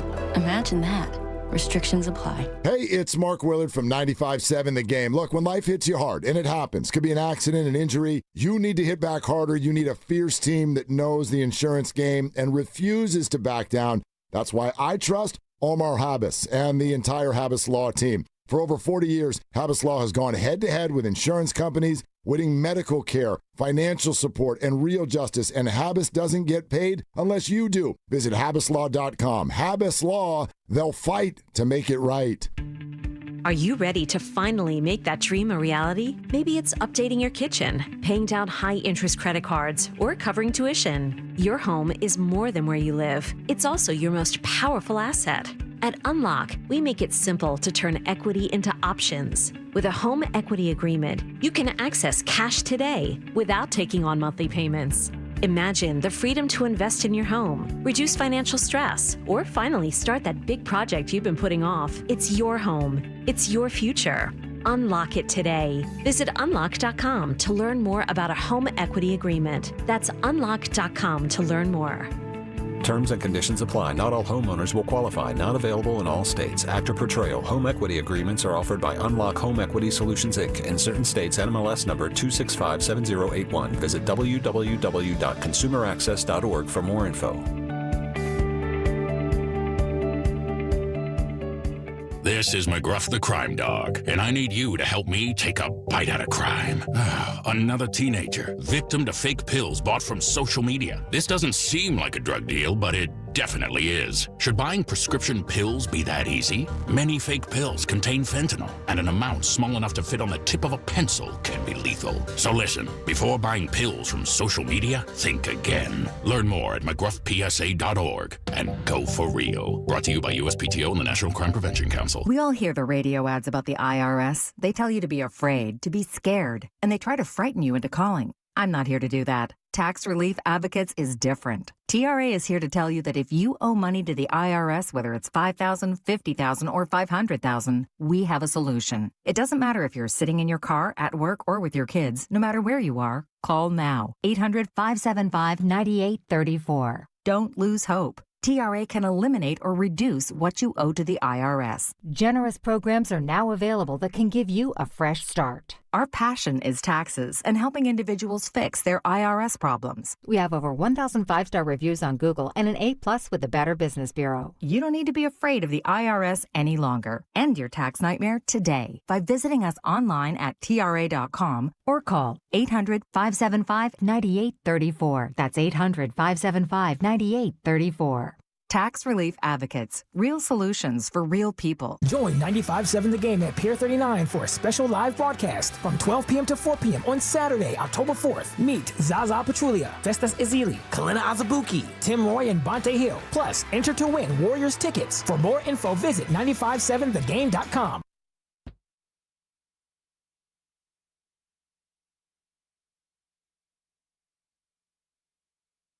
Juwan Jennings. Let's get nuts. Now, back to Steiny and Guru on 95.7 The Game. All right. 49ers have just announced that Brock Purdy won't be playing tomorrow. Neither will Juwan Jennings, Ricky Pearsall, or Jordan Watkins. So they're going to go down to L.A. with Mac Jones. And the game's off the board. I went to UWager, my betting spot, Steiny, to see what the impact was, and they're probably in the lab recreating it, but it's off the board right now. But do you know what it had been? I think it got up to, Evan, you may be able to help me, 5.5 or 6? 6.5 is where I saw it last. Wow, and it's that's going to come down to about 3.5, you would figure, right, with Mac Jones? That prolific Can you offense. remember another 49er game, regular season game, Evan, help us out, where you felt this hapless or they were at this big of what we deem a disadvantage? I can't. I mean, like where you gave them no chance. Last year in Green Bay. Why do I want to take you one step further and say Buffalo that Sunday night? Well, Brock Purdy was playing in that game. Brandon Allen started in Green Bay. Yeah, that's a good call. Oh, I thought you meant a game like this that they ended up winning. Oh, I mean, don't just know. going into it. Good call. I'll take Green Bay. But yeah, Brock was back for Buffalo. But man, I'm just going Prince, Rogers, Nelson, Steiny, sign of the times. Yep. And our girl boy. Jewel and John Pettinelli listening to us as they drive home. My folks. So this is kind of what I was also like kind of getting at, and I'm not saying there's guys that are healthy that aren't playing, but I don't know if do you just look at Pearsall, Jennings, and Purdy and say, man, they're all just kind of not really there. Let's just give them all a break for another Now, when week. you say break, or do you think that went into why they're out tonight because it's just a short turnaround? No, it's more that, you're already going down there, and it's going to be a tough game. We know that. You just lost one to a team you thought you shouldn't lose to. I mean, this might be the game to really protect Pearsall if he's a guy that you don't think you can lose.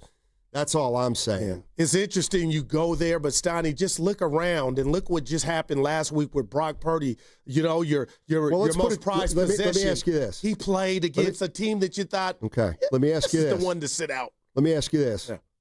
If, let's say they're being super cautious. Yeah.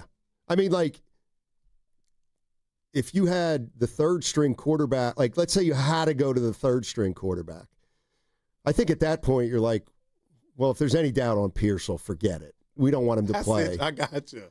And so I just, and I'm not saying they're sitting them all so that they, and they know they're going to get beat and they're going to punt on the game, No, blah, I blah, hate, blah. yeah, okay. However, I don't think teams operate like that. there are games where the writing's on the wall and they are more likely to be a game where you're more careful than in another game. But wouldn't last week have been it at home against, and I know Jacksonville was 2-1. Right. So maybe they said, you know what? We took chances last week with three guys who were all banged up and they all got hurt. And we didn't win. And they all got hurt.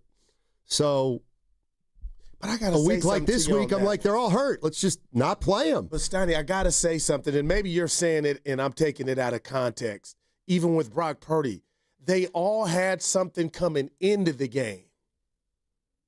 So they re-aggravate. It wasn't a new injury. Right. They And all, so, right. And we they saw Ricky all on the ground got- against. They all got hurt.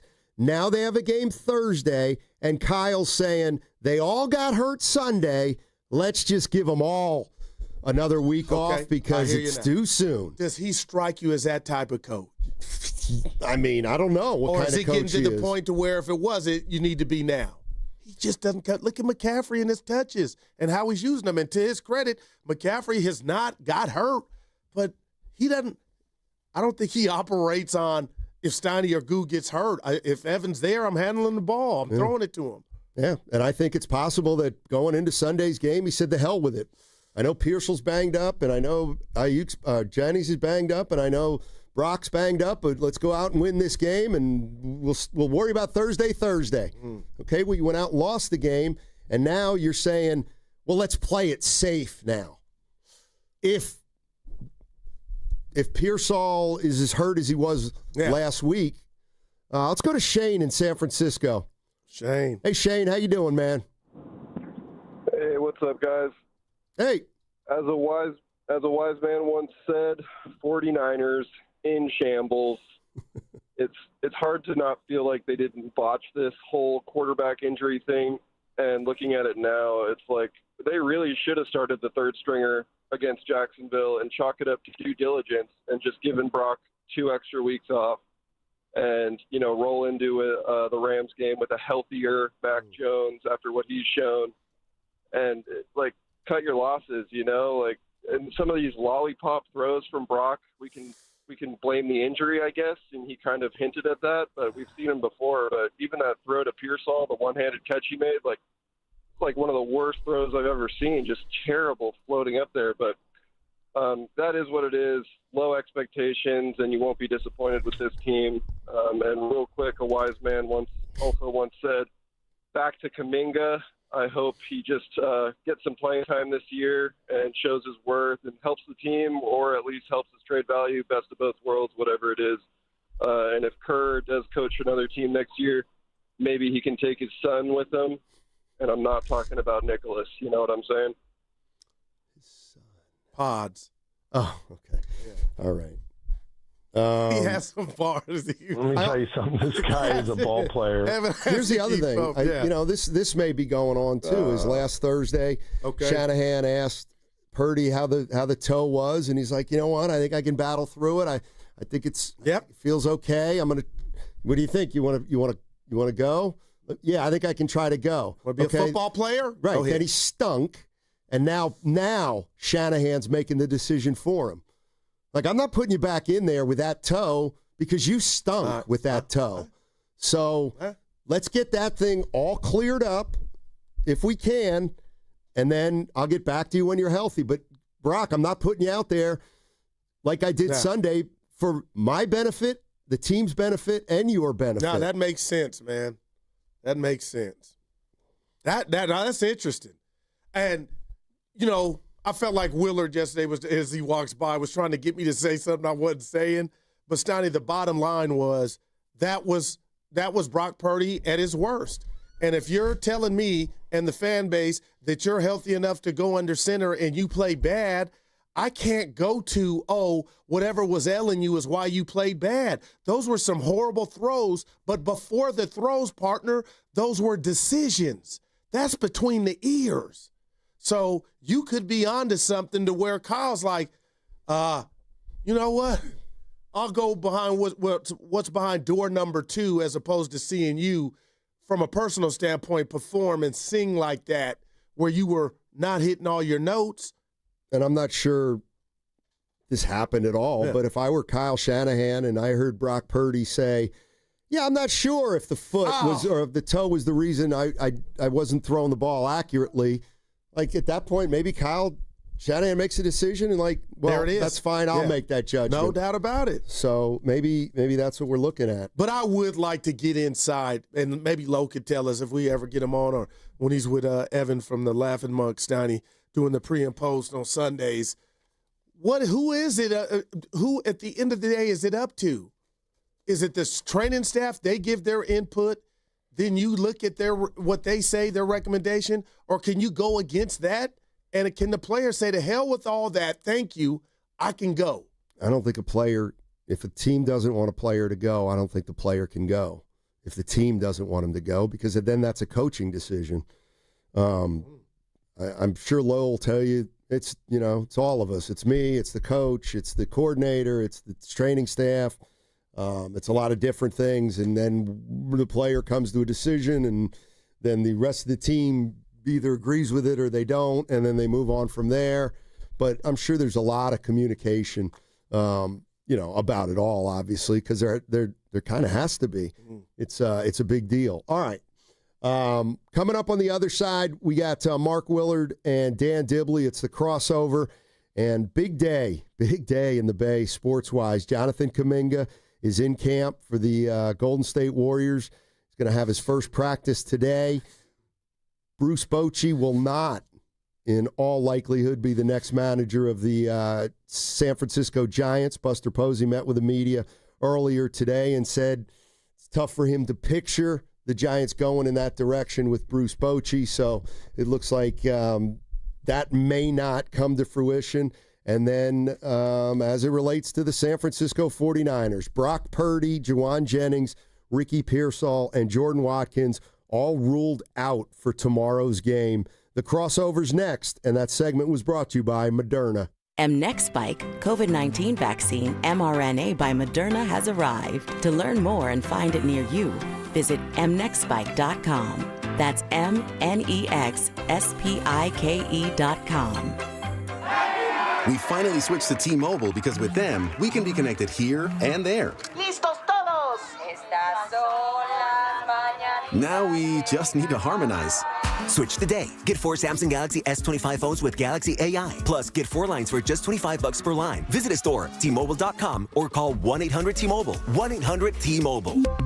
For well-qualified customers with autopay plus taxes and fees and $35 per line connection charge. Minimum 4 lines on plan. Contact us if canceling lines. Plus $5 per line without autopay. Debit or bank account required. Visit T-Mobile.com. Attention taxpayers. If you owe $5,000 or more and have missed another tax deadline, you're officially on the IRS's radar. The IRS has resumed aggressive collections. That means wage garnishments, bank levies, even seizures of your home, car, or retirement accounts. If you owe $5,000 or more and missed the deadline, you're stacking new debt on top of what you already owe. Call Priority Tax Relief now. Their experts fight back fast and are saving their clients millions in tax debt every month. I owed over $50,000. And they settled it for pennies on the dollar. These guys are as legit as they come. After speaking on my behalf with the IRS, my entire debt of $25,000 will be eliminated. Whether you've received collection letters or you're already facing liens and garnishments, call for your free consultation. There are no upfront fees. Priority Tax Relief. Let's make your taxes our priority. Call 800-464-1899. 800-464-1899. 800-464-1899. Priority Tax Relief. At Shane Company, we've been engagement ring experts for almost 100 years. We have the largest selection of diamonds and gemstones in stock. You don't have to wait to compare them side by side. Find the one that speaks to you at shaneco.com or in store. Shane Company, your friend and jeweler. Calling all basketball fans. Make your game day experience unforgettable with a stay at Hotel Via, just steps away from the action. Enjoy chic accommodations, stunning rooftop views, and the ultimate convenience for catching all the action. Skip the traffic and relax in style before and after the game. Whether you're celebrating a big win or just want a perfect night out in San Francisco, Hotel Via is your MVP choice. Book now at hotelviasf.com and make your game day a slam dunk at Hotel Via. It's almost here, budget season. Are you trying to do more with less? You're not alone. Thousands of companies from $10 million to $300 million in revenue trust My Outdesk to solve staffing gaps, control costs, and accelerate growth. Whether you're scaling, cutting overhead, or battling turnover, My Outdesk's elite global talent helps your team move forward with confidence, fast. Book your strategy call and find out how much you could save. My Outdesk, where momentum meets results. Visit myoutdesk.com. That's myoutdesk.com. There's a party at your house, but some are uninvited. Yeah, it's bugs. You've got ants, spiders, maybe a mouse or two. It's a full-blown shindig. But don't let these party crashers ruin your good time. Visit atgopestcontrol.com and let them show those pests the door permanently. Because when the only guests you want are your friends, leave the pests to them. Visit their website today, atcopestcontrol.com, before your house becomes a full-blown infestation. Call 888-900-9697 now for 10% off your initial service. What makes Crystal Geyser Alpine Spring Water different? We always bottle our Alpine Spring Water less than 1.5 miles from the spring source, and all our bottles are made with 50% recycled plastic from our own recycling plants. Crystal Geyser, bottled at the spring source. I'm still going for it, even with higher stroke risk from atrial fibrillation and a regular heartbeat not caused by a heart valve problem. Over a 3-year study, Eliquis apixaban tablets reduced stroke risk better than warfarin, and over 97% of Eliquis patients did not experience a stroke. A first stroke occurred in 2.9% of warfarin patients versus 2.3% of Eliquis patients. Don't stop prescription Eliquis without asking your doctor. Stroke risk may increase. Eliquis can cause serious and potentially fatal bleeding. Don't take if you have an artificial heart valve, abnormal bleeding, or antiphospholipid syndrome. While taking, you may bruise more easily or bleed longer. A spinal injection increases blood clot risk, which may cause paralysis. Get medical help right away for unexpected bleeding or bruising, or back pain, tingling, numbness, muscle weakness, or incontinence. Aspirin products, NSAIDs, SSRIs, SNRIs, and blood thinners increase bleeding risk. Tell your doctor about planned medical or dental procedures. Learn more at Eliquis.com or call 1-855-ELIQUIS. Another app for inventory, one for CRM. Oh, don't forget accounting. Wait, which login was that? Or you could use Odoo, one fully integrated system that does it all without the hassle. Ditch the app overload. Get everything your business needs on one platform.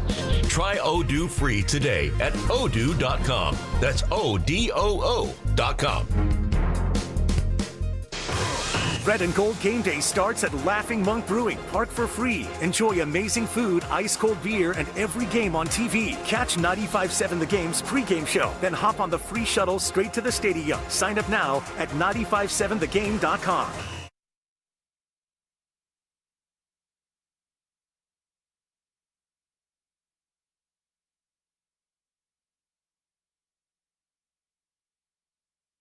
Goo, I love you. You're like a box of chocolates. You never know what you're going to get with Goo. Now, back to Steiny and Guru on 95.7 The Game. All righty, it's crossover time, which means Dan Dibley and Mark Willard are in the house. And, man, I'll just quick run it down, and one of you guys can jump in. San Francisco 49ers rule out Brock Purdy, Ricky Pearsall, Jawan Jennings, Jordan Watkins for tomorrow's game. Jonathan Kuminga signed, sealed, and delivered. Dunleavy talked to the media just moments ago. And then, of course, Buster Posey talked about the Bob Melvin firing and seemed to indicate Bochy was not really in the plans moving forward as a manager. Welcome, guys. And He more than seemed to indicate. Bruce Bochy will not be coming back. Willard was there today. You were out live, there. Yeah. I was hoping that we would have some. I didn't hear a question, Will. I asked a question. Let's go to Mark in the back. Actually, I wanted to all of my brothers and sisters who were in the room. I raised my hand at a certain point because I'm like, are we going to go 9 questions in before someone asks about Boch? Okay. 9 Lubman questions? And so finally I looked at... Lubman has to eat. Lubman's awesome. Finally raised my hand to Chiz so people out there know this is the PR director for the Giants. I'm like, give me the mic. And then there's like, I got you. But then it has to go around the room a little bit. And Tim Kawakami had the mic right before me, and he finally asked it. So then I'm like, all right, I'm going to wave it off. Like, hello? Yeah. That's the question we all want asked. So TK finally got to it, and that was my dream for the Giants. But it was probably the only definitive thing that Buster or Zach said today, which was that Bruce Bochy will not be the manager. So now I've shifted to, and you guys give me some names if you can. I want the Giants to get their version of a Steven vote. Now I wanted Bruce the Jedi, and what happened? I get to. It'd be nice. But give me a name. Is anything out there like a guy like played the game, young, vibrant? Yeah, there's tons of those guys, and I think, and maybe we can get an odds maker. Maybe it's Jimmy Shapiro, Mark, who is the offshore guy who sends us all emails. Yeah. What are the odds on the hire being a catcher versus being a non-catcher? I like that. And I think him being a catcher, the next manager, is a huge favorite because most of the managers, or not most, but a lot of them are catchers. Buster was a catcher, Boch, Bob Melvin, Stephen Vogt, all the names we throw out. So if you're looking for next manager, you start with younger catchers, and you start to move from there, I think. Yeah, Hundley's out there, right? Yeah, Nick. Mike Matheny is a guy who's managed. Mike Matheny. Yeah, Hundley could definitely be a candidate. Mm-hmm. Yeah, and he was working under Boch. Now, how about Ron Wotus? Just a guy that's been around. I think if you were going to hire Ron Wotus, you would probably hire Bruce Bochy.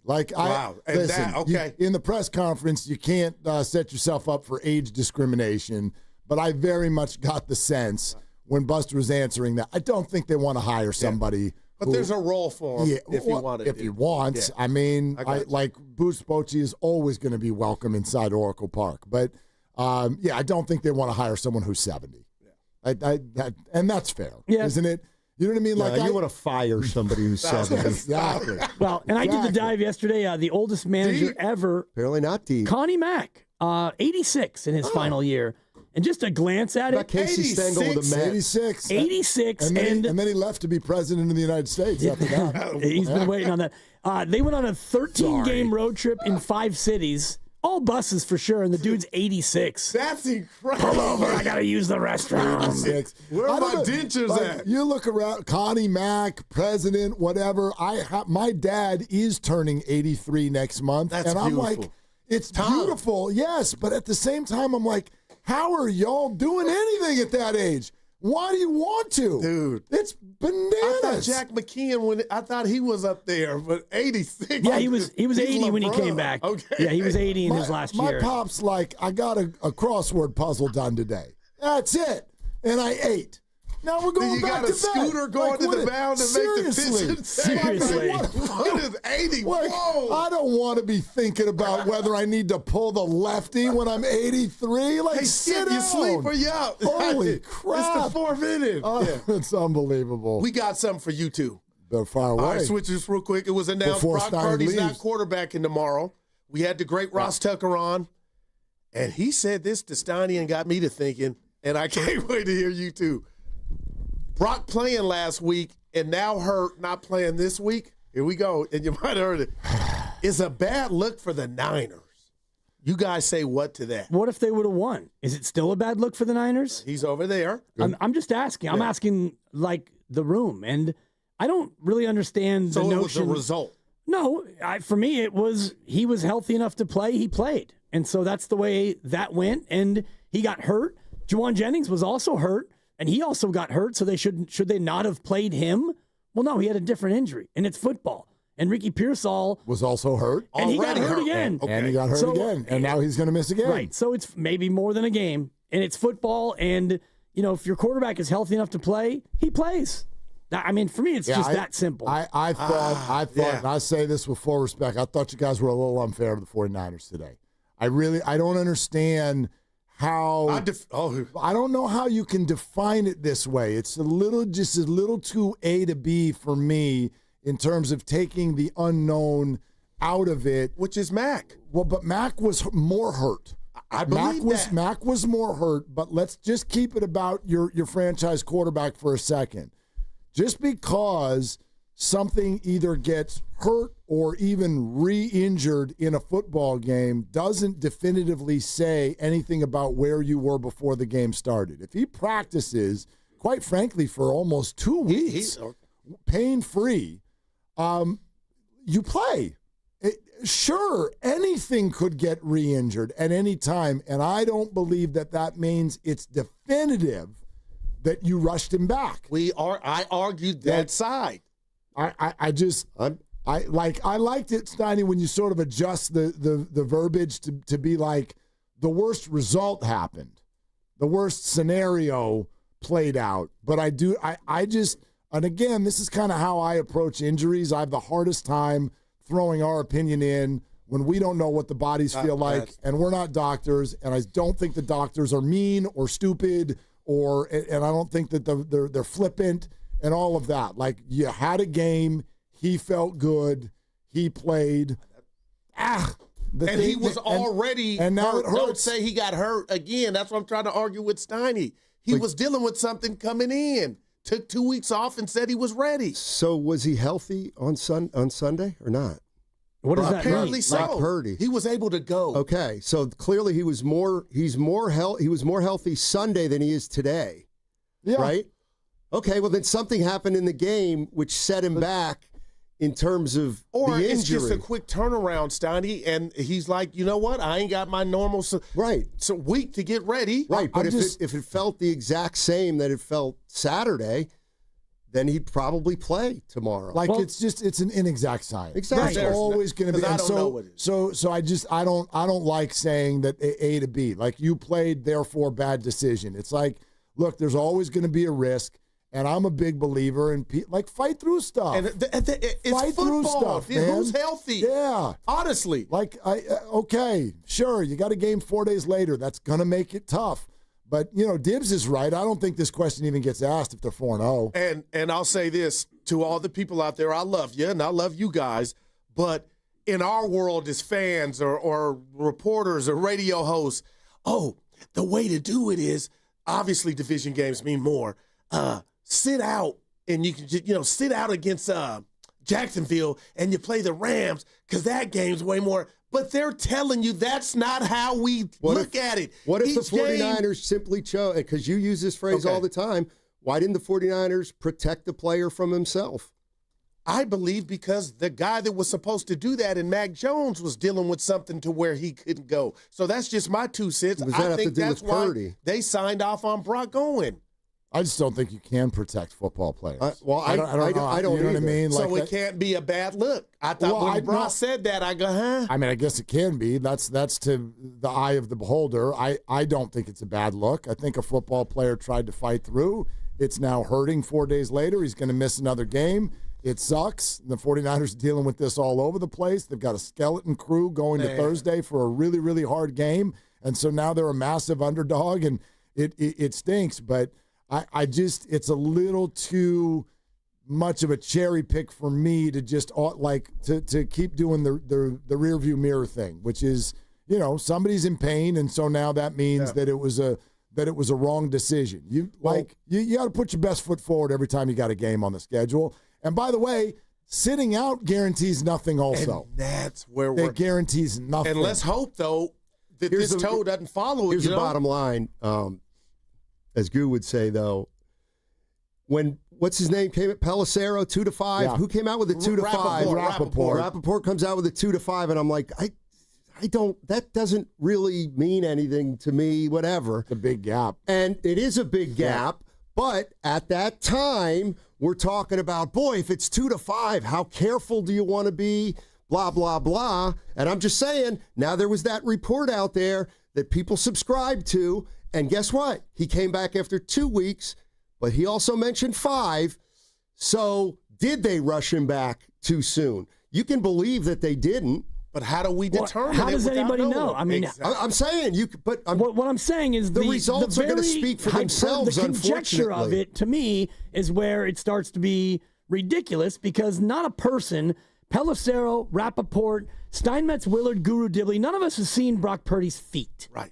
Now, I've seen Love Neal's feet, sadly, but I've never seen Brock Purdy's toe, and I'm not a doctor. So for me, I defer to the people who have seen it and the guy who actually is the possessor of the toe. And so, 2 to 5 from Rappaport, great. That's a nice wide range, and turned out he was right. It was 2 to 5, but with an injury like that, there's no cookie cutter, this is most likely what it's going to be. Well, and there's also, like, no matter how much of an expert or doctor you are, like, we've all experienced this if you've played sports at any level, where you're like, it feels great. We're good. Hello. We're good, coach. It feels great. And then you go play at game speed. And it doesn't feel great anymore. But how the hell are you supposed to know that? But how naive are we to be, football fans, to think these guys are 100%? They never are. You know how much work or people, Tom Brady's defenses, he's carved up Montana? All the ones banged up. Like, we're acting like you got to be 100% to go out there, and I think that's false. You're listening to 95.7 The Game, KGMZ FM and HD1 San Francisco and Odyssey Sports Station. Always live on the free Odyssey app and now broadcasting from the Laughing Monk Studios. I have no interest in saying they made a mistake. But we're looking for blame then. If you say it's a bad look. I don't care about the blame. I only care about the result. And he was hurt for 2 games. Yeah. You brought him back for a game. He got hurt again, and now you must go down to L.A. without your starting quarterback in probably the toughest game of the year. So that may have made the game tomorrow more difficult because of the decision you made on Sunday. I'm not saying it was wrong, but there are very real ramifications for the fact that he played, and now we're not going to be able to see him, our best quarterback, play against the L.A. Rams. It has a consequence. What if he waited the 5 weeks? Okay. It's 2 to 5. I don't know. He waits the 5 weeks, and then the same thing happens, and he gets hurt again. What then? Do we feel better because they waited the 5 weeks? How about if I throw this out? How about if Mac plays last week, who also was less healthy than Brock? He really messes his knee up. Then Brock plays tomorrow night, and he comes out sore. Martinez. And now, or whoever.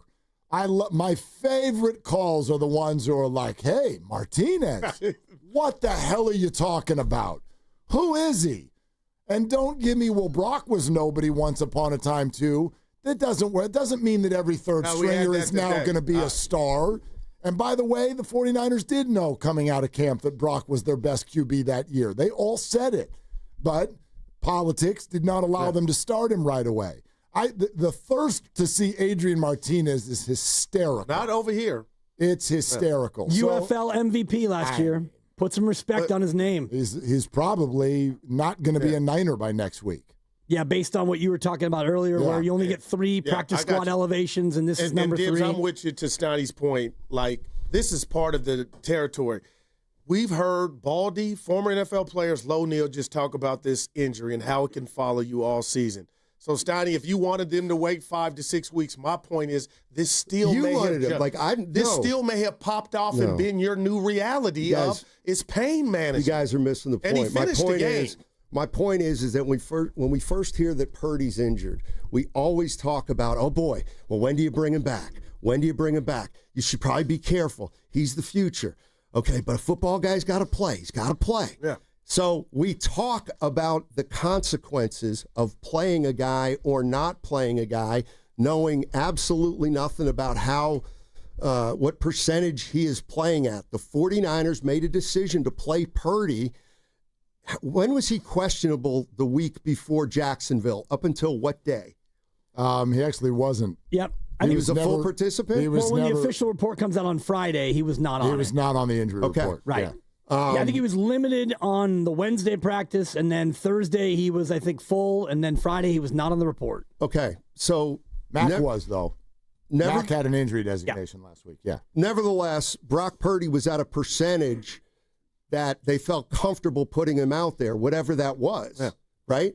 Yeah. But and now they're not going to have him for the Rams game, and I'm going to assume that the toe's worse than it was on Why would you assume that? Because he played Sunday. Doesn't mean that it's worse. I mean, you can make that assumption. I mean, why would You're he allowed play to assume Sunday? whatever you want to make. Why would he play Sunday and not play tomorrow? I think that's unless fair. he got more hurt. It could be as hurt as it was before. It could be slightly less hurt. We don't know. Well, no, I'm going to go by what he has said. It's not as hurt as it was after Seattle. We just played it. But I don't think it feels as good as it did last Saturday. I think that's fair. That's what he's basically said. Well, I thought he was implying that it's more hurt than it was when he hurt it the first time. It's actually the opposite. Like Brock clearly said, he stated yesterday, it's nowhere near as bad as how it felt after Seattle. But so, he'll have 2 weeks between games if he plays in Tampa. I would, right now, I can tell he thinks he's playing in Tampa. Yeah. Like he indicated that this is because it's a Thursday game. Yeah, I sort of take from that if it were a Sunday game,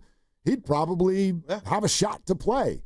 But, again, all of these things are rolls of the dice. Like, what if we compared what the Niners did last week in playing him to what Purdy did on third down from the 2-yard line in Seattle? Okay? You have a field goal, you think, in your hip pocket. I know your kicker is on his way out the door. Yeah, your kicker is on a therapy couch. Yeah. But Brock rolls out to the right, and he sees Tonjes. The whole world thinks Tonjes is not open. And Brock, again, this all happens so fast, but it's a risk-reward play. Like, I'm going to throw it. I'm going to throw this thing up.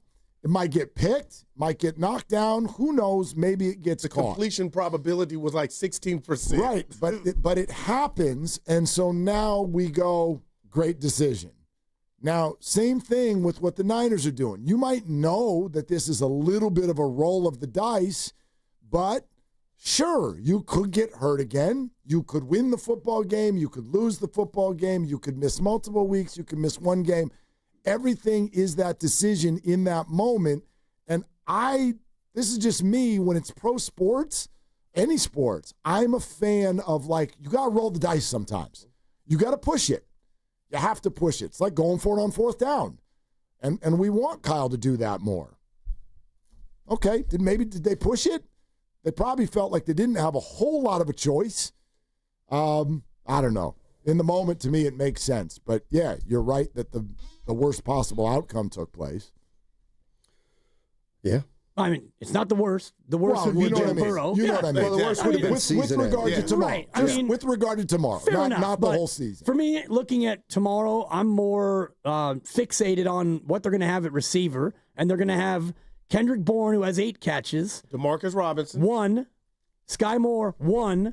Marquez Valdez-Scantling, 1. You've got 11 catches at the wide receiver position going into this game. So no Ayuk, no Jennings, no Pearsall. Now you got McCaffrey, so let's go ahead and get ahead of it now. Christian McCaffrey leads football in touches with 100. Wow. That's 25 a game.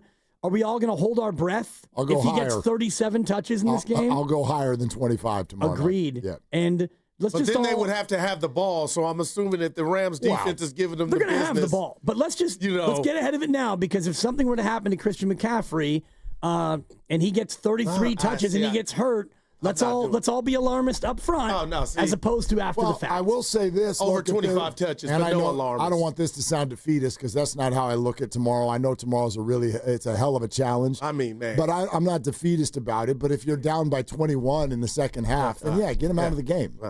How about Garendo? If you're down by 21, what's going on with him? I don't know. 0 offensive snaps. Yeah. He's a special teamer. And he's not very good at that. Well, I mean, he's on coverage teams and the like, but he's not returning anymore, you noticed. Yeah, because he's not very good at it. Yeah. So I want to see Brian Robinson Jr. and McCaffrey on the field at the same time. Have McCaffrey just straight up play receiver. I can't remember a Niner game where I felt like you got two chances, slim and none. And Evan pointed out the Green Bay game last year where they had Brandon Allen a couple of it was over in 3 minutes. This is different, though. Like, everybody's hurt. You'd like it to have a different outcome, but I feel you. And when we think about it, I think we all think about exactly what we're talking about, the offense. Oh, it's a backup quarterback. It's all backup receivers. It's a backup tight end. And what we're forgetting is that the 49er front four last week I'm with you. Literally looked like they were running into a brick wall on every snap. And instead of Trevor Lawrence this time, it's Matt Stafford with his choice of Puka Nacua or Devontae Adams. Stop, man. How the hell are the Niners going to stop that tomorrow night? That's real. We can get into some of the advanced analytics 2-6 because the Niner defense, I think, is getting a bad rap. That's what the advanced numbers will show, but the spread is on the move, ladies and gentlemen. It's like off the board on my side. 7.5 now. DraftKings. Over a touchdown Johnny in the NFL Avello, right? is a straight disrespect of the opponent. Well, the Browns beat Green Bay, but they got defense. The Niners' defense It's also a home game. Yeah. It's also a home game. Well, this is home-ish for the Niners. Ish. And if you look at the history of Kyle Shanahan, they are exactly the same home and road. Not against the spread, but their record overall. But yeah, right now it's up to 7.5, and that number moved when the receiver news broke. It already jumped up because of the quarterback news, but now it's an extra point for the fact that your two receivers are not going to play. It's like another point every hour now. I got to check with Bonte on this regarding divisional games and whether they can be anything other than divisional games. But the one thing the Niners have going for them is it's a trap game for the Rams. It's a trap game. Please explain. They're at home. They're 7.5-point favorites. No. They're feeling good. Now, you got the same record. Had this not been why? Who are they looking ahead to? Bonte May. It's about Bonte. Bonte May. I saw him this morning. Have out division games cannot be trap games, so it could be thrown out. It could be thrown out on that technicality. Well, it's not even just because those games are different. By the way, it's not even just a divisional game. It's Rams Niners. Yeah, like this is a rivalry. Like this gets emotions going. The whole idea of a trap game is that you're emotionally sort of 49ers all banged up. Yeah, but you're sort of emotionally not there. Now I'm looking at the Rams. I'm looking at the Rams' next game. Who is it? It's at Baltimore. However, Lamar Jackson's probably not playing in it. Yeah. So maybe that's the trap. That's back-to-back trap games for the Rams. And then they're not playing a starting quarterback in the next 2 weeks. They're looking ahead to the Jaguars in 2 weeks. Can I do fantasy check? I'm 2-2. I'm feeling good about it. I'm playing you. Let's go. I'm the last winless team in this league. I got a and I got another. By the way, I'm favored by about 30. Well, I'll make some adjustments. I got some buys. Okay. Snotty, what's your record, baby? I got another bad break this morning. I was not excited. I hate it when players get injured. Yeah. But I had drafted Trey Benson. And so the James Conner thing, I was like, I caught a break. And it lasted 3 quarters. And now Trey Benson's on IR. So... No, I got you. I mean, it's week 4. Everybody's 2-2. That's the way. What are you, baby? I'm 2-2. I got Grandy this week. It's a revenge spot after last year. He beat me by 0.7 or something. 3-1. You want a side bet? I think I got you this week. You know, I'm going to hold off. Because speaking of side bets, tell them, Steiny. Big win by the Chiefs. You guys just want to take us out already. 2-2. Yeah, somebody needs to look at the standings and say, if the playoffs started today. Prince had a song, and you got that look. Actually, let's look at that. If the playoffs started today, we don't want that. Would the Chiefs be in? Give us one more week. You'd have to go deep into the tiebreaker, because right now there's. But it's still early. Jacksonville at 3-1 would be the first. That means they're worried early. I'm looking at this as I'm liking it early. I'm not worried at all. They Not look either. good, though. They look better. They look better. And if you look at their schedule, you've got at the Bills, at the Broncos in back-to-back spots. That's not easy. And Don't they play Detroit coming up, too? They do. Yeah. Detroit. Oh, boy. Yeah. They got Jacksonville this week. That's a trap game, Steiny. No, Jacksonville's Jacksonville's going to be flat because they're coming off a sky-high win out here at Levi Stadium. Trevor Lawrence, man, he can pick you apart. Watch out for him. When do you have Cosell? Let me get out of here. Oh, dude, actually, the guest list is bananas. Give it to us. So Cosell, yes, in exactly an hour. But how about? I gotta hear How him. about Al Michaels in 15 minutes? Come on. Yeah. And then how about Giants GM Zach Manassian at 3:45? That's what's happening. What are you doing after 4? Talking. On 95.7 the game. Screaming about Kuminga. Are they the smartest show in the Bay Area? You guys are an intellectual feast for the smart sports fan in the Bay Area. Wow. You're pretty much the smartest guys on the radio. I agree. Good Lord, how big is your ego? Are they the funniest show in the Bay Area? Give it a laugh. Come on. You're a funny guy. Come on. Give me a laugh. You are funny, dude. Hit that S again. Are they the coolest show in the Bay Area? And no white boys. They're cool. That's what people are saying. You guys are phenomenal. This is one of the most perfect ways that I could end my day, getting a chance to talk to Mr. Mark and Dan, you know? We'll let you be the judge. Oh. All I know is it's a couple of Bay Area boys talking sports. I know nothing. Thanks. It's Willard and Dibs on 95.7 The Game. All right, let's go. What a day. What a day. We're going to get you over the hump. Let's do this. And this week, which I don't know about you, Dibs, every single day, it's like, and it feels like we've got a machete and we're in the rainforest. And you're sifting through so much stuff, trying to figure out which one kind of hits you the most. I mean, if you had told me, do you want to know what kind of odds I could have gotten that the crossover, the day after Jonathan Kaminga signs, his name won't even come up? What kind of odds could I have gotten on that? Not good odds. Not good. It's a long shot. But that's what we got. Like Buster Posey and Zach Manassian just spoke a short time ago. Zach will join us in an hour and a half. Giants are on a managerial search. The 49ers quarterback is out. So's their receiver, so's their receiver, and so's their receiver, and so's their tight end. And they're on their way to L.A. to face their rivals tomorrow night on Thursday Night Football standalone. Also, Mike Dunleavy spoke a short time ago. Jonathan Kaminga is in. He will be in camp tomorrow. The Warriors are practicing, and they actually have a roster. And ... Is it all kumbaya? They'll figure that out.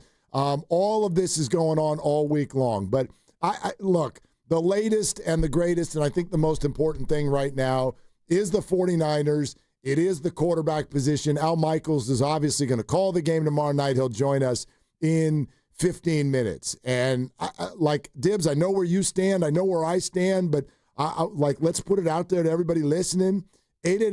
888-957-9570. If you would like to talk out the idea of whether or not you have a problem with the way the 49ers have approached playing their players this year. And obviously, namely, we're talking about the quarterback. I have a hard time with this. I have a hard time blaming doctors and coaches and executives and players themselves for playing when they, even if they mostly feel healthy, for two reasons. Number one, I'm a fan of, I don't care what you do in life. Will you fight, please? Fight.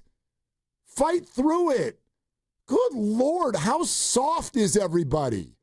Protect him for later. What are we doing? This is a football team.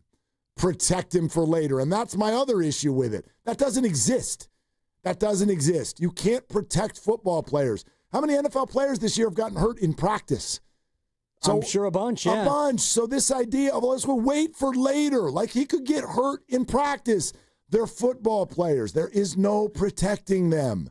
So I really do. I have an issue with this idea that the 49ers did something wrong by playing their player, even if he wasn't 100% last Sunday. I have a hard time with outsiders fans, you, me, everyone else who gets a microphone or calls in to 888-957-9570, you can have an opinion. You're entitled to it. But at the end of it, for me, you have no idea. None of us has seen the toe. None of us is really a doctor. And even Dr. Nirav Pandya, who we love, who is a doctor, I doubt that he's seen the toe. So he can only project and speculate on the severity and what it might mean. And that's where the 2 to 5 comes in, because even the Niners doctors, if Ian Rappaport of NFL Network talked to people with the Niners and they said, 2 to 5 is a 4-week span. Right. So even at that, they're also guessing. So the people who have seen the toe, they don't know. The man who has the toe, he doesn't know. So he sits 2 and he feels good enough to go out there and practice, and that goes well. And then he feels good enough to go out there and play, and that doesn't go well. And so now we sit here and we do a Wednesday afternoon quarterback, not Monday morning, but Wednesday afternoon quarterback, and now he's not playing tomorrow. And so now we all beat the drum on what a mistake and how reckless and how it's a bad look and the rest of it.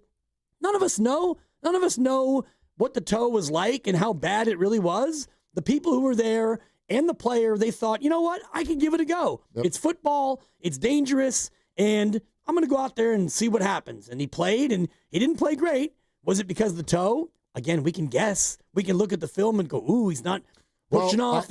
I saw the ball not being ripped, right. And I haven't seen it rip all year. And so, yeah, we can all speculate what it is.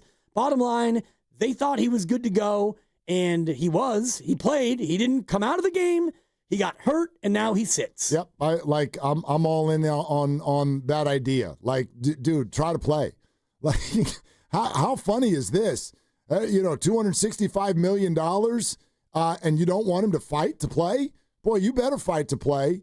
What an odd idea, in my opinion, that we should just be saving people for later when it comes to the urgency of the NFL. You get 17 of these a year, and if you can play, you play, especially when you're an important player. Now, if you think you're actually hampering the team, that's a different one. And I don't think that the 49ers thought that. I don't think Brock thought that. I will say this to your other point about, like, was the toe part of why he played poorly out there? Again, you're right. We're guessing. We don't know. I found it interesting that many of you I know follow him. He's kind of become the guy as far as in-game injuries and being able to kind of assess what's going on, because he used to be the Chargers team doctor. I found this interesting.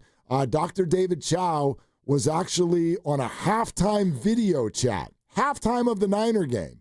And he's like, by video, I'm telling you right now, like, Brock is struggling with his toe based on the way the ball is coming out of his hand. That toe is bothering him. That is from a former team doctor. You want to believe it? You want to throw it out in the trash? Doesn't matter. I found that interesting. And so if you're seeing the ball sail a little bit, his assessment was that that's what happens when someone is struggling through their plant foot as a quarterback. So maybe it did have something to do with it. But never forget that Mac Jones couldn't walk. Mac Jones was not healthy and therefore unable to play. So, look, it's a bummer. Brock Purdy's going to miss his 3rd game in 5 weeks to start a really important season. At the same time, the Niners are 3-1. They got a little bit of wiggle room. Tomorrow night is not going to be definitive as far as their season goes. So, yeah, it sucks. But good on you, as far as I'm concerned, Brock and Niners, for pushing.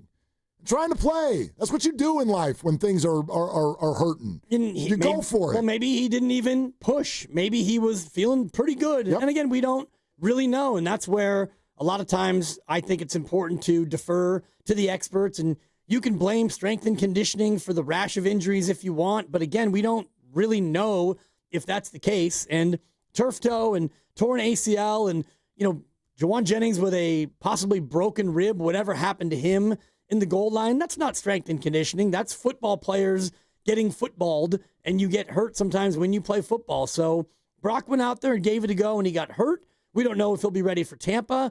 For me, the bigger issue going into tomorrow is no Juwan Jennings and no Ricky Pearsall. Yeah, Mac Jones is undefeated this year as a starter. Mac Jones has looked not as good as Brock, but he's looked good enough to win games. And yet you're going to have Moore, Valdez-Scantling, Kendrick Bourne, and not a lot else. A lot of Tonjes. And again, what I said in the crossover about McCaffrey, that's coming. McCaffrey's going to get a ton of action in this football game. You'd think. I don't know if it automatically, just because certain weapons are out, it means that now we're going to so heavily lean on Christian that his touches are going to go through the roof. Maybe they will. But look, the other side of that is you're going to have to involve people that you're not used to involving. So, yeah, Brian Robinson is going to have to get some looks out there, and a bunch of receivers who don't normally get looks.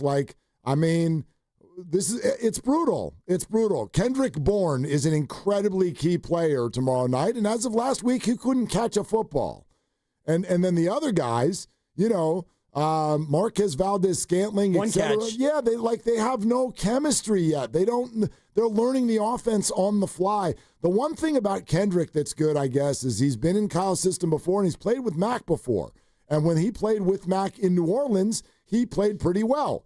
And then it was last week that he started dropping everything that got thrown to him. So is he capable? He's an NFL receiver. He can go out there and do some things. But tomorrow feels like a ridiculously difficult assignment. Yeah, and I would say that the pick is in, but it can't be in because that number keeps climbing up and away. And, going into the look-ahead line, I was thinking, Rams, I think they were 3.5, 3.5. Yeah. That's okay. And I told you 2 months ago that I thought that this was going to be a tough spot. And actually the line before the season even started was 1.5.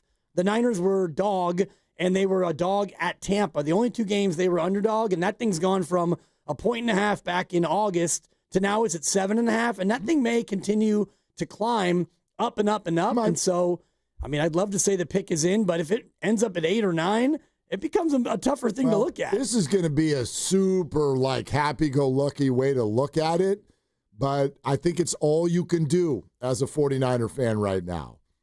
The season is not going to end tomorrow night, and the worst-case scenario when we go to bed tomorrow night is that the Niners are 3-2 and a game out of first place in the division, and they've got a week and a half to see if they can get more key people back. And in fact, even George Kittle could play. George Kittle, Ricky Pearsall, Jawan Jennings, and Brock Purdy all might play. Because Kittle's 4 weeks ends after tomorrow night. Tomorrow, yeah. So Tampa, week and a half, you're 3-2, and maybe the reinforcements are coming. And again, this is worst case scenario. In other words, this injury situation has kind of turned tomorrow night into house money. If you come out of there with a win tomorrow night, you're like, holy smokes. Totally. How the hell did we pull that off? Yeah.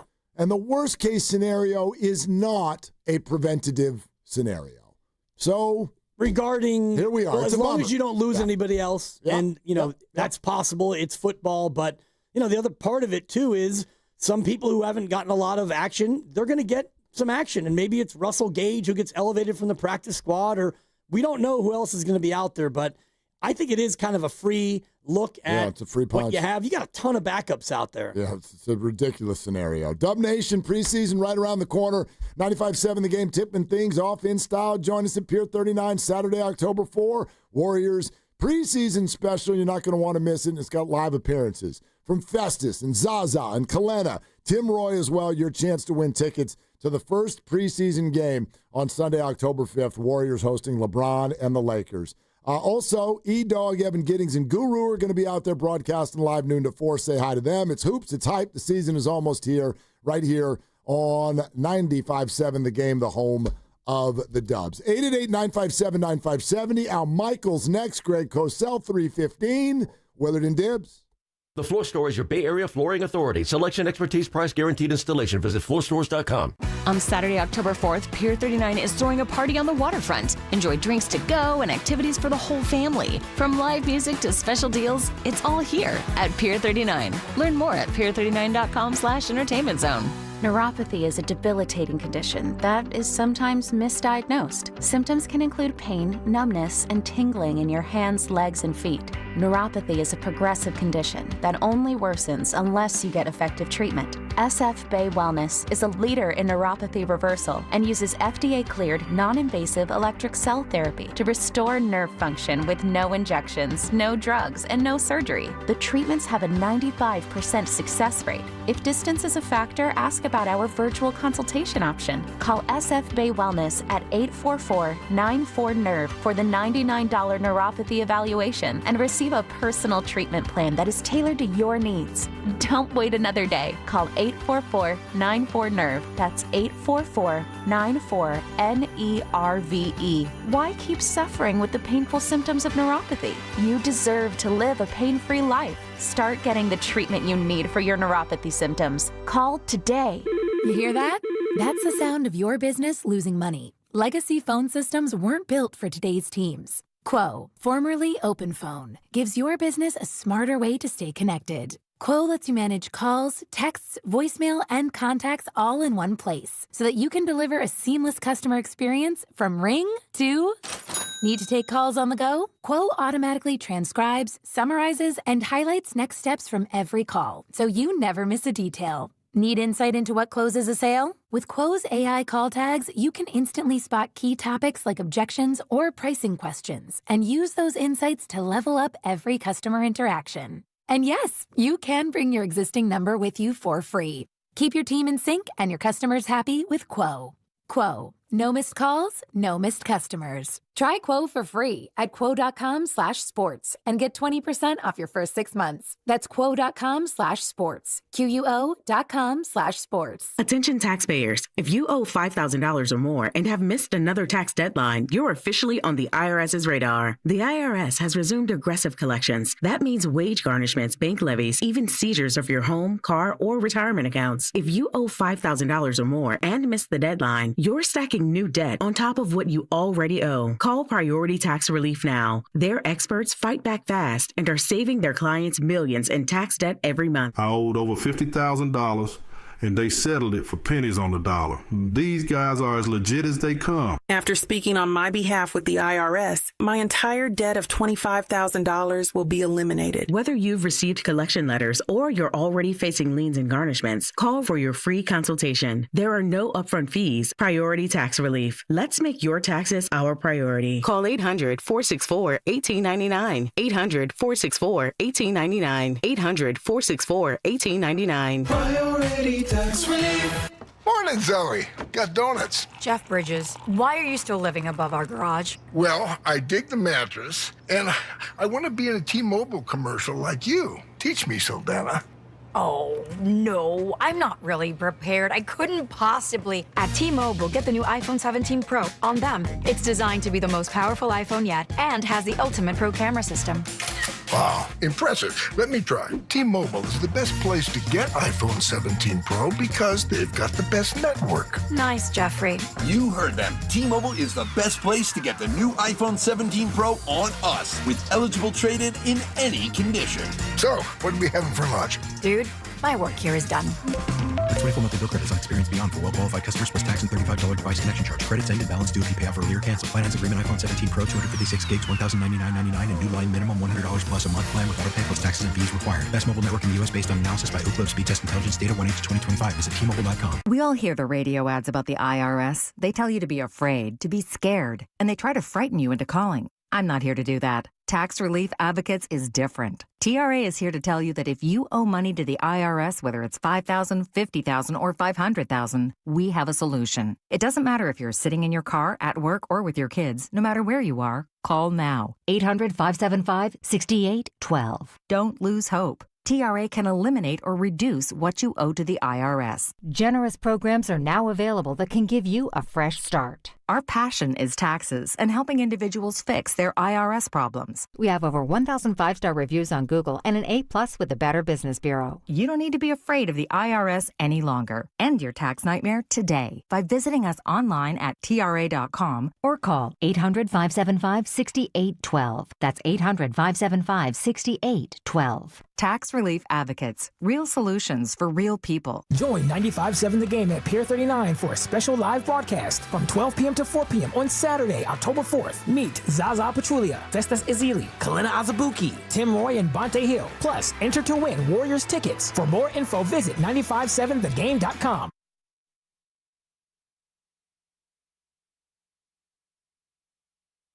Now, back to Willard and Dibs on 95.7 The Game. Straight to the River Islands guest line, because sometimes a guest comes on to provide specific information. Sometimes we're excited about a guest because of the timing of all of it. And then sometimes it's just a flat-out honor. Sometimes it's just a flat-out honor. And that's what this is. Again, River Islands guest line, the great Al Michaels. Thursday Night Football on the call tomorrow, Rams and 49ers, and he joins us here on Willard and Dibs 95.7 The Game. Al, thanks for doing it. How are you? I'm great. I'm looking forward to the fact that Jerry Rice and John Taylor will unretire and start for the 49ers tomorrow night. So it should be pretty exciting. Yeah, have you learned the names? Crazy, isn't it? I mean, like, seriously, like who's playing tomorrow, Al? Well, I guess you've got DeMarcus Robinson, you've got Marquez Valdez-Scantling, you got Kendrick Bourne, you got Sky Moore, maybe Steve Young comes over from Palo Alto, even though I think Mac Jones will be able to handle himself pretty well tomorrow. He's 2-0, and he's looking good. And, it figures to be, I don't want to say a rout, but obviously the Rams are in very good shape physically. They played extremely well. 49ers are a completely different story. I mean, it's like it must seem like Groundhog Day or somebody kicked the dog or something with the 49ers, because here we go again. You would think that the law of averages would come into play after what happened last year. The law of averages say, well, we're going to have a better year in terms of not having that many injuries. But here we are again. Of course, the Baltimore Ravens are saying we could give a damn. I mean, tough luck for you guys, because we got the same problem with us. Have you seen this, or can you remember another time or a franchise where a squad has been this snake bit by the injury bug? Well, I'm sure it's happened because it's more recent, so that's why it seems like it's never happened before. But in terms of losing key guys over a 2-year period, it's hard to think about something of this nature. I mean, last year obviously the team got done in 6-11 because of all of the injuries. But here we go again. But the team right now, they're 3-1. You're going to start to get some of these guys back for sure. Clearly, in 10 days, maybe Brock is back. Kittle should be back sooner than later. Pearsall and Jennings maybe are just out for this game only. So, things are going to get better, you hope. And we'll see if they can hold the fort tomorrow night. The fans hope so. And Al, it's one of the things I wanted to ask you about is this 49er fan base, because as you well know, tomorrow night they're going to make up more than half the building, even though their favorite players may not be playing. I wonder if you can sort of take us through what you've seen through the years in terms of the evolution of this fan base and sort of the way they travel and seem to just have such a presence in every building, no matter where they are in the country. Yeah, they're like Green Bay and Pittsburgh in a way, and Kansas City, of course, travels very well. But the 49ers have gotten almost to that point. I'll tell you what's interesting to me is, since I've lived in L.A. for a ton of years, and before that I lived in the Bay Area in Menlo Park, so I know both areas extremely well. I think what happened was when L.A. lost both of its teams, the Raiders and the Rams in '94, and it was 2 decades before they got the Rams back and the Chargers came back. I think what happened, you had this whole generation that skipped the NFL in town. So they decided, okay, we got to root for somebody. Some of them became Packer fans, Pittsburgh fans, but I think because of geography, some of them just naturally became 49er fans. Or maybe they became Raider fans, but the Raiders, came and they left and they obviously went to Las Vegas. So I think what you have is a whole, I'm talking about now Rams fans who, would have been Rams fans but skipped a generation. So in other words, you have the 49ers fans who travel from the Bay Area or wherever coming down, and then they're supplemented by would have been Rams fans had that team remained here all of these years. So it's kind of a crazy thing. And, the PA announcer here likes to scream, our house, whose house, our house. It's really not their house. In fact, when the Raiders came in, we did a Thursday night game a couple of years ago, and the guy is, screaming his guts out, whose house? And I'm going, whose house? It's the Raiders' house. The Rams are just renting it. Yeah, it's incredible. And Matt Stafford, actually his wife, had a famous quote about how he had to go to a silent count at home when the Niners came to town, and it was crazy. Al, you just saw Seattle and Arizona play a great one on Thursday night, and now you're going to see the Rams and the 49ers again. What do you think of the division top to bottom, and is it the best in football? I think it is right now, and I think that the Rams are good. I mean, the Rams could obviously be undefeated. Squandered a 19-point lead, the block kick, and all of that in Philadelphia. They had that game won and lost it. Seattle looks really good to me. I mean, Sam Darnold is going to make a big difference up there. The 49ers are clearly, a talented team, but you just got to get the right people on the field. And the Cardinals are good. The Cardinals are certainly better. So I think as of the moment, this would be the toughest division. But I think, the Rams are probably a little bit better than anybody else right now in terms of their personnel.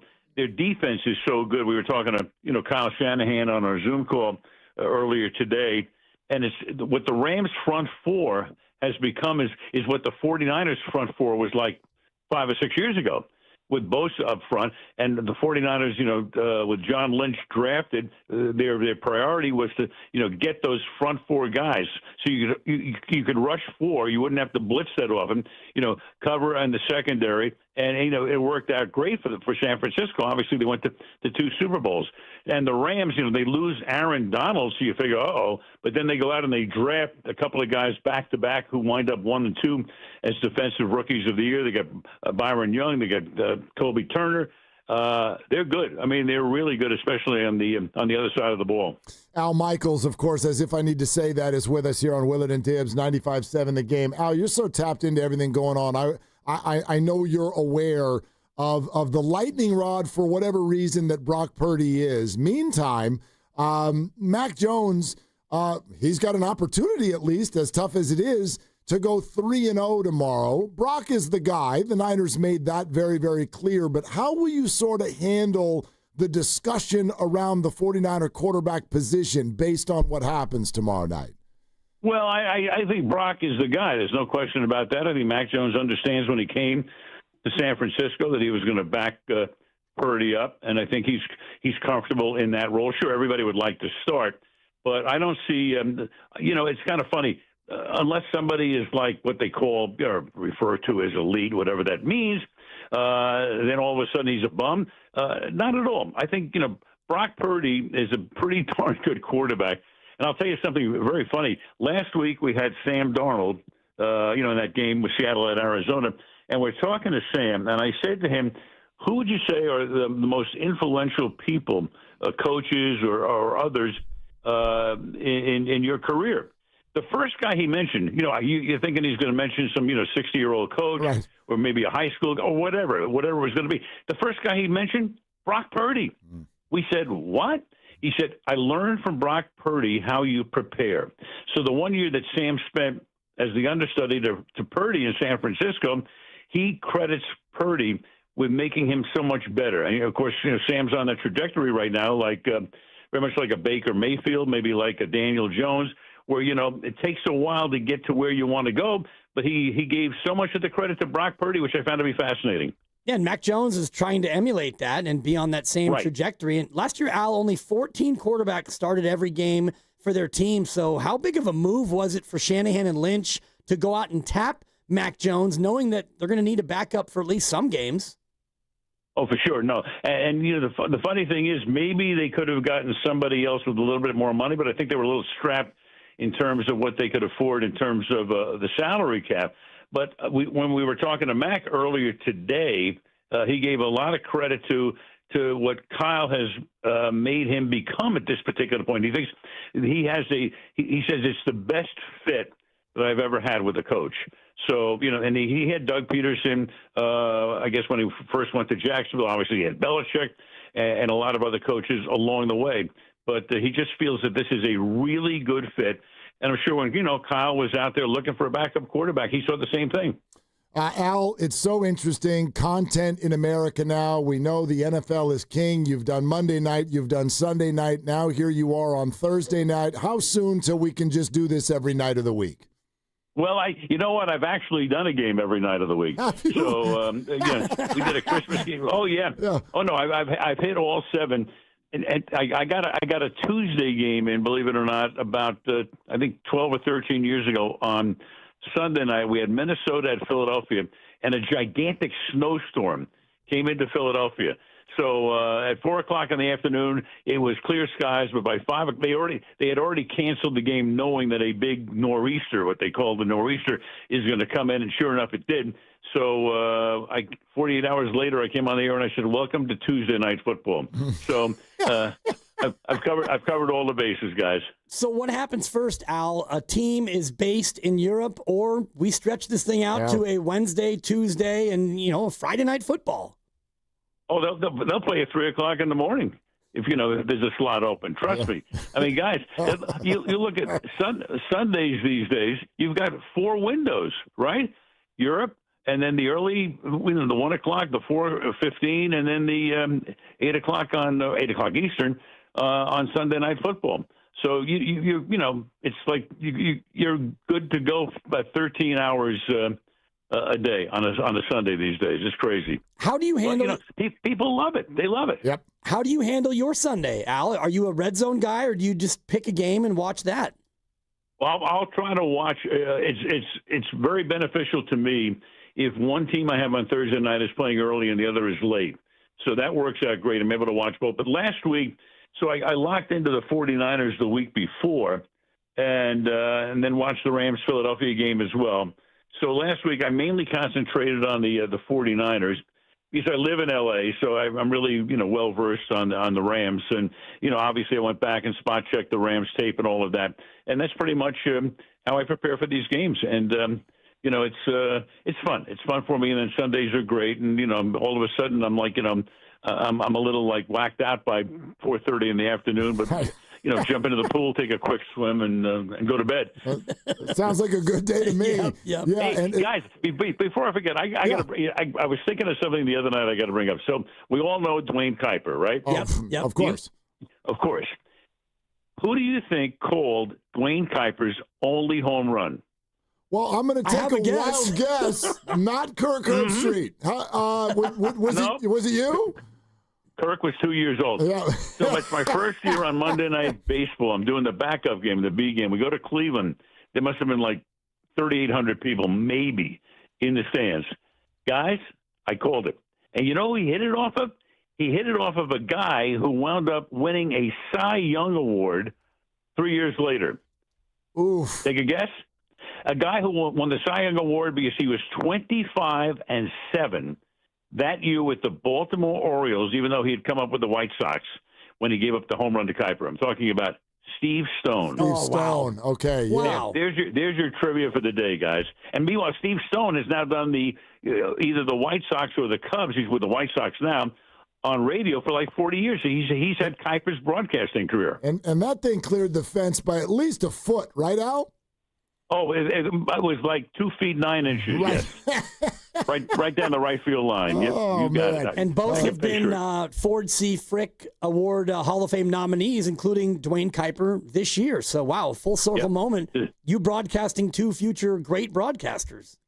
And deservedly with those guys. They're terrific. Yeah, both. no doubt. No doubt. Al Michaels with us here on Willard and Dibs. Al, circling back to you saying that you were locked in on the Niners last week, I'm going to sound like a fan here. Did you write on your notes, they do nothing well? Because, I mean, that game last week, it felt like they were struggling in every single aspect.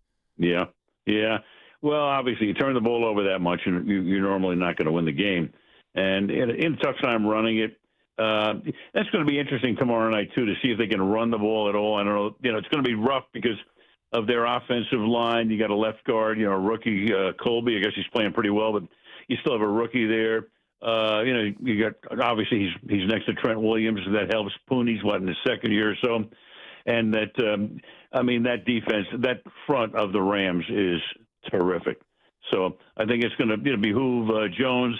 obviously, to get the ball out quickly. Maybe and McCaffrey's got to be. I guess McCaffrey's got to be your top receiver tomorrow night. I mean, but who knows? Maybe one of these other guys comes to the fore. I mean, Demarcus Robinson, he's in his 10th year, but hey, the Rams let him go, so maybe he wants to come back and prove a little something to them. Who knows? Yeah, 5 of the Niners' offensive starters from week 1 will not be in the game. So, yeah, it's a little bit patchwork. Hey, Al, can you give our fans a little primer on the Rams and their offense? We all know Puka Nacua is going crazy, but what else have the Rams done well?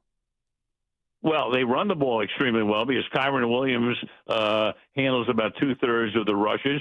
Blake Corum, they've got him. He seems to be coming into his own. You picked up Devontae Adams, who's clearly your number 2 receiver right now. And meanwhile, I can't say enough about Puka Nacua. I mean, this guy is unbelievable. I think he has, 42 catches this season. I love watching him play because he plays with such joy. I mean, he's tough. He's a hard-nosed football player. When they drafted a guy named Puka, I think you drafted like a 5'8", 148-pound scat back or something. No, he's a big stud, and he is like he is one of my favorite players for no other reason than, like me, he's never had a single vegetable in his life. And Andrew Whitworth, who is with us on Prime, Andrew put together a dinner with me and Andrew and Puka during the off season.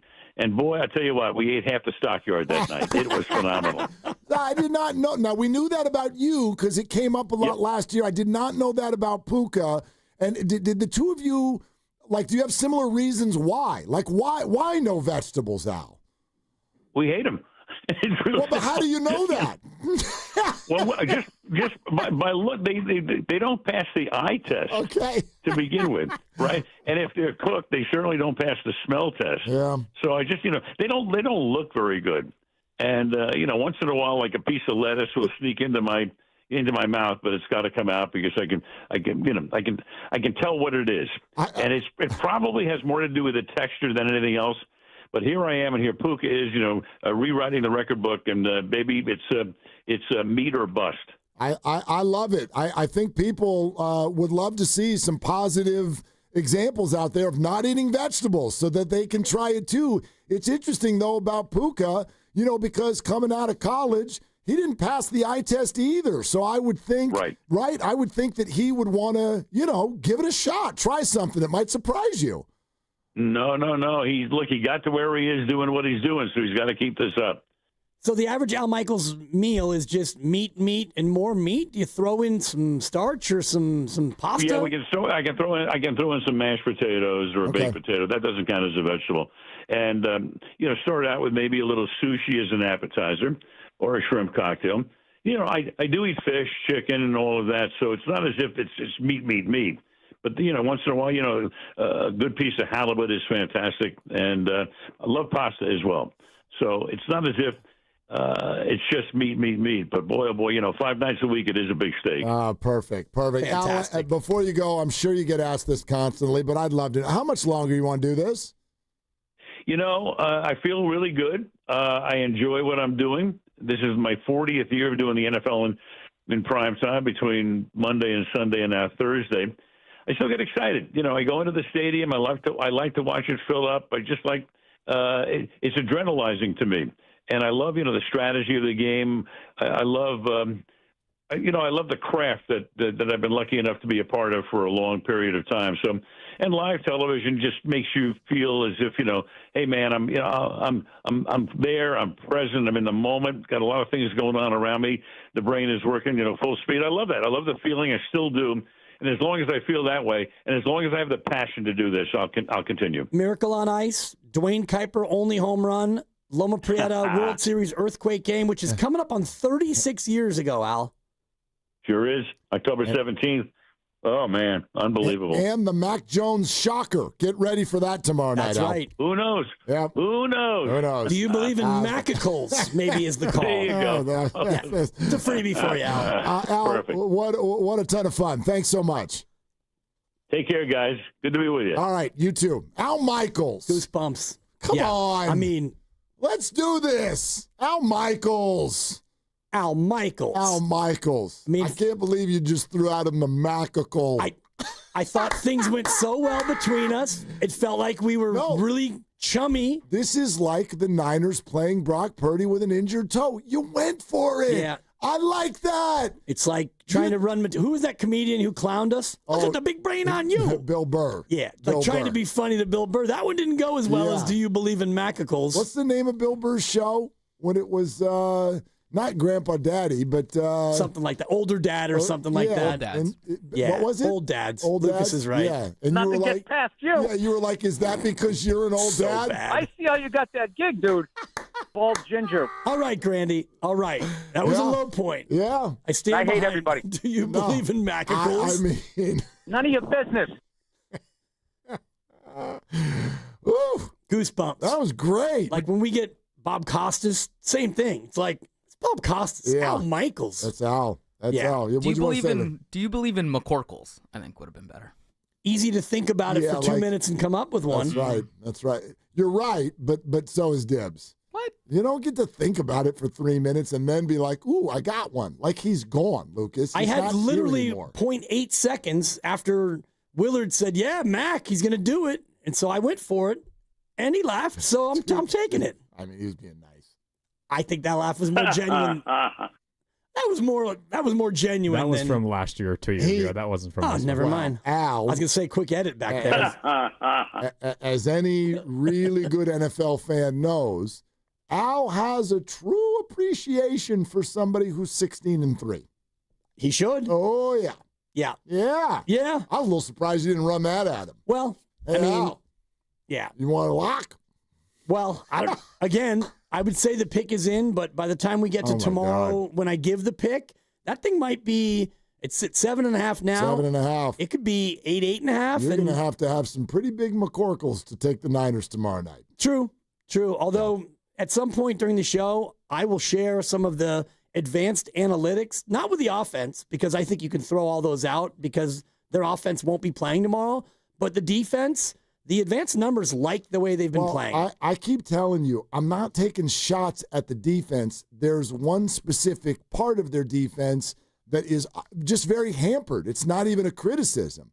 They could not rush the passer when they played the Jags. And if that same thing happens tomorrow night, instead of Trevor Lawrence looking for Butter Thomas Jr., it's Matt Stafford with Puka Nacua and Devontae Adams. And I don't know how the hell the Niners are going to stop that. He's so good. He's so good. And so if you give him a whole lot of time, he's going to pick you apart. So that's what I'm worried about. Okay. That's all. But the numbers would show the advanced analytics that their defense is slightly above average in the pass defense. Yeah. It's better than people think, even though they don't ever get near the quarterback. But is that over the 4 games or is that over It's just... over the 4. Yeah, see, I'm talking about last week. But I'd love to hear more about these advanced metrics, and that might be a good way to get ready for Greg freaking Cosell, because that's what we're coming at you with in 20 minutes. And then the Giants general manager, Zach Manassian, is only 50 minutes away. So we're rolling today, okay? 888-957-9570. We're brought to you by Fremont Bank. Here for you, here for good. It's Willard and Dibs. Wesley Financial Group is not a law firm. Hi, I'm Chuck McDowell, the timeshare cancellation guy. In 2011, I founded Wesley Financial Group with one goal in mind, to help honest folks out of their timeshares permanently. Today, I run Wesley with my 2 sons, a real family business, treating every client and every employee like we'd want our own family treated. That philosophy has helped us grow into the largest, most trusted timeshare cancellation company in the United States. Fortune magazine even recognized us as one of the best places to work. Why? Because we genuinely care. In fact, some of our former clients were so moved by their experience working with us, they joined our team so they could help others to timeshare freedom. If you're stuck in a timeshare, give us a call. Let our family help your family. Call Wesley now for your free timeshare exit kit. 800-814-1500. That's 800-814-1500. 800-814-1500. Just hearing the word IRS can make people break out in a cold sweat. No one wants to deal with the IRS, and now you don't have to. The good news is Legal Tax Defense has been successfully negotiating with the IRS for more than 15 years. It doesn't matter how much you owe, whether it's $5,000 or $5 million. You deserve the best in the business on your side, and that is Legal Tax Defense. Even if you're working with someone else and just want a second opinion, there is no cost or obligation to call. They can prevent levies, liens, wage garnishments, even file back tax returns. And the best news about Legal Tax Defense is they won't take your case unless they know they will reduce or eliminate your tax debt. Call Legal Tax Defense right now for a free no-risk consultation. 800-284-1238. 800-284-1238. You have nothing to lose but everything to gain. 800-284-1238. When I inherited my grandmother's house, it felt like too much to handle. At John Buys Bay Area Houses, we helped Lisa sell her inherited house and start fresh. We take care of everything. No cleaning or repairs, no fees or commissions, no hassle. I sold Grandma's house and finally felt free. Call 510-800-JOHN or search online for John Buys Bay Area Houses to get a fair cash offer today. Start fresh with John Buys Bay Area Houses. Ready for the ultimate red and gold game day? Laughing Monk Brewing is the place to park, party, and ride. Skip the traffic. Forget the expensive parking. Park for free and dive into an epic tailgate with mouth-watering food, ice-cold Laughing Monk beer, and every game on TV. Catch 95.7 The Game's pregame show with Lorenzo Neal and Evan Giddings. Then hop on the free shuttle minutes away from the stadium. Shuttles are first come, first served. So head to 957thegame.com to sign up and join the party. Want to interact with the hosts but can't call? Text the Boxer and Gerson Work Injury Attorneys text line at 888-957-9570. Boxer and Gerson, Northern California's premier workers' compensation law firm, helping injured workers get their lives back for over 40 years. At Lowe's, save on job site supplies with MyLowe's Pro Rewards. Eligible members enjoy volume discounts on qualifying orders through a quote of $2,000 or more. Offer can't be combined with any other discount, contract, and/or special pricing. Exclusions, more terms, and restrictions apply. Details at lowes.com/terms subject to change. I'm Piera Palazzolo, VP of Digital Marketing for the American Management Association, a company focused on the management training skills needed to enhance the careers of business professionals. We did our research when it came to the best companies for website development and chose AmericanEagle.com. And we couldn't be happier. AmericanEagle.com worked closely with us to understand the front and back end requirements needed to launch an e-commerce website that could handle the complexities of running thousands of seminars nationwide. Our robust new website and improved SEO saw immediate increases in site traffic and web revenue. If you're in need of managerial effectiveness and success, visit our website at amanet.org. If you're in need of a website that provides an unparalleled consumer experience, I highly recommend AmericanEagle.com. Transform your business today. Dial 877-WebNow1 for a free digital consultation with AmericanEagle.com. This is Greg Nemitz from the Autism Society. The Patinelli Financial Golf Tournament raised over $100,000 for our organization. Thank you, sponsors, players, volunteers, and thank you, Patinelli Financial. We'll see you all next year. You're listening to 95.7 The Game, KGMZ-FM and HD1 San Francisco on Odyssey Sports Station and the home of the Golden State Warriors and Valkyries. Always live on the free Odyssey app and now coming to you live from the Laughing Monk Studios.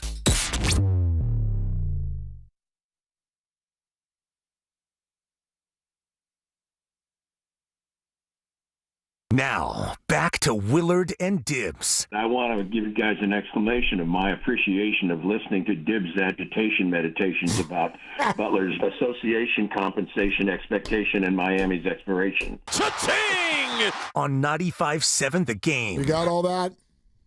Got all that, everyone? Oh, yeah. All right. Live Laughing Monk Studios. Laughing Monk is righteously brewed here in San Francisco. We're still up on a high. Al Michaels was on the show. We're going to stay up on a high. Greg Cosell is about to be on the show, 15 minutes away. Greg Cosell. Giants general manager Zach Manassian later this hour. Jonathan Kuminga is in. Camp is underway. Buster Posey and Zach Manassian had their season-ending kind of exit interview press conference. Brock Purdy, Ricky Pearsall, Jawan Jennings all out tomorrow night for the 49ers. Nick Bosa and George Kittle already were out. So you got a skeleton crew heading down to SoFi to play a football game tomorrow night, and the spread is flying up like a hot air balloon. So it's up to 7.5. So we'll keep talking all those things out. Quick palate cleanser, though, that's based on a conversation you and I were just having off of the air. Okay. What if you did all these baseball series and you rooted just for which city you liked better? Interesting. Okay. Forget the stupid teams and all their, uniforms and players who annoy you. The reason I'm thinking of it is the Padres are playing the Cubs right now. They're in the bottom of the ninth. Looks like the Cubs are probably about to lose. They're a couple outs away. We'll see. But it's 3-0 Padres. And I'm kind of pulling for the Cubs. And you were like, why are you pulling for the Cubs? And I'm just like, I love to fly the W, man. Like, I have had such great experiences going out to Chicago. I love that city. Great city. I love that city. But then I was like, ooh, actually, San Diego's not bad. San Diego's not bad either. So then, that's a high-level city-on-city matchup. Doubt. And then I thought about what had happened earlier, which is Cleveland's playing Detroit. It's a slugfest. I've never been to Cleveland. Neither have I. I've been to Detroit. I got robbed. I met you in Detroit. And I got robbed. Yeah. Yeah. I didn't actually get robbed. My hotel room got robbed. I would take Detroit over Cleveland. I've never been to Cleveland, but I went to the old Joe Louis Arena for a Red Wings game with a 12:30 start, and that was incredibly memorable. Final Four there, and I went to New Tiger Stadium. Yeah. I like Detroit. Detroit, not in my top 10 of American cities, but I would favor it over Cleveland, even though I've never been. Yeah, I've never been to Cleveland. Boston, New York's another slugfest. Believe it or not, I've never been to Boston. I've only been there briefly, very briefly. Never, ever been to Boston. And I've only been to Cincinnati's airport, but they're playing the Dodgers, so I don't care who you are. I'm pulling for the opponent there. But and you lived anyway. in L.A. for 15 years or so, whatever. Yeah. I was there for a good solid five junior years in the Valley. I like L.A., but, I was happy to leave. I will tell you this, man. Every single time, because the family's all still there, and every time we go back, multiple times a year to visit family, it takes me a good solid 2.5 minutes on those freeways before I want to eject myself from the car. Like, I don't know how I did it for 20 years. I do not know how. And every time we have this conversation, I say the same thing, which is I know, especially like we do a radio show. So a lot of people who are listening to us, we do afternoon drive. A lot of you are stuck in traffic as you listen to our show. And I always think to myself, no, you're not. I know you think you are, but you're not. Traffic here does not exist if you've lived in L.A.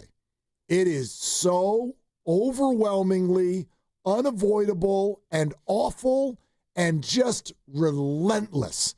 Round the clock, 7 days a week. It's just awful. It is absolutely awful. I don't know how I lived there. I don't know how I did it. Anyway. Yeah, it's number 2, according to Consumer Affairs, among U.S. cities in worst traffic. San Francisco is 4th. No, Washington, D.C. D.C., interesting. I've D.C. never driven 1, there. L.A., followed by Miami, San Francisco, and Atlanta. Where the hell's New York? This is just Consumer Affairs. Okay. So, you ever driven in New York? Yeah, I've actually... Drive up to a tunnel and then just sit there for an hour and a half. 4 hours. Yeah. Yeah. That's crazy. I was basically parked outside of what was then Giant Stadium before the Jets moved there. I was there for about 90 minutes, just staring at it out the window. Just looking. Just trying to get into Manhattan. Lots of luck. Yeah. So, but yeah, L.A. is, yeah. You get to one of those 8-lane freeways and it's still like bumper to bumper. It's like, how do we have 8 lanes and we're still not moving? Listen, there's traffic in all these places, but it's strategic. And so I always feel like you can work your way around it. The problem in L.A. is it's 11 in the morning on a Tuesday, and you can't move. You can't get anywhere. Anyway, the Padres won. The Padres beat the Cubs. And New York is 6th, by the way, in these rankings. Well, those rankings down are from number 5. Fakakta. So, okay. Yeah. Anyway. It's based on average commute time. In minutes. So whatever. There you have it. Padres beat the Cubs 3-0, and it's an historic victory. Do you know why? No. That win right there marks the first time in this wild card era, this current format. It is the first time when the host team has won game 1 and then lost game 2. The host teams were undefeated prior to this game. After winning game 1, they would always win game 2 and close the series Is this out. year 3 of this new format? At 3 least 4. Yeah. So we're not dealing with a whole lot of history. And I love it. But the this fact was that it's a 3-game, and you just stay. You stay there. We don't have to travel and skip a day. Yep. Tuesday, Wednesday, Thursday, and then you're on to the next round. If you play Thursday, that means it's a double must win. I like it. The higher seeded team, you get to be home. You get all 3 there. Doesn't mean you should win, but it makes it so it's like a normal series. Well, Detroit, Cleveland, and now San Diego and the Cubs all have a deciding game 3 coming up after splitting the first 2. So that's fun. That gets super dramatic, and that's kind of easy to watch. All right, 888-957-9570. Greg Cosell is coming on in 8 minutes, and what a perfect time. So we can ask him, hey, you know all these players that nobody actually wants on the field, they're going to be on the field. What do you think? What have we seen from them? I sort of think about it this way, or I wonder from you, I wonder from all of our listeners. I'm trying to think about how what has taken place changes the viewing experience. Because a Niner-Ram game is often one of those like hair on the back of the neck. I bet if you're a big Niner fan, you probably know a lot of Rams fans, maybe friends, maybe family. Like I got family who's going to be texting tomorrow night with trash talk. And it ticks me off. Like I'm already can feel myself getting angry because I'm like, this is you can't, if you're the 5th grader and you beat up a kindergartner on the playground, you don't get to stand over that person and talk trash. You get the win. You a win's a win. You get the win. And you are what your record says you are. All of these things are true, but I'm like, I don't want to hear your trash talk when, like, Marquez Valdez Moore is our receiving core. He's a paid professional. I know he is. So Sky Moore, and so all of them, I get it. I'm not asking for anyone to feel sorry for the Niners. I just wonder as a Niner fan, how does your viewing experience change? Because I do think you sit down in front of this one a little bit less pounding your chest. Don't you? Probably. Don't you go in tomorrow night like, yeah, we're probably going to lose this game. You would figure. I'd like to be surprised, but we're probably going to lose this game. 7.5-point dogs, and I won't say on the road because they're not really on the road, as Al Michaels was just explaining so eloquently. And I think about last year, both of those games against the Rams. The first game was a straight-up giveaway, not unlike what you did to Jacksonville. Like, you had 5 plays against Jacksonville. In a 6-play span, you basically gave it away. You had a fumble, and then you gave up a gigantic run, and then you threw a pick.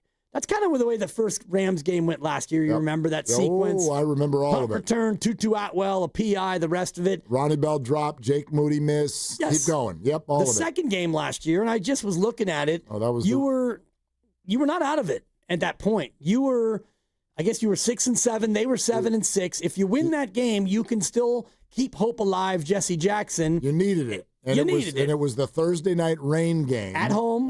We were both there. And Debo dropped the ball that probably could have, should have won the game. And that was the Devondre Campbell quit game. Yes, it was. As well. And you lost 12-6. So if you think about just last year, the first matchup, you gave it away.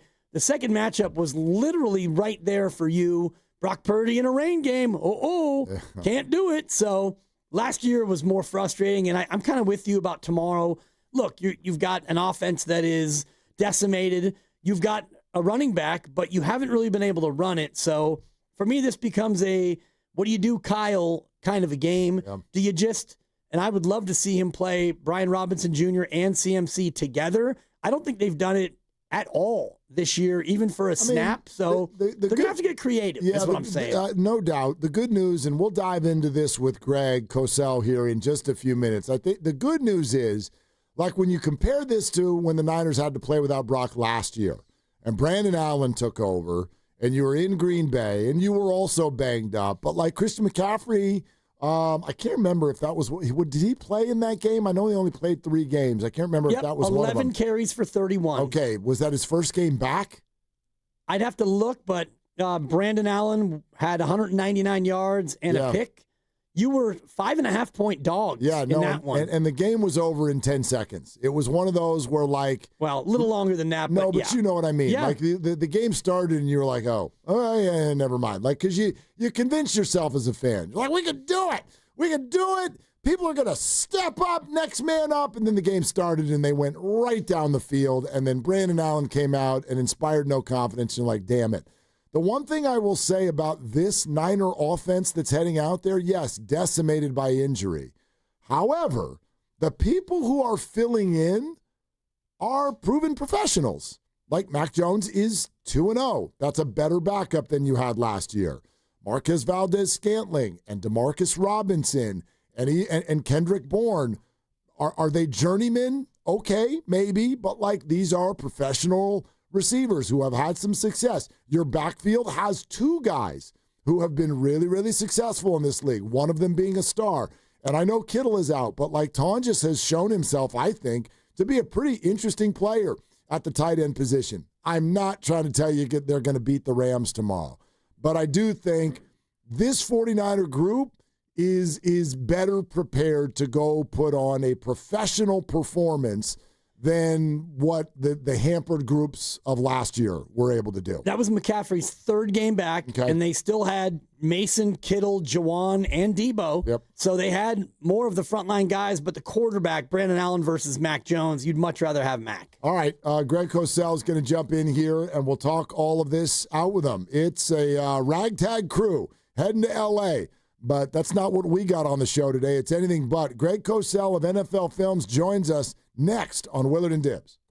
On Saturday, October 4th, Pier 39 is throwing a party right on the waterfront. Now our iconic views and bay breezes come with drinks to go. Grab a cocktail, mocktail, beer, or wine from one of our restaurants and take it with you as you explore the pier. Plus, live music, party games, sea lions, fun for the whole family. What more could you ask for? Enjoy dancing, street performers, special deals, and that one-of-a-kind Pier 39 flavor. We're bringing the atmosphere, you bring the crew. Pier 39, Pier for the fun. Learn more at pier39.com/entertainment zone.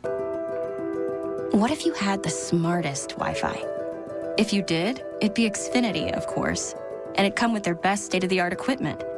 It would boost speeds to the devices that needed them most, prioritizing your most important connections, whether you were streaming, gaming, or gaming while pretending to work.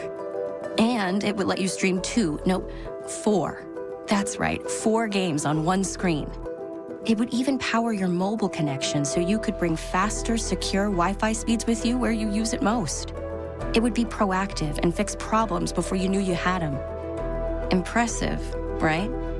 And it would have security features that protect you from threats at home and online. Kinda like a force field for your life. If you had the smartest Wi-Fi, well, everything would work together seamlessly to keep you connected, no matter what. Xfinity. Imagine that. Restrictions apply. When selecting a financial institution, how do you know you're making the right choice? As Bay Area bank customers find themselves at a crossroads, maybe it's good to consider if you want your bank to be community-oriented or corporate-minded. Fremont Bank has grown by providing stable, consistent service to the region, its families, and its businesses for 60 years, all without a single merger. And we intend for more of the same for the next 60. Fremont Bank. Here for you, here for good. Hey, it's your boy Guru. Every time we put a rat on the table during our show, it's brought to you by Atco Pest Control. Atco Pest Control is a family-owned local business proud to provide pest control in the Bay Area for over 35 years. Atco uses natural methods to give you a peace of mind and keep your family out of harm's way. Quality pest control doesn't have to empty your savings either. Don't wait. Go to AtcoPestControl.com for all your pest control needs. They got you covered. 1-877 Cards for Kids. KARS Cards for Kids. 1-877 Cards for Kids. Donate your card today. 1-877 Cars for Kids. KARS, Cars for Kids. 1-877 Cars for Kids. Donate your car today. Ready to get rid of that old car? Donate it to Cars for Kids. Call 1-877 Cars for Kids to reach a friendly live agent. Donation's super easy, and your car can be picked up as soon as tomorrow. Call us now, 1-877 Cars for Kids. That's Cars with a K to donate your car today. 1-877 Cars for Kids. Donate your car today. Did you know you can donate real estate too? Go to carsforkids.org. That's carsforkids.org. Today we're constantly taking photos and videos to remember our favorite moments. But what about those captured before the smartphone? What about the memories tucked away on aging VHS tapes, film reels, or in fading photos? These cherished memories are fading away with time, vulnerable to threats like heat, moisture, and mold. But fear not, there's a solution to safeguard your legacy. Hi, I'm Adam. And I'm Nick. Together we founded Legacy Box over a decade ago with one mission, to bring your memories into the 21st century. It's time to bid farewell to old tapes you can't watch and faded photos. Legacy Box transforms them into digital treasures, ready to share with a click. Just like magic, your shoebox of memories is now safely stored in the cloud or on a thumb drive. Over 1 million families have trusted Legacy Box, so you can rest assured your priceless moments are in good hands. Don't let your childhood fade away on old tapes. It's time to digitize those priceless moments. Fast forward into the digital age. Visit legacybox.com/value and unlock 50% off your order. That's legacybox.com/value. Right now, receive up to a $25 O'Reilly gift card after rebate with the purchase of select Superstart batteries at O'Reilly Auto Parts. O'Reilly Auto Parts. This Prime Big Deal Days, October 7th and 8th, you can get a great deal on a new foot spa, transforming you into the queen of kicking it. Wait, this has bubble jets. Okay. Get up to 40% off with Prime Big Deal Days, October 7th and 8th.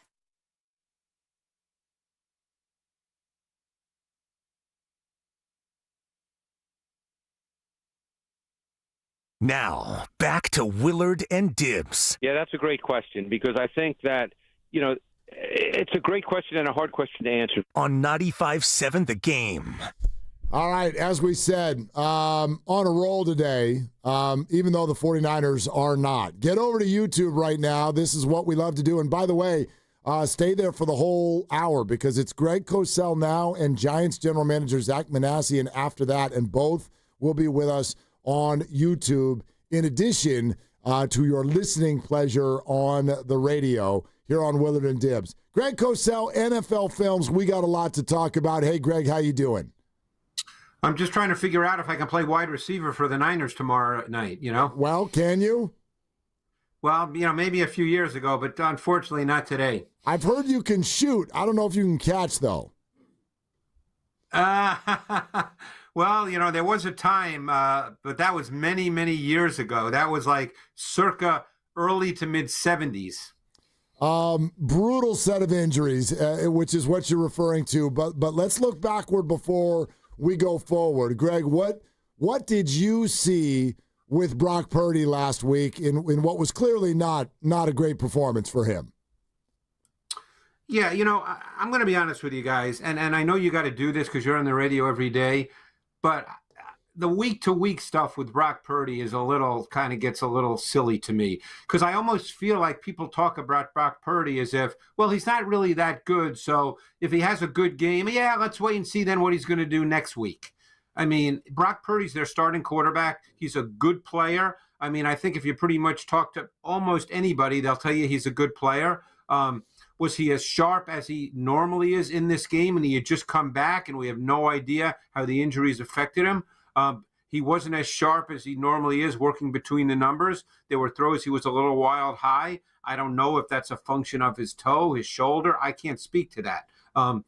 But you know, to me, the much larger issue for this team, and almost every quarterback in the league is like this, they need a running game. They cannot run the football. There's no sustainability. There's no consistency. They're one of the worst rushing teams in the league right now. McCaffrey is, I think, at the bottom of the league in terms of yards before first contact. He's not getting past the first level of the defense. His first contact on average is 1.47 yards. Think about that. Okay, so their run game is what the main issue is right now, because Purdy, as I said, almost every quarterback is, with very few exceptions, is a ball distributor and an executor of a well-schemed offense. And if the offense can't run the football, it puts him in a really difficult spot. And I'm thinking about the ETN run where they executed it perfectly. They got to that second level, took the safeties out of it. Is that what the Niners are lacking right now, Greg? The ability to beat the defensive lineman and get to that second level and seal off a lane for McCaffrey?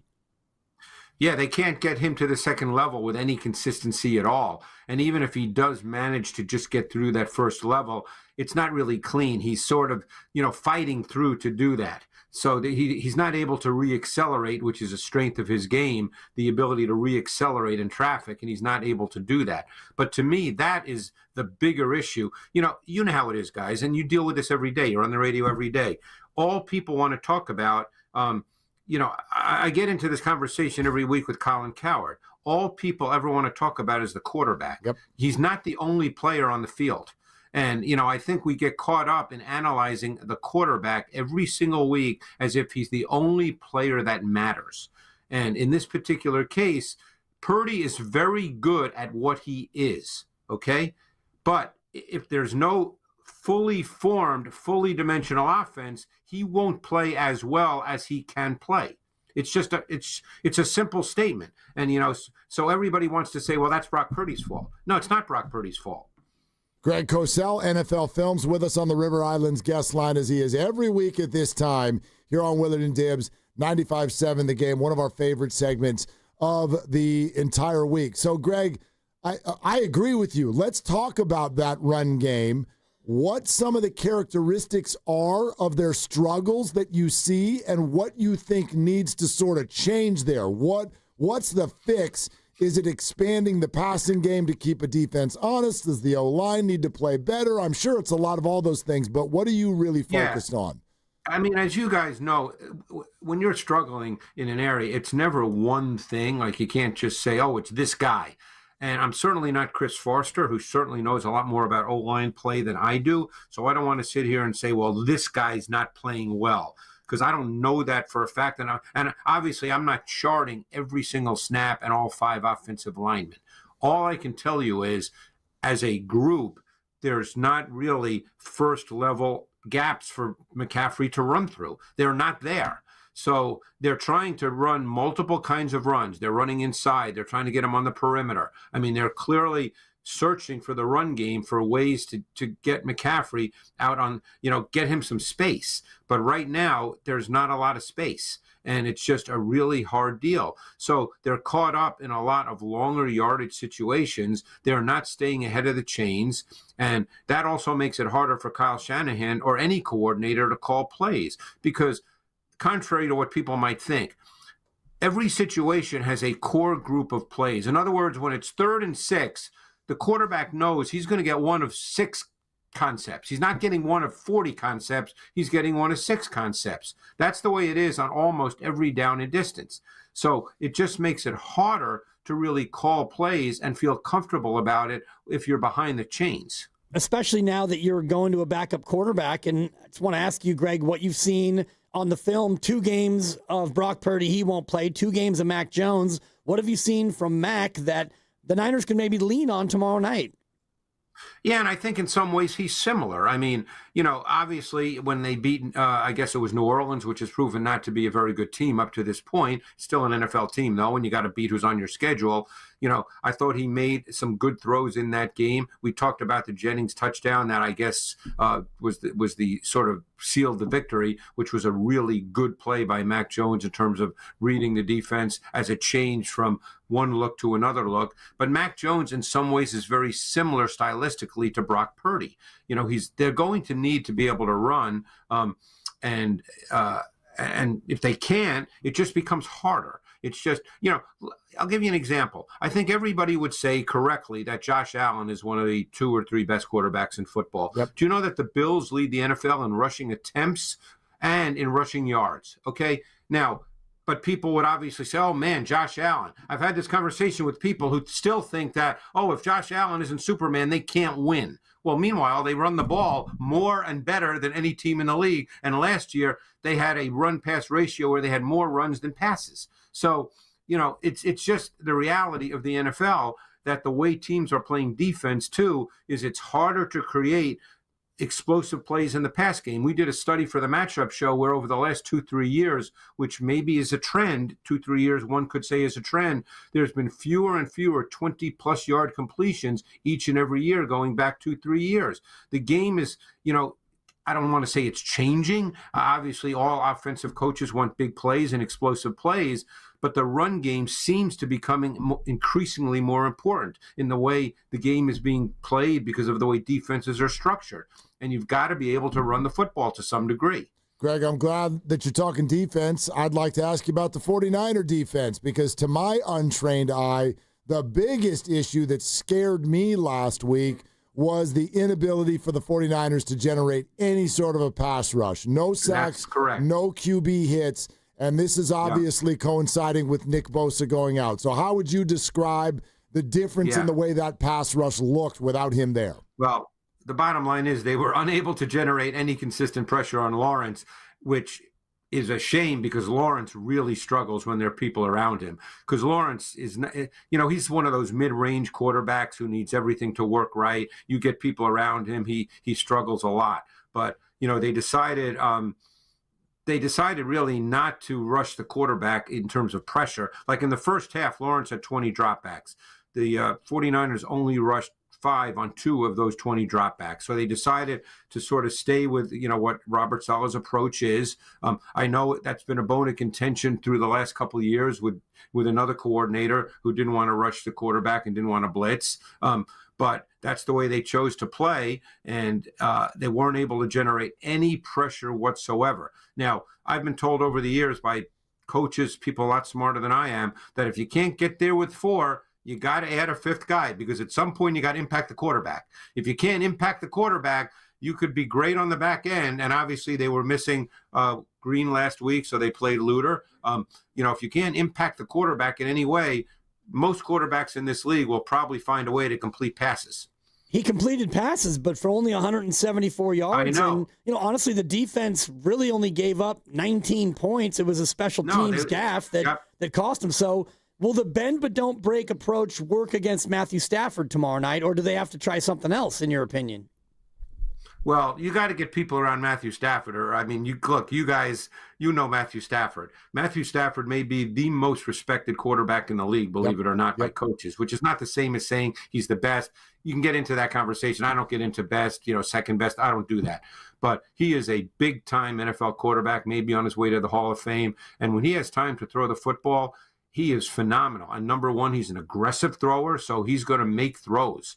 Now, every once in a while, he'll throw a pick because, hey, he's an aggressive thrower. But he can make throws, and he makes big-time throws. So you better find a way to get people around him and make him feel like he has to speed up a little bit. Hey, sure, sacks are great, and you'd love to get them. But you're trying to impact the quarterback. You're trying to make him play faster mentally because then in a sense, you want him to play faster mentally and physically.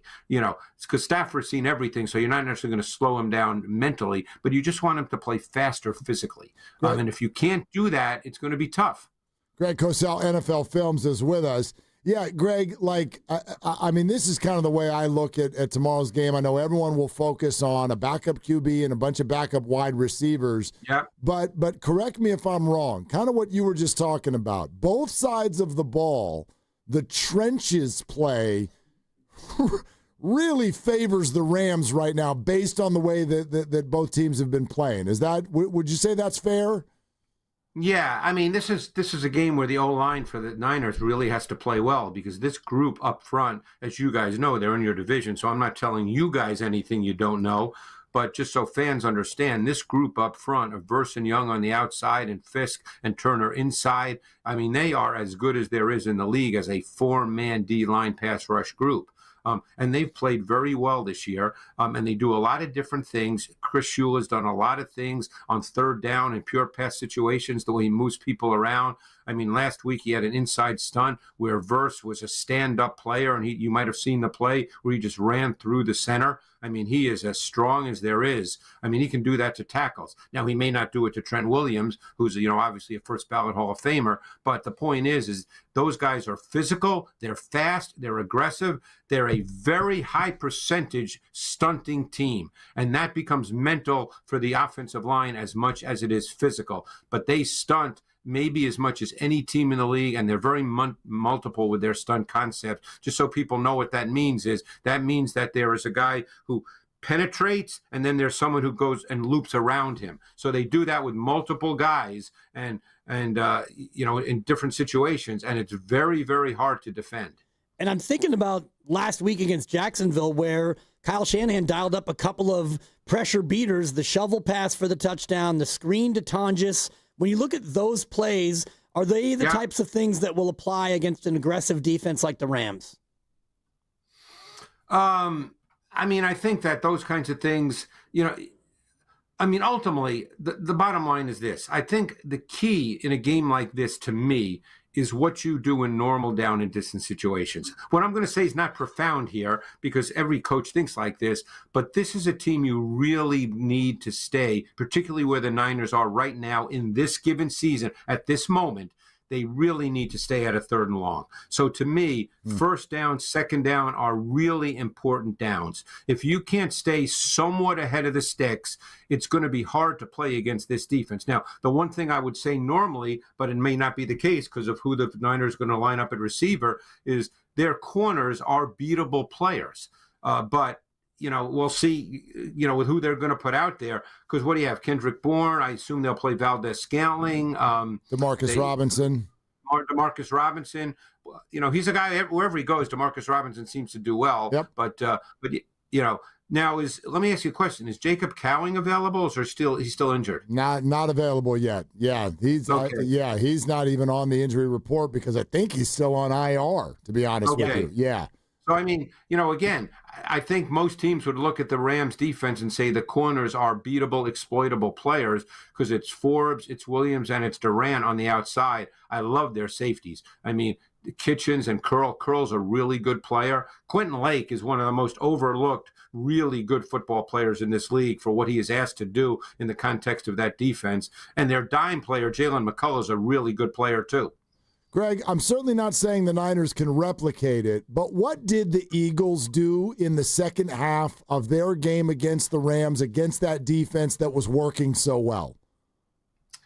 They threw the ball outside the numbers to A.J. Brown, who was one-on-one with the corners. That's how they predominantly move the ball in the pass game. Because in that game, and by the way, it's the only half this year where the Eagles' pass game has looked any good, but in the second half of that game, Hurts was 17 for 24 for 209 yards, and a lot of those in third down critical situations, he just went outside the numbers to A.J. Brown, who can beat any corner. So that's why I'm saying that they're beatable on the perimeter. The question is, the Niners don't necessarily play that way, though. That's not I'm not saying they would never play that way because you never know what a coach is going to do, particularly when he's lacking his normal players.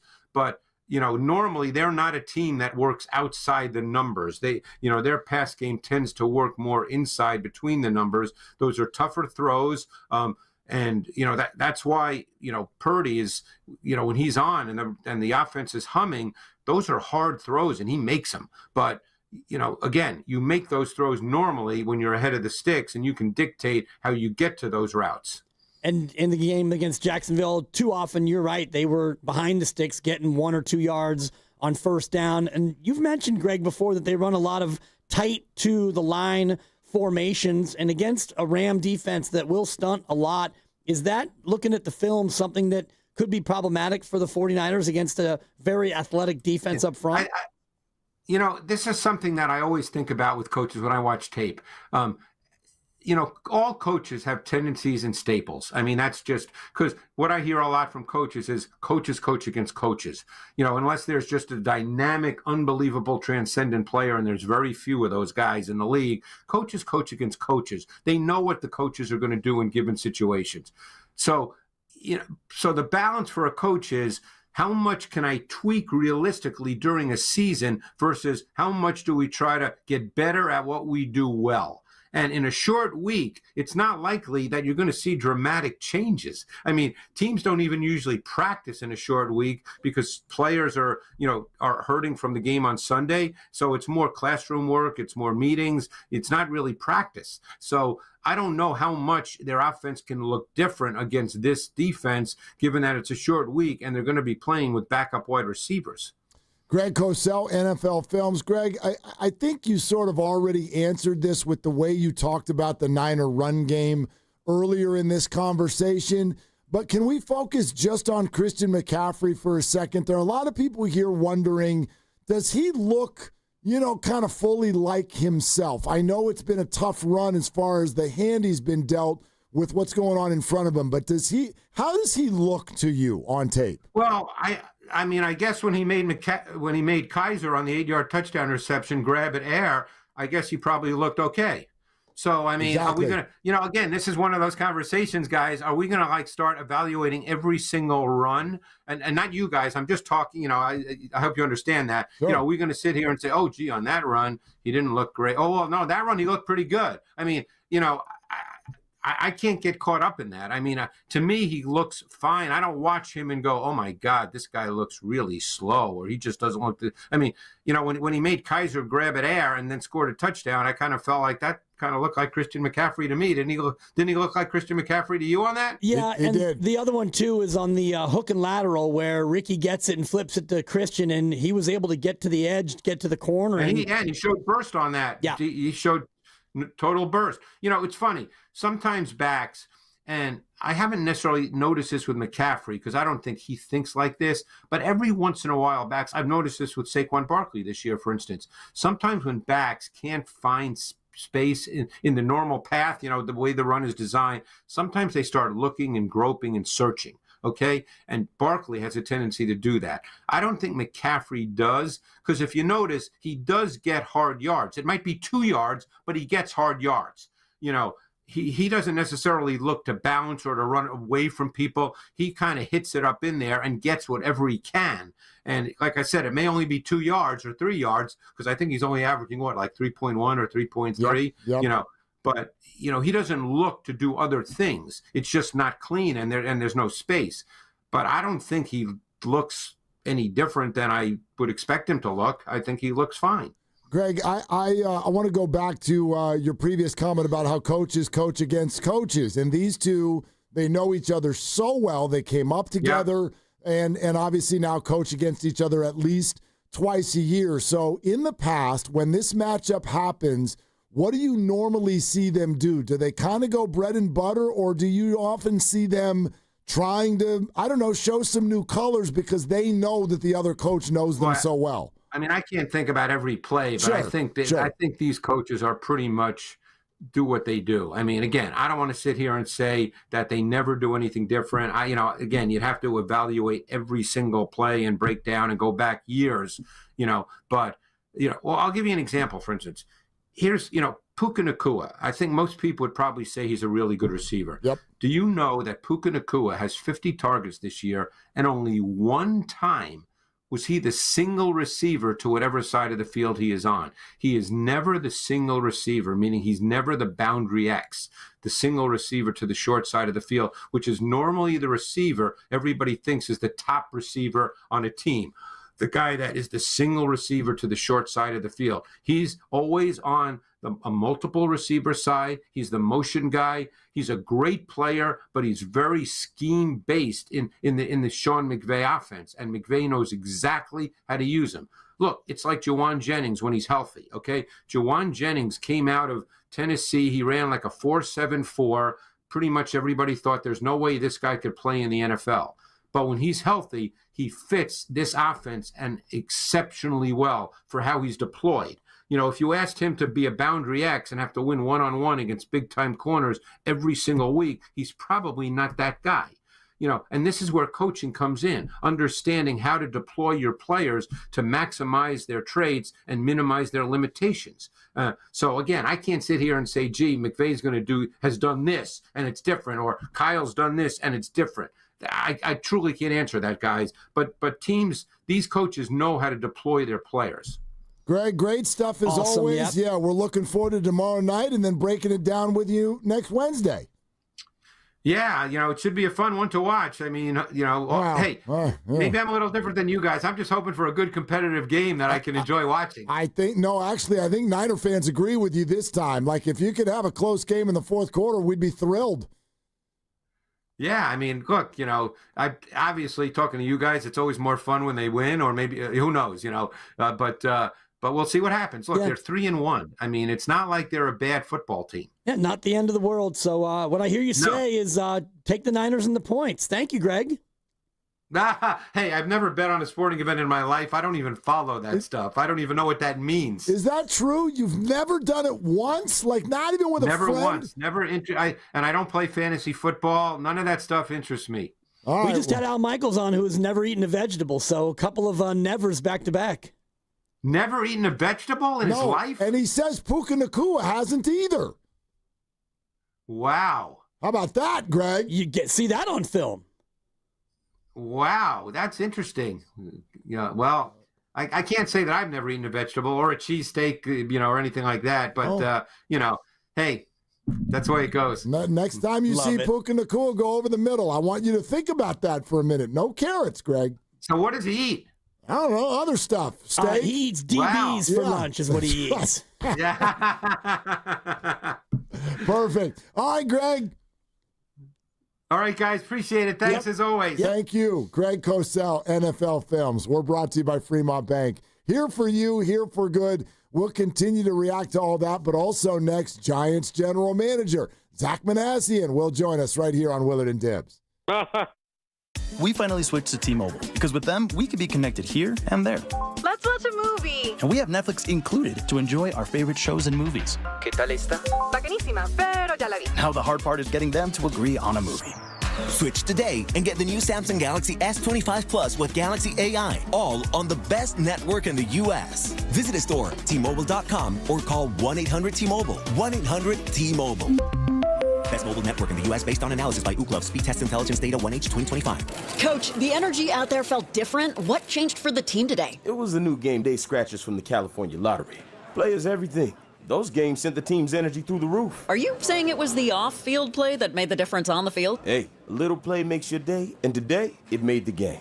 That's all for now. Coach, one more question. Play the new Los Angeles Chargers, San Francisco 49ers, and Los Angeles Rams Scratchers from the California Lottery. A little play can make your day. Please play responsibly. Must be 18 years or older to purchase, play, or claim. $5,000. That's the average amount of money people in the U.S. are now spending on gas in a year. $5,000. That's crazy. If you drive, you have to download Upside, the free app that gives you cash back every time you get gas. That's right. You can earn real cash back with Upside just by buying the gas you're already buying. You can literally start earning cash back today. I use Upside every time I fill up, and I've already made around $300. You're putting gas in your car anyway. Why not get real cash back? If you like free money, download Upside. I'm saving the cash I earn from using Upside to help pay for a vacation later this year. Download the free Upside app now to earn cash back every time you buy gas. Use promo code CODE to get an extra 35 cents per gallon on your first tank. You can cash out anytime right to your bank, PayPal, or a gift card for Amazon and other brands. Just download the free Upside app and use promo code CODE for a 35 cents per gallon bonus on your first tank. That's code CODE for a 35 cents per gallon bonus. When you own your own business, you need to keep things moving. Need to book a last-minute flight? Earn a $300 travel credit to cover that. Need to take a meeting before takeoff? Do it from the comfort of the Chase Sapphire Lounge by the club. Need to catch your breath before you board? Done. With $2,500 in annual value, the new Chase Sapphire Reserve for Business is the card that gives back all you put in. Visit chase.com/reserve business to learn more. Cards issued by JPMorgan Chase Bank, N.A. member FDIC, subject to credit approval. Terms apply. You hear that? That's the sound of your business losing money. Legacy phone systems weren't built for today's teams. Quo, formerly OpenPhone, gives your business a smarter way to stay connected. Quo lets you manage calls, texts, voicemail, and contacts all in one place so that you can deliver a seamless customer experience from ring to... Need to take calls on the go? Quo automatically transcribes, summarizes, and highlights next steps from every call, so you never miss a detail. Need insight into what closes a sale? With Quo's AI call tags, you can instantly spot key topics like objections or pricing questions and use those insights to level up every customer interaction. And yes, you can bring your existing number with you for free. Keep your team in sync and your customers happy with Quo.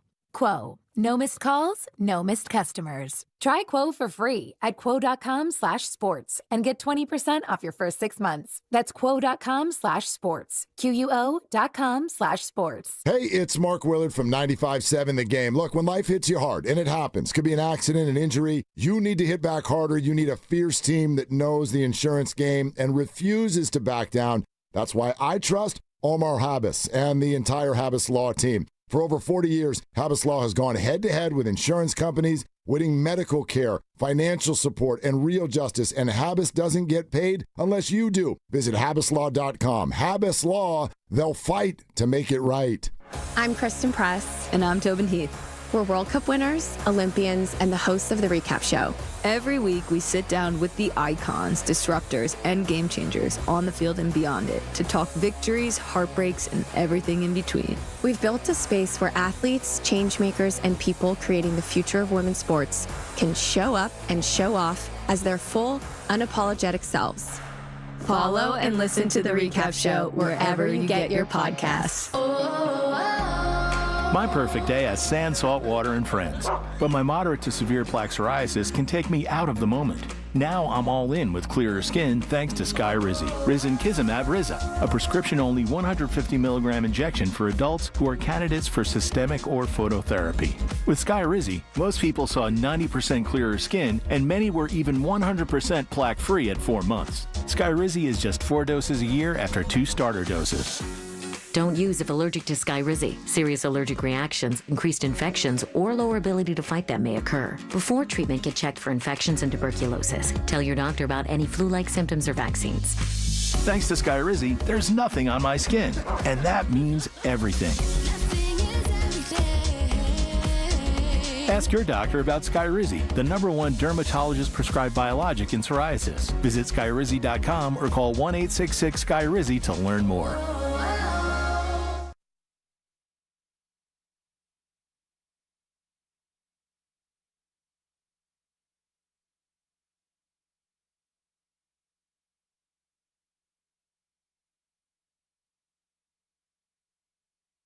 Now, back to Willard and Dibs on 95.7 The Game.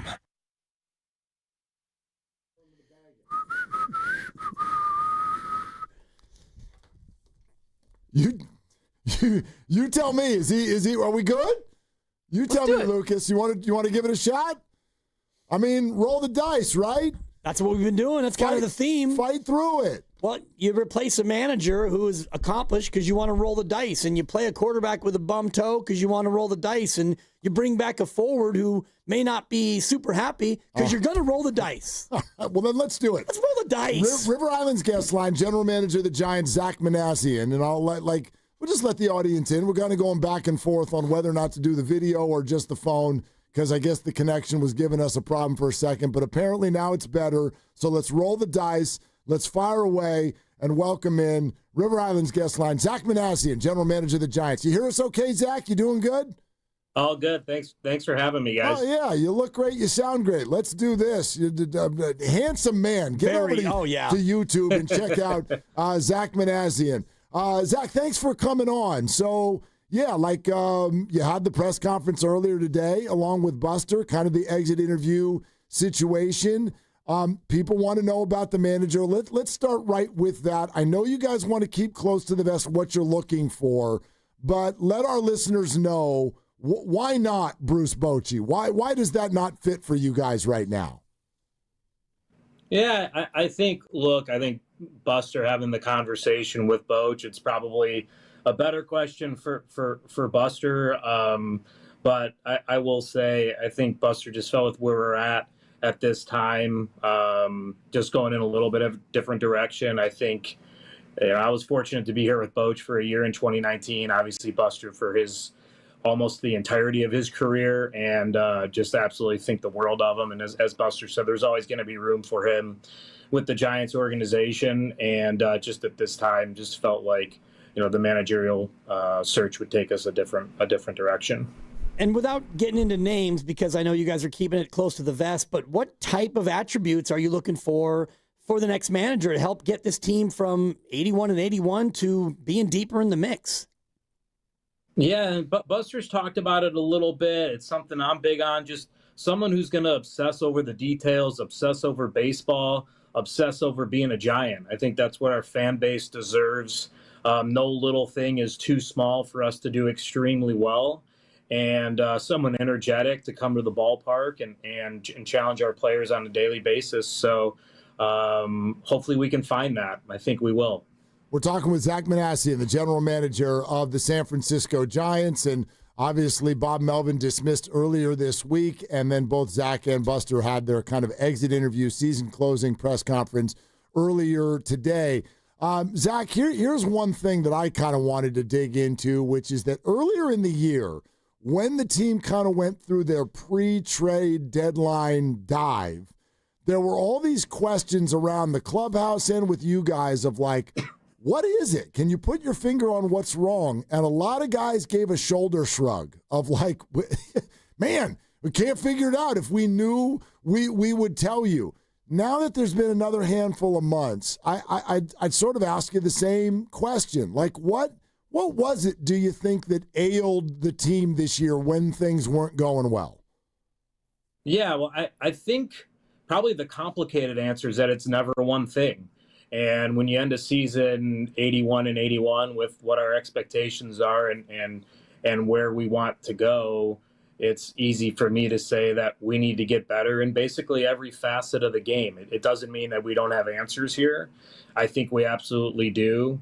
But I think there is the ability to get better from within, not even talking about players to potentially add, but to stress getting better at how we play defensively, how we run the bases, scoring more runs, preventing runs with our pitching staff. So there's a lot of things that I think we can get better at. And if we can get a little bit better in each space, I think it's going to lead to a lot more wins in the future. You guys got to the deadline, and it felt like it was more of a sell than it was a buy, and it turns out you wound up just 3 games short of where the wild card landed at 84 wins. Regret's probably too strong, but do you look back at that and think about the decision in a different way than you did in the moment? No, I think I feel really comfortable that we made the best decision with the information we had at the time. I mean, look, I was really disappointed with how we played for really probably months on leading up to the trade deadline. Felt like it was the best thing to do for the future. We were fortunate to get a couple of players that actually impacted the team in the present, and feel really good about the players that we got back being a big part of the organization going forward. So trade deadlines, they're never easy. I think every year it's a responsibility of the front office to look back and try and do a postmortem on that specific time. And we'll have time to do that now. I wish we were playing and we didn't have time to do that right now, but we will. And you try and learn from it and grow from it. But I am pretty excited about the players that we were able to bring back and trade.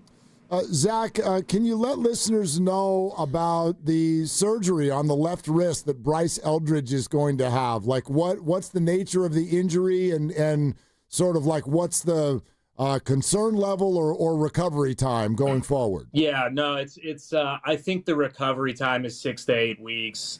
Not a huge concern on our end. I mean, he should have really what we consider a very normal off season. So it's something that had bothered him. If you guys remember, he had missed a couple of days actually in spring training and kind of played through this wrist irritation throughout the year. So just felt like something we would get taken care of earlier in the off season so he can have as normal off season as possible, come to spring training ready to go. And I fully get that you're not going to promise anything to anyone here sitting in the month of October, but is it fair to say that the plan is to have Bryce Eldridge on the major league team to start next year? Yeah, I don't know if I would go as strong to say it was the plan or it is the plan. I would say I thought Bryce handled himself really well. You know, I know it probably doesn't show great in the slash line for the year, but I thought he controlled the strike zone pretty well. He handled himself well defensively, all things that bode really well for his future and for 26. So there's always the possibility he opens with the team. You know, it's still somebody with not a great deal of minor league plate appearances and still a lot of room to grow. I'm sure there will be a time where a lot of that growth happens at the major league level. Whether that's opening day or not, it's just far away for us to say that. But we're excited that he's here, excited that he was able to get his feet wet, and looking forward to seeing him in Scottsdale. One of the struggles and a frustrating point for a lot of fans was the defense this year. You were in the near bottom in a lot of the metrics. Kind of a silly question, but how do you get better on defense in the offseason at the major league level? Yeah, I think, you know, there's things, and look, I've talked to both players about this. There's things I think with our outfield defense, you know, Jung-Hoo and Ramos in particular, where there are some things that I think they can focus on to improve out there. You know, Jung-Hoo himself talked to me about getting a little tentative at times, and he wants to be more aggressive. So, you know, I do think there are things that those two in particular can do that will really help our outfield defense. I think as an infield group, you know, Patty Bailey, everyone knows, is one of the best, if not the best defender in baseball. I thought Rafi Devers played great over there the more and more he played.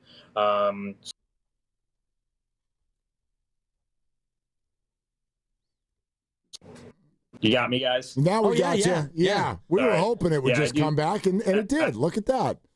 Yeah. I do think there's a lot of positives there, but, you know, and obviously adding Drew Gilbert, I think his strong suit, he's a really good defender, right field, center field. So there's some things that I think internally we can look for improvement. And obviously it's something we can focus on as we talk about player acquisitions in the offseason. General Manager of the Giants, Zach Manassian, is joining us here on Willard and Dibs 95.7 The Game. Zach, I'm glad you brought up Patrick Bailey, and I know a lot of fans are wondering about this. With the addition next year of basically the review system of balls and strikes, Patrick's framing ability becomes less of a factor, I would think. So how does that rule change affect the way you view Patrick as your catcher? Yeah. No, it's a great question. It's something we've looked at more out of curiosity for the industry. It's still going to be relative, right? Catcher's framing, I think it's still relative, and with Patty being so good at it, my hope is we're putting more pressure on the other team to challenge calls than any other team in baseball. So I still think it is a strength of his that is going to show relative to what other teams get out of their catchers. You know, does he save as many runs as he would otherwise without ABS? Probably not. But relative to other catchers, I still think it's going to show as a huge advantage. Is there a chance if Jesus Rodriguez comes up and is able to catch and is a good right-handed bat, is it possible that Patrick Bailey would abandon being a switch hitter and just focus on being a left-hand hitter? Man, yeah, it's a good question. I haven't really thought about that. I think excited about Pat's September and what he did, but that we haven't talked to Pat about ever taking away swinging the bat right-handed, at least not that I can remember, but obviously excited about Jesus and what he brings to the table. And I almost look at catching as it's almost becoming the NFL's version of the two running back system, where it's just so demanding, and you need to have two pretty good guys back there, and certainly excited that we were able to acquire Jesus. Yeah, that's an interesting answer. You're listening to 95.7 The Game, KGMZ FM and HD1 San Francisco and Odyssey Sports Station, in the home of the Golden State Warriors and Valkyries, always live on the free Odyssey app. Coming to you live from the Laughing Monk Studios, and we're talking with Giants General Manager Zach Manassian. Zach, I like the predecessor at the president of baseball ops position, Farhan Zaidi, spoke about this seemingly repeatedly after a few of his seasons, which is the Giants need to get more athletic. And then one way or another, it just kind of seems to never happen. So can you speak about where that is, and do you have that as a priority for next year? Yeah, I think a big part of it is, as a team, it's something we talked about early in spring training, getting more out of the athleticism that we have. So when we look at Ramos, Lee, Chapman, Adames, these are guys, they can run. And so for us to be sitting here, I think we're second to last in stolen bases for the year. Those are things that hopefully we can push that issue a little bit, going first to third, scoring from first on a double. Hopefully the athleticism shows up with the defense. It certainly showed up on the left side of the infield, but getting more out of our outfielders' athleticism to improve their defense. So, yeah, it's always going to be something stress as an organization that we want to be as athletic as possible, because I just think it gives you a chance to win games in so many different ways. A lot of fans are frustrated by the farm system and the development. You've got Bryce, who's close, a bunch of young pitchers who've come and flashed. What would you say to Giants fans about the overall state of the minor league system right now? Well, I think it's taken a huge jump. Huge credit to Kyle Haynes, Randy Wynn, our PD staff, players like Bo Davidson, Dakota Jordan, younger players like Johnny Level, Joshua Gonzalez, so on and so forth. I mean, our San Jose team steamrolled the Cal League, won the championship there. So pretty excited about where it's heading. Pretty excited about some of our draft picks. Gavin Keelan in the first round, Trevor Cohen in the third round, Lorenzo Miola, fourth round, second baseman, center fielder, shortstop. So I think it's taken a huge jump. If I recall correctly, I don't remember if it was Major League Baseball or Baseball America actually had our system taking the biggest jump from last year to the end of this year. So we're heading in the right direction. I'm never going to be one that says, oh, yeah, we got enough talent, we're good to go. We always need to add more. We're always going to be challenging our amateur scouting group, international scouting group, PD, to churn out more and more players. But I think we're in a pretty healthy spot, and we'll just keep working at it to get better. Zach, Buster said earlier today that he is thankful to have the ownership group that you guys have, because they're always going to be aggressive. I think fans look at Devers and Chapman and Adames and sort of think to themselves, well, that's probably as far as they're going to go in terms of big name, high priced type contracts. Is that accurate, or is free agency this offseason are more big contracts at least a possibility? Yeah, it's tough to say. I would say our ownership group has been extremely supportive from the first day I walked in here, and I feel pretty lucky not only to be in this position, but to be in this position for that group. So, certainly haven't heard no, but also I think it's important that we become a type of organization that is mixing in younger players, not necessarily to manage payroll as much as to continue to have some youth and to be athletic, and younger players can have a chance to stay healthier. So not to say that keeps us out of free agency, but when there is opportunity for younger players, as opposed to going and signing a second baseman, I thought Casey Schmidt grew, and hopefully he gets that opportunity next year. So we'll go into it open-minded, see what our chances are, and continue to work. But the ownership group's been extremely supportive. Now, Zach, this might feel like a little bit of a weird one, but it's something that's come up on our show today. So broadcasting great Al Michaels was on with us about an hour ago, and you may know this. He does not eat vegetables. He's never had one in his entire life, apparently. And he same with Rams wide receiver Puka Nacua. Neither one of them have ever had a vegetable, and so this has been coming up with every guest so far today. So first, your thought on vegetables, your favorite vegetable, and how much of them do you include in your meals? Oh, man, if you ask my wife, probably not enough. Okay. I am a fan of vegetables. I try to mix them in. I'm hoping to get better. I had some broccoli during lunch today, so I'll go with broccoli. It was actually like a spicy broccoli, so I'm sure the seasoning made it. I was probably playing for the tie there. But But I am a fan of vegetables, so I'm in on vegetables. If you had to DFA a vegetable, designate for assignment, you don't have to eat it ever again, what vegetable would you DFA? Oh, man. Now we're talking tough ones. Yep. We asked the hard questions, Zach. No doubt, Zach. I'll say this: I wouldn't DFA Brussels sprouts, but maybe the most overrated for me. Wow. Okay. Yeah. Definitely sent down. I know that might not be popular, but that's where we're at. If a potential free agent sat in a meeting with you guys and was like, "I'm not doing vegetables," would you hold it against him? I'd say I don't do vegetables either if it's talking to a potential free agent. You're like, me too. Yeah. Hey, Zach, a ton of fun to have you. Before you go, I wonder, I feel like this city, we feel like we know Buster Posey because it's Buster Posey. But we're also getting to know him in a new role, and I wonder what you could share with the audience in terms of what's that like? Like, what is it like to work alongside him? And maybe is there an aspect of that people wouldn't expect? Yeah, I mean, look, I have a 1-year-old son, and I think I'm fortunate to work with someone where I think if my son grows up to be anything like Buster Posey, I'd be so proud. So I don't know if I can pay him a higher compliment. As far as something maybe fans don't know or see is, Buster, it's funny. He's just the complete package. He's empathetic, but he's a killer. And he's tough, but he's understanding. He's a strong leader, but he welcomes everybody into that circle. So, there's just so many good qualities about him.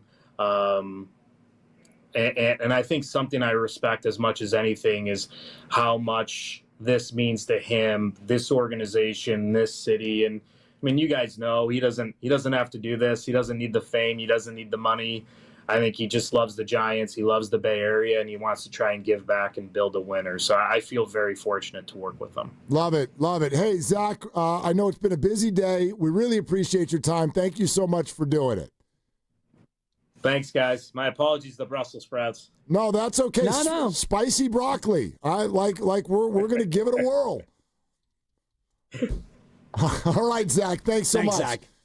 Zach Manassian. Thanks, guys. Take care. No doubt. You too. Zach Manassian, GM of the San Francisco Giants. Spicy broccoli. Fantastic. Yeah. And, great interview. Answered all the questions. He's shied away from none of them. And good dude. It's great guy. And you're in a spot where, you're 3 games away. And even the question about, because regret, I don't believe in regret, but your feelings about what you did at the deadline, knowing now that you were just 3 games away. Well, I think it's a fair answer, and I don't even know to what level it ended up biting them. But Buster said the same thing earlier today with the same kind of question, which was you make the best decision you can with the information you have at that time. And who the hell can't relate to that? Right. I mean, don't you do that every day, right? You make the best decision with the available information. And if we go back to the trade deadline, I think most people saw what the Giants were doing, and they're like, yeah, it makes sense. It makes sense. Yeah, they were 54 and 55 at the deadline. Yeah. Having slid down to that spot, and it wasn't looking good. The one thing that forever will be a mystery to me, and I don't even mean just this team, I mean, I guess all teams, what is it about the dynamic that changes when you kind of mix ingredients, but it's baseball. So in other words, what I'm asking about is the addition of Rafi Devers and why, when it first happened, did it seemingly contribute to the Giants sucking so bad? But then once you gave it a month and a half, then Devers and Adames suddenly looked like Devers and Adames. And I think is the core of why a Giants fan could look to next year and go, all right, it's kind of like Jimmy Butler this year. He's so excited that he gets to do this for a full year. And so that will be Devers next year, where you're like, okay, let's do this for a full year. I think our minds in baseball go, dude, you're standing up there, you hit the fastball or you don't hit the fastball. Why does the chemistry all matter? We get it better in basketball. But for some reason, man, it seemed to have that at least temporary negative effect on the team. And then after a while and everybody got their feet wet, then it started to look for at least a moment like you hope it looks at the start of next year. And also Chapman got healthy and he got hot. Yep, so you had multiple guys get hot. And then Drew Gilbert came up and he's choking people. And all of a sudden you're having a great time. I do think that we in the sports talk business and fans, we lose sight of the human aspect of it. So Devers gets traded and Boston comes to town and he's going to maybe play first, and now he's not taking infield, and Will Clark was supposed to meet with him, and there's that controversy, and he's trying to figure out where he's going to live. He's in a hotel, and his family's not here, and go out there and be Rafi Devers in a new league for a new manager with a new everything. I do think that that's harder than we give it credit for, and you look at Willie Adames, his first 6 to 8 weeks, and he was patently bad on defense and on offense, and he got comfortable and he got better. Yeah, it's a good point. The question for me, though, is why does it seems, and maybe it only seems that way, it seems to affect everyone. Like Rafi coming to the team for the moment seemed to affect everyone. And that's like, it's hard to understand. It's hard to understand. And then all of a sudden, for 3 weeks, you couldn't get anybody on the whole team out. And then you could get everybody out again. Right. I mean, that's the thing. I don't know what it's going to look like next year, but that's where they're at. Okay, 888-957-9570 is the number. Let's circle back. Let's reboot. We're sponsored by Crystal Geyser Alpine Spring Water. What a wonderful run. Al Michaels, Greg Cosell, Zach Manassian.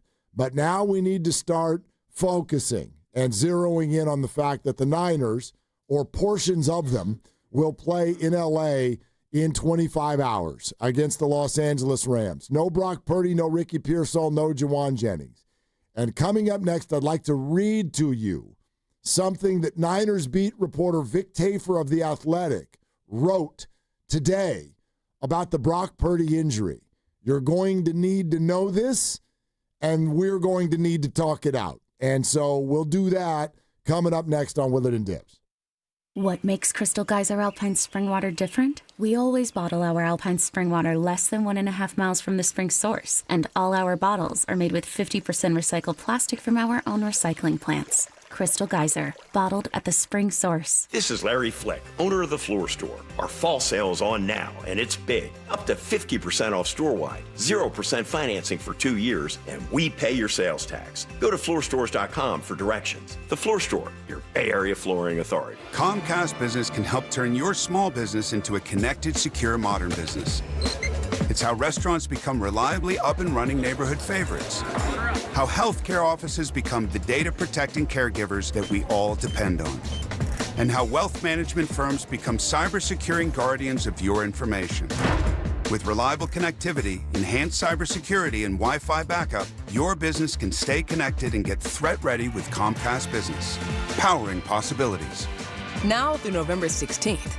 New Comcast Business customers can get started with 150 megabit internet plus security for $59.99 a month for 12 months with a 2-year agreement. Plus, ask how to get a $500 prepaid card on a qualifying gig package. Call today. Restrictions apply. Requires enrollment in paperless billing and autopay with bank account. Early termination fee applies. Equipment, taxes, and fees extra. Ready for the ultimate red and gold game day? Laughing Monk Brewing is the place to park, party, and ride. Skip the traffic. Forget the expensive parking. Park for free and dive into an epic tailgate with mouth-watering food, ice-cold Laughing Monk beer, and every game on TV. Catch 95.7 The Game's pregame show with Lorenzo Neal and Evan Giddings. Then hop on the free shuttle minutes away from the stadium. Shuttles are first come, first served. So head to 957thegame.com to sign up and join the party. Celebrating 40 years with extraordinary rewards. Since our humble beginnings, we've believed in setting the standard for luxury, entertainment, and hospitality. This year, we invite you to be part of a defining moment in our story. Join us as we celebrate 4 decades of excellence and experience the unparalleled luxury that has made us a legend. Indulge in the extraordinary. Be part of our legacy. Cash in at Cache Creek Casino Resort. Ragnar the Terrible is interviewing at a big bank. Let's listen. So, your last job was, 5th century warlord. Yes, I am expert at inflicting pain, just like your big bank. Question, should we raise customer loan rates? Raise customers' village. Raise, as in make higher? Raise, as in destroy. At Star One, we remove the painful parts of banking with low fees, lower loan rates, and higher savings rates. Star One, in your best interest. All guests on 95.7 The Game appear on the River Islands guest line. Warriors head coach Steve Kerr now joining us on the River Islands guest line. Joining us right now on the River Islands guest line, none other than Steph Curry. River Islands in Lathrop combines new home neighborhoods with lakes, parks, and trails. All new charter schools, a waterfront restaurant, and all the elements to make the good life your life. Isn't it time for you to discover the islands? Don't waste time trying to get rid of your old or broken car. Cars for Kids is the easiest and fastest way to donate your car and get a tax deduction. Go to carsforkids.org today. That's cars with a K. I'm Bob Burke, founder and chairman of Burke America Parts Group, a family of brands that includes RepairClinic.com, an appliance and HVAC parts solution company that's grown into an international brand. Before AmericanEagle.com, we partially launched a new technology platform developed by another firm. American Eagle helped take our technology to a whole new level with digital marketing, software development, and business insights into our key markets, appliances, HVAC, and outdoor power equipment, and did so both on time and on budget.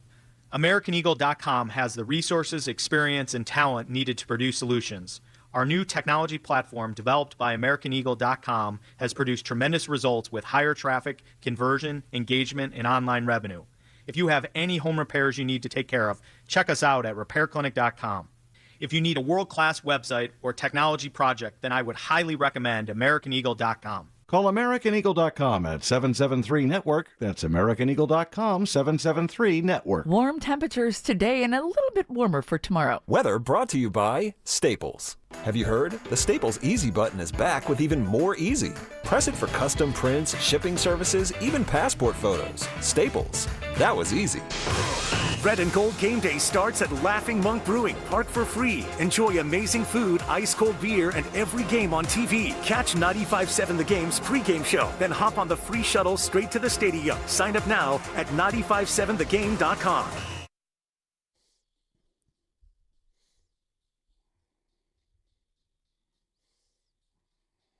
How does that rule change affect the way you view Patrick as your catcher? Yeah, no, it's a great question. Is it possible that Patrick Bailey would abandon being a switch hitter and just focus on being a left-hand hitter?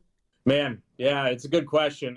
Now, back to Willard and Dibs on 95.7 The Game. Look, when you're on fire, you're on fire. I'm not going to apologize for it. No, I mean, you know what I mean? It's like I had a great Olympics, but you were just a little better. I did my best and I got the silver medal. Yeah, but I'll take it. But you're 16-3 with your picks. Like, this show has had Al Michaels on it already today. Like, yep. Look, when you're rolling, you're rolling. Thank you. When you're rolling, you're rolling. And I don't want you to apologize for a good question, because it wasn't just a good question. He was like, man, it was almost like he was shocked. He's like, man, these two, they just keep firing at me right now. Man. Oh, yeah. Yeah. Well, you were sharp because you were at the presser today. Yeah, I was cheating a little bit. You know? And you got a question in, and I thought you were going to run that question back, which was about Dom Smith. It was nuanced. Asked and answered, yeah. Yeah, but the Bailey one is something I've been kind of thinking about all year. Like, it's got to be so hard to be a catcher anyway, and now you have to try to maintain two different swings. Well, neither one of them's going great. I thought what he said later, and this was to your Jesus Rodriguez question, was super interesting. I don't know if y'all caught it now, but he said the way I view catcher going forward in the bigs is similar to what you see in the NFL, where almost every team is like, and I know fantasy football hates it, but we're rocking two running backs, and we're going to roll them in and out. That's what we're doing. And I thought that was super revealing, because he's telling you he doesn't want Patrick Bailey playing 130 games, 120 games. He doesn't want that. And so I don't know if they want to take switch hitting from him, but in a way they can do it anyway, when you're facing a lefty, maybe they've got a right-handed hitting catcher who has a little bit more presence on the roster than the backup catchers have so far this year. So that's interesting, and I think what you're sort of suggesting, I think, is what they would like to have happen. Rodriguez has got to prove that he can come do it. He's never really played in the big leagues before. Right, and he hasn't played a ton of catcher either. Right. But they talked about it early this morning, too. The early returns out of the minors are good as far as Rodriguez and his catching ability. And the other one was, I asked about the defense and how bad they were this year, and he said, well, yeah, those two guys, we've talked to them, and we all kind of, yeah, those two guys. No, and then he named the two guys. Lee and Ramos. Yeah, I didn't even think about Jung-Hoo Lee, but then he explained that he's been a little tentative out there. That came up this morning, too. Like, they clearly want Jung-Hoo Lee and Elliot Ramos to be better defensive players. And look, if you want to put the puzzle pieces together, because I know a lot of people processed it this way, when Buster Posey fires Bob Melvin, and then in the very next press conference, they ask him what he wants, and he's like, I want someone who is obsessive about the details.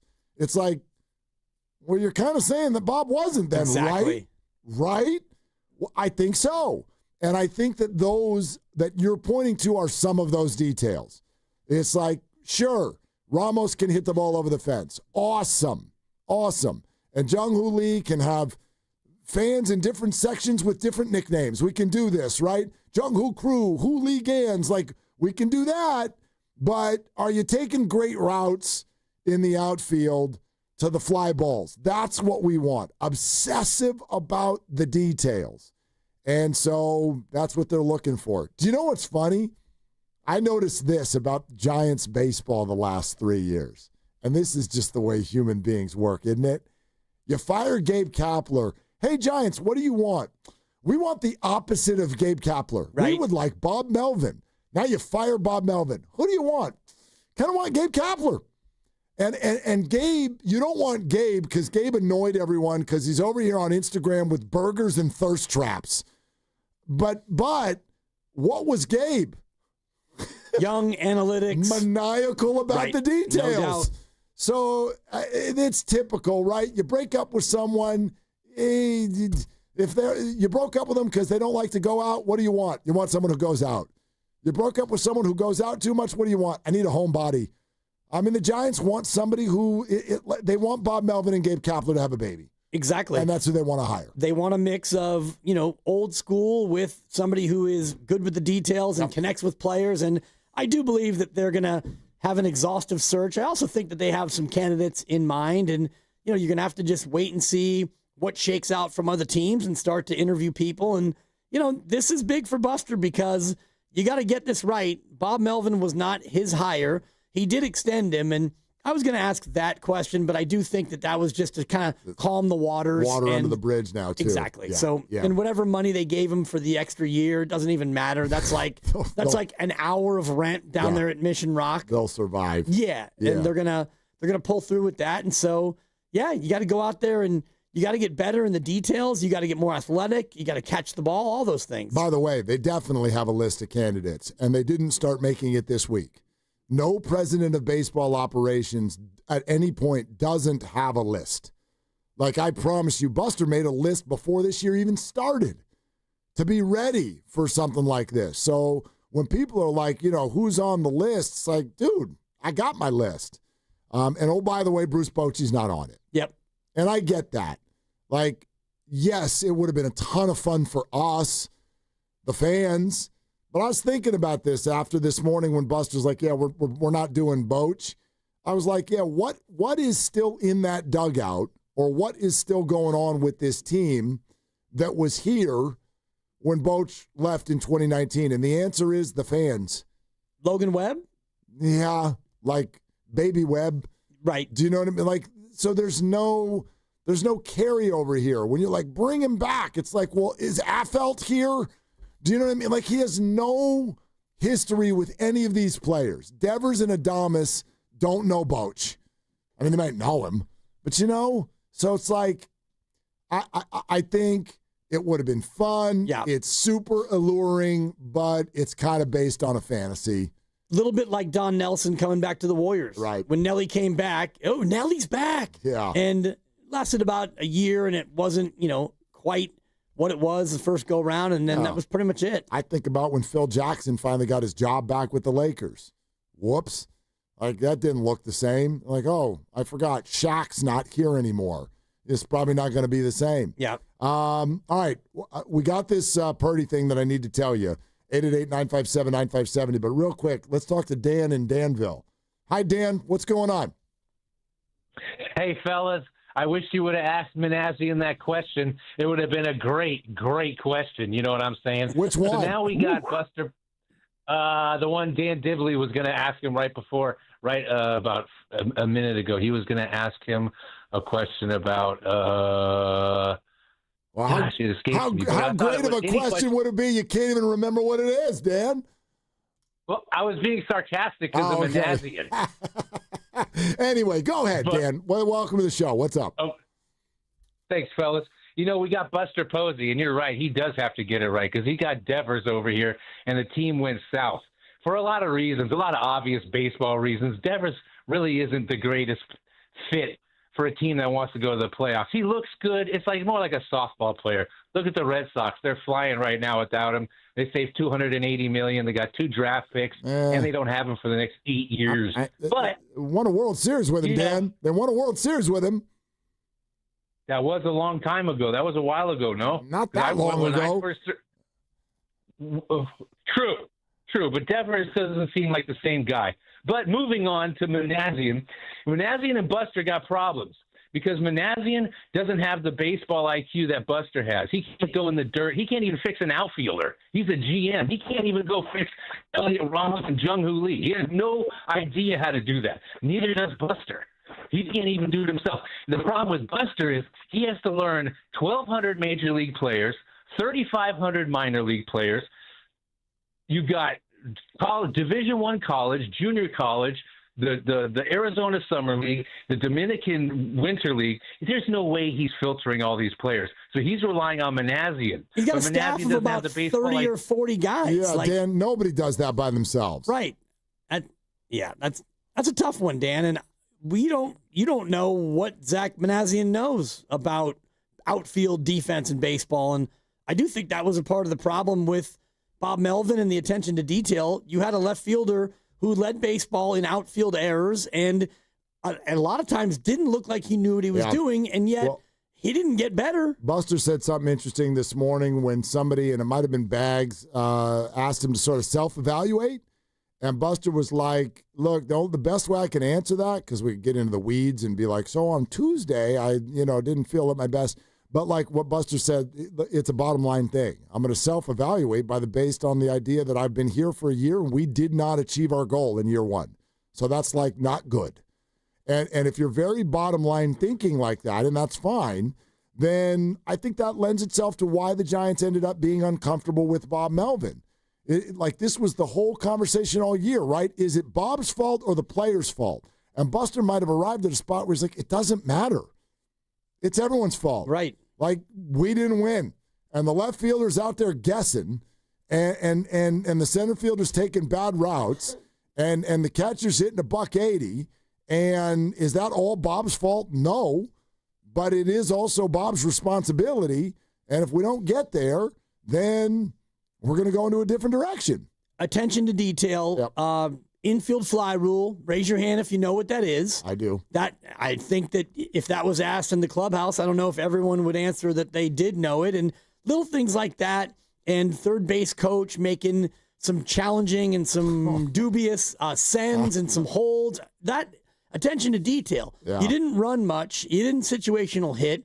You didn't bunt very well or at the right times a lot. So all these little 90 feet mistakes, I think, is what. When you look at the Giants, when I look at the Giants 81 and 81, I look at a lot of 90-foot mistakes that were made, not hitting to the right side to move a guy to third with nobody out, not hitting a sac fly, not making the right throw to the right base, all those little baseball-y things. And when you're playing in a pitching and defense park, you've got to be so baseball-y in those ways because you're not going to hit 250 home runs every year. There's no question. It's kind of like, and I know they didn't end up being very good either. They also sold at the deadline. But like when you watch the Diamondbacks play, Watch the way that team, because I know they had some really good players, statistically or whatnot, but like that's not an overwhelming roster. But boy, they annoy the hell out of you, don't they? Because they take the extra base. They seem very athletic. They're fast. They're scoring from second base. I know this organization, for example, respects the hell out of Wilmer Flores, and he was a wonderful Giant. But no, we're not doing that anymore. We're not doing it. There's a runner at second, get a base into the outfield, and he might make it to third.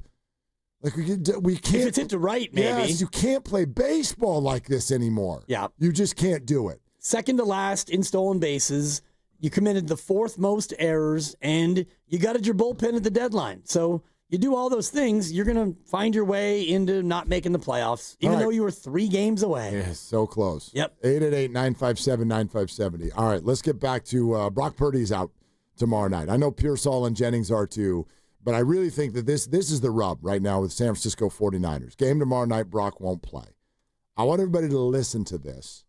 And then what we would love to fill up our phone lines with are opinions from all of you on how the 49ers should play this going forward. We can have a conversation if you want that looks backward. It's not my favorite thing to do. But if you want to yell at the 49ers for playing them last week, go right ahead. Dibs and I don't necessarily agree with you. I think you got to roll the dice sometimes in life. Brock felt good. He was the healthier QB. I don't really understand why you wouldn't play him based on this idea of, well, you got to preserve him, which it's like, I don't even know how you do that in football. I don't know how you preserve someone. So I was all in on Brock playing last week. Yes, he's now hurt, and he will miss this very key Thursday night game in L.A. But listen to this, and this is courtesy of our friend Vic Tafer, who is a Niner beat writer for The Athletic. I want you to listen to this paragraph. And then 888-957-957, we take your calls right now. How would you like the 49ers to play this going forward? Check this out. He writes, Purdy is not healthy enough to be the team's emergency backup in L.A. tomorrow night. So he will not be the 1, he will not be the 2, and he will not be the 3. He is not healthy enough to be the emergency backup tomorrow night, which underscores that his sprained big toe was worse than it seemed coming out of Sunday's loss to the Jaguars, and that the 49ers are leery of it becoming a recurring issue this season. They are entering a rough stretch on their schedule, especially for someone dealing with a sore toe. And here's what he means by that. Not just the opponents. Tomorrow night, turf. Then you get a week and a half off and a game on grass in Tampa, and then a home game against Atlanta, grass. But then you go to Houston, turf, and then guess what you do the week after that? Oh, no. Oh, you visit MetLife Stadium. The House of Horrors. In New Jersey. The worst playing surface in all of sports. I mean, New Orleans. I would say New Orleans is worse. Doesn't the data put it at MetLife? I'd have to look at injuries the injury per data. stadium. Yeah. But those are the ones that have the really bad rep, though. Yeah. Okay? And they don't call it grass toe. They call it turf toe. You just had me thinking about that. Oh, I got a bad case of grass toe. Yeah. It would be like, is your toe high? Like, totally. what is grass toe? Anyway, if you elevate Adrian Martinez from the practice squad tomorrow, which is expected, you're not allowed to do it again. You have to keep him on the roster the rest of the year, which obviously is not going to happen because Mac Jones and Brock Purdy are the quarterbacks of this football team. So you're going to have a revolving door potentially at backup. So riddle me this, Niner fans. 888-957-9570. How would you like the Niners to play this? And I think that the options on the table are, look, gut it out. You play in Tampa and see what you get. Or do you want to sit here right now at 3-1 and say to yourselves, hey, Mac Jones can at least keep you in this until the bye.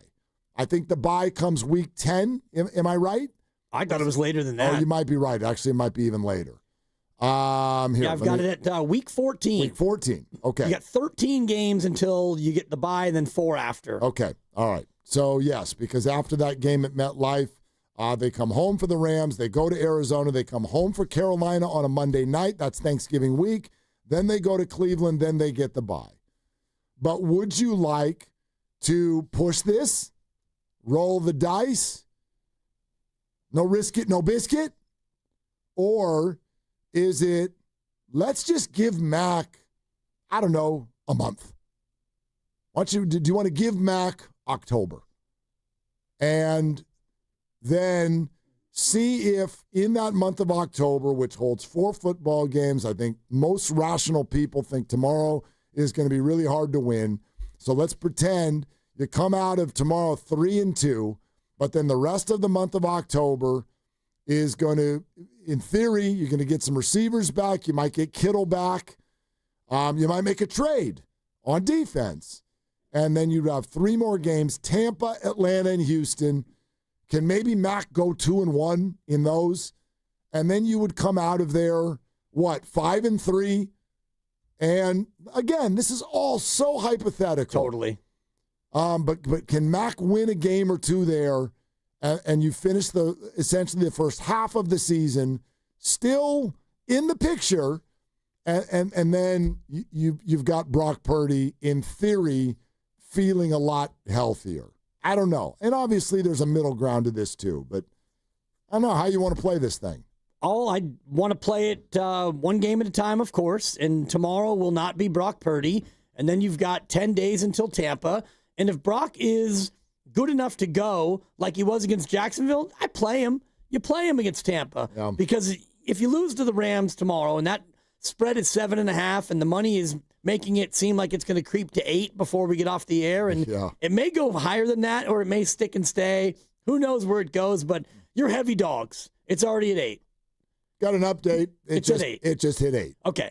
And that's, at least in one book. Sure. Yes. And we usually use DraftKings, right, as our book du jour, our book of choice, whichever one. FanDuel, yeah. Fine. Either way, you're heavy underdogs. And if you want to look ahead to Tampa Bay, I would bet you're already 3.5 or 4 point dogs in that one pending Brock Purdy. So, you might play all of October and go 0-4. Now you're 3-5, and okay, here comes Brock. He's ready to go. Ooh, you're in New York on the worst turf in football, and the toe is going to be a thing for probably a lot of the year.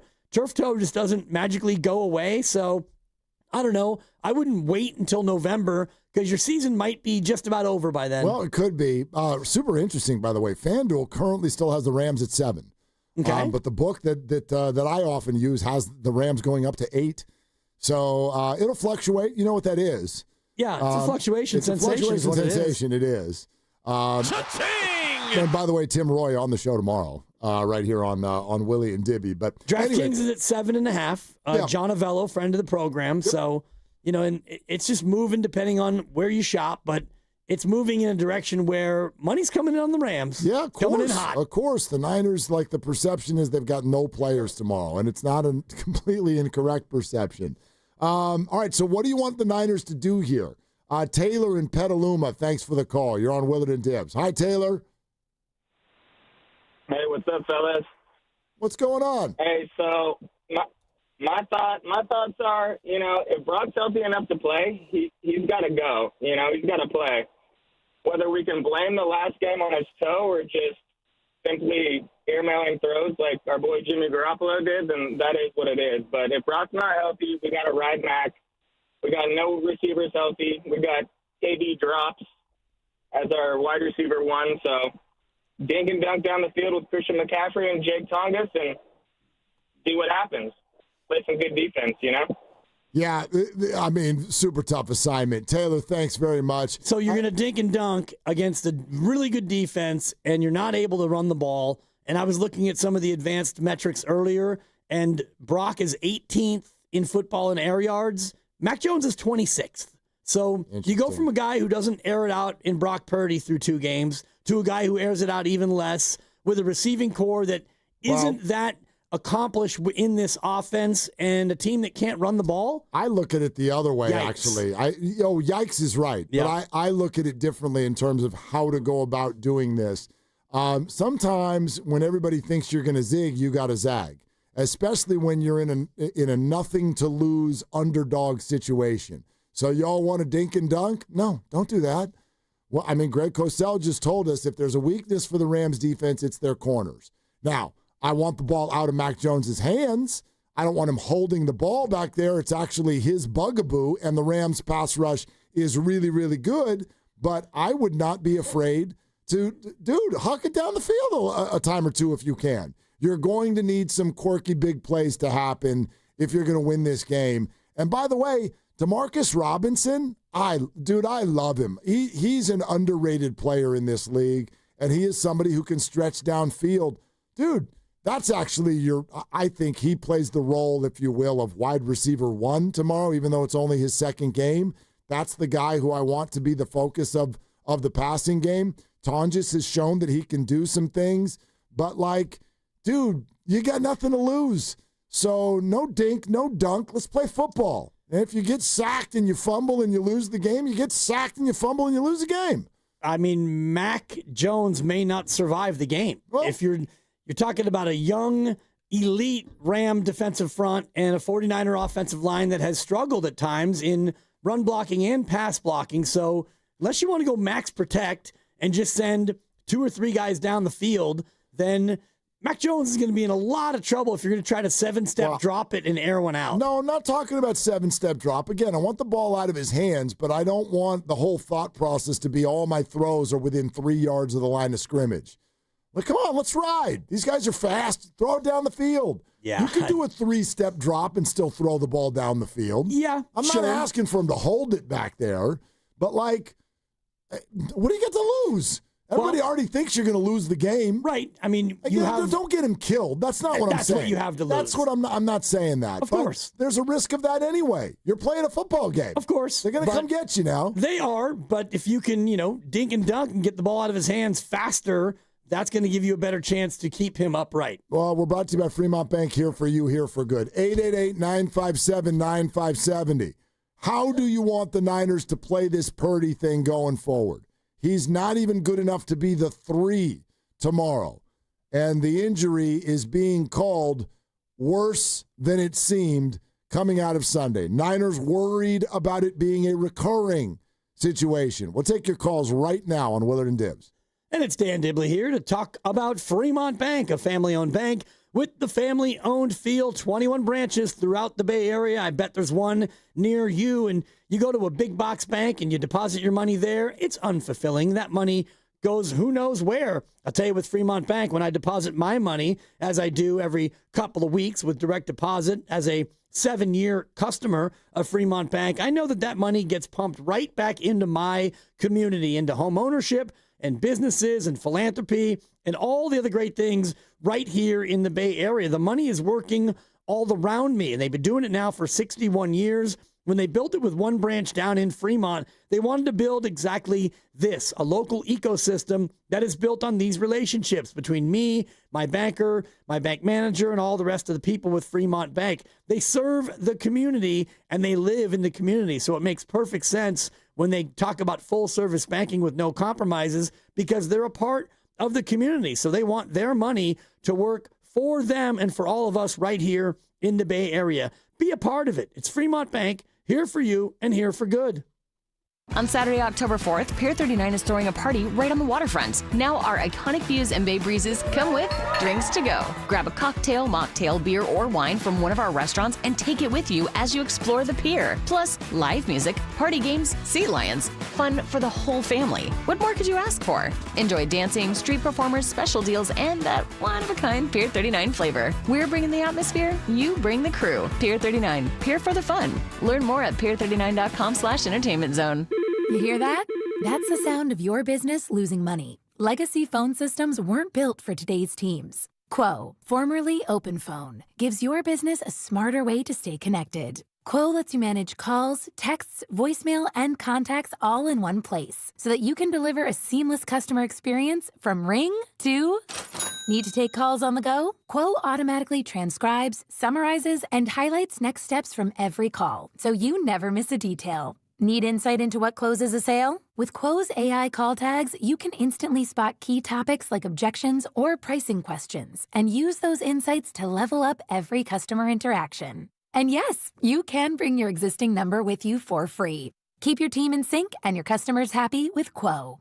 Quo. No missed calls, no missed customers. Try Quo for free at quo.com/sports and get 20% off your first 6 months. That's quo.com/sports. QUO.com/sports. This is Chris Dolan. And I'm Vanessa Deniston, senior attorney from the Dolan Law Firm. Chris, what's with all these out-of-town personal injury firms coming into the Bay Area with these catchy jingles and funny names?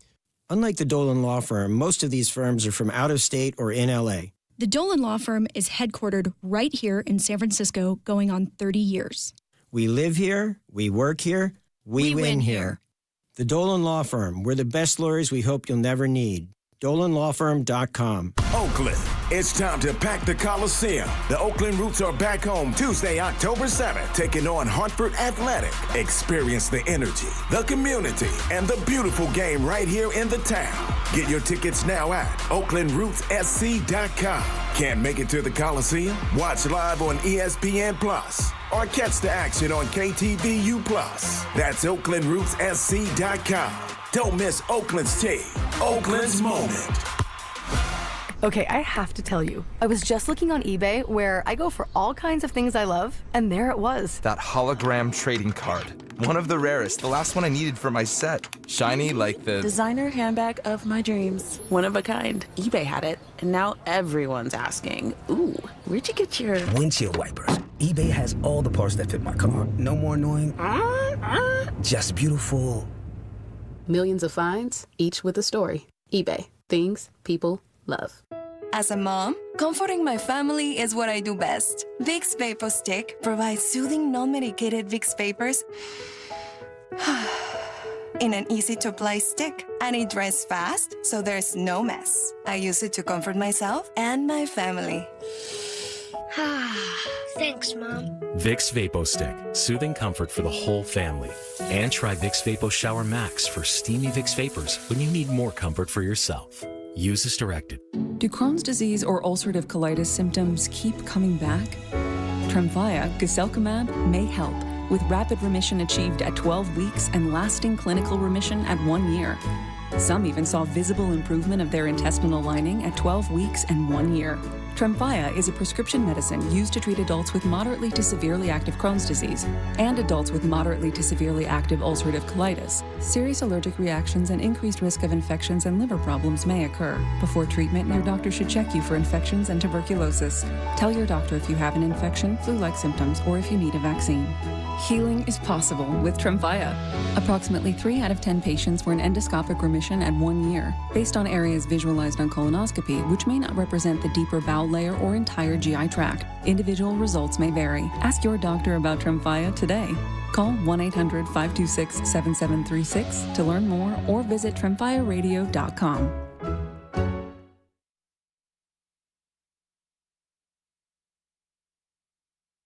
We hate them. They don't pass the eye test. They certainly don't pass the smell test. They don't look very good. It's a meet or bust. Now, back to Willard and Dibs on 95.7 The Game. Kind of jealous. You know, like I eat vegetables. I eat a lot of vegetables. Yeah. It's actually kind of make it a rule that I try to mix them in with every single meal, even breakfast. It's not a drip; it's vegetable. It's a little bit of a veggie flex. Like, what's your Mount Rushmore of vegetables? It's a meet or bust. Yeah, Mount Veggie more. Okay, so that's four. We hate them. Yeah, you've got Washington, Lincoln, Roosevelt, and they don't look very good. That other guy. Okay, yeah. Jefferson. So, they don't pass the eye test. They certainly don't pass the smell test. Well, it depends. Some of okay, zucchini. We hate 'em. Okay. Sauteed spinach. We hate them. Okay. Asparagus. We hate them. And trying to lay out for Grandy. He's on his game.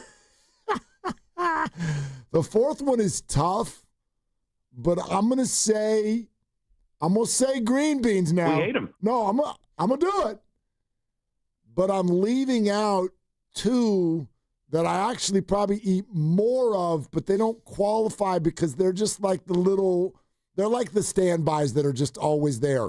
They're there because I've got kids, and the kids will eat these, and they're easy, which is carrots and cucumbers. We hate them.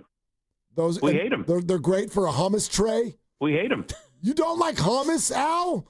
It's a meat or bust. Or what about pita chips? You can eat hummus without vegetables. So anyway, yeah, those are my four. Okay, those are my four. That's Good. That's the rotation. Yeah, I would add artichoke in there, zucchini and broccoli. And we hate them. I know, Al. Oh, did I leave broccoli out? We hate them. You did. I got to redo my list. Sauteed spinach, which we hate them. Yeah, I know. I'm not against it. And the other one I would throw in, but I don't want the veggie police to come down my road, because cucumber. It's a fruit, technically. Oh, here we go. And this is where tomatoes also a fruit. I know. Al, do you like tomatoes? Because they get the seeds or the whatever. Yeah. Whatever. More like cucumber. Am I right, Al? Okay. Leave the jokes in here. Granny, you're supposed to play the drop. I thought you said get ready for the drip, so I went over the water drop. You guys are great. Anyway. They don't look very good. I'm jealous of them. There you go. There are some of you maniacs out there. I know this is a thing. Is it a European deal or whatever? But y'all keep your salad till the end. What are you doing? Yeah, it's European. Okay. We hate them. No, the vegetables go first, and not because I'm like going up the staircase because that's the way it's supposed to be. The vegetables go first because I believe in you save the best for last. I eat the vegetables Vanessa first. Williams. I want to get them out of the way. Get them out of the way so that I can do some meat and potatoes. Yeah. Okay? It's a meat or bust. As a kid, it was you can't leave the table till you eat your vegetables. Yeah. I'd save them for last and go with the hackneyed cover one with the napkin. Try to go for the duck and cover, and like the napkin just happens to be in one portion of the plate. Sue wasn't buying it. I'd cry. The whole thing. No, yeah, Jude, it was the whole thing. Jude tries the whole. Oh, I just suddenly got full. You didn't get full, and you can't throw them on the ground and let the dog eat them. My dog is the Al Michaels of dogs. She does not want a vegetable. No. It's a meat or bust. We gave her a green bean. She'd chew it, spit it out. They don't pass the eye test. A dog won't. If a dog won't eat it, what are we doing? They certainly don't pass the smell test. So anyway, I get it. I'm a little jealous of Al because Al is rocking it. Yeah. How old is Al? He's 81 coming up. He's 81 and he's traveling the country working and sounds great. No doubt. We hate him. So my mom was the same about the accidental spill. If you went with the accidental spill of the Brussels sprouts, yeah, it's a paddling. That's going to draw. You're going to wash them. That's going to be anyway. a straight red card. Sue's going to give you straight red. Yeah. So anyway. Anyhow. But I'll eat them. I think you're supposed to. Just because Al's living great at 81 doesn't mean everybody does. True. If you skip the vegetables. I was thinking about the late, great 49er Bob St. Clair. I don't know if you ever got a chance to meet him or interview him. No, I did not meet or interview him. His bit was raw meat. I don't think he would just. It's a meat or bust. He would just take a steak and eat it. I don't think you're supposed to do that. He had a good long life too now. But that was his thing. Like my dog did that. I defrosted steaks a few months ago, and she got them. Oh, God. And it was one of them Costco flats. That's a scoop and score right there. It was 5 big. Yes. That's $70. Well, it wasn't that cut of meat, but yes, fine. Whatever. It was a lot. Yeah. But that wasn't my first thought. My first thought was, yo, dog, are you okay? That's going to be a no from you, dog. Right. So you Google it, and it actually turns out dogs can consume and digest raw meat. So she was okay. However, she did barf multiple times over the next 48 hours. And we hate him. Here's where the kind of godfather of it all kind of comes in. There were 5 steaks. She ate 4 of them and put the 5th one in my son's bed. What? everyone's like, whoa, Penny ate the steaks. And then it was an hour later that Abe gets to his bed and he's like, hey, gross, what is this? We're all run downstairs. What's going on? There's a steak on his pillow. It's a meat or bust. Jude, you're going to sleep with the fishes tonight. You better watch your back. You didn't take me for a walk yesterday. Little did we know, we just need to invite Al over. Al's like, I'll take care of that. Yep. Just hand me the steak. Anyway, 888-957-9570. Perfect. How do you want to play it? And I said it with Purdy.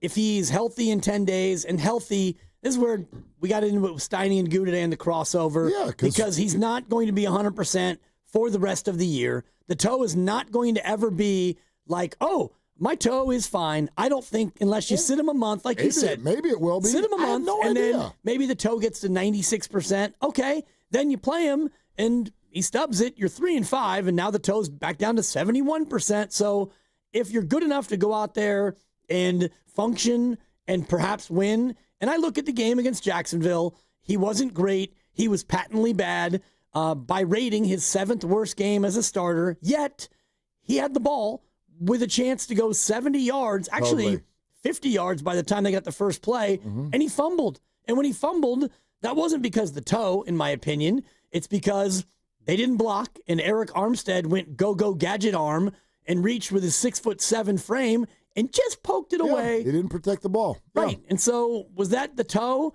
That to me was not the toe. That was the pass pro, not the toe. And that's just the way that one went. Totally. I mean, that's like, look, all of this stuff, this idea that, anybody out there in the NFL is feeling good at any point or fully healthy.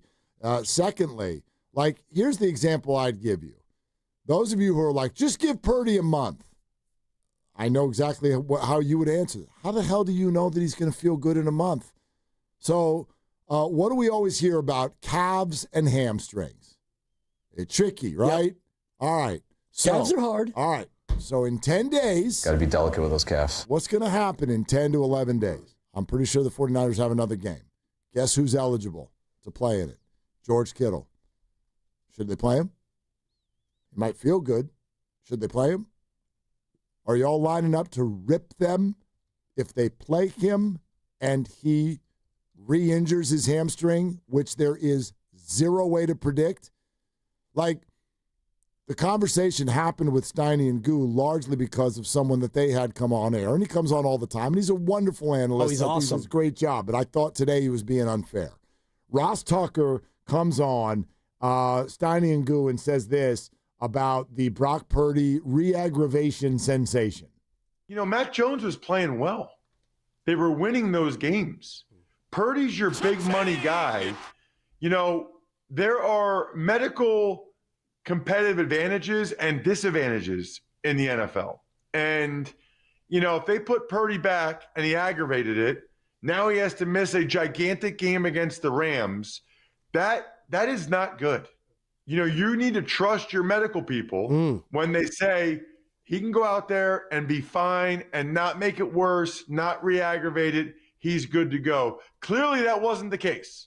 So, you know, I don't know if you blame the player, the organization, the trainers, the doctor, all the above, but clearly, you know, he wasn't 100% and didn't play like a guy that was 100%. And now I don't think he'll play tomorrow night. You put all that stuff together, I think that's a bad look for the 49ers. Yeah, I totally disagree. And then he continued this on the, is there an injury issue with the 49ers? Yes, I do.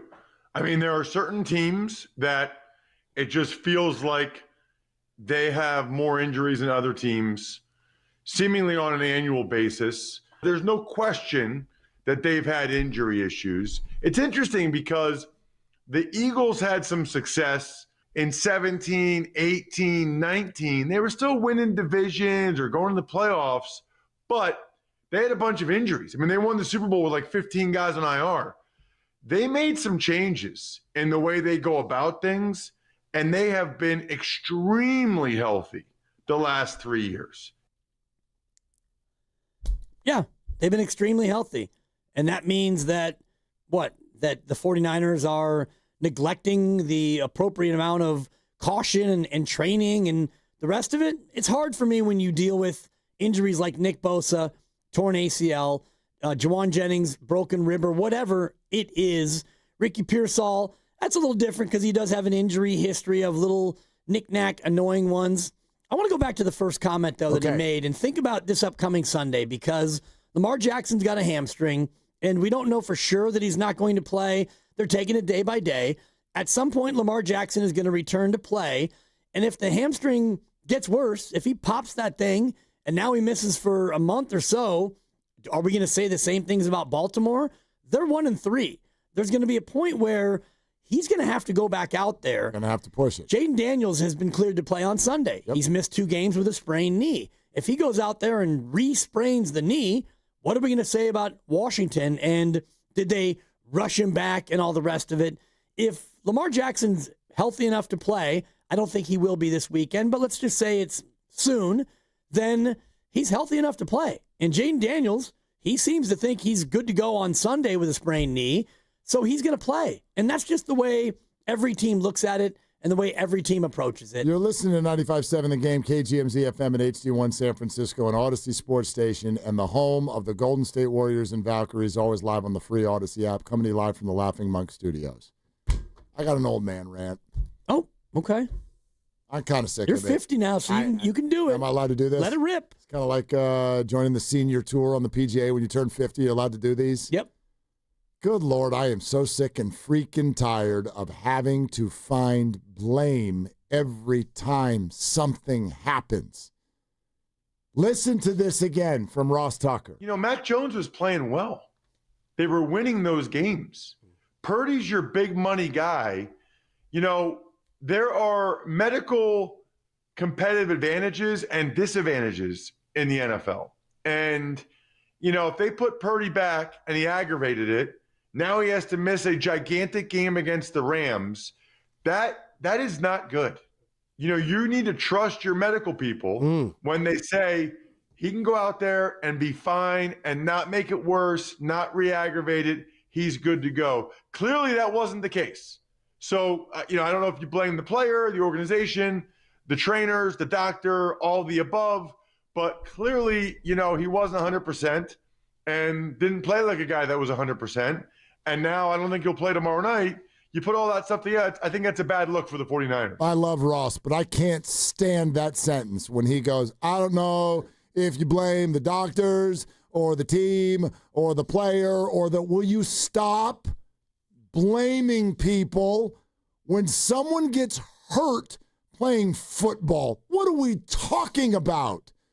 The Buccaneers are the 49ers' next opponent after this. Guess what? Mike Evans, hamstring. Bucky Irving, in a walking boot. Baker Mayfield last week, questionable. Tristan Wirfs. Yep. Godwin has missed most of the last 2 years. Why on earth would you play football and blame someone when there's an injury? And then he goes, at one point he's like, well, you got to listen to your medical staff. You don't think they did? I'm pretty sure the medical staff cleared him. Right. They cleared him. He practiced 6 times before he went out and played last week and stated that he was pain-free. Like, I just, why? Is it social media? What is it? Why does every single thing that happens right now when it comes to sports, we've got to circle back around and go, who do you want to blame? How about no one? How about when Rafi Devers comes to the Giants and they go into a tailspin? How about crap happened? How about let's try to play better tomorrow? How about, damn it, that's a bad break. I wish that didn't happen. Imagine if you took into your home the stuff that we do to these sports teams. Every single time any kid gets a bad grade, all right, let's gather around. Who do we blame? I don't know, man. Let's do this. Let's do every day. And as Buster said today, as Zach said today, make the best decision you can with the information that you've got available at that time, which I firmly believe is what the 49ers did. But no. No, we've got to crap on everybody because someone got hurt playing football. It's crazy to me. It's crazy to me to think about. Crazy. Well, the medical staff, when it comes to this, a return to play, if the medical staff is saying, guys, I don't think he should play, we don't want to clear him. I don't think that in this day and age, the coach, not too bad, and Brock says, no, too bad, I'm playing. That to me feels like of extreme rarity. I've never been a pro football player, so I don't know. Week 4 in the regular season would be different than a win and in game or a wild card game. Yeah, you might have different decisions that are made at that point, but I thought my comps to what we're going to see, Lamar Jackson, Jaden Daniels, those guys they're both limited, and Jaden Daniels looks like he's going to come back, so all eyes on him on Sunday, and whether or not that sprained knee couldn't get re-sprained and all the rest of it. And, Lamar Jackson is such an explosive athlete, and he's got a hamstring. And your point about George Kittle is a good one, where after tomorrow, his stint on the IR is up 4 weeks. He was there. He can be reactivated. He can be cleared to play 9 days later. And if he comes back at that point and they say, you know what, George, you look pretty good, I think you're good to go, and he goes out there and re-aggravates his hamstring, are we going to then go to the Niners and say, well, I wouldn't do it. You mismanaged it. I wouldn't do it. I'd wait till at least Christmas. Actually, you know what? Didn't they sign George Kittle to a new deal? Yeah. I'd save him for next year. Same thing with Brandon Ayuk then. Too important. Ayuk is coming back after surgery on 2 ligaments in his knee. There's going to be a point where he's cleared to return. I don't know if you should play him. I love it. You know what? They should just tell Brandon, we're really concerned about your knee. We're going to pay you throughout the remainder of your contract, but we don't want you to play because if you get re-injured, we can't handle the criticism. Is that cool with you, Brandon? Brandon. Hey, Brandon, did we lose you? It's football. Dominic Pooney, we talked to John Feliciano yesterday. Dominic Pooney got hurt in a preseason game. Yep. His knee is probably still not right, and he's getting eviscerated. Yeah, he's not playing well. By fans. He's not playing well. I'm not saying it's because of the knee, but I think he's out there playing on a bum knee, and yet we're not all crying about Dominic Pooney and a possible knee injury to him because he's not the quarterback. He's a guard. It's weird, isn't it? My mind is just running through like a bunch of different scenarios where this is the case. And, Kevin Durant went out and risked his entire career. And the Warriors cleared it. And nobody says boo because it was the NBA Finals. And they go, dude, what a warrior. You went out there and you did the damn thing. Now, it's a fair response to say, well, this is only week 4. Sure, but what I would respond and say in that particular case is, you understand that in football, like, dude, you get 17 of these, and the mentality is completely different. Not only do you only get 17 a year, the average NFL career lasts about 2 to 3 years. I mean, for most NFL players, you might get 50 games in your life. And you're going to go out there at like a high level of percentage, like it might hurt, but you can function. You can go do it, and you're going to just be like, nah, let's save it for later. Like, man. I think about Apollo Creed from Rocky III. There is no tomorrow. Thank you. These careers are ice cream cones in the sun, man. You better lick that thing right now. I don't know what this whole, like, let's save it for later thing is. I'm not saying be irresponsible, but I don't think they are. These are professional doctors, coaches, players. These are adults that sit down and they weigh the risks. And they're going to get it wrong sometimes, I guess. Or bad things are going to happen sometimes. I think that's the better way to say it. But is this really what we're going to do? The softness of let's just keep bottling everybody up and saving them for later. But if you do try to fight, if you do try to go get a win for your team, if you go try to, play for your contract, if you go do that and you get hurt again, man, we are going to be ready to rip you to shreds for trying.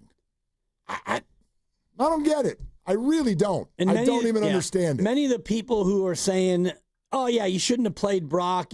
That was reckless. A lot of those people are the same ones who don't think Brock is very good, or that Brock is overpaid, or that Brock won't earn the $53 million a year that he's going to get next year. So that, to me, runs anathema or counter to your own argument. If he's not that good, then who cares if he goes out and gets his toe hurt? Because he's not that good. And if he's really good, then you should not play him. But a lot of people think he's not very good. So why are you so worried about the toe if you don't think he's very good anyway? How about excellent point. Yeah, let's go to Ralph B. in San Rafael. Hi, Ralph. Thanks for waiting. Thanks for calling. What's up? Hey, you know what? Again, I'm calling, I think, obviously, the best afternoon sports show in the country. I want to say thank you guys for that. That's number one. But number two, you guys are pretty prescient in regards to the fact that you've basically already answered the question I was going to ask, which was about the toe, right? So I'm going to change my question just a little bit for this situation. And I'm going to ask you guys, as I always do, to put your coaches' hats on, because that's what I like to hear from you guys, at least me personally. With everything that you guys said, especially Willard, because Willard, we know where you stand. We know where you stand. That's what I'm trying to do. Okay, when do you say? When do you say I'm going to put Brock on the sideline and say, hey, let him go ahead and get healthy, and we're going to make that decision to move on? Not necessarily move on, but we're going to make a decision to go with someone else and protect this $50 million asset that we have. That's my question, and I'll take it offline. I appreciate you guys. Sure. Thanks, Ralph. Ralph, yeah, appreciate it. Yeah, to me, that's a very, very easy thing to answer. And it is as soon as I don't believe that Brock Purdy gives you the best chance to win. So if he is so injured that whatever portion of him is like less than Mac Jones, if he's going to hurt the team by being out there, then I don't want him out there. And if doctors tell me that this injury is not ready to play on or dangerous to play on, that like, again, there is some subjectivity to all of this. There's some guesswork, even from professionals. Doctors can sit there and look at it. Does that hurt? Does that hurt? No. Okay, I think you're good to go. Whoops, I guess you weren't ready to go. But like, I don't ask for perfection on that, but it's very easy to me.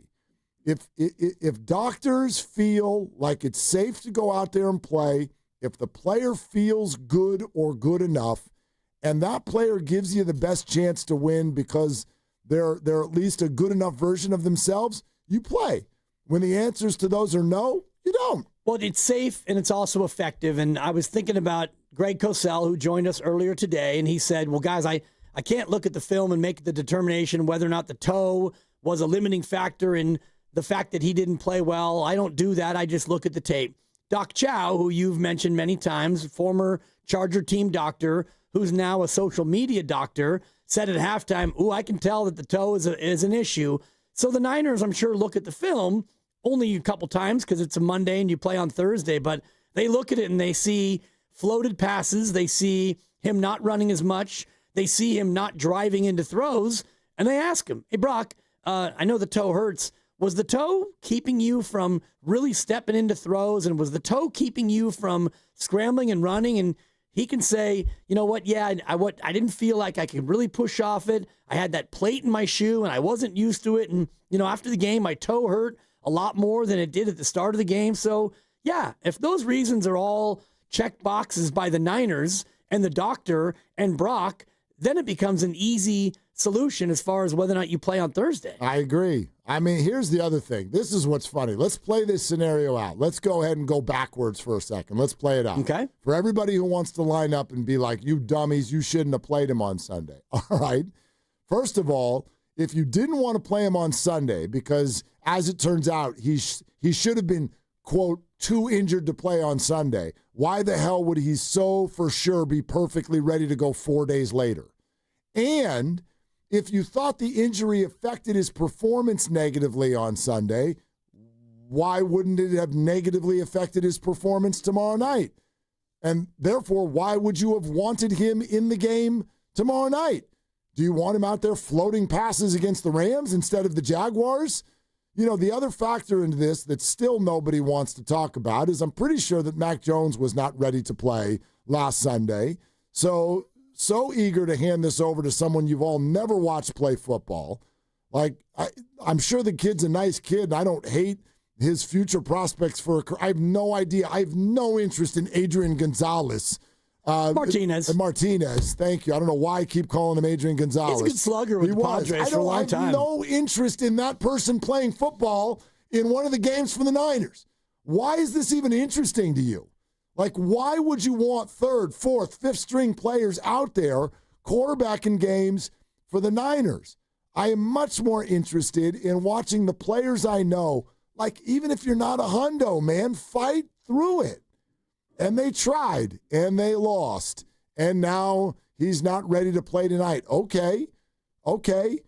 But if you thought he shouldn't have played Sunday, I don't know, dude. You're 4 days away from saying he shouldn't have played tomorrow night, too. And I like the way you put that, because let's say that Sunday he was at 80%, and you're thinking, okay, I'm not sure if you're ready to go. And you get to Thursday, you're not suddenly going to be at 100%.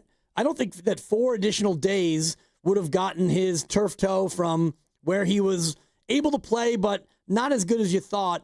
4 days later, he's not going to be suddenly amazingly healed. He probably would be in about the same spot, right? And taking on a better defense. Jacksonville has a good defense, but the Rams are even better. So the 4-day factor is actually, I think, a good way to look at it, because if he was, in your mind, not ready for Sunday, well, then he's probably still not ready for Thursday. So then you hold him out until Tampa, which is another 10 days after the Thursday, and you hope at that point, okay, now you're ready.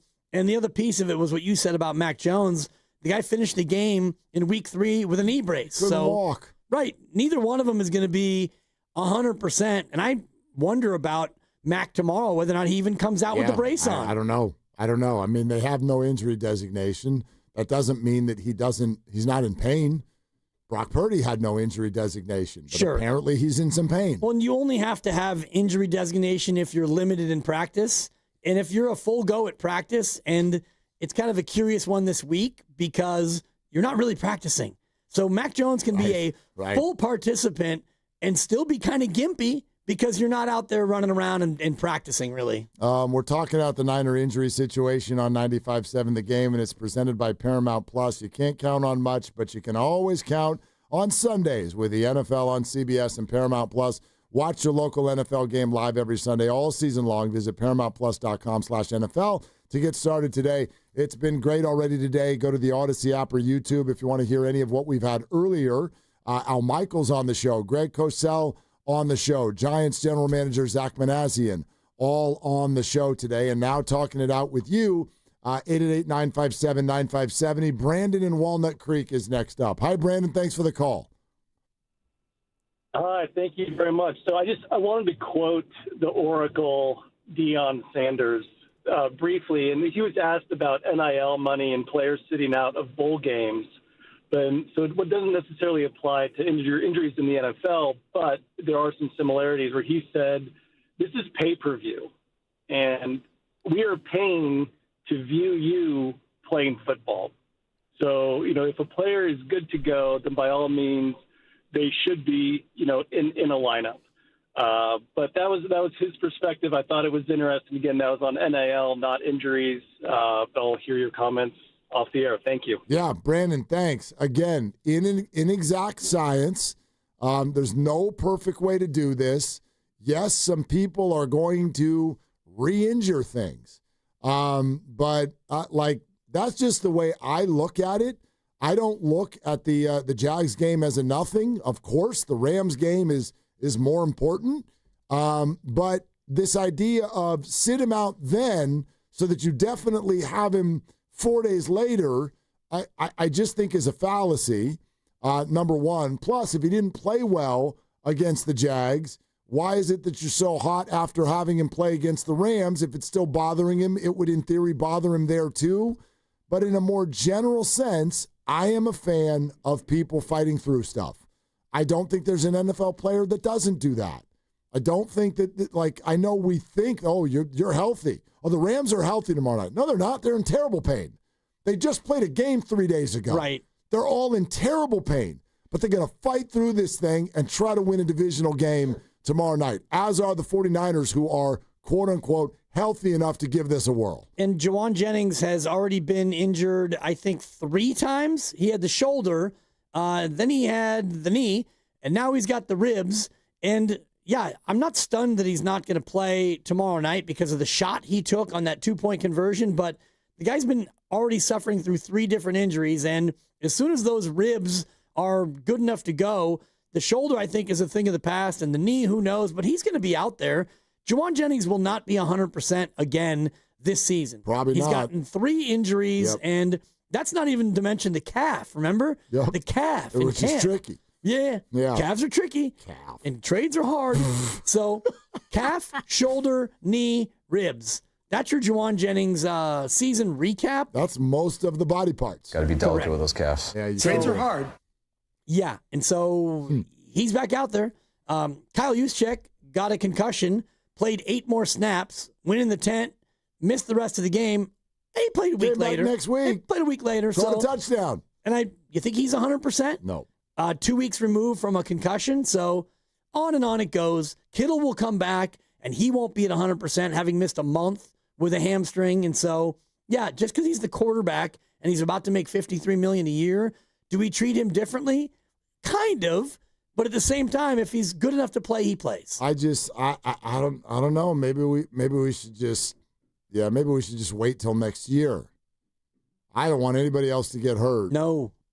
That'd be right. Like, I've had enough. Have you had your fill of injuries? I have, yeah. All right. Let's go with the practice squad. Let's protect these guys. Squad it up. I mean, or maybe they try to pull something off, and maybe next month, maybe they will be healthier than they are now. They'll still be in pain. They'll still have to fight through it, but maybe it will go better. I'm old enough to remember that sometimes injuries early in the season, they can be a blessing. The Warriors don't win the title 3-4 years ago. In my opinion, if Steph Curry doesn't get a bunch of rest leading up to the playoffs. Sometimes injuries in season can be a blessing. Sometimes lost seasons because of injury can become a blessing. Jimmy Garoppolo gets hurt, you get Nick Bosa. I don't know how this is all going to play out, but you got to go week to week, and in my opinion, you got to fight, man. You got to try. You got to go out there and be tough. Honestly. Thank you, Go. When was the last time Trent Williams was healthy? 2015. Yeah, exactly. Is the answer. That's 6 years ago, maybe. Probably longer. Maybe longer. And he's out there. Maybe never. Right. And he's already out there battling injury, but he's going to play through it. Fred Warner played 13 games on a fractured ankle. So we do this because it's the quarterback.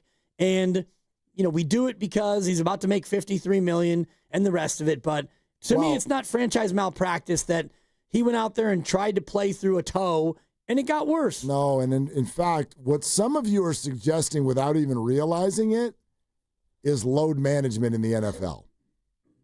That's actually what you're calling for. I don't feel good.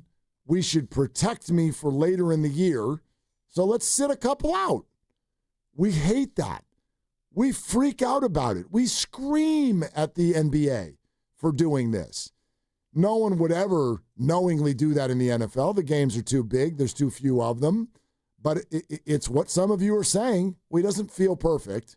So wrap him up. Let's wrap him up and save him for later. That's load management. Yep. That's what that is. And I'm like, the suggestion is out there all over the place that's what the Niners should be doing. And I'm out on that. And that's why I'm thinking okay, if Brock Purdy misses October and you're hoping come November 2nd at the New York Giants that he'll be back and ready and that toe will be fixed. Well, you lose to the Rams, you lose at Tampa, you gut it out against Atlanta, and then you lose to Houston that has a pretty darn good defense. So now you're 4-4. And you're in a world of hurt, but here comes Brock, and the toe's at 91% now. Not enough. Yep, not good enough. I'm going to save him. Probably for another month. At least. Then coming out of the bye, you got 4 games left, and you'll be 5-8. You can run the table and have a winning record now. What are we doing? Do y'all know that the year the Niners went to the Super Bowl, Brock was in terrible pain for the first 6 weeks of the season? He has stated this publicly. That was after he had the surgery. Coming off of the elbow. UCL surgery. He started that game in Pittsburgh and admitted afterwards they didn't know how the hell it was going to look. I can't believe they put him out there. They should have saved him. Wait. The Niners started 5-0 and ended up in the Super Bowl because he fought through it, and it went well. Sometimes it does, sometimes it doesn't. Welcome to this thing we call life. Prince there from you. I like that. You're welcome. Impressive. It's getting late. Yeah. Jay in Oakland. Hi, Jay. What are you doing? Thanks for the call. Stuck in traffic. So I'm on my way home listening to you guys. Damn it. I actually love you. Oh, okay. Well, then good. Thank you for traffic. That gives us a little more time with you, Jay. It makes it so much better. Hey, I just want to make a couple quick points. You just said load management. I think load management is completely a little bit different. It's more so managing a workload to keep a player fresh and to prevent injury. That's the way I kind of look at it. Load management, like when you think of Kawhi, they're trying to keep him fresh for later in the season to prevent injury. But I hear what you're saying. I think whenever you injure yourself, what does the doctor say, right? Recovery time, right? It gets better. Injuries get better with time. So I don't think it's a crazy point to think that buying Brock an extra 4 days on Thursday compared to Sunday would have made him feel a little bit better. I don't agree with – that's my first point. And the second point is I don't necessarily agree when you say players should push through their injuries, because if that's the case, why wasn't Steph on the court in the Minnesota series? We're thinking that, if they somehow pulled off a game or two, we can save Steph for a Game 6 or a Game 7. Well, we didn't try to get Steph to get out there on a Game 3. Yeah, no, Jay, I'm not saying you play through everything. Like sometimes you are, you know what I mean? Like you are too hurt. Steph was clearly too hurt. I think, in fact, I even said earlier when someone asked, when do you pull someone out? It's like when the best that you could give is essentially worse than your backup. Like if you can't even run, how are you going to play in a game? The other part of the comparison, and Jay, thank you very much for the call. The other part of the comparison I have trouble with here, though, is the whole idea of basketball, baseball, any other sport versus NFL. When I talk about pushing through injury, it is based on the idea that in the NFL, everyone is hurting every single week, especially when you're about to play on Thursday night. And I only know this because it's what every person who's played in the NFL says. I've never played in the NFL, but every player I know who's played in the NFL will tell you Thursday hurts like hell. Oh, yeah. And you've got to push through it. We all know there's a difference between hurt and injured. And so, sure, there's a line where you can't play anymore. So that's not an across-the-board just push through it. Right. But, yes, I do believe that if you feel like you can go play and it's not killing you and you think you can be effective, in general, come on. You got a game. Let's get out there and do this damn thing. Yeah, the Steph Curry one is tough because he is so reliant on movement. Mm-hmm. And it was a groin, right, with Steph Curry? Or it was a hamstring? A hamstring. It was a hammy. So he's not. When you got a pulled hamstring, he's not you able can't play. And his key to his whole game is the runaround movement thing. Moses Moody had, a fractured thumb, torn ligaments in the thumb, and he fought through it. Didn't shoot the ball well, but he played as hard as he could defensively and the rest of it. So it's different from sport to sport. But when you look at football and you've got a quarterback, and it's a toe, it's not like it's his throwing hand and his throwing thumb. Okay, now you can't throw. Like against Philly in the NFC Championship, when his arm basically fell off and he's over there trying to throw, and he's like, I can't even throw. Can't throw. And so you can't play at that point. The toe, you can, you kind of get out there. You can still throw-ish. You see how we congratulate it when it works? Like, I feel like this story got shoved under the rug. Do y'all know that Trent Williams admitted after the Saints game that on the way to New Orleans, he was not going to play. He was too hurt to play. And then he said he got there, and he went, I'm feeling inspired. And then the pregame workout went well. And then he played. And guess what? He played well. And the 49ers won. And nobody said the Niners were stupid for letting him go out there.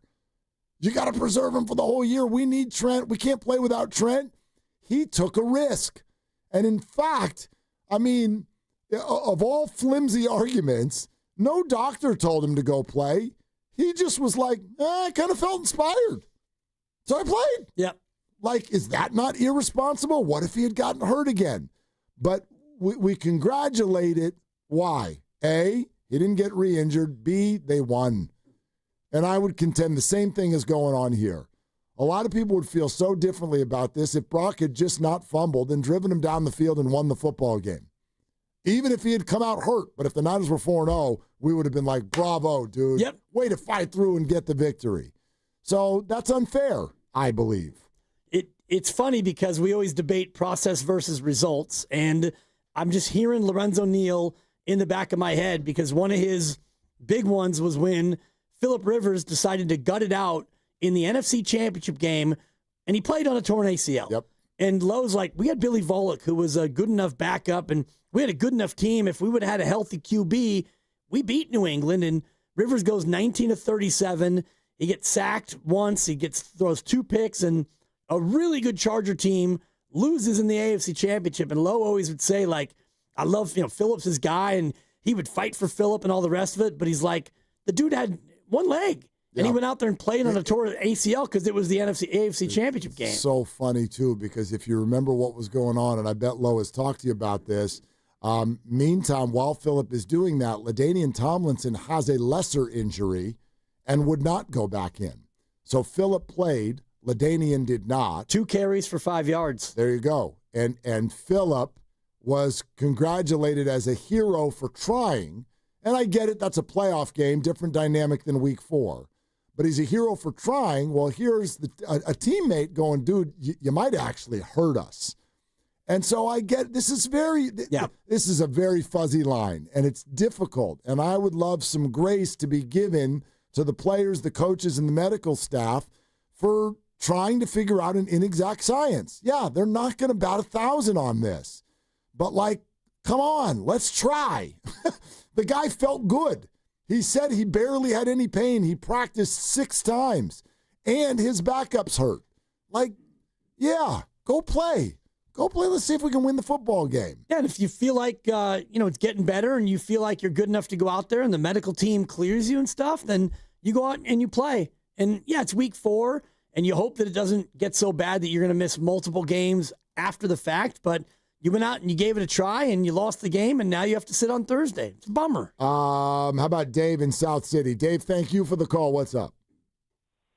Oh, hey, I agree with Willard that just let them all rest. Full 60 days off for all the injured players because I feel we have enough talent with our backups to win some games. Might not win them all, but in 60 days, all our players will be healthy. So that's my thought. Thank you. All right, Dave. I hope that I'm seeing some sarcasm there. Yeah, a lot. Yeah. A lot of it. That's if you really want to save them all for the playoffs, let's save them for the playoffs. I'd love to see you get to the playoffs without any of them, but let's save them for the playoffs. And to be honest, if you do that, you might as well wait till 2027 because next year you play the AFC West and the NFC East. So you've got the Eagles, the Commanders, the Chiefs, the Chargers, the Broncos. Oh. Your schedule next year, even if you get a last place schedule, your schedule's nasty next year. Right. Actually, no. Maybe we should get a last place schedule. No, they're right. Come on, Adrian, you're up. Yeah, let's go. I want the Niners to play the Panthers next year. Get in there. Martinez back to pass. Tonjes runs. We're going to save Jake. No, not yet. Too good. Brayden Willis too good. in the flat. Here comes Garendo on a screen. Marquez Valdez-Scantling, you can play. Sky Moore, let Sky eat. McCaffrey, we'll see you in the aisles. Sky hasn't dropped the ball yet this year, has he? Again, I went through this before, Mark. Your catches available for tomorrow's game. You've got 8 from Kendrick Bourne. This is receivers only. Robinson 1, Moore 1, Valdez-Scantling 1, Russell Gage, if he's elevated, 0. So those are your wide receiver catches. Gage is still on the practice squad? I believe he is. Okay. He's on that squad. About that squad. He's on the squad. You're going to have Willis and Farrell and Tonjes and Sky Moore. Boy, I hope they don't play George Kittle next week. That would be stupid. I hope they don't play McCaffrey this week. Irresponsible. Yeah. I mean, they're 3-1. What was the point of winning those first 3 games if you weren't going to just sit everybody out for the next few? McCaffrey on pace for 425 touches. That would be a career high. Yes, it would. Nick in Berkeley is next. Hi, Nick. Thanks for calling. Hey, man, all this talk about losing and going 4-4 and, like, all this other stuff, man, get in there and win the game. You know, if our offense ain't right, man, the defense got to step up, man. We got to go Chicago Bears defense on these cats, man, and start knocking the quarterbacks around. These other teams, they be laying our quarterbacks out, man. We got to start touching the quarterback. We got to make him feel pressured, and that way he'll, we got to make him a little restless and get some happy feet in there and shut it down, man. Our defense got to step up. Solid. They was breaking off chunk runs on us all day. I don't know what our interior line was doing, but we didn't blitz or anything. We had no linebackers really shooting the gaps and none of that, man. Like, we were just getting pushed around. And like I said before, man, the Jaguars, they're a big team, man. They're always having a big team, but that was just ridiculous how we didn't take care of the ball. And late in the game, man, we didn't get a hurry up offense or anything. The clock management was bad, and like Purdy had no business being out there. We should have just rested him and then focused on a conference on a league game, with the Rams, and whatever happened with Mac Jones or whatever, and then put the other guy in if Mac got hit or whatever. But we got our offensive line cannot just randomly give up hard hits to the quarterback, man. And Purdy got to realize, hey, man, throw the ball away. One thing Mac Jones did in the previous game, he was throwing the ball away. He wasn't getting hit. When he was about to get hit, he just threw it away. And Purdy, be trying to force passes sometimes. He wasn't ready to come back. He missed on the very first play of the game. He missed the long pass to Pearsall, and even Jennings was down there too. They did like a little curl, and both of them were basically open. But he was late on his reads all day. Like almost every read that Purdy had was late. He was waiting so the defenders was closing on him, and so that's like a sign of rust to me. He wasn't decisive enough, and so then he gets hit later on. Even as bad as we played that last drive, I was confident that we was gonna come down and win. And I don't care if we got to kick 5 or 6 field goals. Even if we don't get in the end zone, man, make it happen, Shanahan. You're supposed to be just offensive genius. Well, and then start doing some crazy plays. Get McCaffrey out and go with Robinson and Galindo in the back. Put McCaffrey out there on the slot or something, and use him like whatchamacallit from the deal with the Patriots. Okay, Nick. All right, yeah, thanks. Cool. Wow, I don't even know what the hell's going on. That was exhausting. Great take. I like what he said about McCaffrey, though, and that's what I've been advocating and stuff. Get him out there and put him in the slot, and you have Brian Robinson Jr. in the backfield, and you use McCaffrey like that New England guy, and I think he's talking about Edelman and maybe one of those other guys, and that's really what they have to do. Come on, Shanahan, I don't care if it has to be field goals up and down the field, but you're an offensive genius, and you got to go out there and get it done. Did I hear that almost every read by Purdy was bad? Right. And I don't remember the play he's talking about early where he had Pearsall and Jennings both open deep, and he threw the hook route. I see a guy who made mistakes, but for sure he also threw threw a couple of great big balls. And Shanahan, trick plays. How about a hook and lateral? Yep. How about a shovel pass in the red zone? Yep. Those to me count as trick plays and stuff. How about 6 drops? 5 drops? 6 drops? I'd have to count. 6 sounds about right. Kendrick had 3. Yeah. McCaffrey with a drop and a fumble. Yep. I mean, yeah. One of Kendrick's drops was like, ooh. That might have been a house call. It might have been. Yep. Although now now that we don't do house calls anymore, now it's telehealth. So that might have been telehealth. If Kendrick had caught that ball right after he got past the first defender, he probably would have headed over toward the Niner sideline. That's the sideline he was going to be heading toward. Mm-hmm. And if I were them, as he's at the 30 and then the 25, I'd have been like, dog, run out of bounds. Yeah. We're going to need to save you for next week. I don't want you running hard. Every full speed step is a risk. You could pull something. No doubt. Go down. That's what I would have told him. Catch and slide. Catch and slide. I actually looked back at that play a number of times. If he catches that, the defense is all running the other way. He's gone. Gone. Yeah, he's gone. If he can run at all, he'd have made it. Over under Kendrick Bourne drops tomorrow. 1.5. I'll take the under. Okay. He doesn't drop Mac Jones balls. There you have it. He only drops Bruck balls. Man, draftism is what that is. All right. We got some more calls coming up. Dub Nation preseason right around the corner. 95.7 The Game is tipping things off in style. We got some fun this weekend at Pier 39, okay? On Saturday, it's the Warriors preseason special. Live appearances from Festus and Zaza and Kalena and Tim Roy. Your chance to win tickets. The first preseason game on Sunday, October 5th, as the Warriors host LeBron and the Lakers. And as if that's not enough, we got our guys out there too. E-Dog, Evan Giddings, and Guru are going to be broadcasting live from noon to 4. Hoops, hype, season almost here. Your station for everything Warriors, 95.7 The Game. All right, more of your calls next on Willard and Dibs. And hey, I want to tell you also about something that is near and dear to me. And when life hits you hard, it can be an accident, it can be an injury, whatever it is that's going on in your life, and you need to hit back harder, you need some help, you need a fierce team that knows the insurance game and refuses to back down. That's why I trust in those situations Omar Habas and the Habas Law team. For over 40 years, Habas Law has gone head-to-head with insurance companies, winning medical care cases, financial support, and real justice. And get this, Habas doesn't get paid unless you do. Visit HabasLaw.com. Habas Law. They'll fight to make it right. This is Larry Flick, owner of The Floor Store. Leaves are falling, and so are our prices. Welcome to The Floor Store's Fall Sale. Now through October 14th, get up to 50% off store-wide on carpet, hardwood, laminate, waterproof flooring, and much more. Plus 2 years interest-free financing, and we pay your sales tax. The Floor Store's Fall Sale. Cooler days, hotter deals, and better floors. Go to floorstores.com to find the nearest of our 10 showrooms, from Santa Rosa to San Jose. The Floor Store, your Bay Area flooring authority.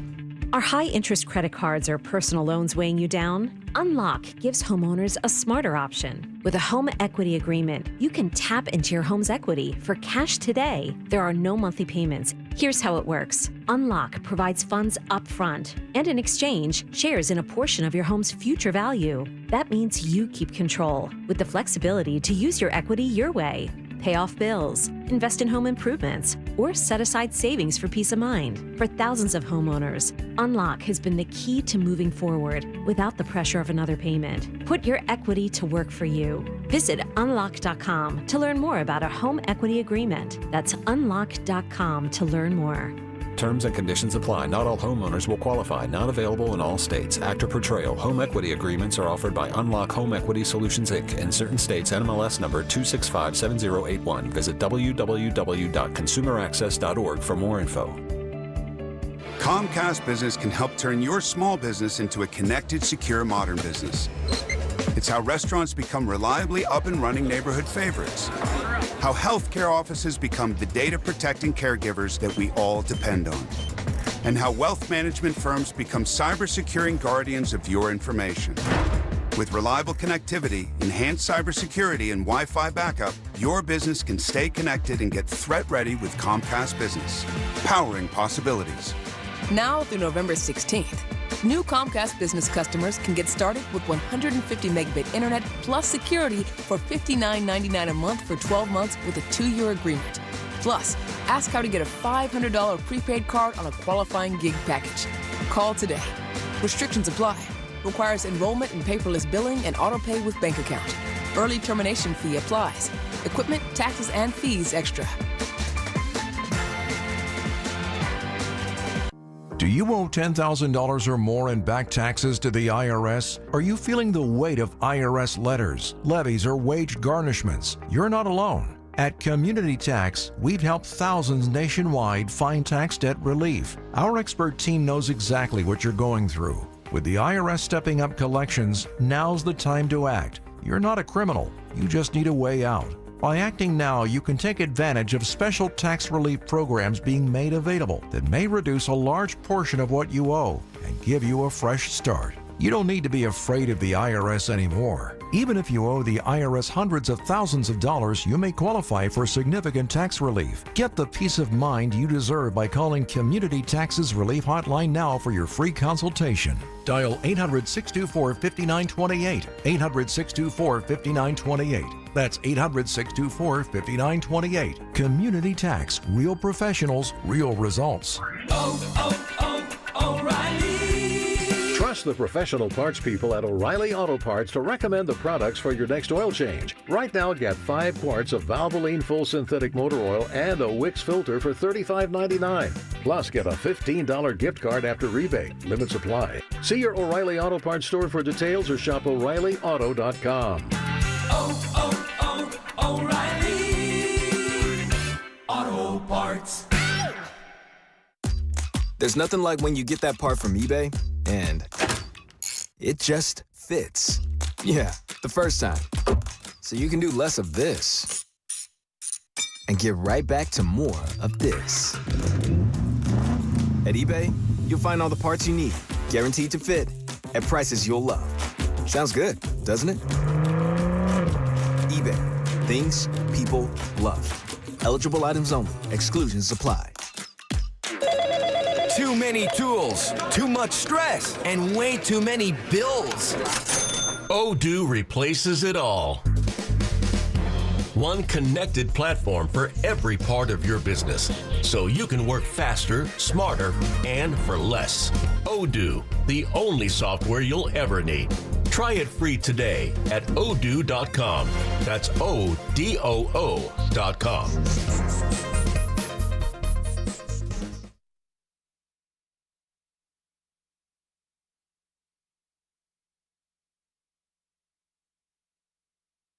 The Golden State Warriors always have a chance as long as you have Steph Curry and the Saginaw Strangler on your team. Now, back to Willard and Dibs on 95.7 The Game. Did anybody ask Draymond about that at Media Day? Are you the Saginaw Strangler or the Saginaw Straggler? Ooh, that's a good question. That's a good question. And just please describe the nature of your relationship with Plaxico Burress. Yeah.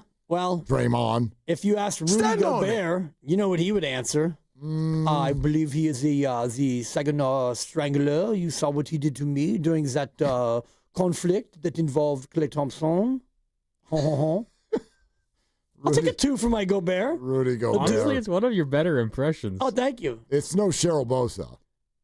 Come on. No, come on. Not Harbaugh. Not Harbaugh. Anything but Harbaugh. Anything but Harbaugh. Oh, yikes. Oh, no, babe. I can't hear you say no, babe. Harbaugh in your Cheryl Not voice. Harbaugh. Anything but Harbaugh. Not Harbaugh. Anything but Harbaugh. I'm trying to pep you up. You've had a rough one with the headache situation. I'm fine. You've been grinding now. I'm going to go drink after this. Well, honestly, Christy's coming on into the city. We're celebrating tonight. Good. Great. Yeah. Let's drink. You know what that is, right? It's a celebration sensation. Cha-ching. You probably, with the headache you're dealing with, you should probably take October off. Because we need to make sure you don't. Point. We gotta make sure you don't get re-injured now. You need to save me for the playoffs. Yeah. I'll talk to Matt about that. Look, especially if I get drunk tonight, which I won't. I'm just gonna have one.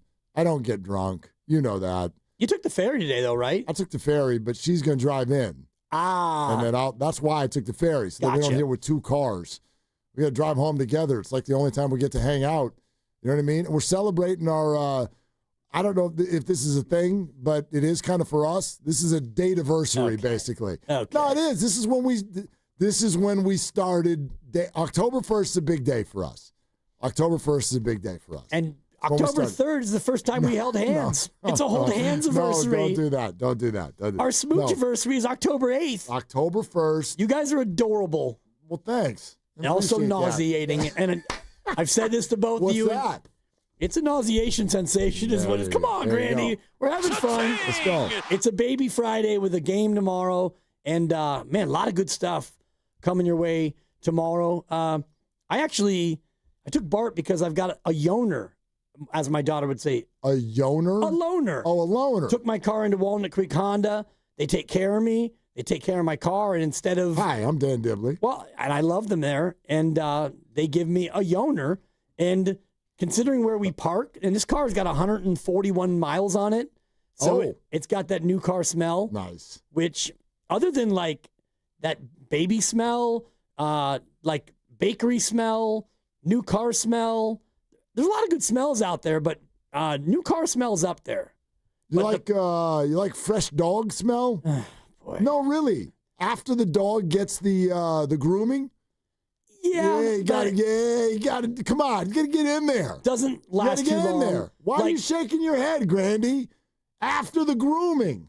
But then they just smell like a weird mix of dog and soap. No, they smell like a dog. And also wet dog, which is not a good smell. No, they're not wet. They dry them too. They don't come home wet. That dog is wet. I'm not paying you whatever the hell we pay you to groom if they come home wet. You gonna stick a wet dog in your car? That's the worst. By the way, wet dog, those two words together, that's the worst thing on the planet. It's up there. Wet dog. I'm not putting that in my car. Like, I have to sign up for that. In other words, you know we love to take Penny out to Chrissy Field on Sunday morning in the NFL season. Yeah, November 4th is your dog park anniversary with Christy. It's actually not, but anyway, like if I go there, I signed up for that. Therefore, I'm signing up for wet dog. I'm going to bring towels. We're going to mitigate that thing. It's a mitigation sensation. Oh, yeah. Okay? But if you give me wet dog that I didn't sign up for, I'm not going to be happy. Yeah. I'm not going to be a wet dog, pay you $70 to groom my dog and bring him home wet. No it's chance. A no from me, dog. Walnut Creek Honda calling to weigh in on the damage of my car. Your car's ready. The ears are burning. Anyway, because of the Yoner being brand new, I didn't want to park into our tight garage situation. Oh, so I bet. Well, I didn't either. There you go. So it wouldn't have been that tight today. You Not could have gone. as tight, yeah. Could have been. Anyway. A clean dog is not on Mount Smellmore. Okay. You've never done it before. Fair enough. You're right. Part of it is the comparison to what the dog usually smells like. Yeah. So clean dog is like, that's very pleasant. I don't want to get into this too deep because people will think I'm crazy. Okay. But the one big reason why I'm cat over dog is that the cat's going to bathe him or herself. Yeah, but they don't do Lick it in the paw and rub it on their own selves. Done. No, the dog will do that too. Yeah, it's but gross though. Super gross. But you're not going to bathe a cat. Okay, if you're out there bathing your cat, then I can't help you. They certainly don't pass the smell test. Christy's daughter You're on your game today, Grandy. Christy's daughter bathed the cat last week. They got a cat too. Of course. In the tub? I don't know. Scrub a dub? I wasn't there. Okay. I don't think they did it out of the tub. Fair enough. Yeah. I don't think they did it in the sink. Anyway. Go to the phones and I'll see how much this car is going to cost me. All right. Troy is in the Santa Cruz Mountains, so pray for Troy. Hi, Troy. What are you doing? Dillard, you don't have to pray for me, and Wibby, you don't have to pray for me either. Right. By the way, gentlemen, I was at the summit at Santana Row out in front of the fish house, and beautiful. It was a really cool enjoyment watching all you guys discuss things. I am fortunate enough to have a connection on the inside of the 49ers that allowed me to be on the sideline behind the 49ers bench. Yeah, and I was going to ask for the drip drop, so that's awesome. You never need to ask for it here, Troy. Yeah. Usually when you say something like that, it gets it. Yep. So, but anyways, the point I wanted to make was, because we're talking about so much this week, obviously, the last couple of days about Brock and Mac, whether or not who should have gone and that. I just want to say one thing, because I was standing right behind the whole offensive line and the full offensive coaches. Mac thought, you guys, he was going to get into the game. He had his helmet on. He had his hands over his ear holes on every single offensive play call. He thought, and I have to believe that at some point, maybe prior to the game or otherwise, that he thought maybe Brock was going to either have to come out or otherwise, right? But he was in tune. Furthermore, George Kittle had an earbud in the entire game, by the way, and was up against Mac Jones the whole time, listening to Kyle Shanahan's calls, both offensive and defensive, and talking to Mac Jones about those. So just the body language only, and again, we've talked about Mac Jones's, physical availability. He thought he was going to get